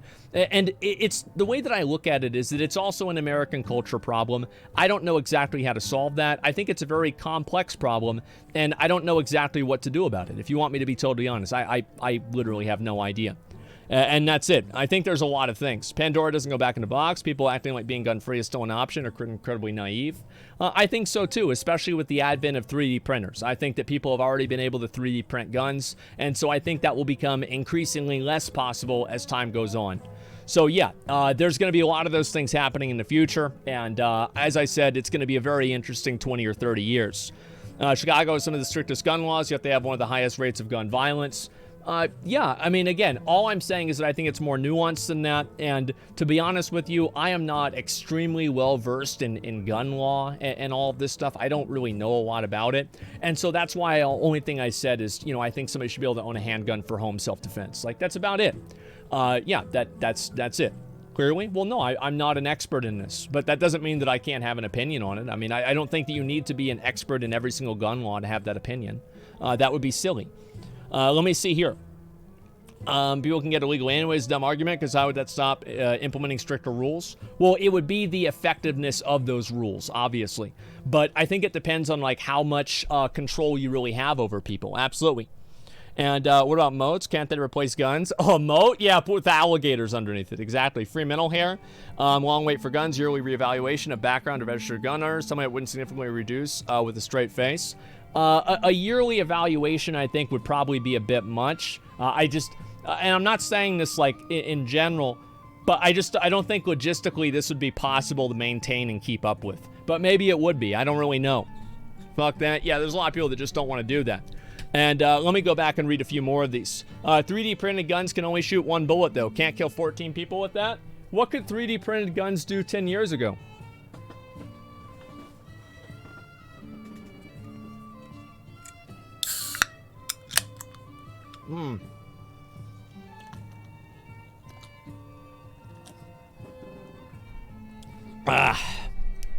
So yeah, obviously, you know, that's going to change and do all that stuff. Lie detector whenever you want to buy a gun would help. No, a polygraph test would not help because they're not applicable in any sort of legal setting because they're not accurate. That's not true. Yeah, that's what it is. Dude's talking about thinking of prison guns. Yeah, maybe, or something like that. Myanmar is fighting a civil war. On one side, he's using 3D printed guns. Yeah, it's just that I think it's a big cultural thing too. Exactly. It absolutely is. Why don't we protect our children like we protect our money and our shitty politicians? Why don't we put armed guards at schools? I mean, I'll tell you this. I would be more than fine paying a little bit extra money for my taxes to have armed guards at schools. Now, I think that's totally okay. My middle school had a police officer who was there all the time. And as I said, my high school had an entire police station. I absolutely think so. Yeah, that would be probably a good decision, and just in general make everybody a little bit safer, of course. Technology isn't fully suitable for high pressures yet. Oh, no, it'll take a lot of time to improve that, sure. But 3D printed gun for self-defense, what if you missed the one bullet while defending yourself and your family, girlfriend, etc.? I guess the subtlety of what I said was not very well received. Number one, I don't necessarily know that's true, that you can only 3D print guns that have one bullet. I don't know that's true. And number two, the point about it being 10 years ago is that there were no 3D printed guns 10 years ago. So the implication is that as technology advances and gets more powerful, that then afterwards, those guns would become more robust, more reliable, and more expansive. So yes, that was my that was my implication of what I was saying. Okay, just in case anybody was confused by that. And yeah, only schools politicians' kids would have those protections. No, my school didn't have that. I mean, like that's like, I understand people fucking hate the government, but it's important to get mad about the right things, because if you just get mad about everything, nobody's going to take you seriously. Exactly. And what's this here? GOP would never budget for security. They don't even want to pay teachers more than minimum wage. Well, I've always said this before. I think they should double the salary of teachers. I think there's a lot of shitty teachers out there. I've had a number of them myself. And I think the reason why the school systems are so bad is because a lot of people said before, there's a study on this, and this is about working, but I think it's very much a parallel here. And you of course have movies like Stand and Deliver and stuff like this. Yeah, sure, but I think a good example of this is that the best way to determine whether somebody is enjoying and going to like their job or not, one of the biggest factors for that, and I think in fact the biggest factor, is the relationship with the person who is directly responsible for them. So like basically their boss. So I think the same thing is true in school. And you can look at like a school district or something like this in an abstract, and you can say, well, there's like this problem with the school district, that problem with the school district. But in all of these terrible school districts and awful schools, there are probably a handful of teachers that end up making sure that the kids know whenever the Civil War happened. So I think that a lot of it falls on the individual responsibility of the teacher. And I know that, like, for myself, like, there was one year we had English class, and it was just absolutely fucking awful. We read Romeo and Juliet. I didn't even know they died at the end of it. Spoiler, by the way. I didn't even know that, and I passed the class. I didn't care. Then the teacher, the teacher the year after that was 1,000 times better, and we learned a ton of different stuff. So I think the teachers that these schools have, it's the general idea. You get what you pay for. And if you pay $40,000 a year, you're going to get trash. And there are going to be some people who are so passionate about it and care about it so much that they will take that money. But the vast majority of people that have higher skill sets and better skills will not do that. And I know this personally because I was in the computer maintenance, computer repair class for every single year, like in a block schedule every day at the beginning of my day. So I did computer repair for 4 years. I would go around the school, fix teachers' computers, etc., and just in general install and deal with computer stuff. And every single year we had a new teacher. And the reason for that is very simple, is that why the fuck would a teacher go and take a teaching job here if they could just go into the private sector and literally earn over twice as much money? You know, they could get paid $40,000 a year by AISD, Austin Independent School District, or they could go work at a company and be paid $105,000 a year. Do you see kind of what I'm saying? And browse on the last chapter, Romeo and Juliet. What the fuck? That's too bad, man. You've had about 500 years. There's an abundance of teachers. It's an easy job. That's why they have a low paycheck. I agree with you. Let's assume that you're right. There is an abundance of teachers.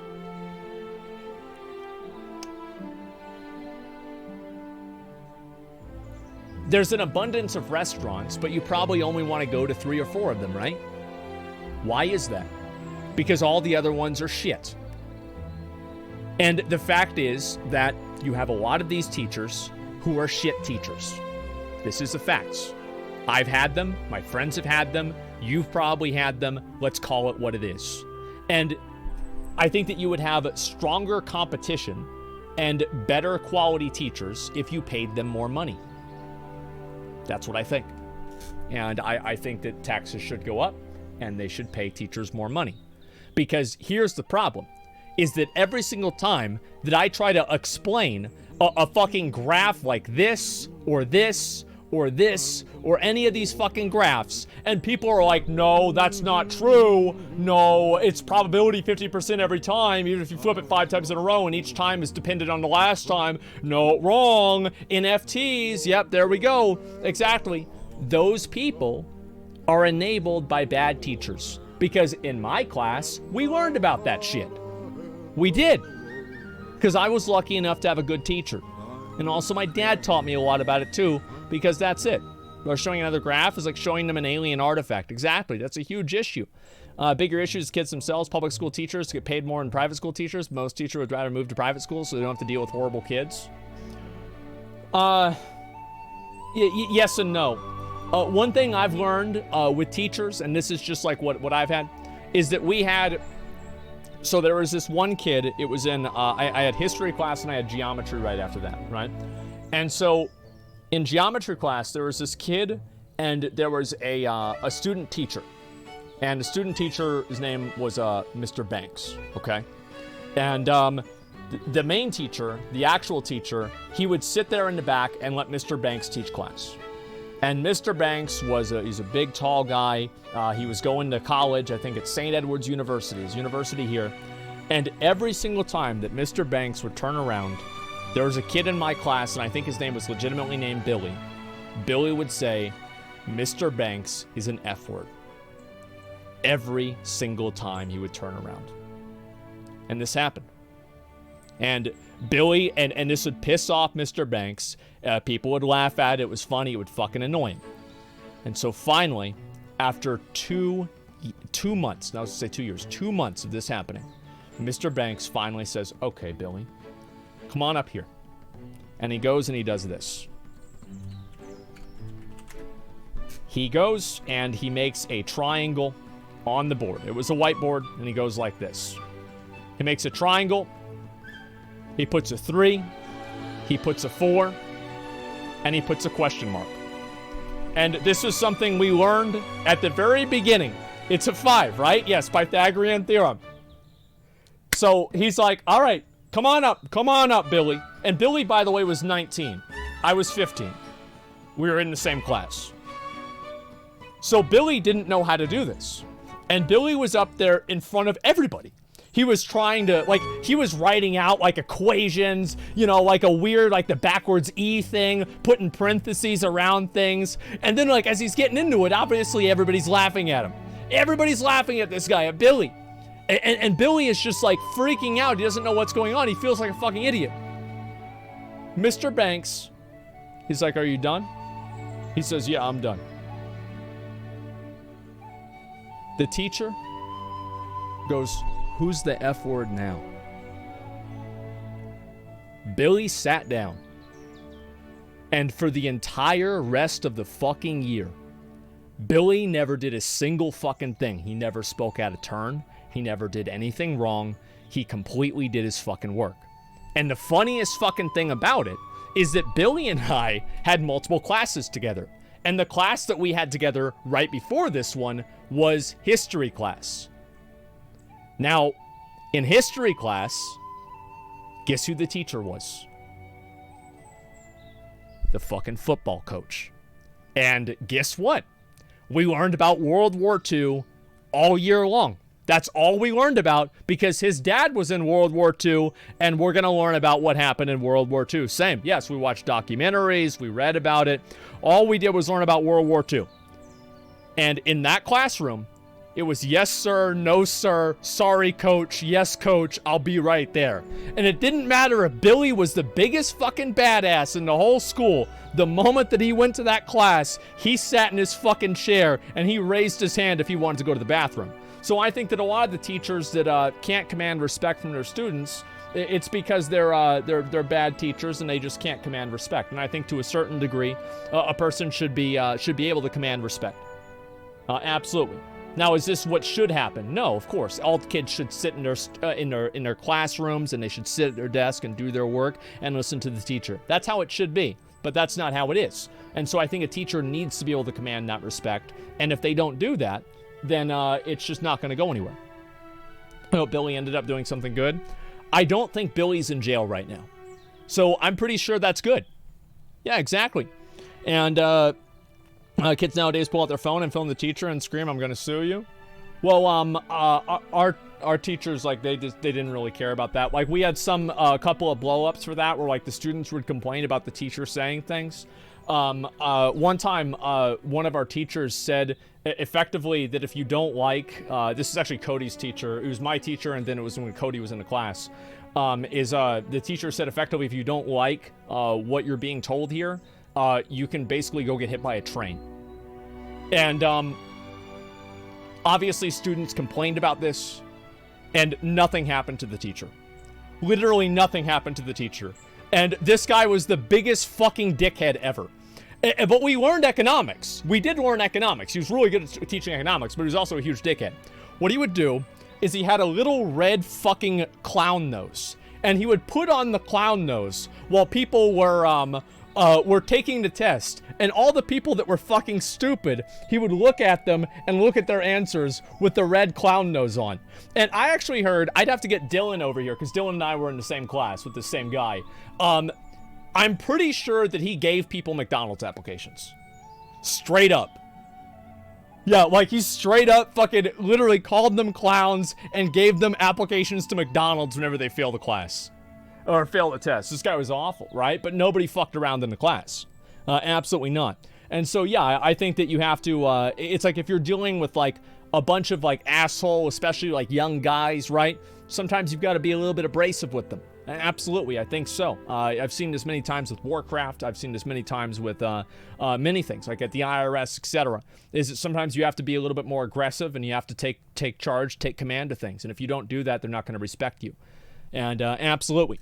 Best teachers are the scary ones? I mean, not necessarily. There were plenty of teachers that we didn't really have that happen. But I think it's about commanding respect. And it's a two-way street, and the teacher actually has to deserve that respect to a certain extent. And the point that I'm getting to with all of this is that I think that if you pay teachers more money and you gave them a more competitive salary, you would attract more people that could command that respect and that were better suited and better qualified to teach people. That's the fucking point of all of this, okay? And so, yeah. Sorry, it sounds like a good teacher to me. Well, I mean, we learned what we needed to do. I mean, that's what it comes down to. I mean, it was an AP class. I passed the AP class, and I didn't have to take the class in college because I passed it in high school. So, yeah, you're right. Exactly. We had teachers like that, too. The moments I didn't like, but in retrospect, I'm glad for it. Yeah, I think there's a lot of people that feel that way. Why are you talking about this again? I think the reason why I was talking about it is, like, just in general,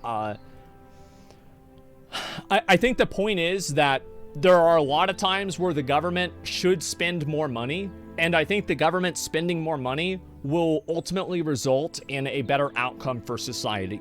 And I think that teachers are an example of this, and I think also another example of this is mental health protections and access to mental health facilities, especially for young people. People in the ages of 13 to 25.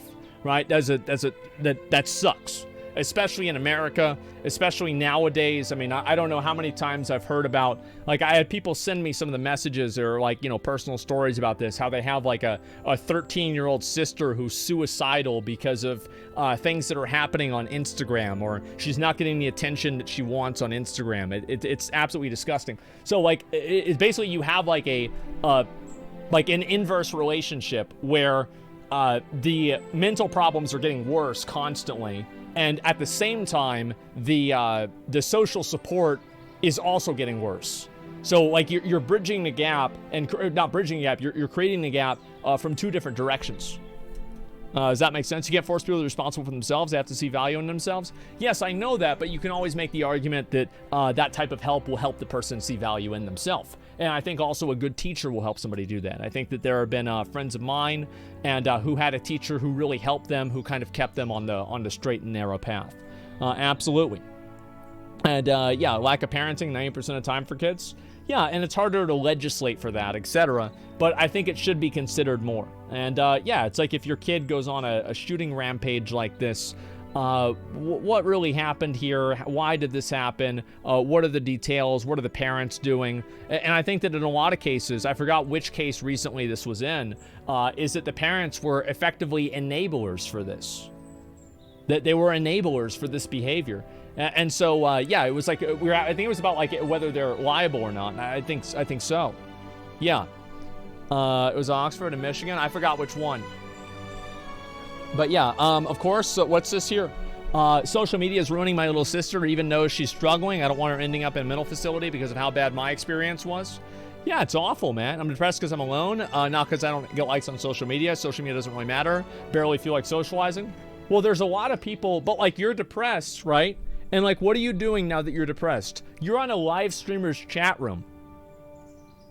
I mean, maybe you're getting help outside of that, and this is just what you do to wind down, and that's great. But maybe it's not. Maybe this is the kind of stuff that happened, and this is what you're doing. Like, people have replaced, therapists with streamers and YouTube personalities, and they put so much stock and they put so much investment into a streamer, into like a media personality, into a YouTuber, into a popular culture individual, that this person is just now not even a person anymore. They're an ideal, and no person can live up to an ideal. It's impossible. And so these kinds of things happen, and I think that it's a huge issue with people. And I think it's something that, in many cases, does not result in a, let's say, mass shooting, but it's something that does result in a degradation of society. I think so. And masturbation actually makes you more depressed if you currently jerk off. Bad ideas, chat? That's not true. But at least that's not true from my experience. I'm depressed. I'm here for entertainment, not for your morals. Great. I mean, that sounds good. I'm glad to be a distraction. I obviously like talking about this stuff because, to be honest with you, I think most other people don't give it a fair shake. I don't think they look at things naturally. I think that they're too emotional about it. And because they're emotional about it, I think it clouds their judgment, and they give bad takes and they give bad opinions. And so that's why I talk about it, because I think I know what I'm talking about. That's it. Now, obviously, I'm sure they probably think the same thing about themselves, and they think the same thing about me. But here I am doing what I think, and they can do what they think too. That's all it comes down to. And mental illness is derived from loss of meaning. Capitalism did this to people. Capitalism did this to people. Loss of meaning. I don't really think that's entirely true. I mean, you could say late stage capitalism, etc. I don't really believe that capitalism is the root of all evil. I don't think this. I think the root of all evil is scarcity, personally, and I think that almost all unhappiness and almost all anger, aggression, and conflict in the world is fundamentally derived from scarcity. Scarcity of love, scarcity of resources, scarcity of food, scarcity of shelter, scarcity of something. And that's what it comes down to. Disparity? I don't think it's about disparity either. I think it's about scarcity. But disparity implies scarcity, so maybe you're right. Sure. And, what's this here? I found you through the friend. I couldn't be happier. Thank you. I appreciate that. And let's see here. Capitalism bad. Guy with iPhone and Nikes in 2022. Smartphones are linked to, what's this here? Somebody said smartphones are linked with mental health problems in people. Really? Link it to me. I want to see it. I'll read it myself. Because I don't know of any studies that support that or reflect that. But if that's true, I would absolutely want to hear about it. Yeah, I want to know that. Of course, not of course. I want to see it. I want to see the fucking, I want to see the page. I want to see the graph. Show me the fucking correlation chart. I want to see it. That's the way it is. People can't get off their phones. I feel like I'm a little bit different because like my job is online. It's on my phone. It's a 24/7 job effectively, but I'm on my phone all the time. If you don't believe me, ask my dad. He'll fucking tell you that. He does not like that at all. Tell us more about teachers. Sounds cool as fuck. I've had a lot of cool teachers. I'll probably tell more stories about them over time. And let's see here. Capitalism is... A shooter killed his grandmother before he went to the school. Didn't Adam Lanza do the same thing in Sandy Hook?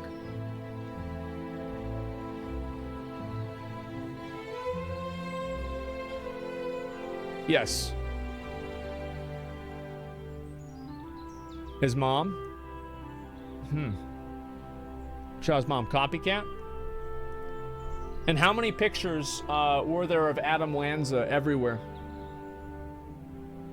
And people talked about him constantly. Like, oh my God. Again, it goes back to what I was saying. People constantly brought that guy up, etc. Is it depressing you can recall that? I can recall a lot of things. If I don't remember it, then who will?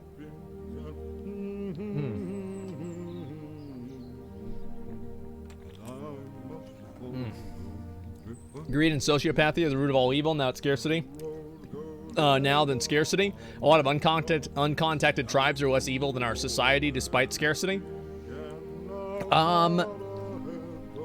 I think that's a very nuanced argument. I think that's a good point that you bring up about like uncontacted tribes and like how moral they are. I don't know if you could really say that they're moral because I don't know what their behaviors are because many of them are not observed because they're uncontacted. But in general, you know, I think that's something that that could happen. Sure. They aren't scarce in their environment. Yeah, I would say so. Greed comes from scarcity. I would say that too. Yeah, absolutely. You're right. And yeah, that's what I would say. Have you seen the heard of the Mouse Utopia experiment before? I honestly wonder if it's applicable to humans nowadays too. Mouse Utopia experiment. That was the experiment that had a bunch of mice in an area where they had infinite food and they just kept reproducing until there was too many mice, and then the male mice stopped wanting to produce with the female mice. Is that right? And they developed neurotic conditions? Is that it? Yes? It's been quite a while. Yes, I know about that. Yeah, absolutely. On the topic of life and death, how are the plants? I'll show you. They segregated themselves? I didn't know that part of it. Give me a second. Not exactly, but they were miserable. I guess I've said neurotic conditions, but miserable would be one of them. I don't know what I should do with this one, right? Because it has like these, like this one is not very happy. This one's not happy. This one's not happy. So like, but there's a flower. There's a flower that's already bloomed. So we're actually doing pretty well. So should I trim it? Like, because here's the thing. I can do one of two things. I'm afraid to put them outside because I'm worried they could get damaged by the like the raccoons or something like that. So should I get them a bigger pot? I can repot it.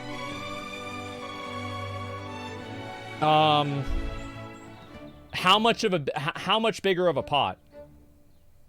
Like, what do you guys think? Like twice the size?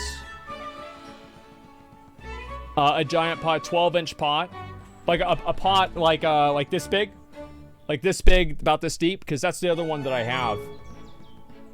3/4. I think what I'm gonna do is I will get a larger one, and I'll probably do that tomorrow or like this week sometime, and put it in there. And I don't know where I'm gonna put it. I can't put it behind me because it's not close enough to the sun.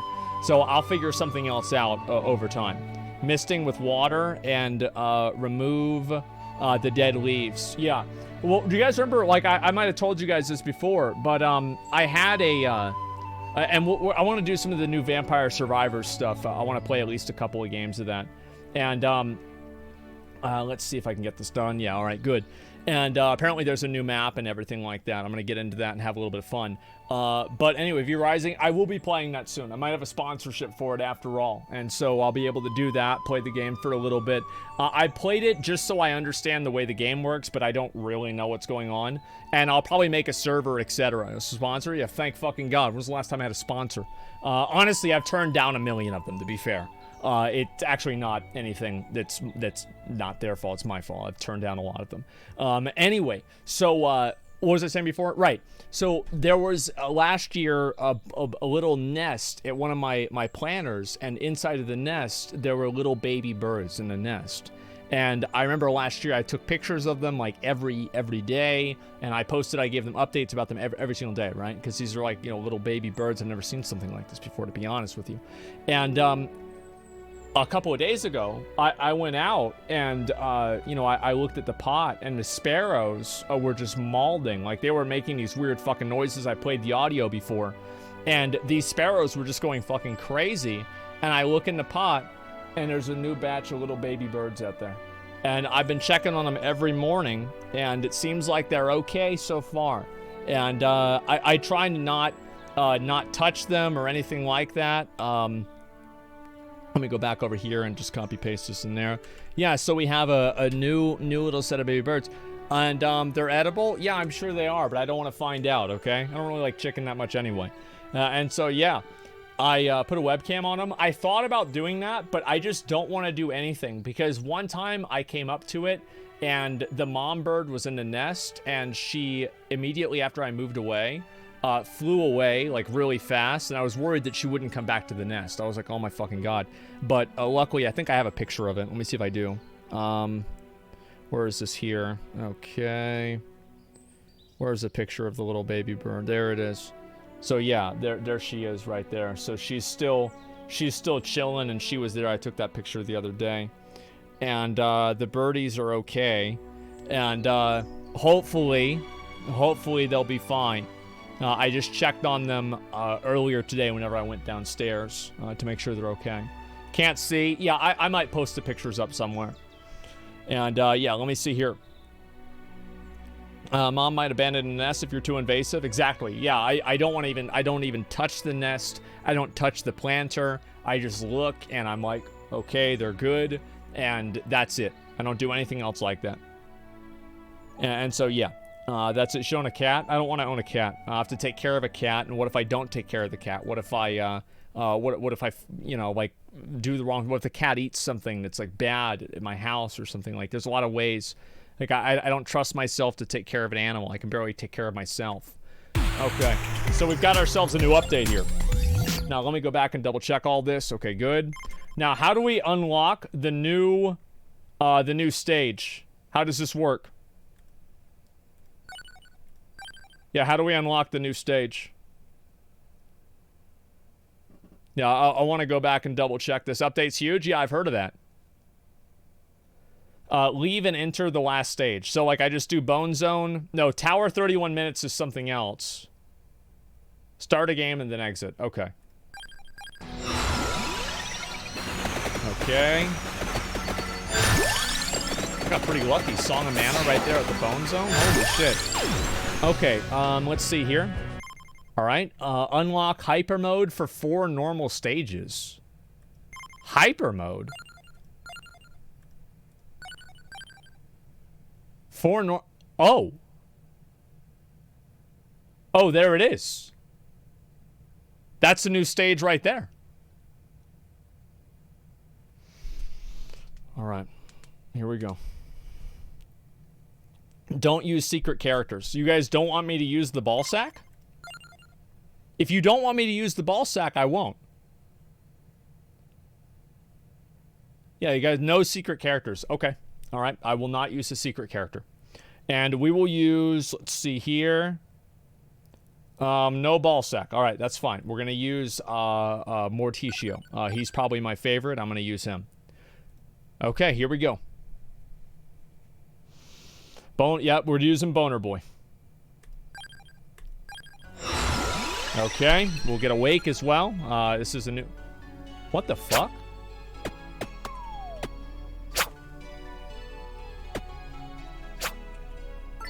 What the fuck is this?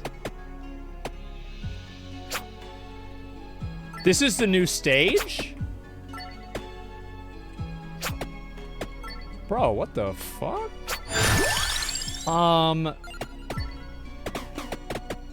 Open it? Okay.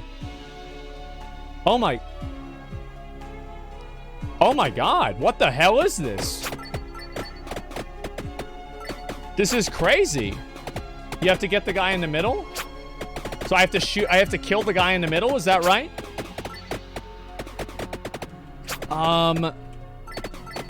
It's a bonus stage. Okay, let me see if I can kill this guy.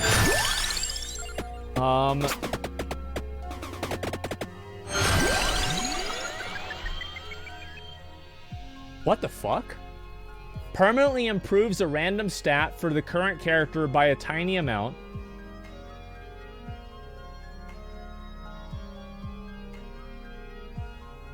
What the fancy a new wizard. Summons the merchant in all stages. So I should pick this one up right here, right? Okay, that's a good idea. Oh, I should... Wait, I can just buy all of these? Oh, wow.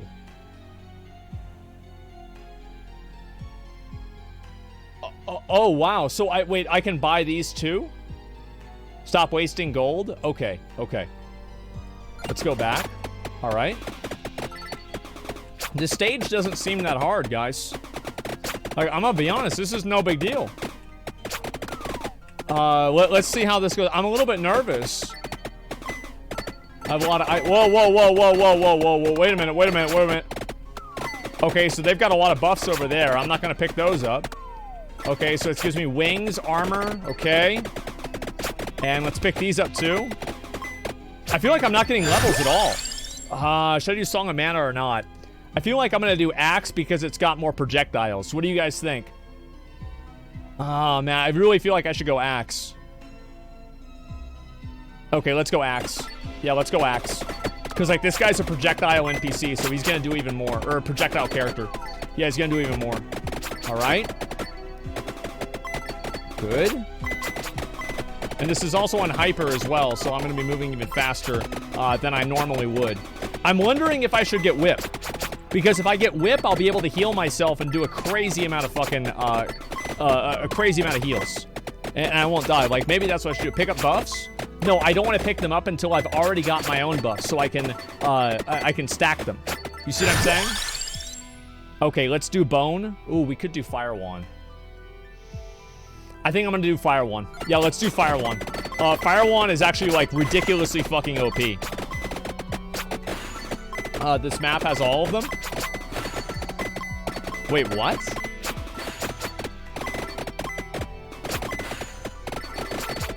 So it has every buff? The fuck? And you can get every single one. You guys are not, like, fucking with me or anything like that. Okay, yes. All right. I still don't think I should get all of them right now. The reason why I don't think I should get all of them right now is because if I... Bro, these snakes are hard to deal with. Holy fuck. Maybe I should have gone Song of Mana. This is crazy. The snakes? Yeah, they're fucking annoying. Oh, it's hard because, like, they blend in with the ground. Okay, Bone. We'll go with Bone. I think I'm gonna go with Whip. It's my last one. I think, actually, yeah, I'll do Whip, and then I'll get Pentagram after that. Okay. There we go. Should do it. Well, the reason why I'm not doing it, I'm gonna go with Bone. So here's why I'm not doing it, right? Is it, like, logically, if I get all of the buffs right now, then I'm only going to... Maybe that doesn't make sense. Yeah, never... I don't... All right, let me try and just do it my way. Okay, let me do it my way. I'm not sure if it's gonna work or not, but we'll see. Well, it's Mr. Krabs. There's a boss this early? Are you fucking kidding me? Okay. All right, we'll see how this goes. Oh, he was easy. Holy shit, he was a joke. What a pussy boy. God damn. What a little old pissy boy. Oh my god. That guy got destroyed. Holy fucking shit. Okay, and let's pick all these up too. Great. And we'll get Lightning Ring. I think we're gonna go with Axe for now. What do you guys think I should go for my last ability? Oh yeah, Whip. I said I was gonna go Whip. That's right, that's right. Yeah, let's go Whip. Okay, hopefully we get Whip soon. The reason I'm gonna go with Whip is because I feel like Whip can be really good at the end for healing me. And I can get the heal ability for that. Yeah, this is a brand new stage. He doesn't know? I don't know. You're right. I'll find out very soon, I'm sure. Okay. Oh, there's food on this map, too. I guess that's the second food I got. I just didn't even notice that. Okay. And time stop. These things are fucking annoying to kill, by the way. Holy shit, they're annoying. Okay, great. And we're going to go with... I could do Clock Lancet. That could be pretty good. But we're not going to worry about it. We'll go with Garlic. All right. Yep, there we go. Good. Okay. There we go. Righty, moving around here. Perfect. Did you quit Garlic? Yes, I quit Garlic because I'm not playing it right now. This is the same with every other video game, by the way. Yeah, I'm not playing Lost Ark anymore. Vaulton was too hard. I quit. Okay. Okay, good. Doing pretty well so far. There we go. Nice.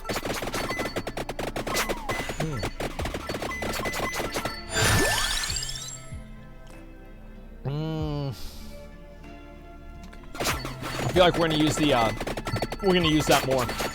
I feel like as soon as I get the gun upgraded, that's whenever I'm really a god. I feel like the gun is like your, that's like your ascension. Is whenever you get that gun bonus, I feel like you can't lose after that. It's over. I could be wrong though. I mean, like this stage is, it's the new challenge stage. People are Pepe laughing at me. I am getting, okay, we've got Mr. Krabs again.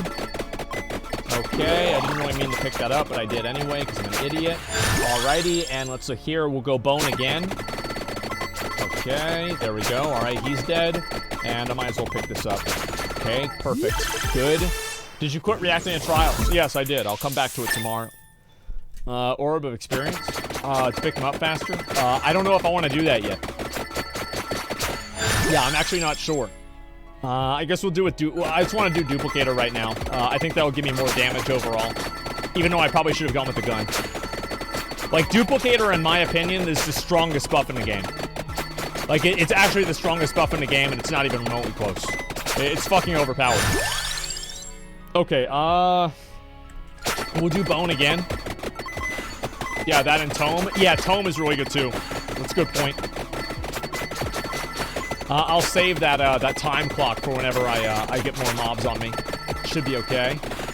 Alright, perfect. There we go. Good. Alrighty. And spinach. We're not going to worry about that. We'll just get the gun again.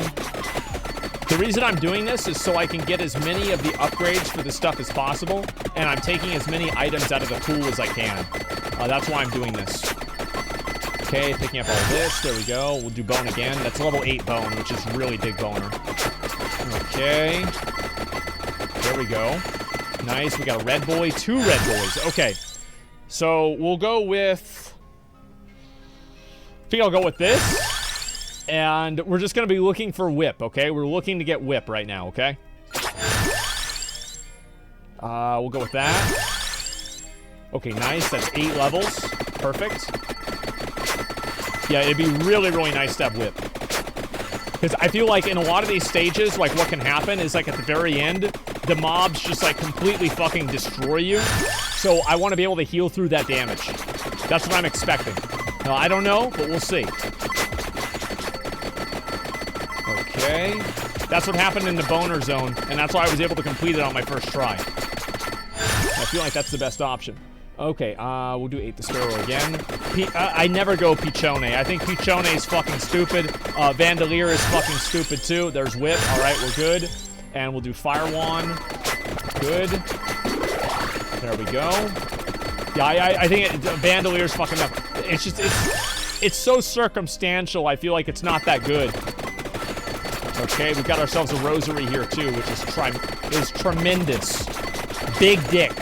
So as soon as we see a bad boy show up here, we're going to use the Rosary on him, okay?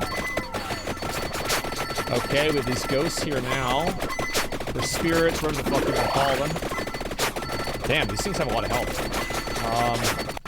I actually kind of hope a boss shows up soon so I can use that buff. Okay, Axe again. That's Axe to level 8. Perfect. Okay, let's get this as well. There we go. Okay, and I just have to be moving away from the bad boys as much as I can. Perfect. Okay. Alrighty. And we'll go with 8 the Sparrow again. I want to get both of these to level 8.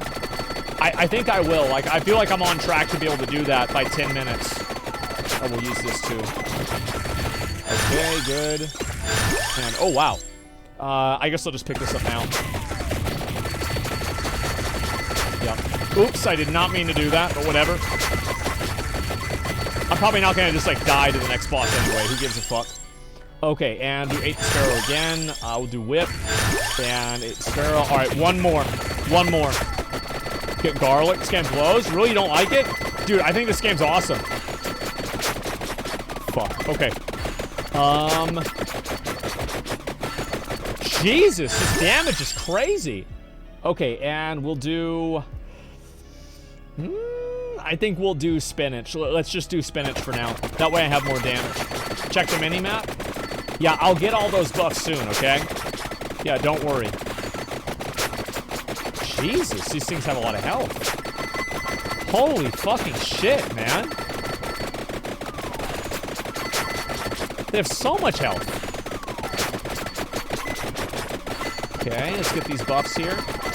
See if I can reset around here. I'll do Fire Wand again. I feel like Fire Wand is actually one of the strongest abilities in the game. People just don't realize it. Actually, I think a lot of people do realize it. Okay, we got a whip again. That's great. Okay, perfect. And we'll look at this. All right, we've got that. And Tiragisu might as well pick that up too. Okay. Pick all these up too. Good. Kill all the dick boys. Okay, let's focus. And this way I can force...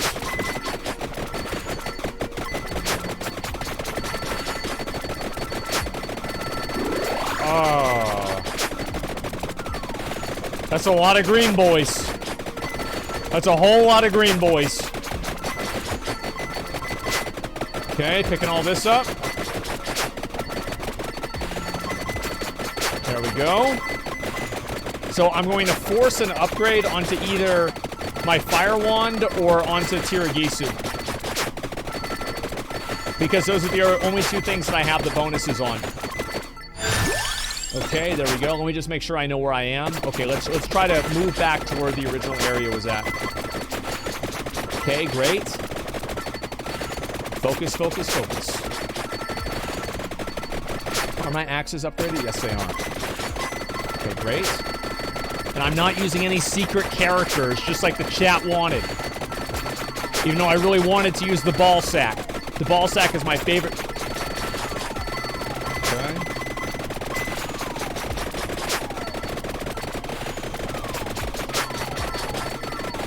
Okay, let's hopefully we get the gun. Please give me the gun.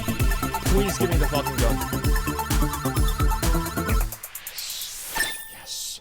All right, we're good. Now we've got to run around and pick everything else up. Okay. There it is. Great. Using all of these as much as we can. Okay. Pick up that food right there. Great. Okay, let's see where I am again. Where the hell are these things? I'm not really killing that much stuff. Okay, this is good. Great. Okay, now let's see. Where do I need to go? Where are they? Bro, I don't see this shit.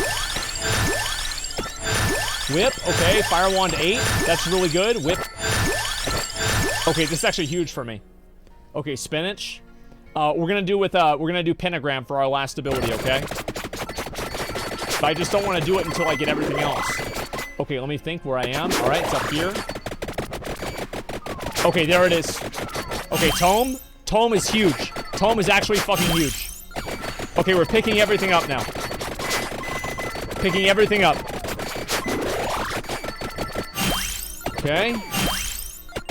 I think I didn't pick that up or something. No, I did. We're fine. Okay. What the fuck?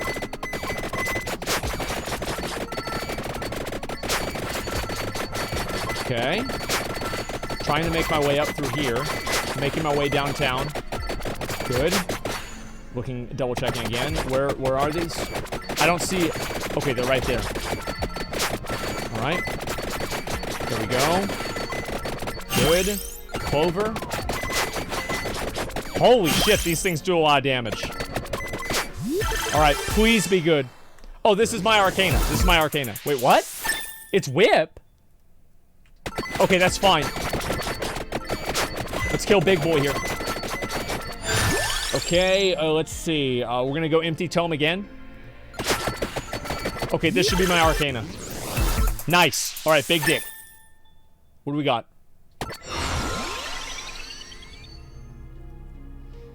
Duration.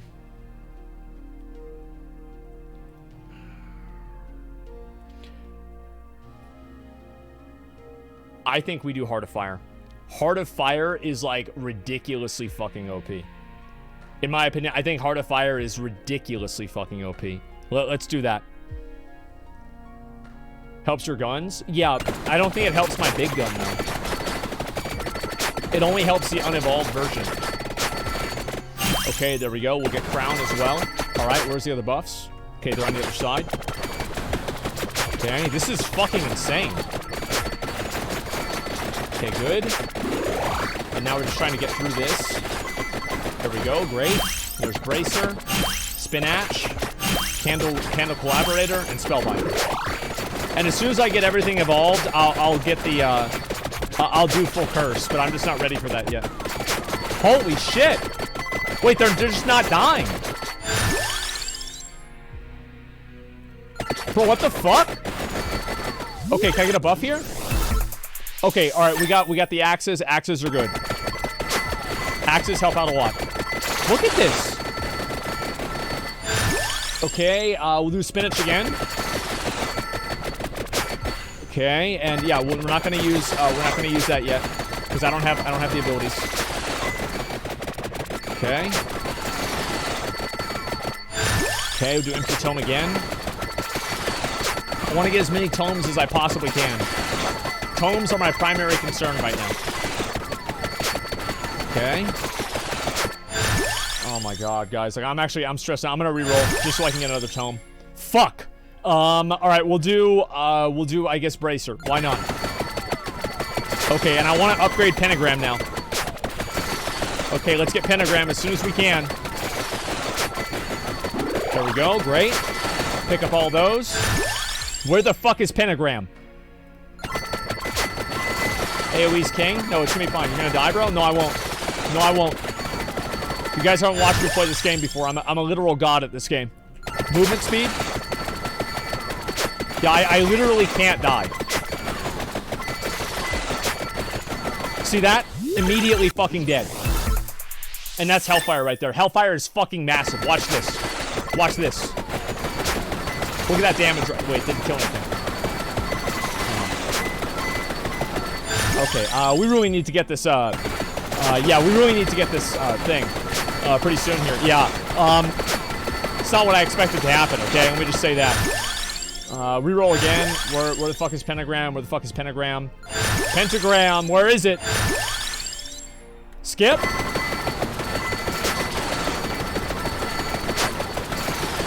Cat? I'm not Cat. Skip? Okay, good. At least I was able to kill some of that. It's only 13 minutes in and I'm already sweating like this. This is crazy. Reducing damage, that's good. Time to throw out. I probably should, right? Yeah, I'll throw out on the next one. I don't even have my tome leveled up. Okay, there it is. Tome 4. One more and I'm good. One more and I'm good. Okay, great. And let's see here. We'll just pick up, I don't know. We'll pick that up. Nice. Nice. Okay, we're good. That's Pentagram. And I'll just keep spamming this. Good. Wait, they didn't even die? Wait, what?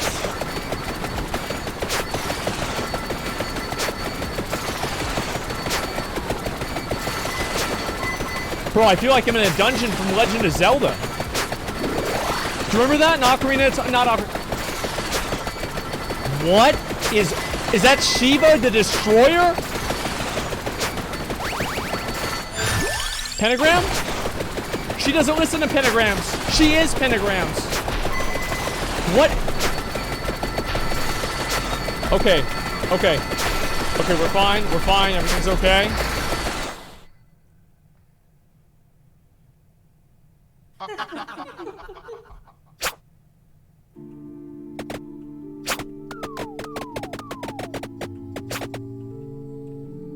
What?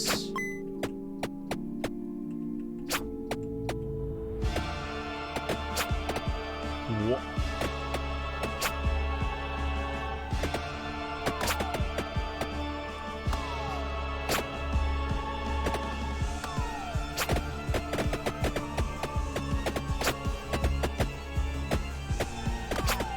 What? What's going on? Why? Why is this happening to me? Why is this happening? I'm gonna die. Okay. He's gone. No, he's not. What?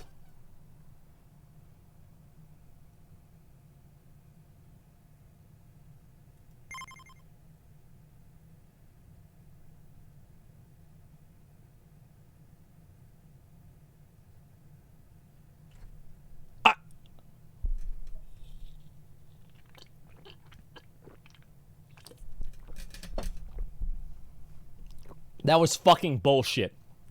And you know it. That was absolute fucking bullshit. You need a strong level 1? I need the ball sack. That's what we need. Let me see what this is.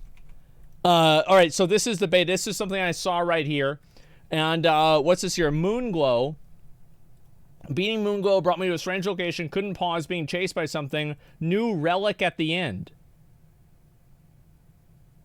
What?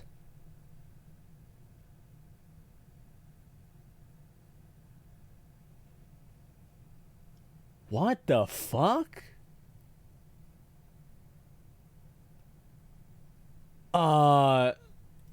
Okay. I don't even know what a relic is. Alright, let me try this again. Okay, we're gonna put it on, okay.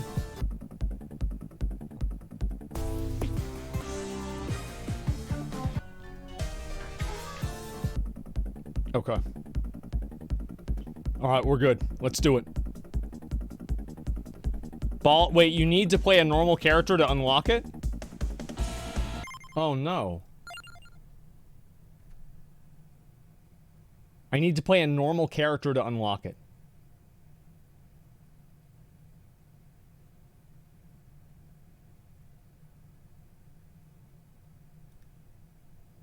Croce? I don't know. Gennaro? Who's Gennaro? I don't even know who Gennaro is. Oh, this guy. Oh, man. Like, Croce is good because of his movement speed? True. Let's go with whoever's fastest. How much health does Christine have? Maybe like Christine only has 65 health. I feel like she's gonna die. Portia has like 130% at like level 1. Yeah. I mean, but his health is trash. Yeah, his no, like Christine, like I would want to go with Christine. Garlic. Christina whip cooldown? Yeah, but I couldn't even use my weapon. Like, I lose all my weapons. In my opinion, I think maybe I should even go with Antonio. Because at least I can whip and I know where the whips are going to go. Pungala? Oh, that's a good idea, actually.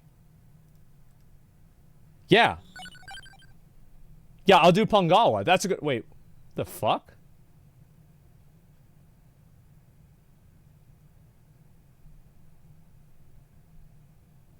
What the hell is this?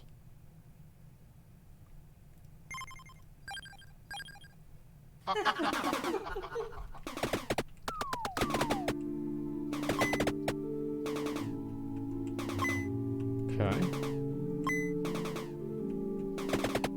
Big money. Okay. Kill it.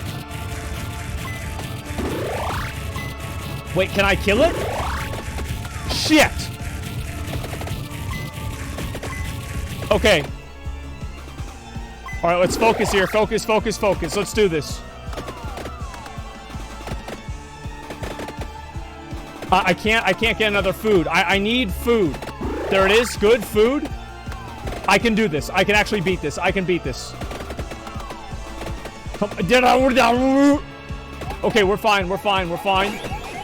Okay, those are angry boys. Good. Come on.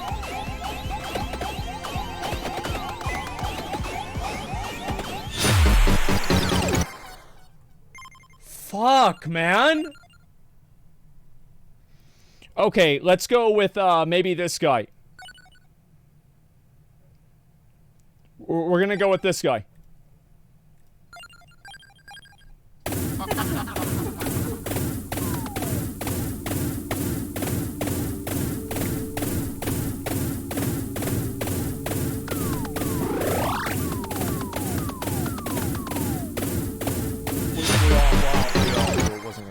Like, everybody knew it wasn't gonna happen. Like, it wasn't like he got no feet, man. Like, he didn't have any feet. Like, all right, move speed is plus 40%. This guy doesn't move at all. All right, here we go. Let's try to use this guy. Okay.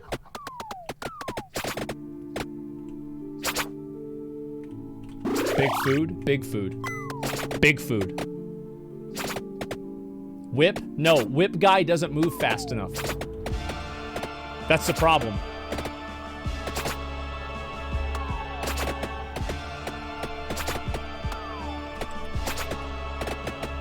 Okay.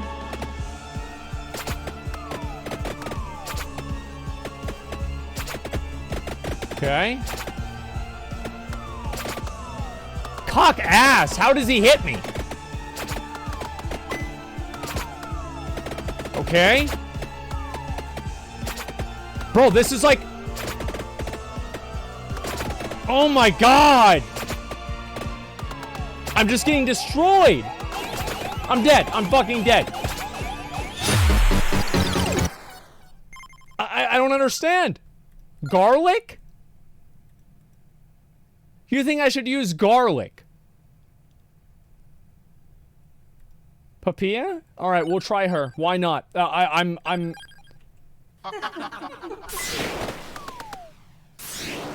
Okay. This is already not looking good. This is already not looking very good at all. Okay. Maybe I have to get lucky with food.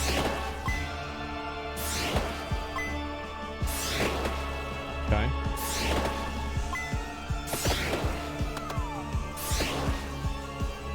Okay.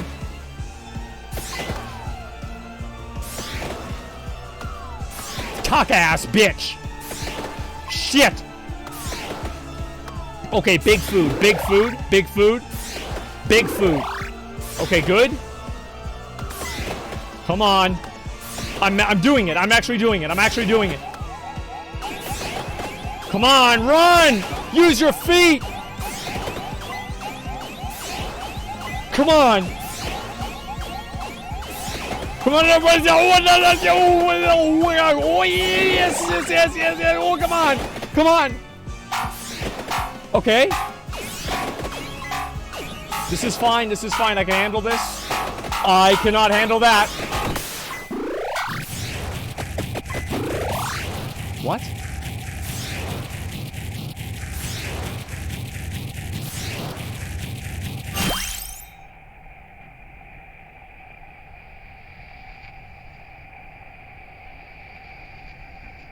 Relic found.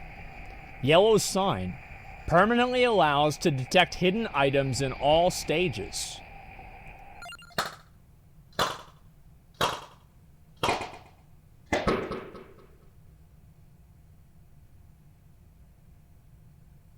What?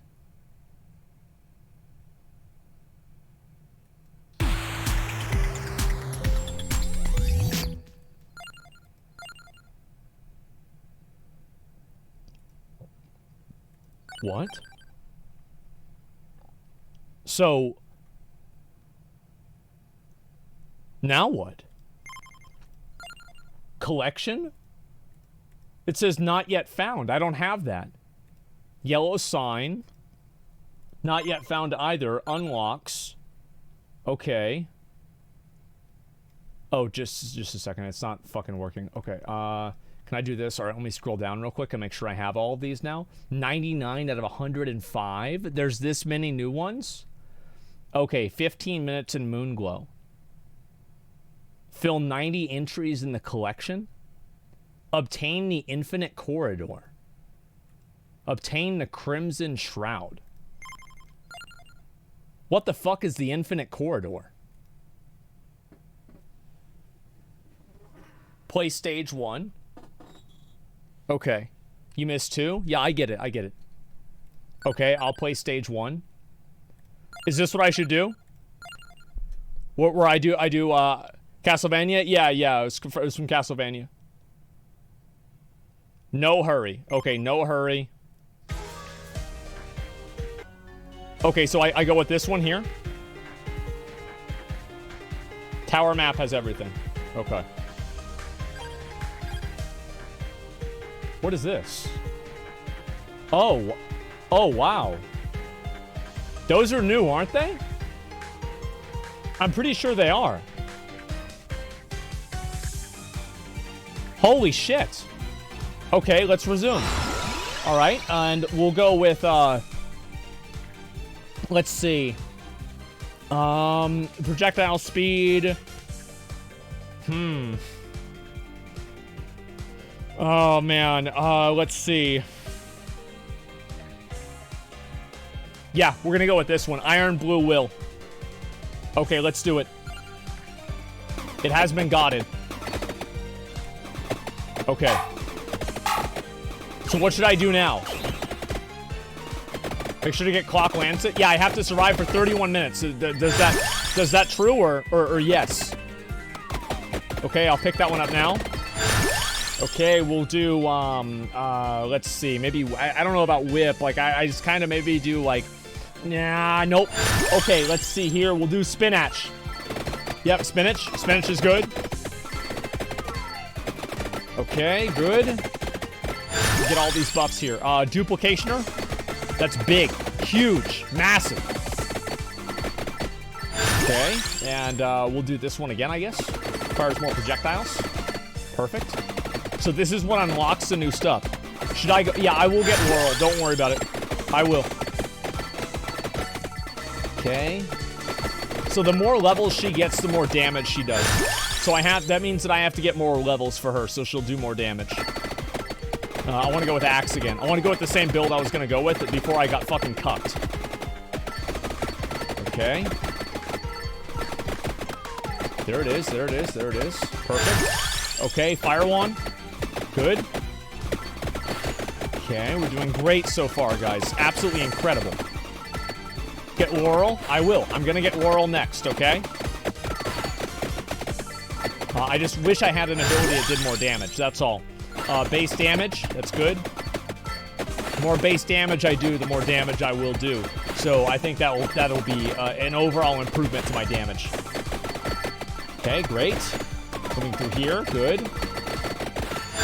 Alrighty, and we'll go with the gun as well. It goes through people now, so now it's gonna do even more damage. And I think, like, we'll go and, like, move up after I start getting, like, my buffs and shit. Because, like, I've already got fast on, so I should be fine. We'll do this one here. So it'll be Laurel and Axe. I want to do Axe. Okay. Maybe I should do Rune Tracer instead. Because Candle Collaborator is Axe, isn't it? Okay, we'll do Fire Wand again. Okay. You can't get Laurel after guns evolve? Wait, why? I never heard of that before. Yeah, you said can? Oh, yeah, but, like, what if it doesn't spawn, right? I'd rather just get it now. And that way I don't have to think about it, you know? Okay, good, and I'll pick this up too. There we go. The one good thing about this character is it starts with both guns, so I never have to worry about picking them up. But I need to get Tiragisu as well, which I don't have. Okay, well, duplication. Okay, perfect. Wish I could do more damage here, but I keep fucking... There's too many of these mobs, man. Okay, and armor... Armor's Rune Tracer. I feel like Rune Tracer is really good. Bible? You guys want me to go Bible?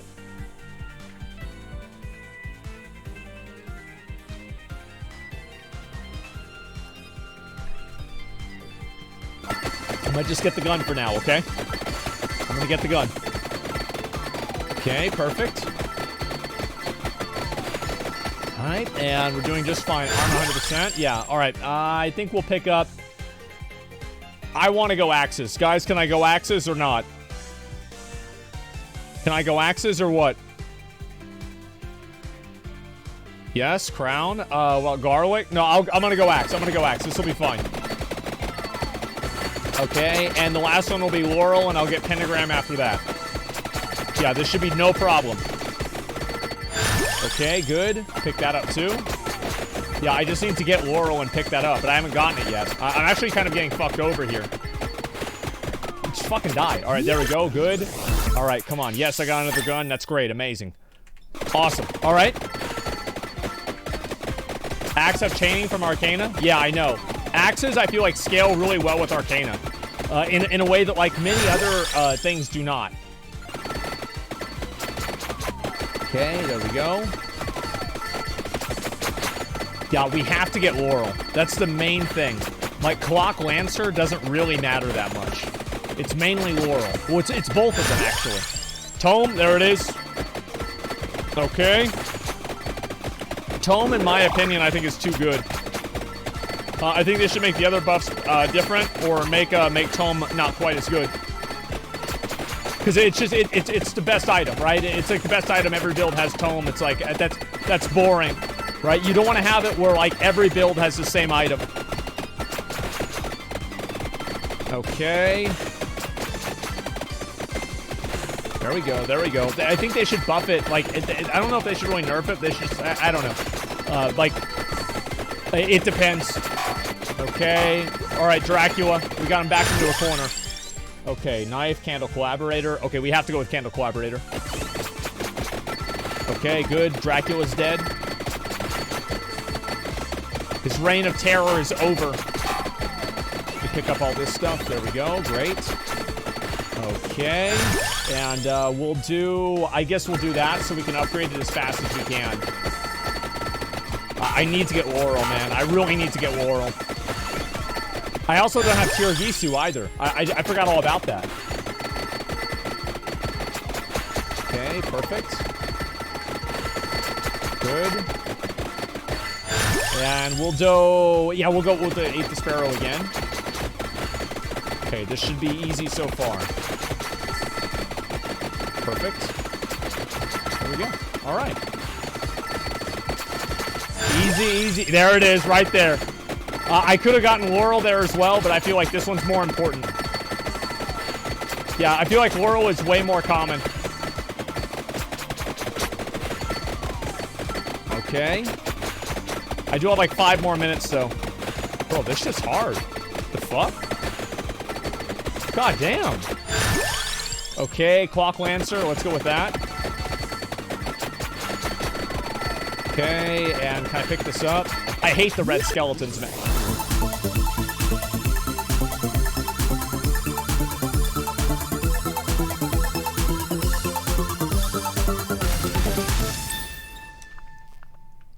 Oh, baby, a triple. That's right. That's fucking right. Okay, so we just need to get Laurel. That's the main buff that we need to get. Alright, empty Tome again. Tome just increases all my damage. It's the de facto choice no matter what. Let's go with 8th Sparrow again. Where is Laurel? Okay, we're gonna just banish. I'm gonna banish Pichone. I don't want to look at Pichone anymore. Okay. I figure I might as well start using those now to make sure that Laurel pops up, you know? Because, like, what if it doesn't? I could get fucked in. I could get fucked in the ass.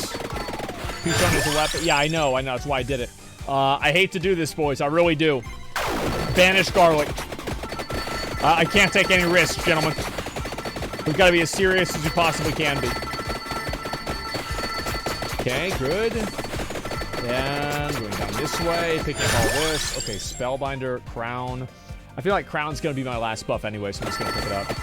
Because I always go with Pentagram. Pentagram, I feel like, is my favorite spell. Yeah, it's my favorite spell in the game. The reason why it's my favorite spell in the game is because it's the best spell in the game. That's why. If it wasn't the best spell in the game, it wouldn't be my favorite. You've changed, man. Yeah, I know. Okay, good. Lightning Ring. Okay, neither of these are good. We'll go with 8 the Sparrow again. I feel like I'm easily going to hit this in time for the evolution. It'll be no problem. Okay, good. Coming out of that. Great. Easy, easy, easy. Easiest game I've ever played in my whole life. Okay, great. Perfect. What the fuck is this? Got him. Great. Circling around. And we're looking very, very good right now, gentlemen. Very, very good. We've obviously got the gargoyles coming up to try to fuck me in the ass, but we're not worried about them. And we'll go with 8 the Sparrow again. We don't need to use Tiragisi right now. It doesn't matter. Yeah, I'm not planning on dying, so it doesn't matter. As soon as 10 minutes happen and I start getting my upgrades, that's whenever I'm going to start moving. Where is Laurel, man? What is this?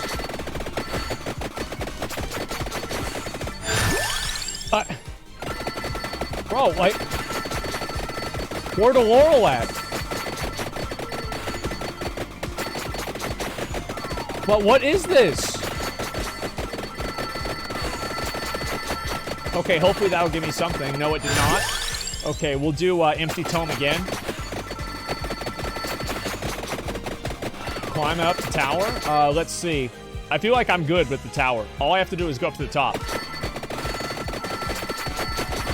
Okay, I'll start moving up a little bit, okay? As soon as it's 10 minutes, I'll start doing it. Okay, moving through this. Great. Okay, he's dead. All right, easy, easy, easy. Clock Lancer. Okay. And that's not it. All right, 8 the Sparrow again. That means that's ready for an upgrade. Perfect. Come on. Avoiding everything, as always. Perfect. Okay, good. And we'll do Spinach again. I think Spinach is great. In-game. And looking down here. Fuck, man. I'm gonna banish Santa Water. He's not real anyway. I guess neither are vampires, but it's okay.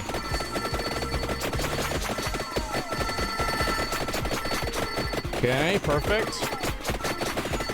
There we go. Good, good, good, good, good.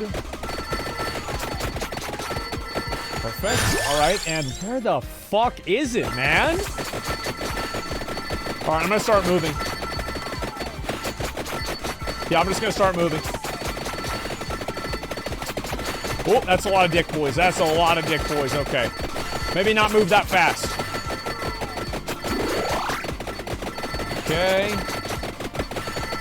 There we go. All right, we'll do Axe again. I feel like we really need that bonus damage right now. I'm going to save that that Rosary for whenever we hit 10 minutes, and I'm just going to yeet and delete this boss. I think that's a smart thing for us to do here. Yeah, I thought that I could stand there. It did not work at all. Okay, perfect. Maybe I should stun them and then move into where they're stunned and kill everything inside of there. That could be a good option. And then use them to, like, body block each other. Okay, Spinach.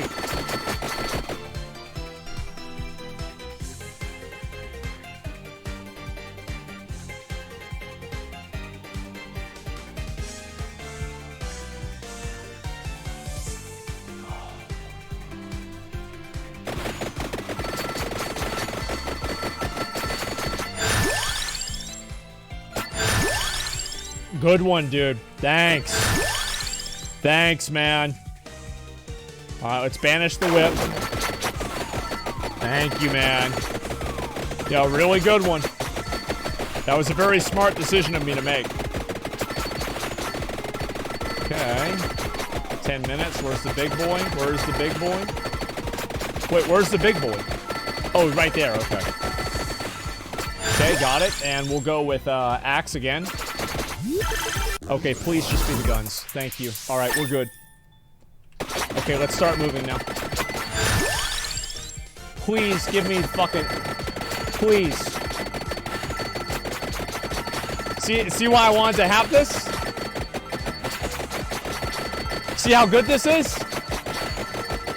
It's just a normal, I'm just walking down the street, man. It's not a big deal. I'm just hanging out, having fun. It's busted? What's busted about it? The fact that it kills everything in one hit? That's not busted, that's normal. That's the way the game's supposed to be played. Come on. Don't be a pussy. This is how winners win. Okay, and alright, that's Rune Tracer, that's not it. Alright, we need to get Laurel here. Garlic is better. Garlic died for this. Let's see, okay, alright, we're gonna pick up, I'm gonna pick up Bracer here too. I might as well. Okay, great, that's another passive, it's a free passive. Wait, it killed all the guys there. Oh my god. Oh, they killed all my health too, I didn't realize that. Okay. What does I get? What does I get? Projectile speed. Over area. 3 bounces.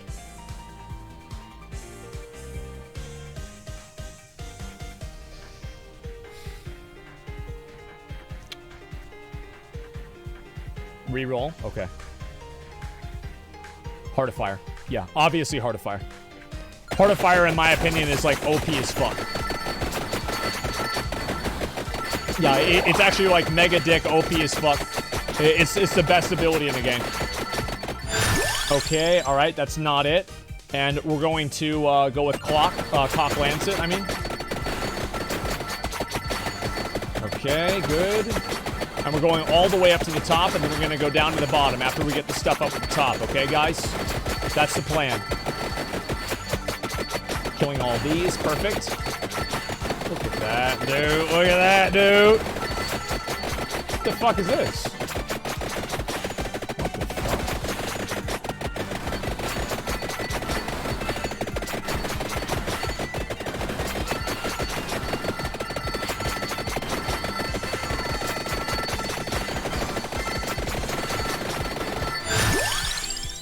all right, spinach. Get it? All right, I'm gonna pick it up now. Wear clock. Okay, all right, we're gonna wear clock. Fire wand. Shit. Okay, all right, we're gonna re-roll. Oh no. Oh no. Come on, please. Please. Please give me the Laurel. Please.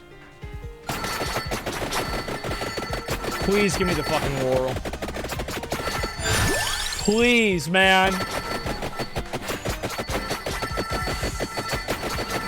Come on. I was gonna get Pentagram anyway. I'm gonna just pick it up now. Should I? Should I pick up Pentagram now?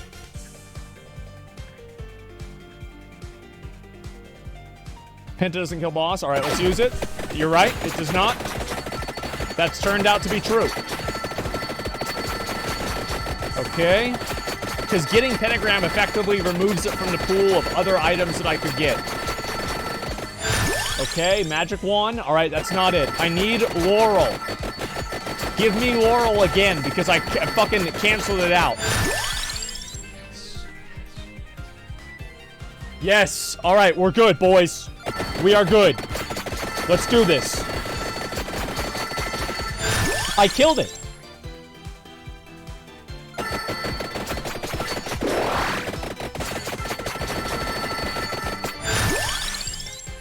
Fuck yeah.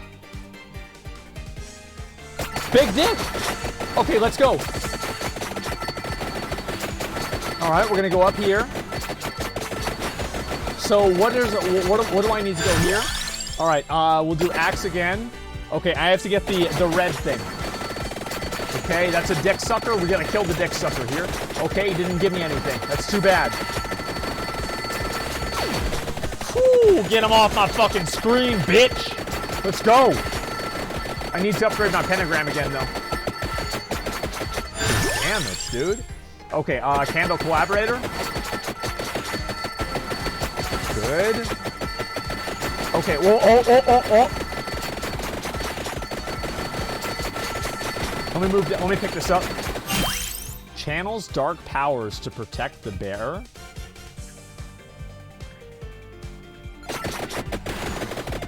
What?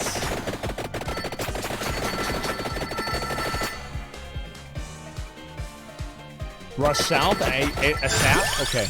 I'll kill the boss and then I'll go south, okay? Yeah, let me kill boss. And we'll do crown. And we'll do pentagram. And then we'll do, wait, silver ring. Effect lasts longer. I don't even know what effect it is. Health recovery increases 0.1 per second. Okay. I don't know what this does. Okay, these guys are dead. And I don't think I need to go in there. I'll kill the boss. All right, there it is. Boss is dead. Okay, I got a magic golden egg. Okay, great. All right, now we're not erasing anymore. This is huge. Read it said all. Oh, you can't expect me to read the spells. I don't do that. You've got to be realistic. Okay, we'll do bracer again. Literally in caps. Yeah, I didn't read the caps. Wait, there's a box. Okay, I'm gonna get the box. Give me a second. Let me pick that up. Okay. Okay. Pentagram. Big dick. Okay, where does box? Where does box? Where does box? Okay, box. Good. Nice. Hellfire. Hellfire's big. Hellfire's huge. Especially because I've got the buff. Look at that. Holy shit, dude. Oh my god, man. This is just, bro, this is just so... ain't this something, dude? Ain't this really just a little bit of something? Wow. I'll just buff everything. It doesn't even matter. Nobody gives a shit about that. Okay, there's obviously a dick sucker. Let's kill the dick sucker. Okay, where is he? Why is the dick sucker not dying? Is he bugged out? Okay, let's see here. We'll go pick that up too. There we go, good. And pick that up too. All right, let's pick this up. Got my chest. Oh my god, bro. This is gonna be the axe and the moon.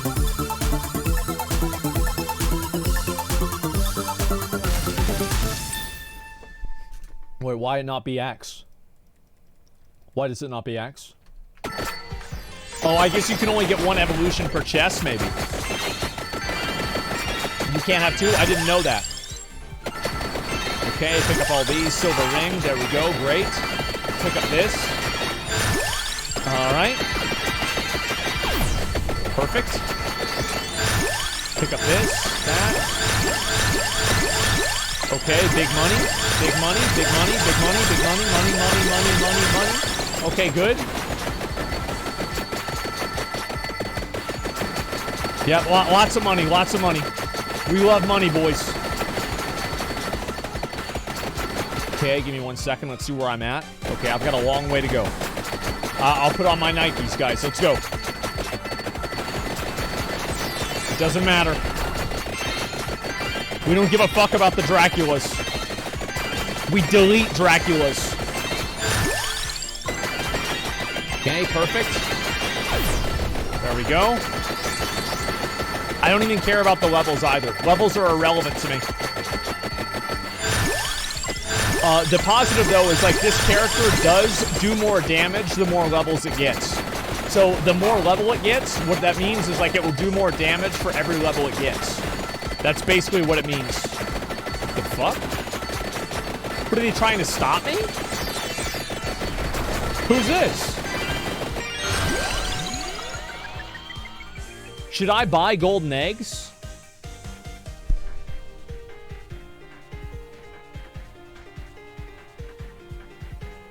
It's permanent? Why would I not buy golden eggs? Do you like the character? So, I could theoretically...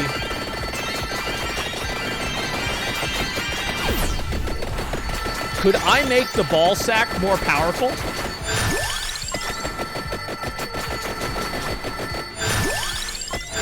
Yes?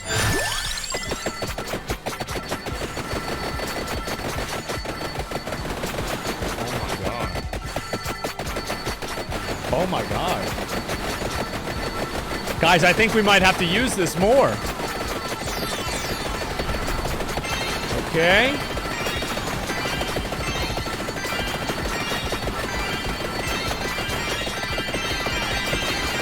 Perfect.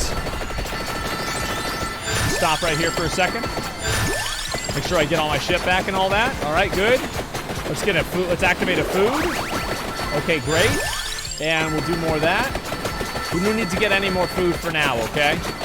But we will need it soon. Okay, how close am I? Okay, I'm doing really well. Okay, let's look down this way. Nice. Nice. Okay, there it is. Got it. We'll pick that up too. Amazing. Amazing. Good. Spell effects last longer. That's really good. Actually, I don't really think it's that good. But, you know, I have it, so that means it's got to be kind of good. Look at Dick Boy right there. Look at Dick Boy right there. He can't do shit. Get the fuck off my screen, bitch. There's it is. There's a scythe. I'm the fucking Grim Reaper now. All right, let's go. Look at that. And they're bouncing. Nice. The pushback? Yeah, I know. There's not a lot of pushback, unfortunately. It could be better. Cool. Got it with Lancet. Wait, what? Get clock with Lancet? But I did that. Gold ring. Increases enemy speed, frequency, health, quantity, and Holy shit.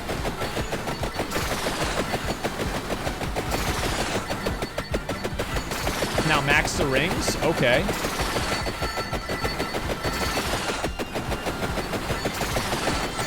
We'll kill this guy first. Okay, he's dead. Special eggs. We love eggs. Okay. Good. All right, more gold rings. Come on. I have to survive for 31 minutes, I believe. We'll just kill all this stuff. It doesn't even matter. There we go. Okay, how close am I? I'm very close. I'm right there. Okay, where is it? There it is. Channel dark powers to curse the bearer. What? I don't know if I want to do that.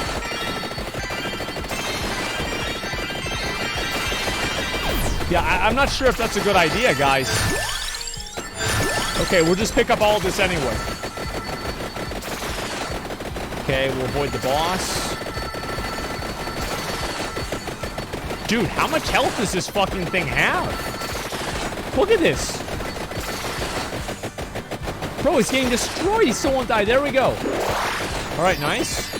And, okay, we're good here. All right, let's see what happens.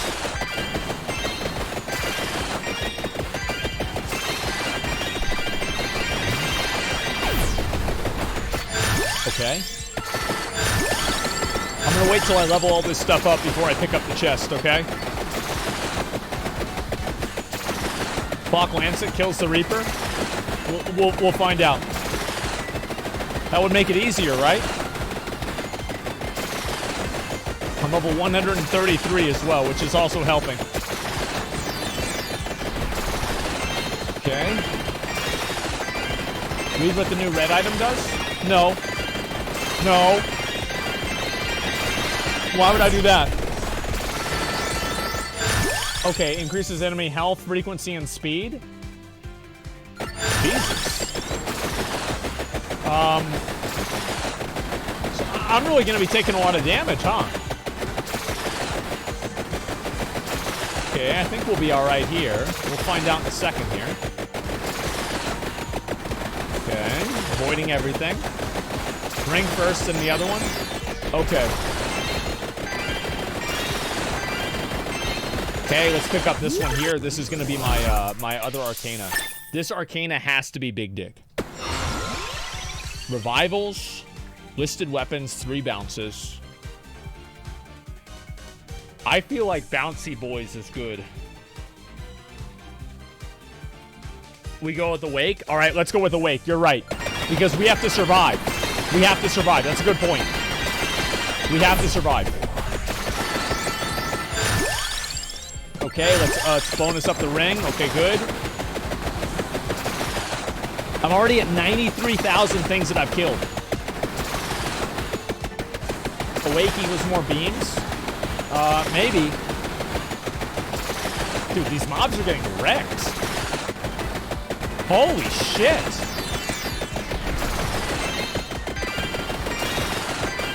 Alright. Chest? Not yet. Not yet, boys. Not yet. We're gonna pick it up after I get this. Wait, 9? How many level does this go? 7? One more. One more on this, right? Yep. It's, oh no, it's 2 more. 2 more. 2 more. And then I'll do it, okay? I'll pick some more of this stuff up too, obviously. There we go. Okay, I've got to rotate around here. Okay. I will use it very soon. Relax. All I want to do is get my levels, okay? Okay, let's use it now. Now, what's this even going to give me?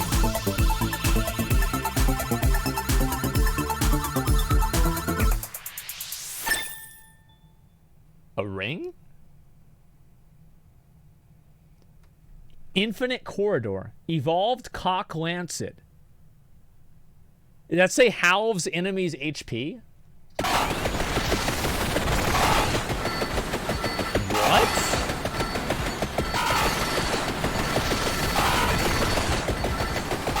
The fuck?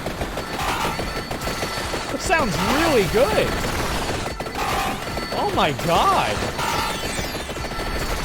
So you can kill death with that. I mean, that would be the logic, right? So what if I pick it up again? Evolve Whirl, caps incoming damage at 10, retaliates when losing charges. Wait. Caps incoming damage at 10?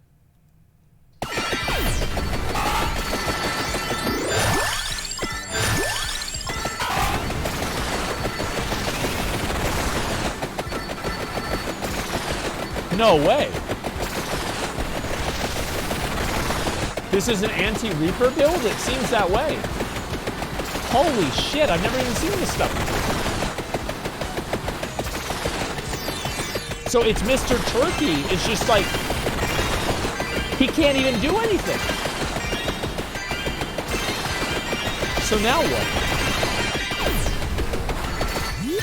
Okay, and okay, now it's just more money. All right, great. Okay, get this, get that again. Wow.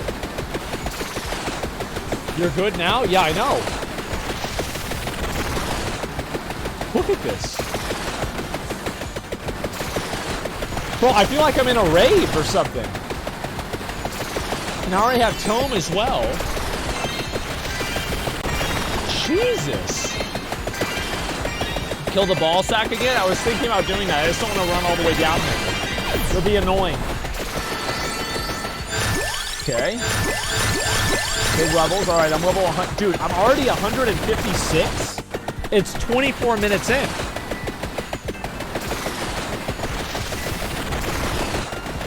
Turn damage numbers on for Infinite Corridor. I will whenever we get to death, okay? That way you guys can see it. Yeah, because if he dies really fast, I want you guys to see it. We used to play Castlevania. I actually want to go back and play a lot of the old Super Nintendo games and like regular Nintendo games. Like Castlevania, Mario Brothers, shit like that. I think it'd be really fun. Yeah, I thought about that. It's like I never beat my original Castlevania game whenever I was a kid. Yeah, I never played Metroid, Super Metroid. I never did. I heard it was still very good. Play Hollow Knight. I feel like I don't have the nostalgia for it, you know? Like the other, like I liked Hollow Knight. It's just I didn't like not having a map. That's honestly. Whoa, Mr. Krabs! It's Mr. Krabs. Wait, okay, never mind. Oh, there he is. Krabs! Okay, good, he's dead. I had money, so he was running after me. Okay, good. Let's see how this goes. Got that? There's a map in Hollow Knight. Yeah, I know, but you don't get it initially. So it frustrated me, and I didn't get any farther. But I like the combat of the game. You know, play V-Rising with McConnell. I don't know if McConnell's going to want to play it or not. Yeah, I'm not sure. If he wants to, like, I will be totally down.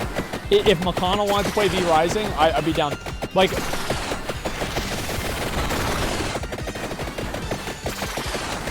Like, I don't know what server. If the game's too expensive, I'll buy it for you. Yeah, it's fine. Your kill count's absolutely insane. Yeah, 126,000. Oh, look at these dick boys. Look at these dick boys thinking they're about to do something, man. Oh my god. Imagine thinking you're about to do something. Get out of here. Get out of here, bro. What are you doing? You heard Sierra and Rich too? Yeah, I'll figure it out. Okay. Nice.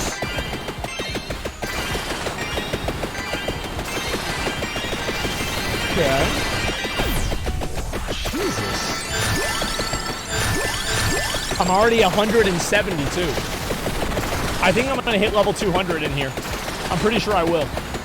We'll see what happens. Buy permanent stats, maybe? Yeah, I will soon. Or not now, but like I will. I just need to get more gold in general. There's like special gold builds that you play. Are these new? Oh wait, no they're not. Oh man, he thought he gonna get me. He's not. All right, let's go over here. Good. Yeeted and deleted. Okay, there we go. Great. So you can get this with curse too. That would be fucking disgusting. Look at these mobs. Holy shit. I'm a little bit worried for 29 minutes if they're already this fast. Hopefully I'll get two pentagrams at 29. So I'll be able to get up to level 200. If I get 2 pentagrams, I'll hit 200. 100%. Well, actually 200%. Okay, here we go. You have 100% curse already? Yeah, but you can get curse on top of that. Okay, perfect. Chest on left? Yeah, I'll pick it up. I might as well just pick it up right now. Why not? Okay, there it is. We got it. Now, you guys are happy? You feel better now? Okay. 28 minutes. All right, let's see how death is. If I can kill him. Look at that dick boy right there next to me. Thought he was going to get me. What a joke. All right, now we're 28 minutes in. Number 29 is whenever things really get serious. I think I'll get 2. I think I'll get 2. Here we go. Let's see what happens. Come on, please.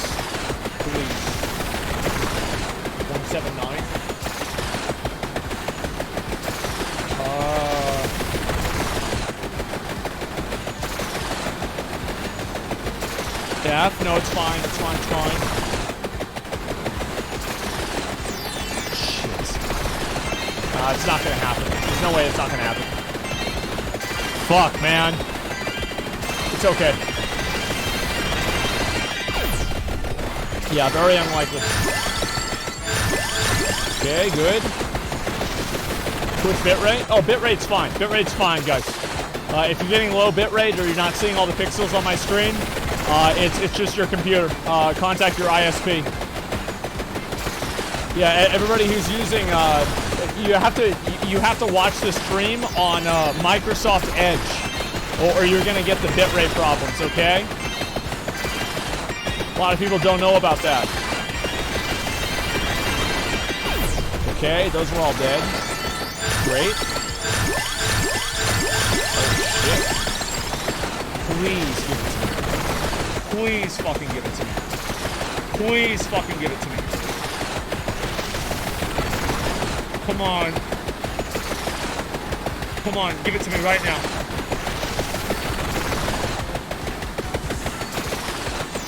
Yes, yes, yes. I'm level 200.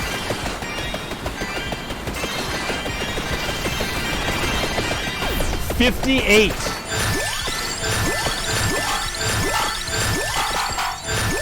Okay.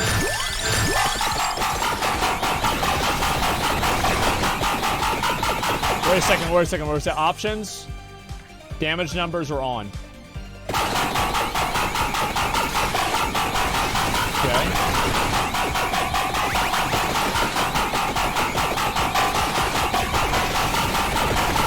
I don't even know if it's killing him. I have no idea what's even happening. We've got this blue death thing. Okay, moving out of that.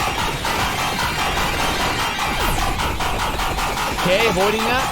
How can we get rid of blue death?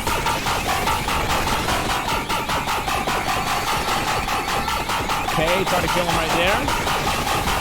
There we go. He leaves. Can I go all the way up here? Okay, maybe he's gone now. Okay, he's gone. Okay, I got it. I got it. Shit! Come on. You're doing great so far. Bro, look at this. Holy shit, what's going on? I don't know. Okay, moving on to that. Do as much damage to him as I can. Is this a raid? Yeah. What is this? Wait, why is it zooming in on me? What the fuck is... What's going on? Wait, I killed him? No way. I was at 33. What? No, no, no, no, no, no, no, no, no.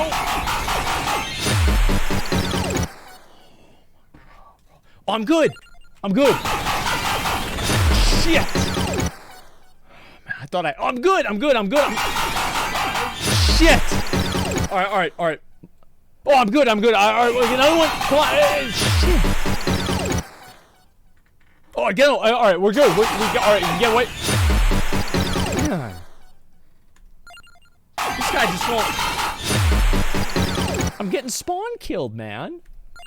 Slightly for OP, apparently. Holy shit. Reach level 31 of Gallo Tower. I got not 34. 90 entries in the collection. Infinite Corridors Gallo. Obtain the Crimson Shroud. Diavano. What the fuck? One extra level gains 10% growth every 10 levels. What is growth? Leveling up. 1+1 armor. Huh. Holy shit. All right. We beat his ass. There we fucking go. All right. That's Giga experience. Yeah, I know. Guys, I'm going to take a break. I'm tired, right, bro? I'll be honest. I'm fucking tired. I gotta get some food in a bit. Relax. Just chill out. Like, wow. That was fun, man. I had a lot of fun. Missed some eggs. I know. I do more of it soon. One more Arcana. I'll probably play it another day. I don't know if I'm going to do it tomorrow or not. I haven't decided. McCall and I, we got to figure out what we're going to do with Elden Ring co-op. I have no idea. But we might try to, like, so it comes out on the 27th is the mod. And today's the 24th. So I'm not sure exactly when that's going to be. I have no idea. V Rising win. We'll see what happens. Tomorrow, I'm going to be back online in the morning, okay? Back online very, very early in the morning, and we're going to keep chilling, doing what we need to do, watch the rest of the trial. We've got a few more days of that, and then we're going to be back into the gaming, looking at other news, me going on 6 to 8 hour rants daily. It's going to be fucking lit. I'm excited. So, gentlemen, thank you all very much for watching. I'm going to run some ads, just hang out for a little bit. So, thank you all so much for watching. I really, really do appreciate it. And I will be back online tomorrow morning, very, very early in the morning. So, until next time, boys, if you're leaving before the ads, peace! All right, let me hit the ads. Oh, man. Secret character next time? Yeah, I'll probably do that at some point, man. There it is. Yeah, this game is good, man. It's a good game. I like it a lot. It is absolutely good. We love your member. Thank you, man. I appreciate it. I'm glad that people have been so supportive. It's been great, man. It really has been. I'm happy about it. Absolutely. Abso-fucking-lutely. 10 fucking hour stream. Well, I've done 10 plus hour streams like every day, man. Like, it's actually too many. Like, it's too many fucking 10 hour streams. It's a whole lot of 10 hour streams. Yeah, I've been chilling, man. And it's at the Von Man, thanks for the gifted subs, man. 5, thank you, man. You did 12 hours the other day? Yeah. I will I'll be back to doing my normal, like, I'd rather do, like, generally I'd rather do 6 to 8 hours a day, but it's just that there's been so much stuff for me to cover and go over. I feel like I can't really do all that in that much time. You know what I mean?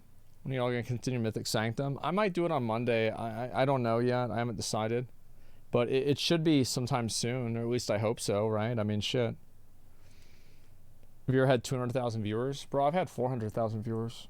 It doesn't really matter, man. It's just that shit comes and goes. It's like anytime there's like some hype period or some crazy shit happens, people are gonna watch the stream. Like that's just the way it goes. Just a trial already took 8 hours. Yeah, for sure. Early trials, bro? Yeah, I know. It's brutal. Brutal to wake up at 7:30, 7 in the morning. Peak like 700K? No, I've never hit 700K. Highest viewership I ever had was like 460 or 70K. Something like that, I think. Return to Final Fantasy with metric faculty viewers. Yeah, I think a lot of people are going to watch. You should do a stream with Bruce. Man, when the fuck is Bruce going to play video games? Like, what the fuck does he ever do? Like, if Bruce wants to play some video games, I'm down for that shit. Like, I'd be down 100%. Like, I like Bruce a lot. Bruce is fucking funny. He's relaxed. That's the main thing I like about Bruce, is he's just a relaxed guy. Knock out all my bullshit. With the July, it was crazy for Final Fantasy launch, bro. Yeah, it was, man. It really was. Bruce streams like once a week. Yeah. Yeah, that's true. What were you streaming? Hit 400K? This game right here, Lost Ark. You go back to normal schedule? Well, I was doing 10-hour streams even before the trial. Like, I feel like if you go back and you look at, like, what my, like, how long I've been streaming each day, you'd see that... Oh, nice. We got the boss up today. You know what's so fucking sad is I have to keep doing Moke. Can you believe that? I have to keep doing Moke because I don't have the Omnium Star. God, I hate this fucking game. Yeah. Do you hear about the big news you mentioned before anytime soon? Yeah, actually it's going to be happening at the time that we had originally thought that it would. And, it's going to be a really big deal. It's actually probably one of the, I would say maybe the biggest announcement we've had so far. It's a lot. It absolutely is. Julie VOD, yeah, the VOD will get uploaded. It'll get published as soon as I end the stream. So don't worry about that. Let me knock this out. Does he like Lost Ark? No, I hate the game. That's why I play it every day. Oh, but of course I like Lost Ark, man. Like, I've enjoyed Lost Ark for a long time. Like, as soon as the game came out, I played it pretty much every single day. Like, the only thing that I feel bad about is I haven't really played a lot of New World. Like, that's the one game that I feel like I've been really kind of behind on. But the reason I've been behind on it is just because, like, I don't know, it's like there's not really a lot of reasons to get ahead. I'll talk to you tomorrow when it's Lost Ark. Yeah, I saw, I think, like, the official Xbox account ratioed Kotaku the other day. Because they were saying about how bad the Xbox Game Pass is. I'm gonna be honest, I think the Xbox Game Pass is really good. I do. I think it's a tremendous value. There's very few... it's like basically Netflix for video games. But yeah, I think it's tremendous. No, yeah, I know there's like the New World video. I kind of planned on watching that on Saturday after all the trial stuff. That's my plan. People sleep on Game Pass. I think it's because like people sleep on Xbox. So like, and like it's not like they don't really sleep on Xbox. Xbox is asleep. Like there's nothing going on with Xbox. So like, of course people are gonna feel that way. But yeah, like Xbox is like not really super great. And I think because of that, people just kind of extrapolate that to the Game Pass, which is like I don't really think is true. Like I would say that, at least like in my opinion, I think PS5 is better. Like you get more value out of PS5 than you do out of Xbox.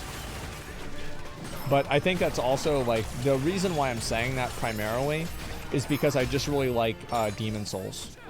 So like it's not like there's a lot of reason for it besides that. Like if Demon Souls in every game was cross-platform, what would I think? Like I've had my PS5 ever since the day it came out. Shout out to Sinek who brought it to me. Got the PS5 for me on day one. But the truth is, like, I don't really, I don't really think Xbox has been that great ever since like Xbox 360. Like Xbox 360, I feel like was pretty much everybody agrees like Xbox 360 was goated, right? 100%. But like outside of that, nobody beat Sony on their original games. Yeah, it's just like it sucks to say that though, because like in my opinion, I actually hate the idea of like exclusive games for consoles. It's like, why is the console even there? Because like it's basically like an exclusive game is like not really good for. It's like which gamer is this good for? I don't really think hardly anybody. I can't really see an argument that I would understand that you could make that exclusive video games for each console is better for the consumer. You see what I mean? Yeah, it's anti-consumer, exactly. Because like you have to buy like a fucking console and everything, and that's expensive. Like consoles are expensive.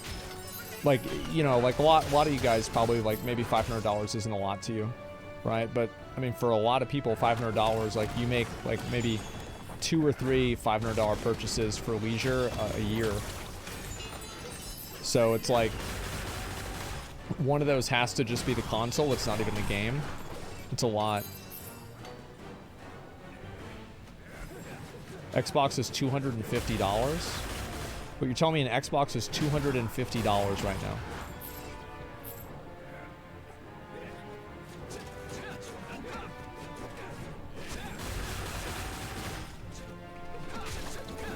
The discless one? And, yeah, the OG Xbox.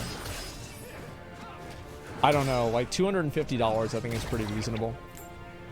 It's like literally half. Like consoles were $250 in like the 90s. I think right now like $500 in my mind is like that's what I would say is like the consumer ceiling. Like if I had to guess, like what do I think like people would kind of you know, think twice about, it'd be $500 or $500 to $600. Let me just leave and make sure that I get all this stuff sold. The released early for console, 6 months later on PC, proper adaptation, that'd be good. I'd be fine with that. Yeah, I think, oh, Maelstrom Crater, I bet that's not really worth a lot. Okay. Diving slash power slash. Okay, let's see here.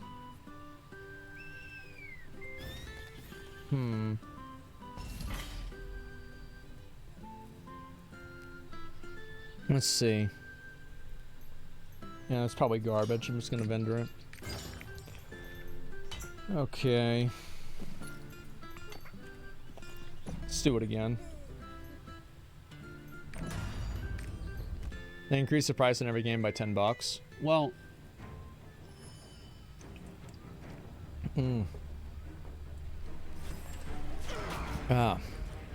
Hey, listen, watching No Clip documentary. Maybe I'll watch the No Clip documentary this weekend. Like on Sunday or something. I might take Saturday or Sunday off because it's just been like a full day of the trial stuff. I'd like to take the day off just to kind of like have some time to myself. But, because like you guys gotta remember, like yesterday, for example, like I woke up at 7:30 in the morning. Or actually 7 in the morning. And I streamed until 7 in the afternoon. Or at night.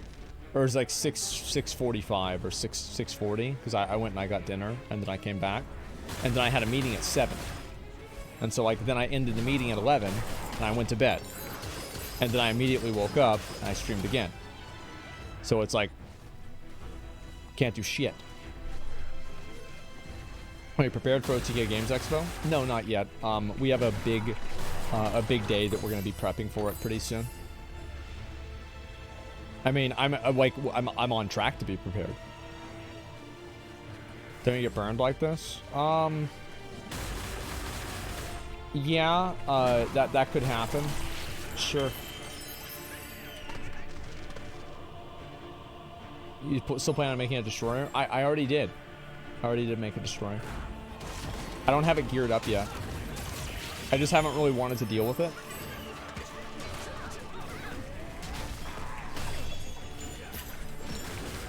Every single time I fight these knights, it reminds me of like Final Fantasy.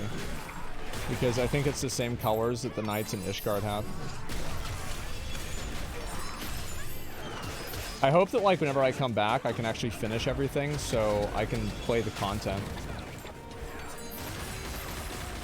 If you found Destroyer fun? I don't know enough about it to like really have an opinion yet. So yeah, I'm not sure. Okay.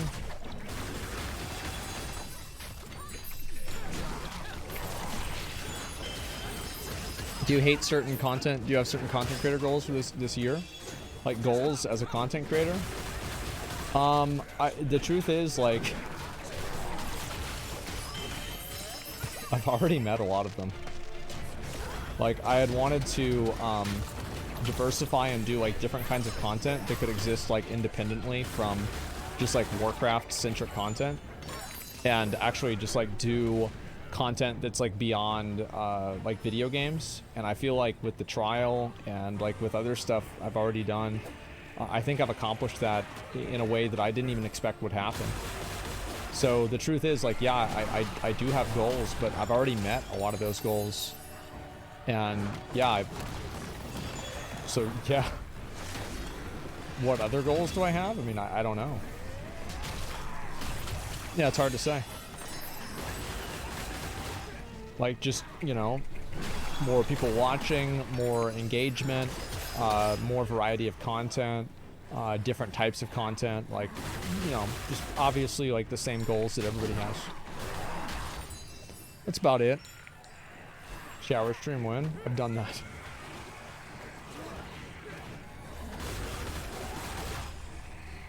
I'm gonna play PC games and I watch you. That's the goal. Like, the amount of people that I've had tweet at me and tell me, they're like, hey, my mom's watching you. And it's like, what?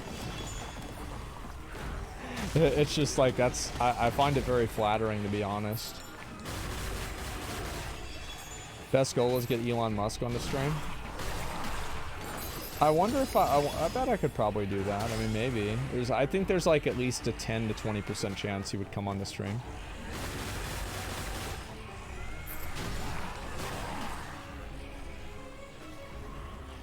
Yeah, big enough influence. Yeah, for sure. Because I'd mainly, like, the thing is, like, I'd want to ask him about, like,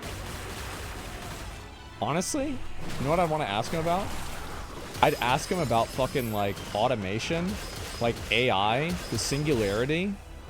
Do you think that's going to happen? Do you think that we need a universal basic income ahead of time to, like, support that? Like, I would ask him some weird fucking questions. Because it's like, that guy is, like, nuts. And so, like I want to know, like, honestly, what it is. Rude? No, I don't think it's rude. I think he probably wants to talk about that stuff. I bet he would.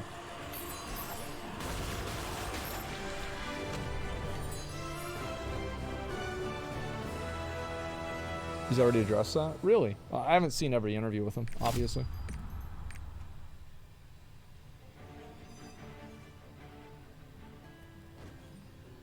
There's no shit. He's not even a scientist. Well, I mean, it'd be interesting to see what he says. I don't want to like debate it. Let's see here. Domination. Okay, that's garbage. Crits, garbage. Domination and swiftness. That's so good. I'm so happy that I got that. I hate this fucking game. Okay. Let's see what else I need to do. I guess I'll go kill the fucking bird.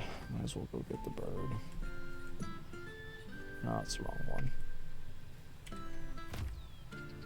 Use auto dismantle. Yeah, I think I will soon. I probably can actually get 2 birds in before Moke comes up. Do more single player story game playthroughs. So, do you want to speak with Bobby Kotick? Yeah, I would I would love to talk to Bobby Kotick. That would be amazing. You hear about the elementary school shooting? I did. I heard about it. I really wish they would stop talking about the shooters, man. I really, really do.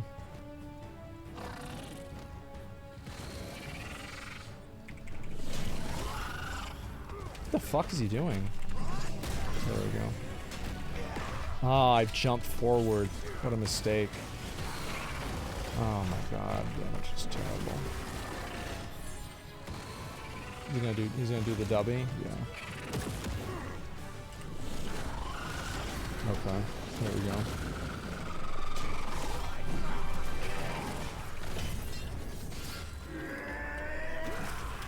Fuck.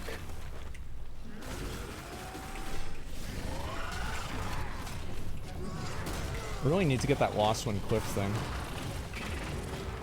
My damage is pretty fucking garbage. Or at least it is right now. This is bad even for me. Another mass shooting. Yeah, it's fucking sad, man. I'll say that for sure. Okay. Like, it's sad to see shit like that happen, and then, like, people that will, like, I don't know, I think, like, people try to use, like, these super divisive issues, like gun control and, like, this other stuff, which is, like, a lot of people disagree on, like, gun control, let's say. But, like, I don't know, I don't think a lot of people really disagree on, like, the idea of, like, not glorifying shooters. I think a lot of people will think that's bad. And I wish that there would be, like, more focus on that rather than, like, the things that people are super divided on. Because even if, like, you agree with, like, let's say gun control, or you disagree with it, it's unfortunate that people are so fixated on finding the differences between, like, the 10% of things whenever there's, like, another 90% of things that I think people agree with that would probably reduce the harm of these shootings and reduce how often they happen.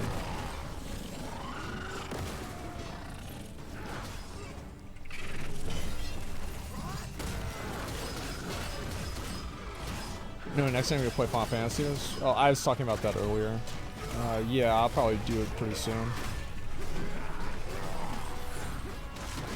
Do you think teachers should receive required gun training?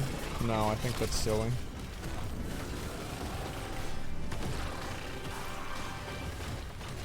Okay.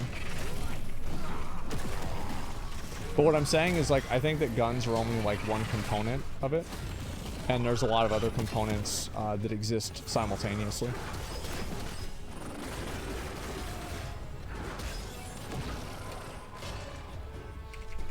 Okay, I don't know if I hit that or not. And I think that like people could like generally agree about a lot of the other factors.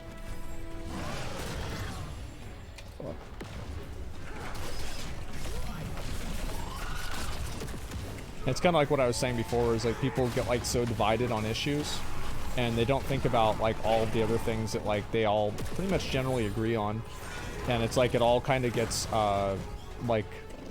eclipsed.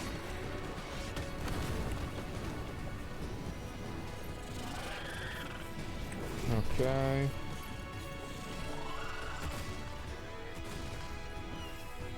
I'm curious why I did it. Personal curiosity does not outweigh them acknowledging it. Well, I think that like you'll find out why they did it at some point or another, but it's like it's one thing if like there's a a testimony or something like that where like they figure it out from like a legal perspective why it happened. But I think it's very different to say that versus having this person's face plastered on everything and like having this like big to do about it. And I think that's what the difference is in my mind.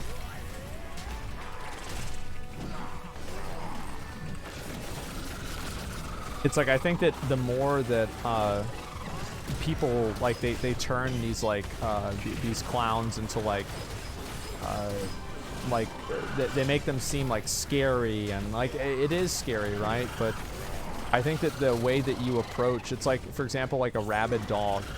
Like, are rabid dogs scary? Yeah, they are, but if you want a rabid dog to like not fuck with you, what do? Well, die. Fuck you. You can't show that you're afraid. I think that's it. Yeah.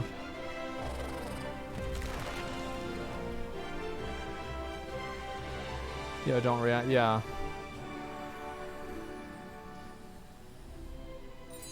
Okay, here we go. That's a 5 minutes. Yeah, I'll re-entry with these guys. Why not?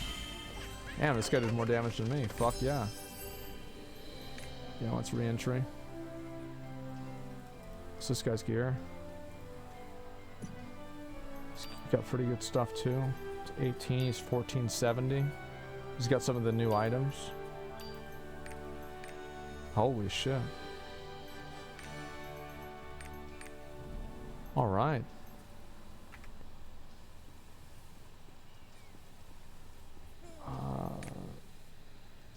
Santhrax has to requeue us. But yeah, anyway, oh my god, bro, let's requeue. Let's do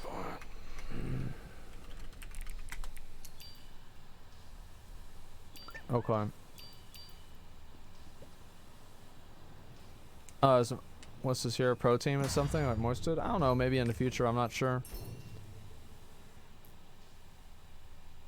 Yeah, it's better to not cover them or to cover them in a humiliating way? Probably a bit of both. Alex Jones said Buffalo shooting was staged. I don't know why he has like this fixation on like these like massive like bad events being fake. I think it's really stupid.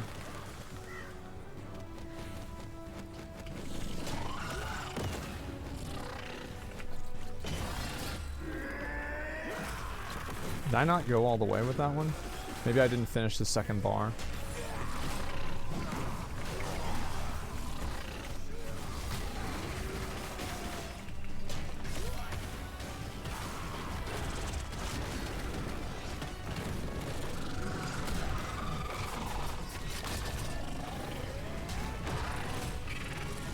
Shit.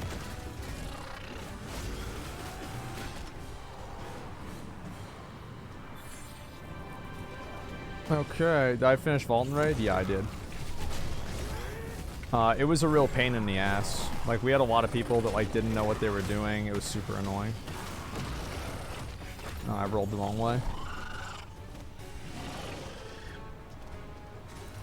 Wait, Axis slash style in MMOs? I don't know. I mean, like, The thing is, like, a lot of the older MMOs, like EverQuest and stuff like that, like, really, like, hardcore did not appeal to me. Like, I thought that they looked like trash, they played like trash, everything about them was trash.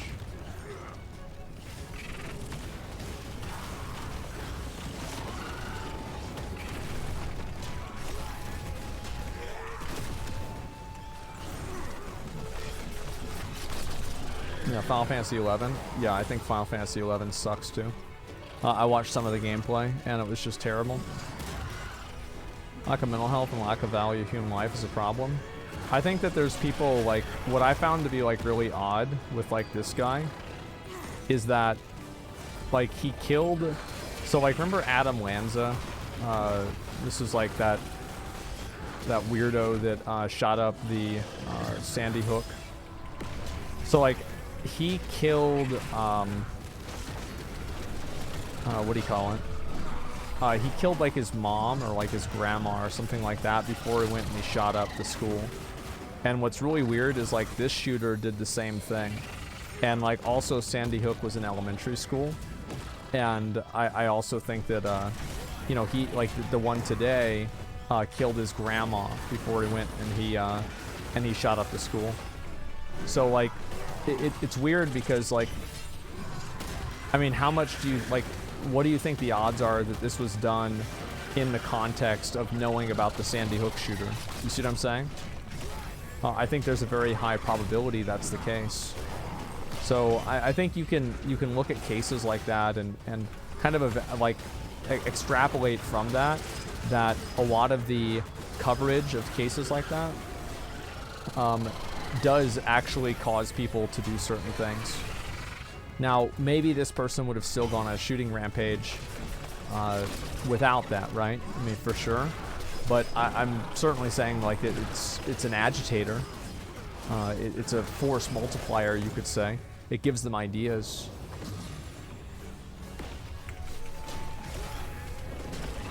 Fuck.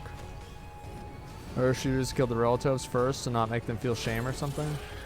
Yeah, well, this guy, I mean, luckily they killed him, so... Lord Bossa.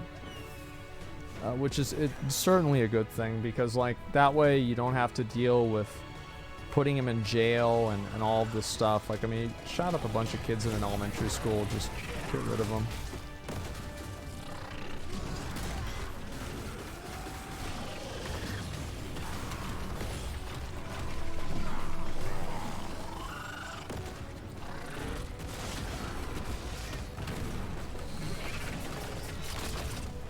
Okay. Nice job, bro.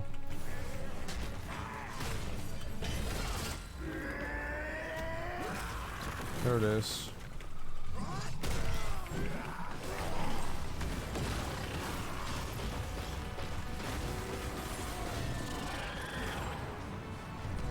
Do you believe in torture? I don't really think it's, like, I don't really care, to be honest with you. That's really the truth. It just doesn't, I don't really give a shit.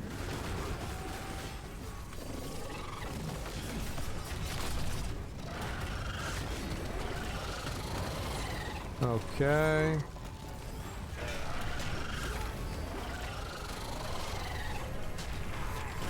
Got his ass. There it is.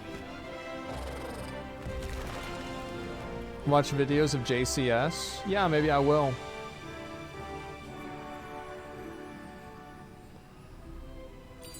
Every criminal is just a result of events or things that happen to them. I mean, like, but yeah, you can say that, but you also have to, like, assume that that exists on a spectrum.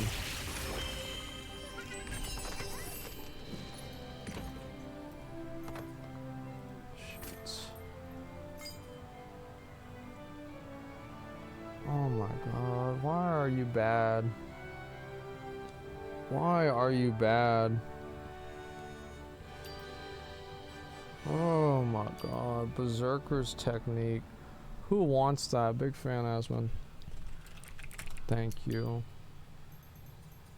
Nobody wants this trash. Okay, we're good. Let me leave this. Kill fucking Moke again. Oh my god.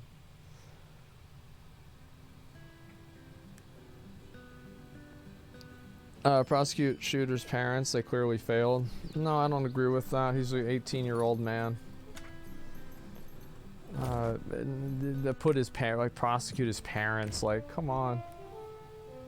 Like, I think that, like, there are cases where that's true. Like, I'm not saying, like, that's never true, but I'm also saying that, that ring was value. It was. Let's see. Channel 3. Oh, kill him, be fine. Thunderwing? I can't. I need to get the star from OK first, and then I can kill Thunderwing.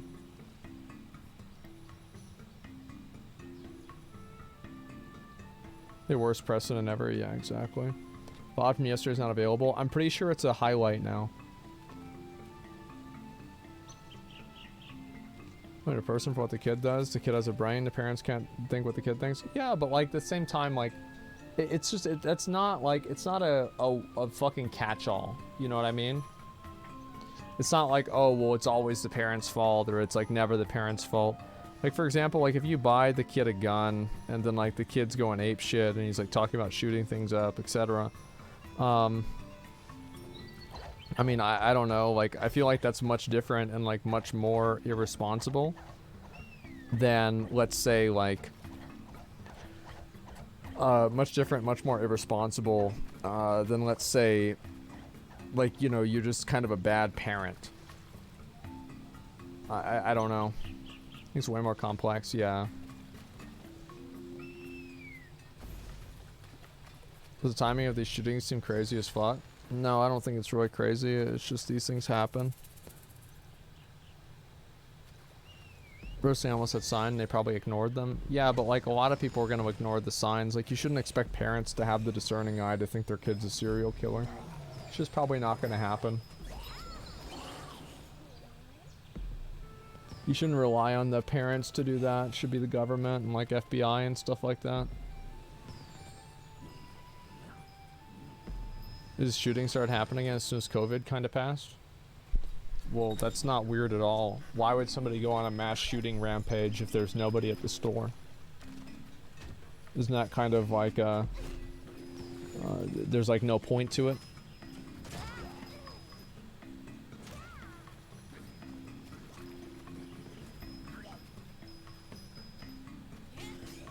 Parents don't want to think their child would do such a thing? Yeah, of course. Parents have some responsibility, though, no? Well, like, he was 18 years old. He's a legal adult.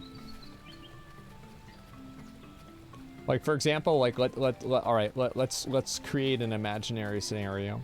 It's a 15-year-old, and his parents buy him a gun, and, like, there's evidence that the parents know the kid's crazy, right? Maybe, like, there's conversations with the school, and the parents downplay it, and they don't take it seriously, and they buy the kid a gun, and then the kid goes and shoots people. Well, yeah, I'd say it's the parents' fault. Yeah, sure. 100%. But if some random guy that's 18 years old takes a gun and shoots somebody with it, it's not necessarily the parents' fault.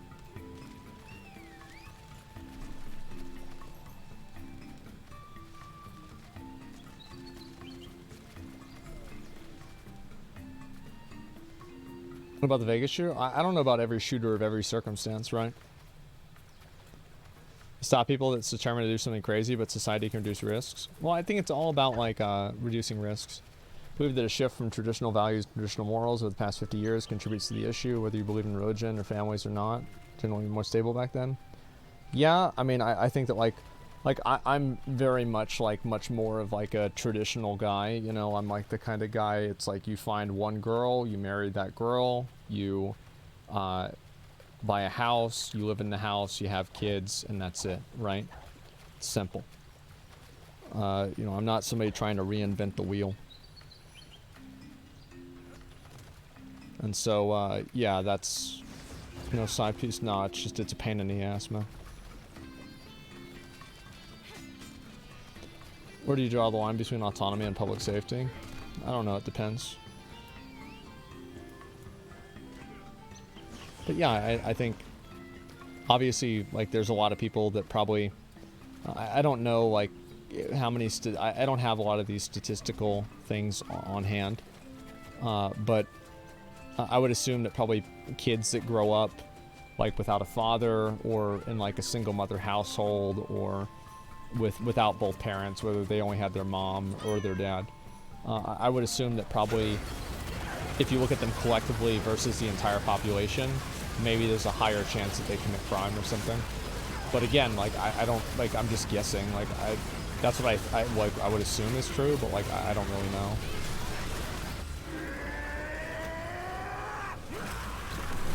Big dick, let's go.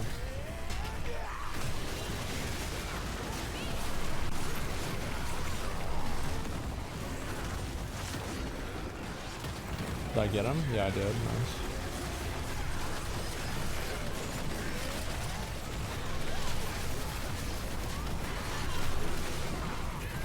Or boss. At least this thing dies fast now. It used to take like 10 minutes to kill this thing. It was fucking awful. And you die constantly.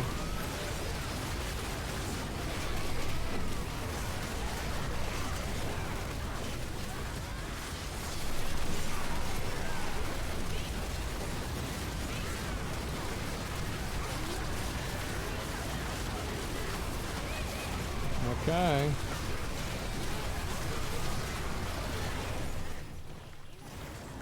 We'll see how this goes. Did I get it?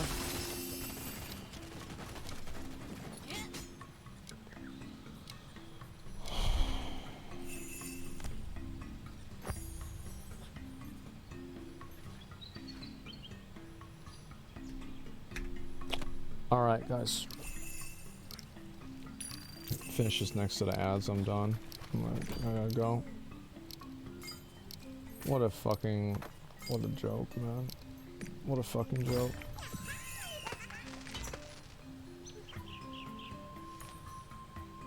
You think your opinion on Russian people changed because of what's happening in the world? No. Does my opinion of people that live in America change because America does stupid shit? I think the answer to that's obviously no. People are not responsible for their government. I think collectively you could make an argument that they are, but I think that a lot of the people that try to look at Russian people differently because of what happened with Ukraine are just people who are looking for a group of people that they can be vitriolic and hateful towards while simultaneously having the moral upper hand. Yeah, these people are not looking for a cause, they're looking for an excuse. I disagree with all of that. I don't like it. She's looking for excuses. Yeah, exactly.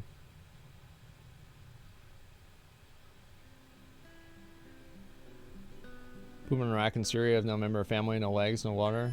Because the U.S. never heard of shooting in schools. Yeah, I mean, like, that's just that's the truth. U.S. has done plenty of bad stuff around the world, and you know, people, there are people, like, sometimes people do that to me, right? They'll be like, oh, well, you know, like, I'll make a statement about something in the world, and people are like, yeah, well, what do you think about Iraq? And it's like, well,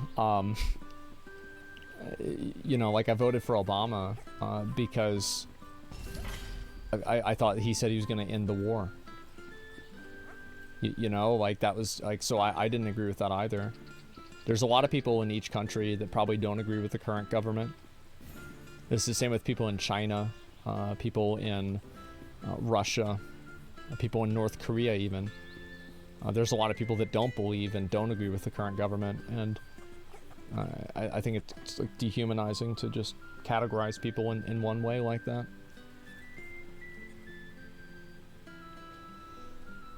50-50, I'd say.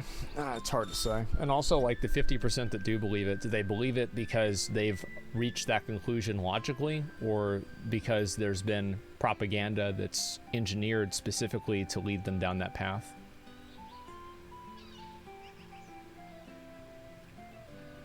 So it's like, yeah, it's like, can you really fault somebody who lives in, like, China for thinking that China is the greatest country in the world and all this because they don't even hear anything else? I don't know.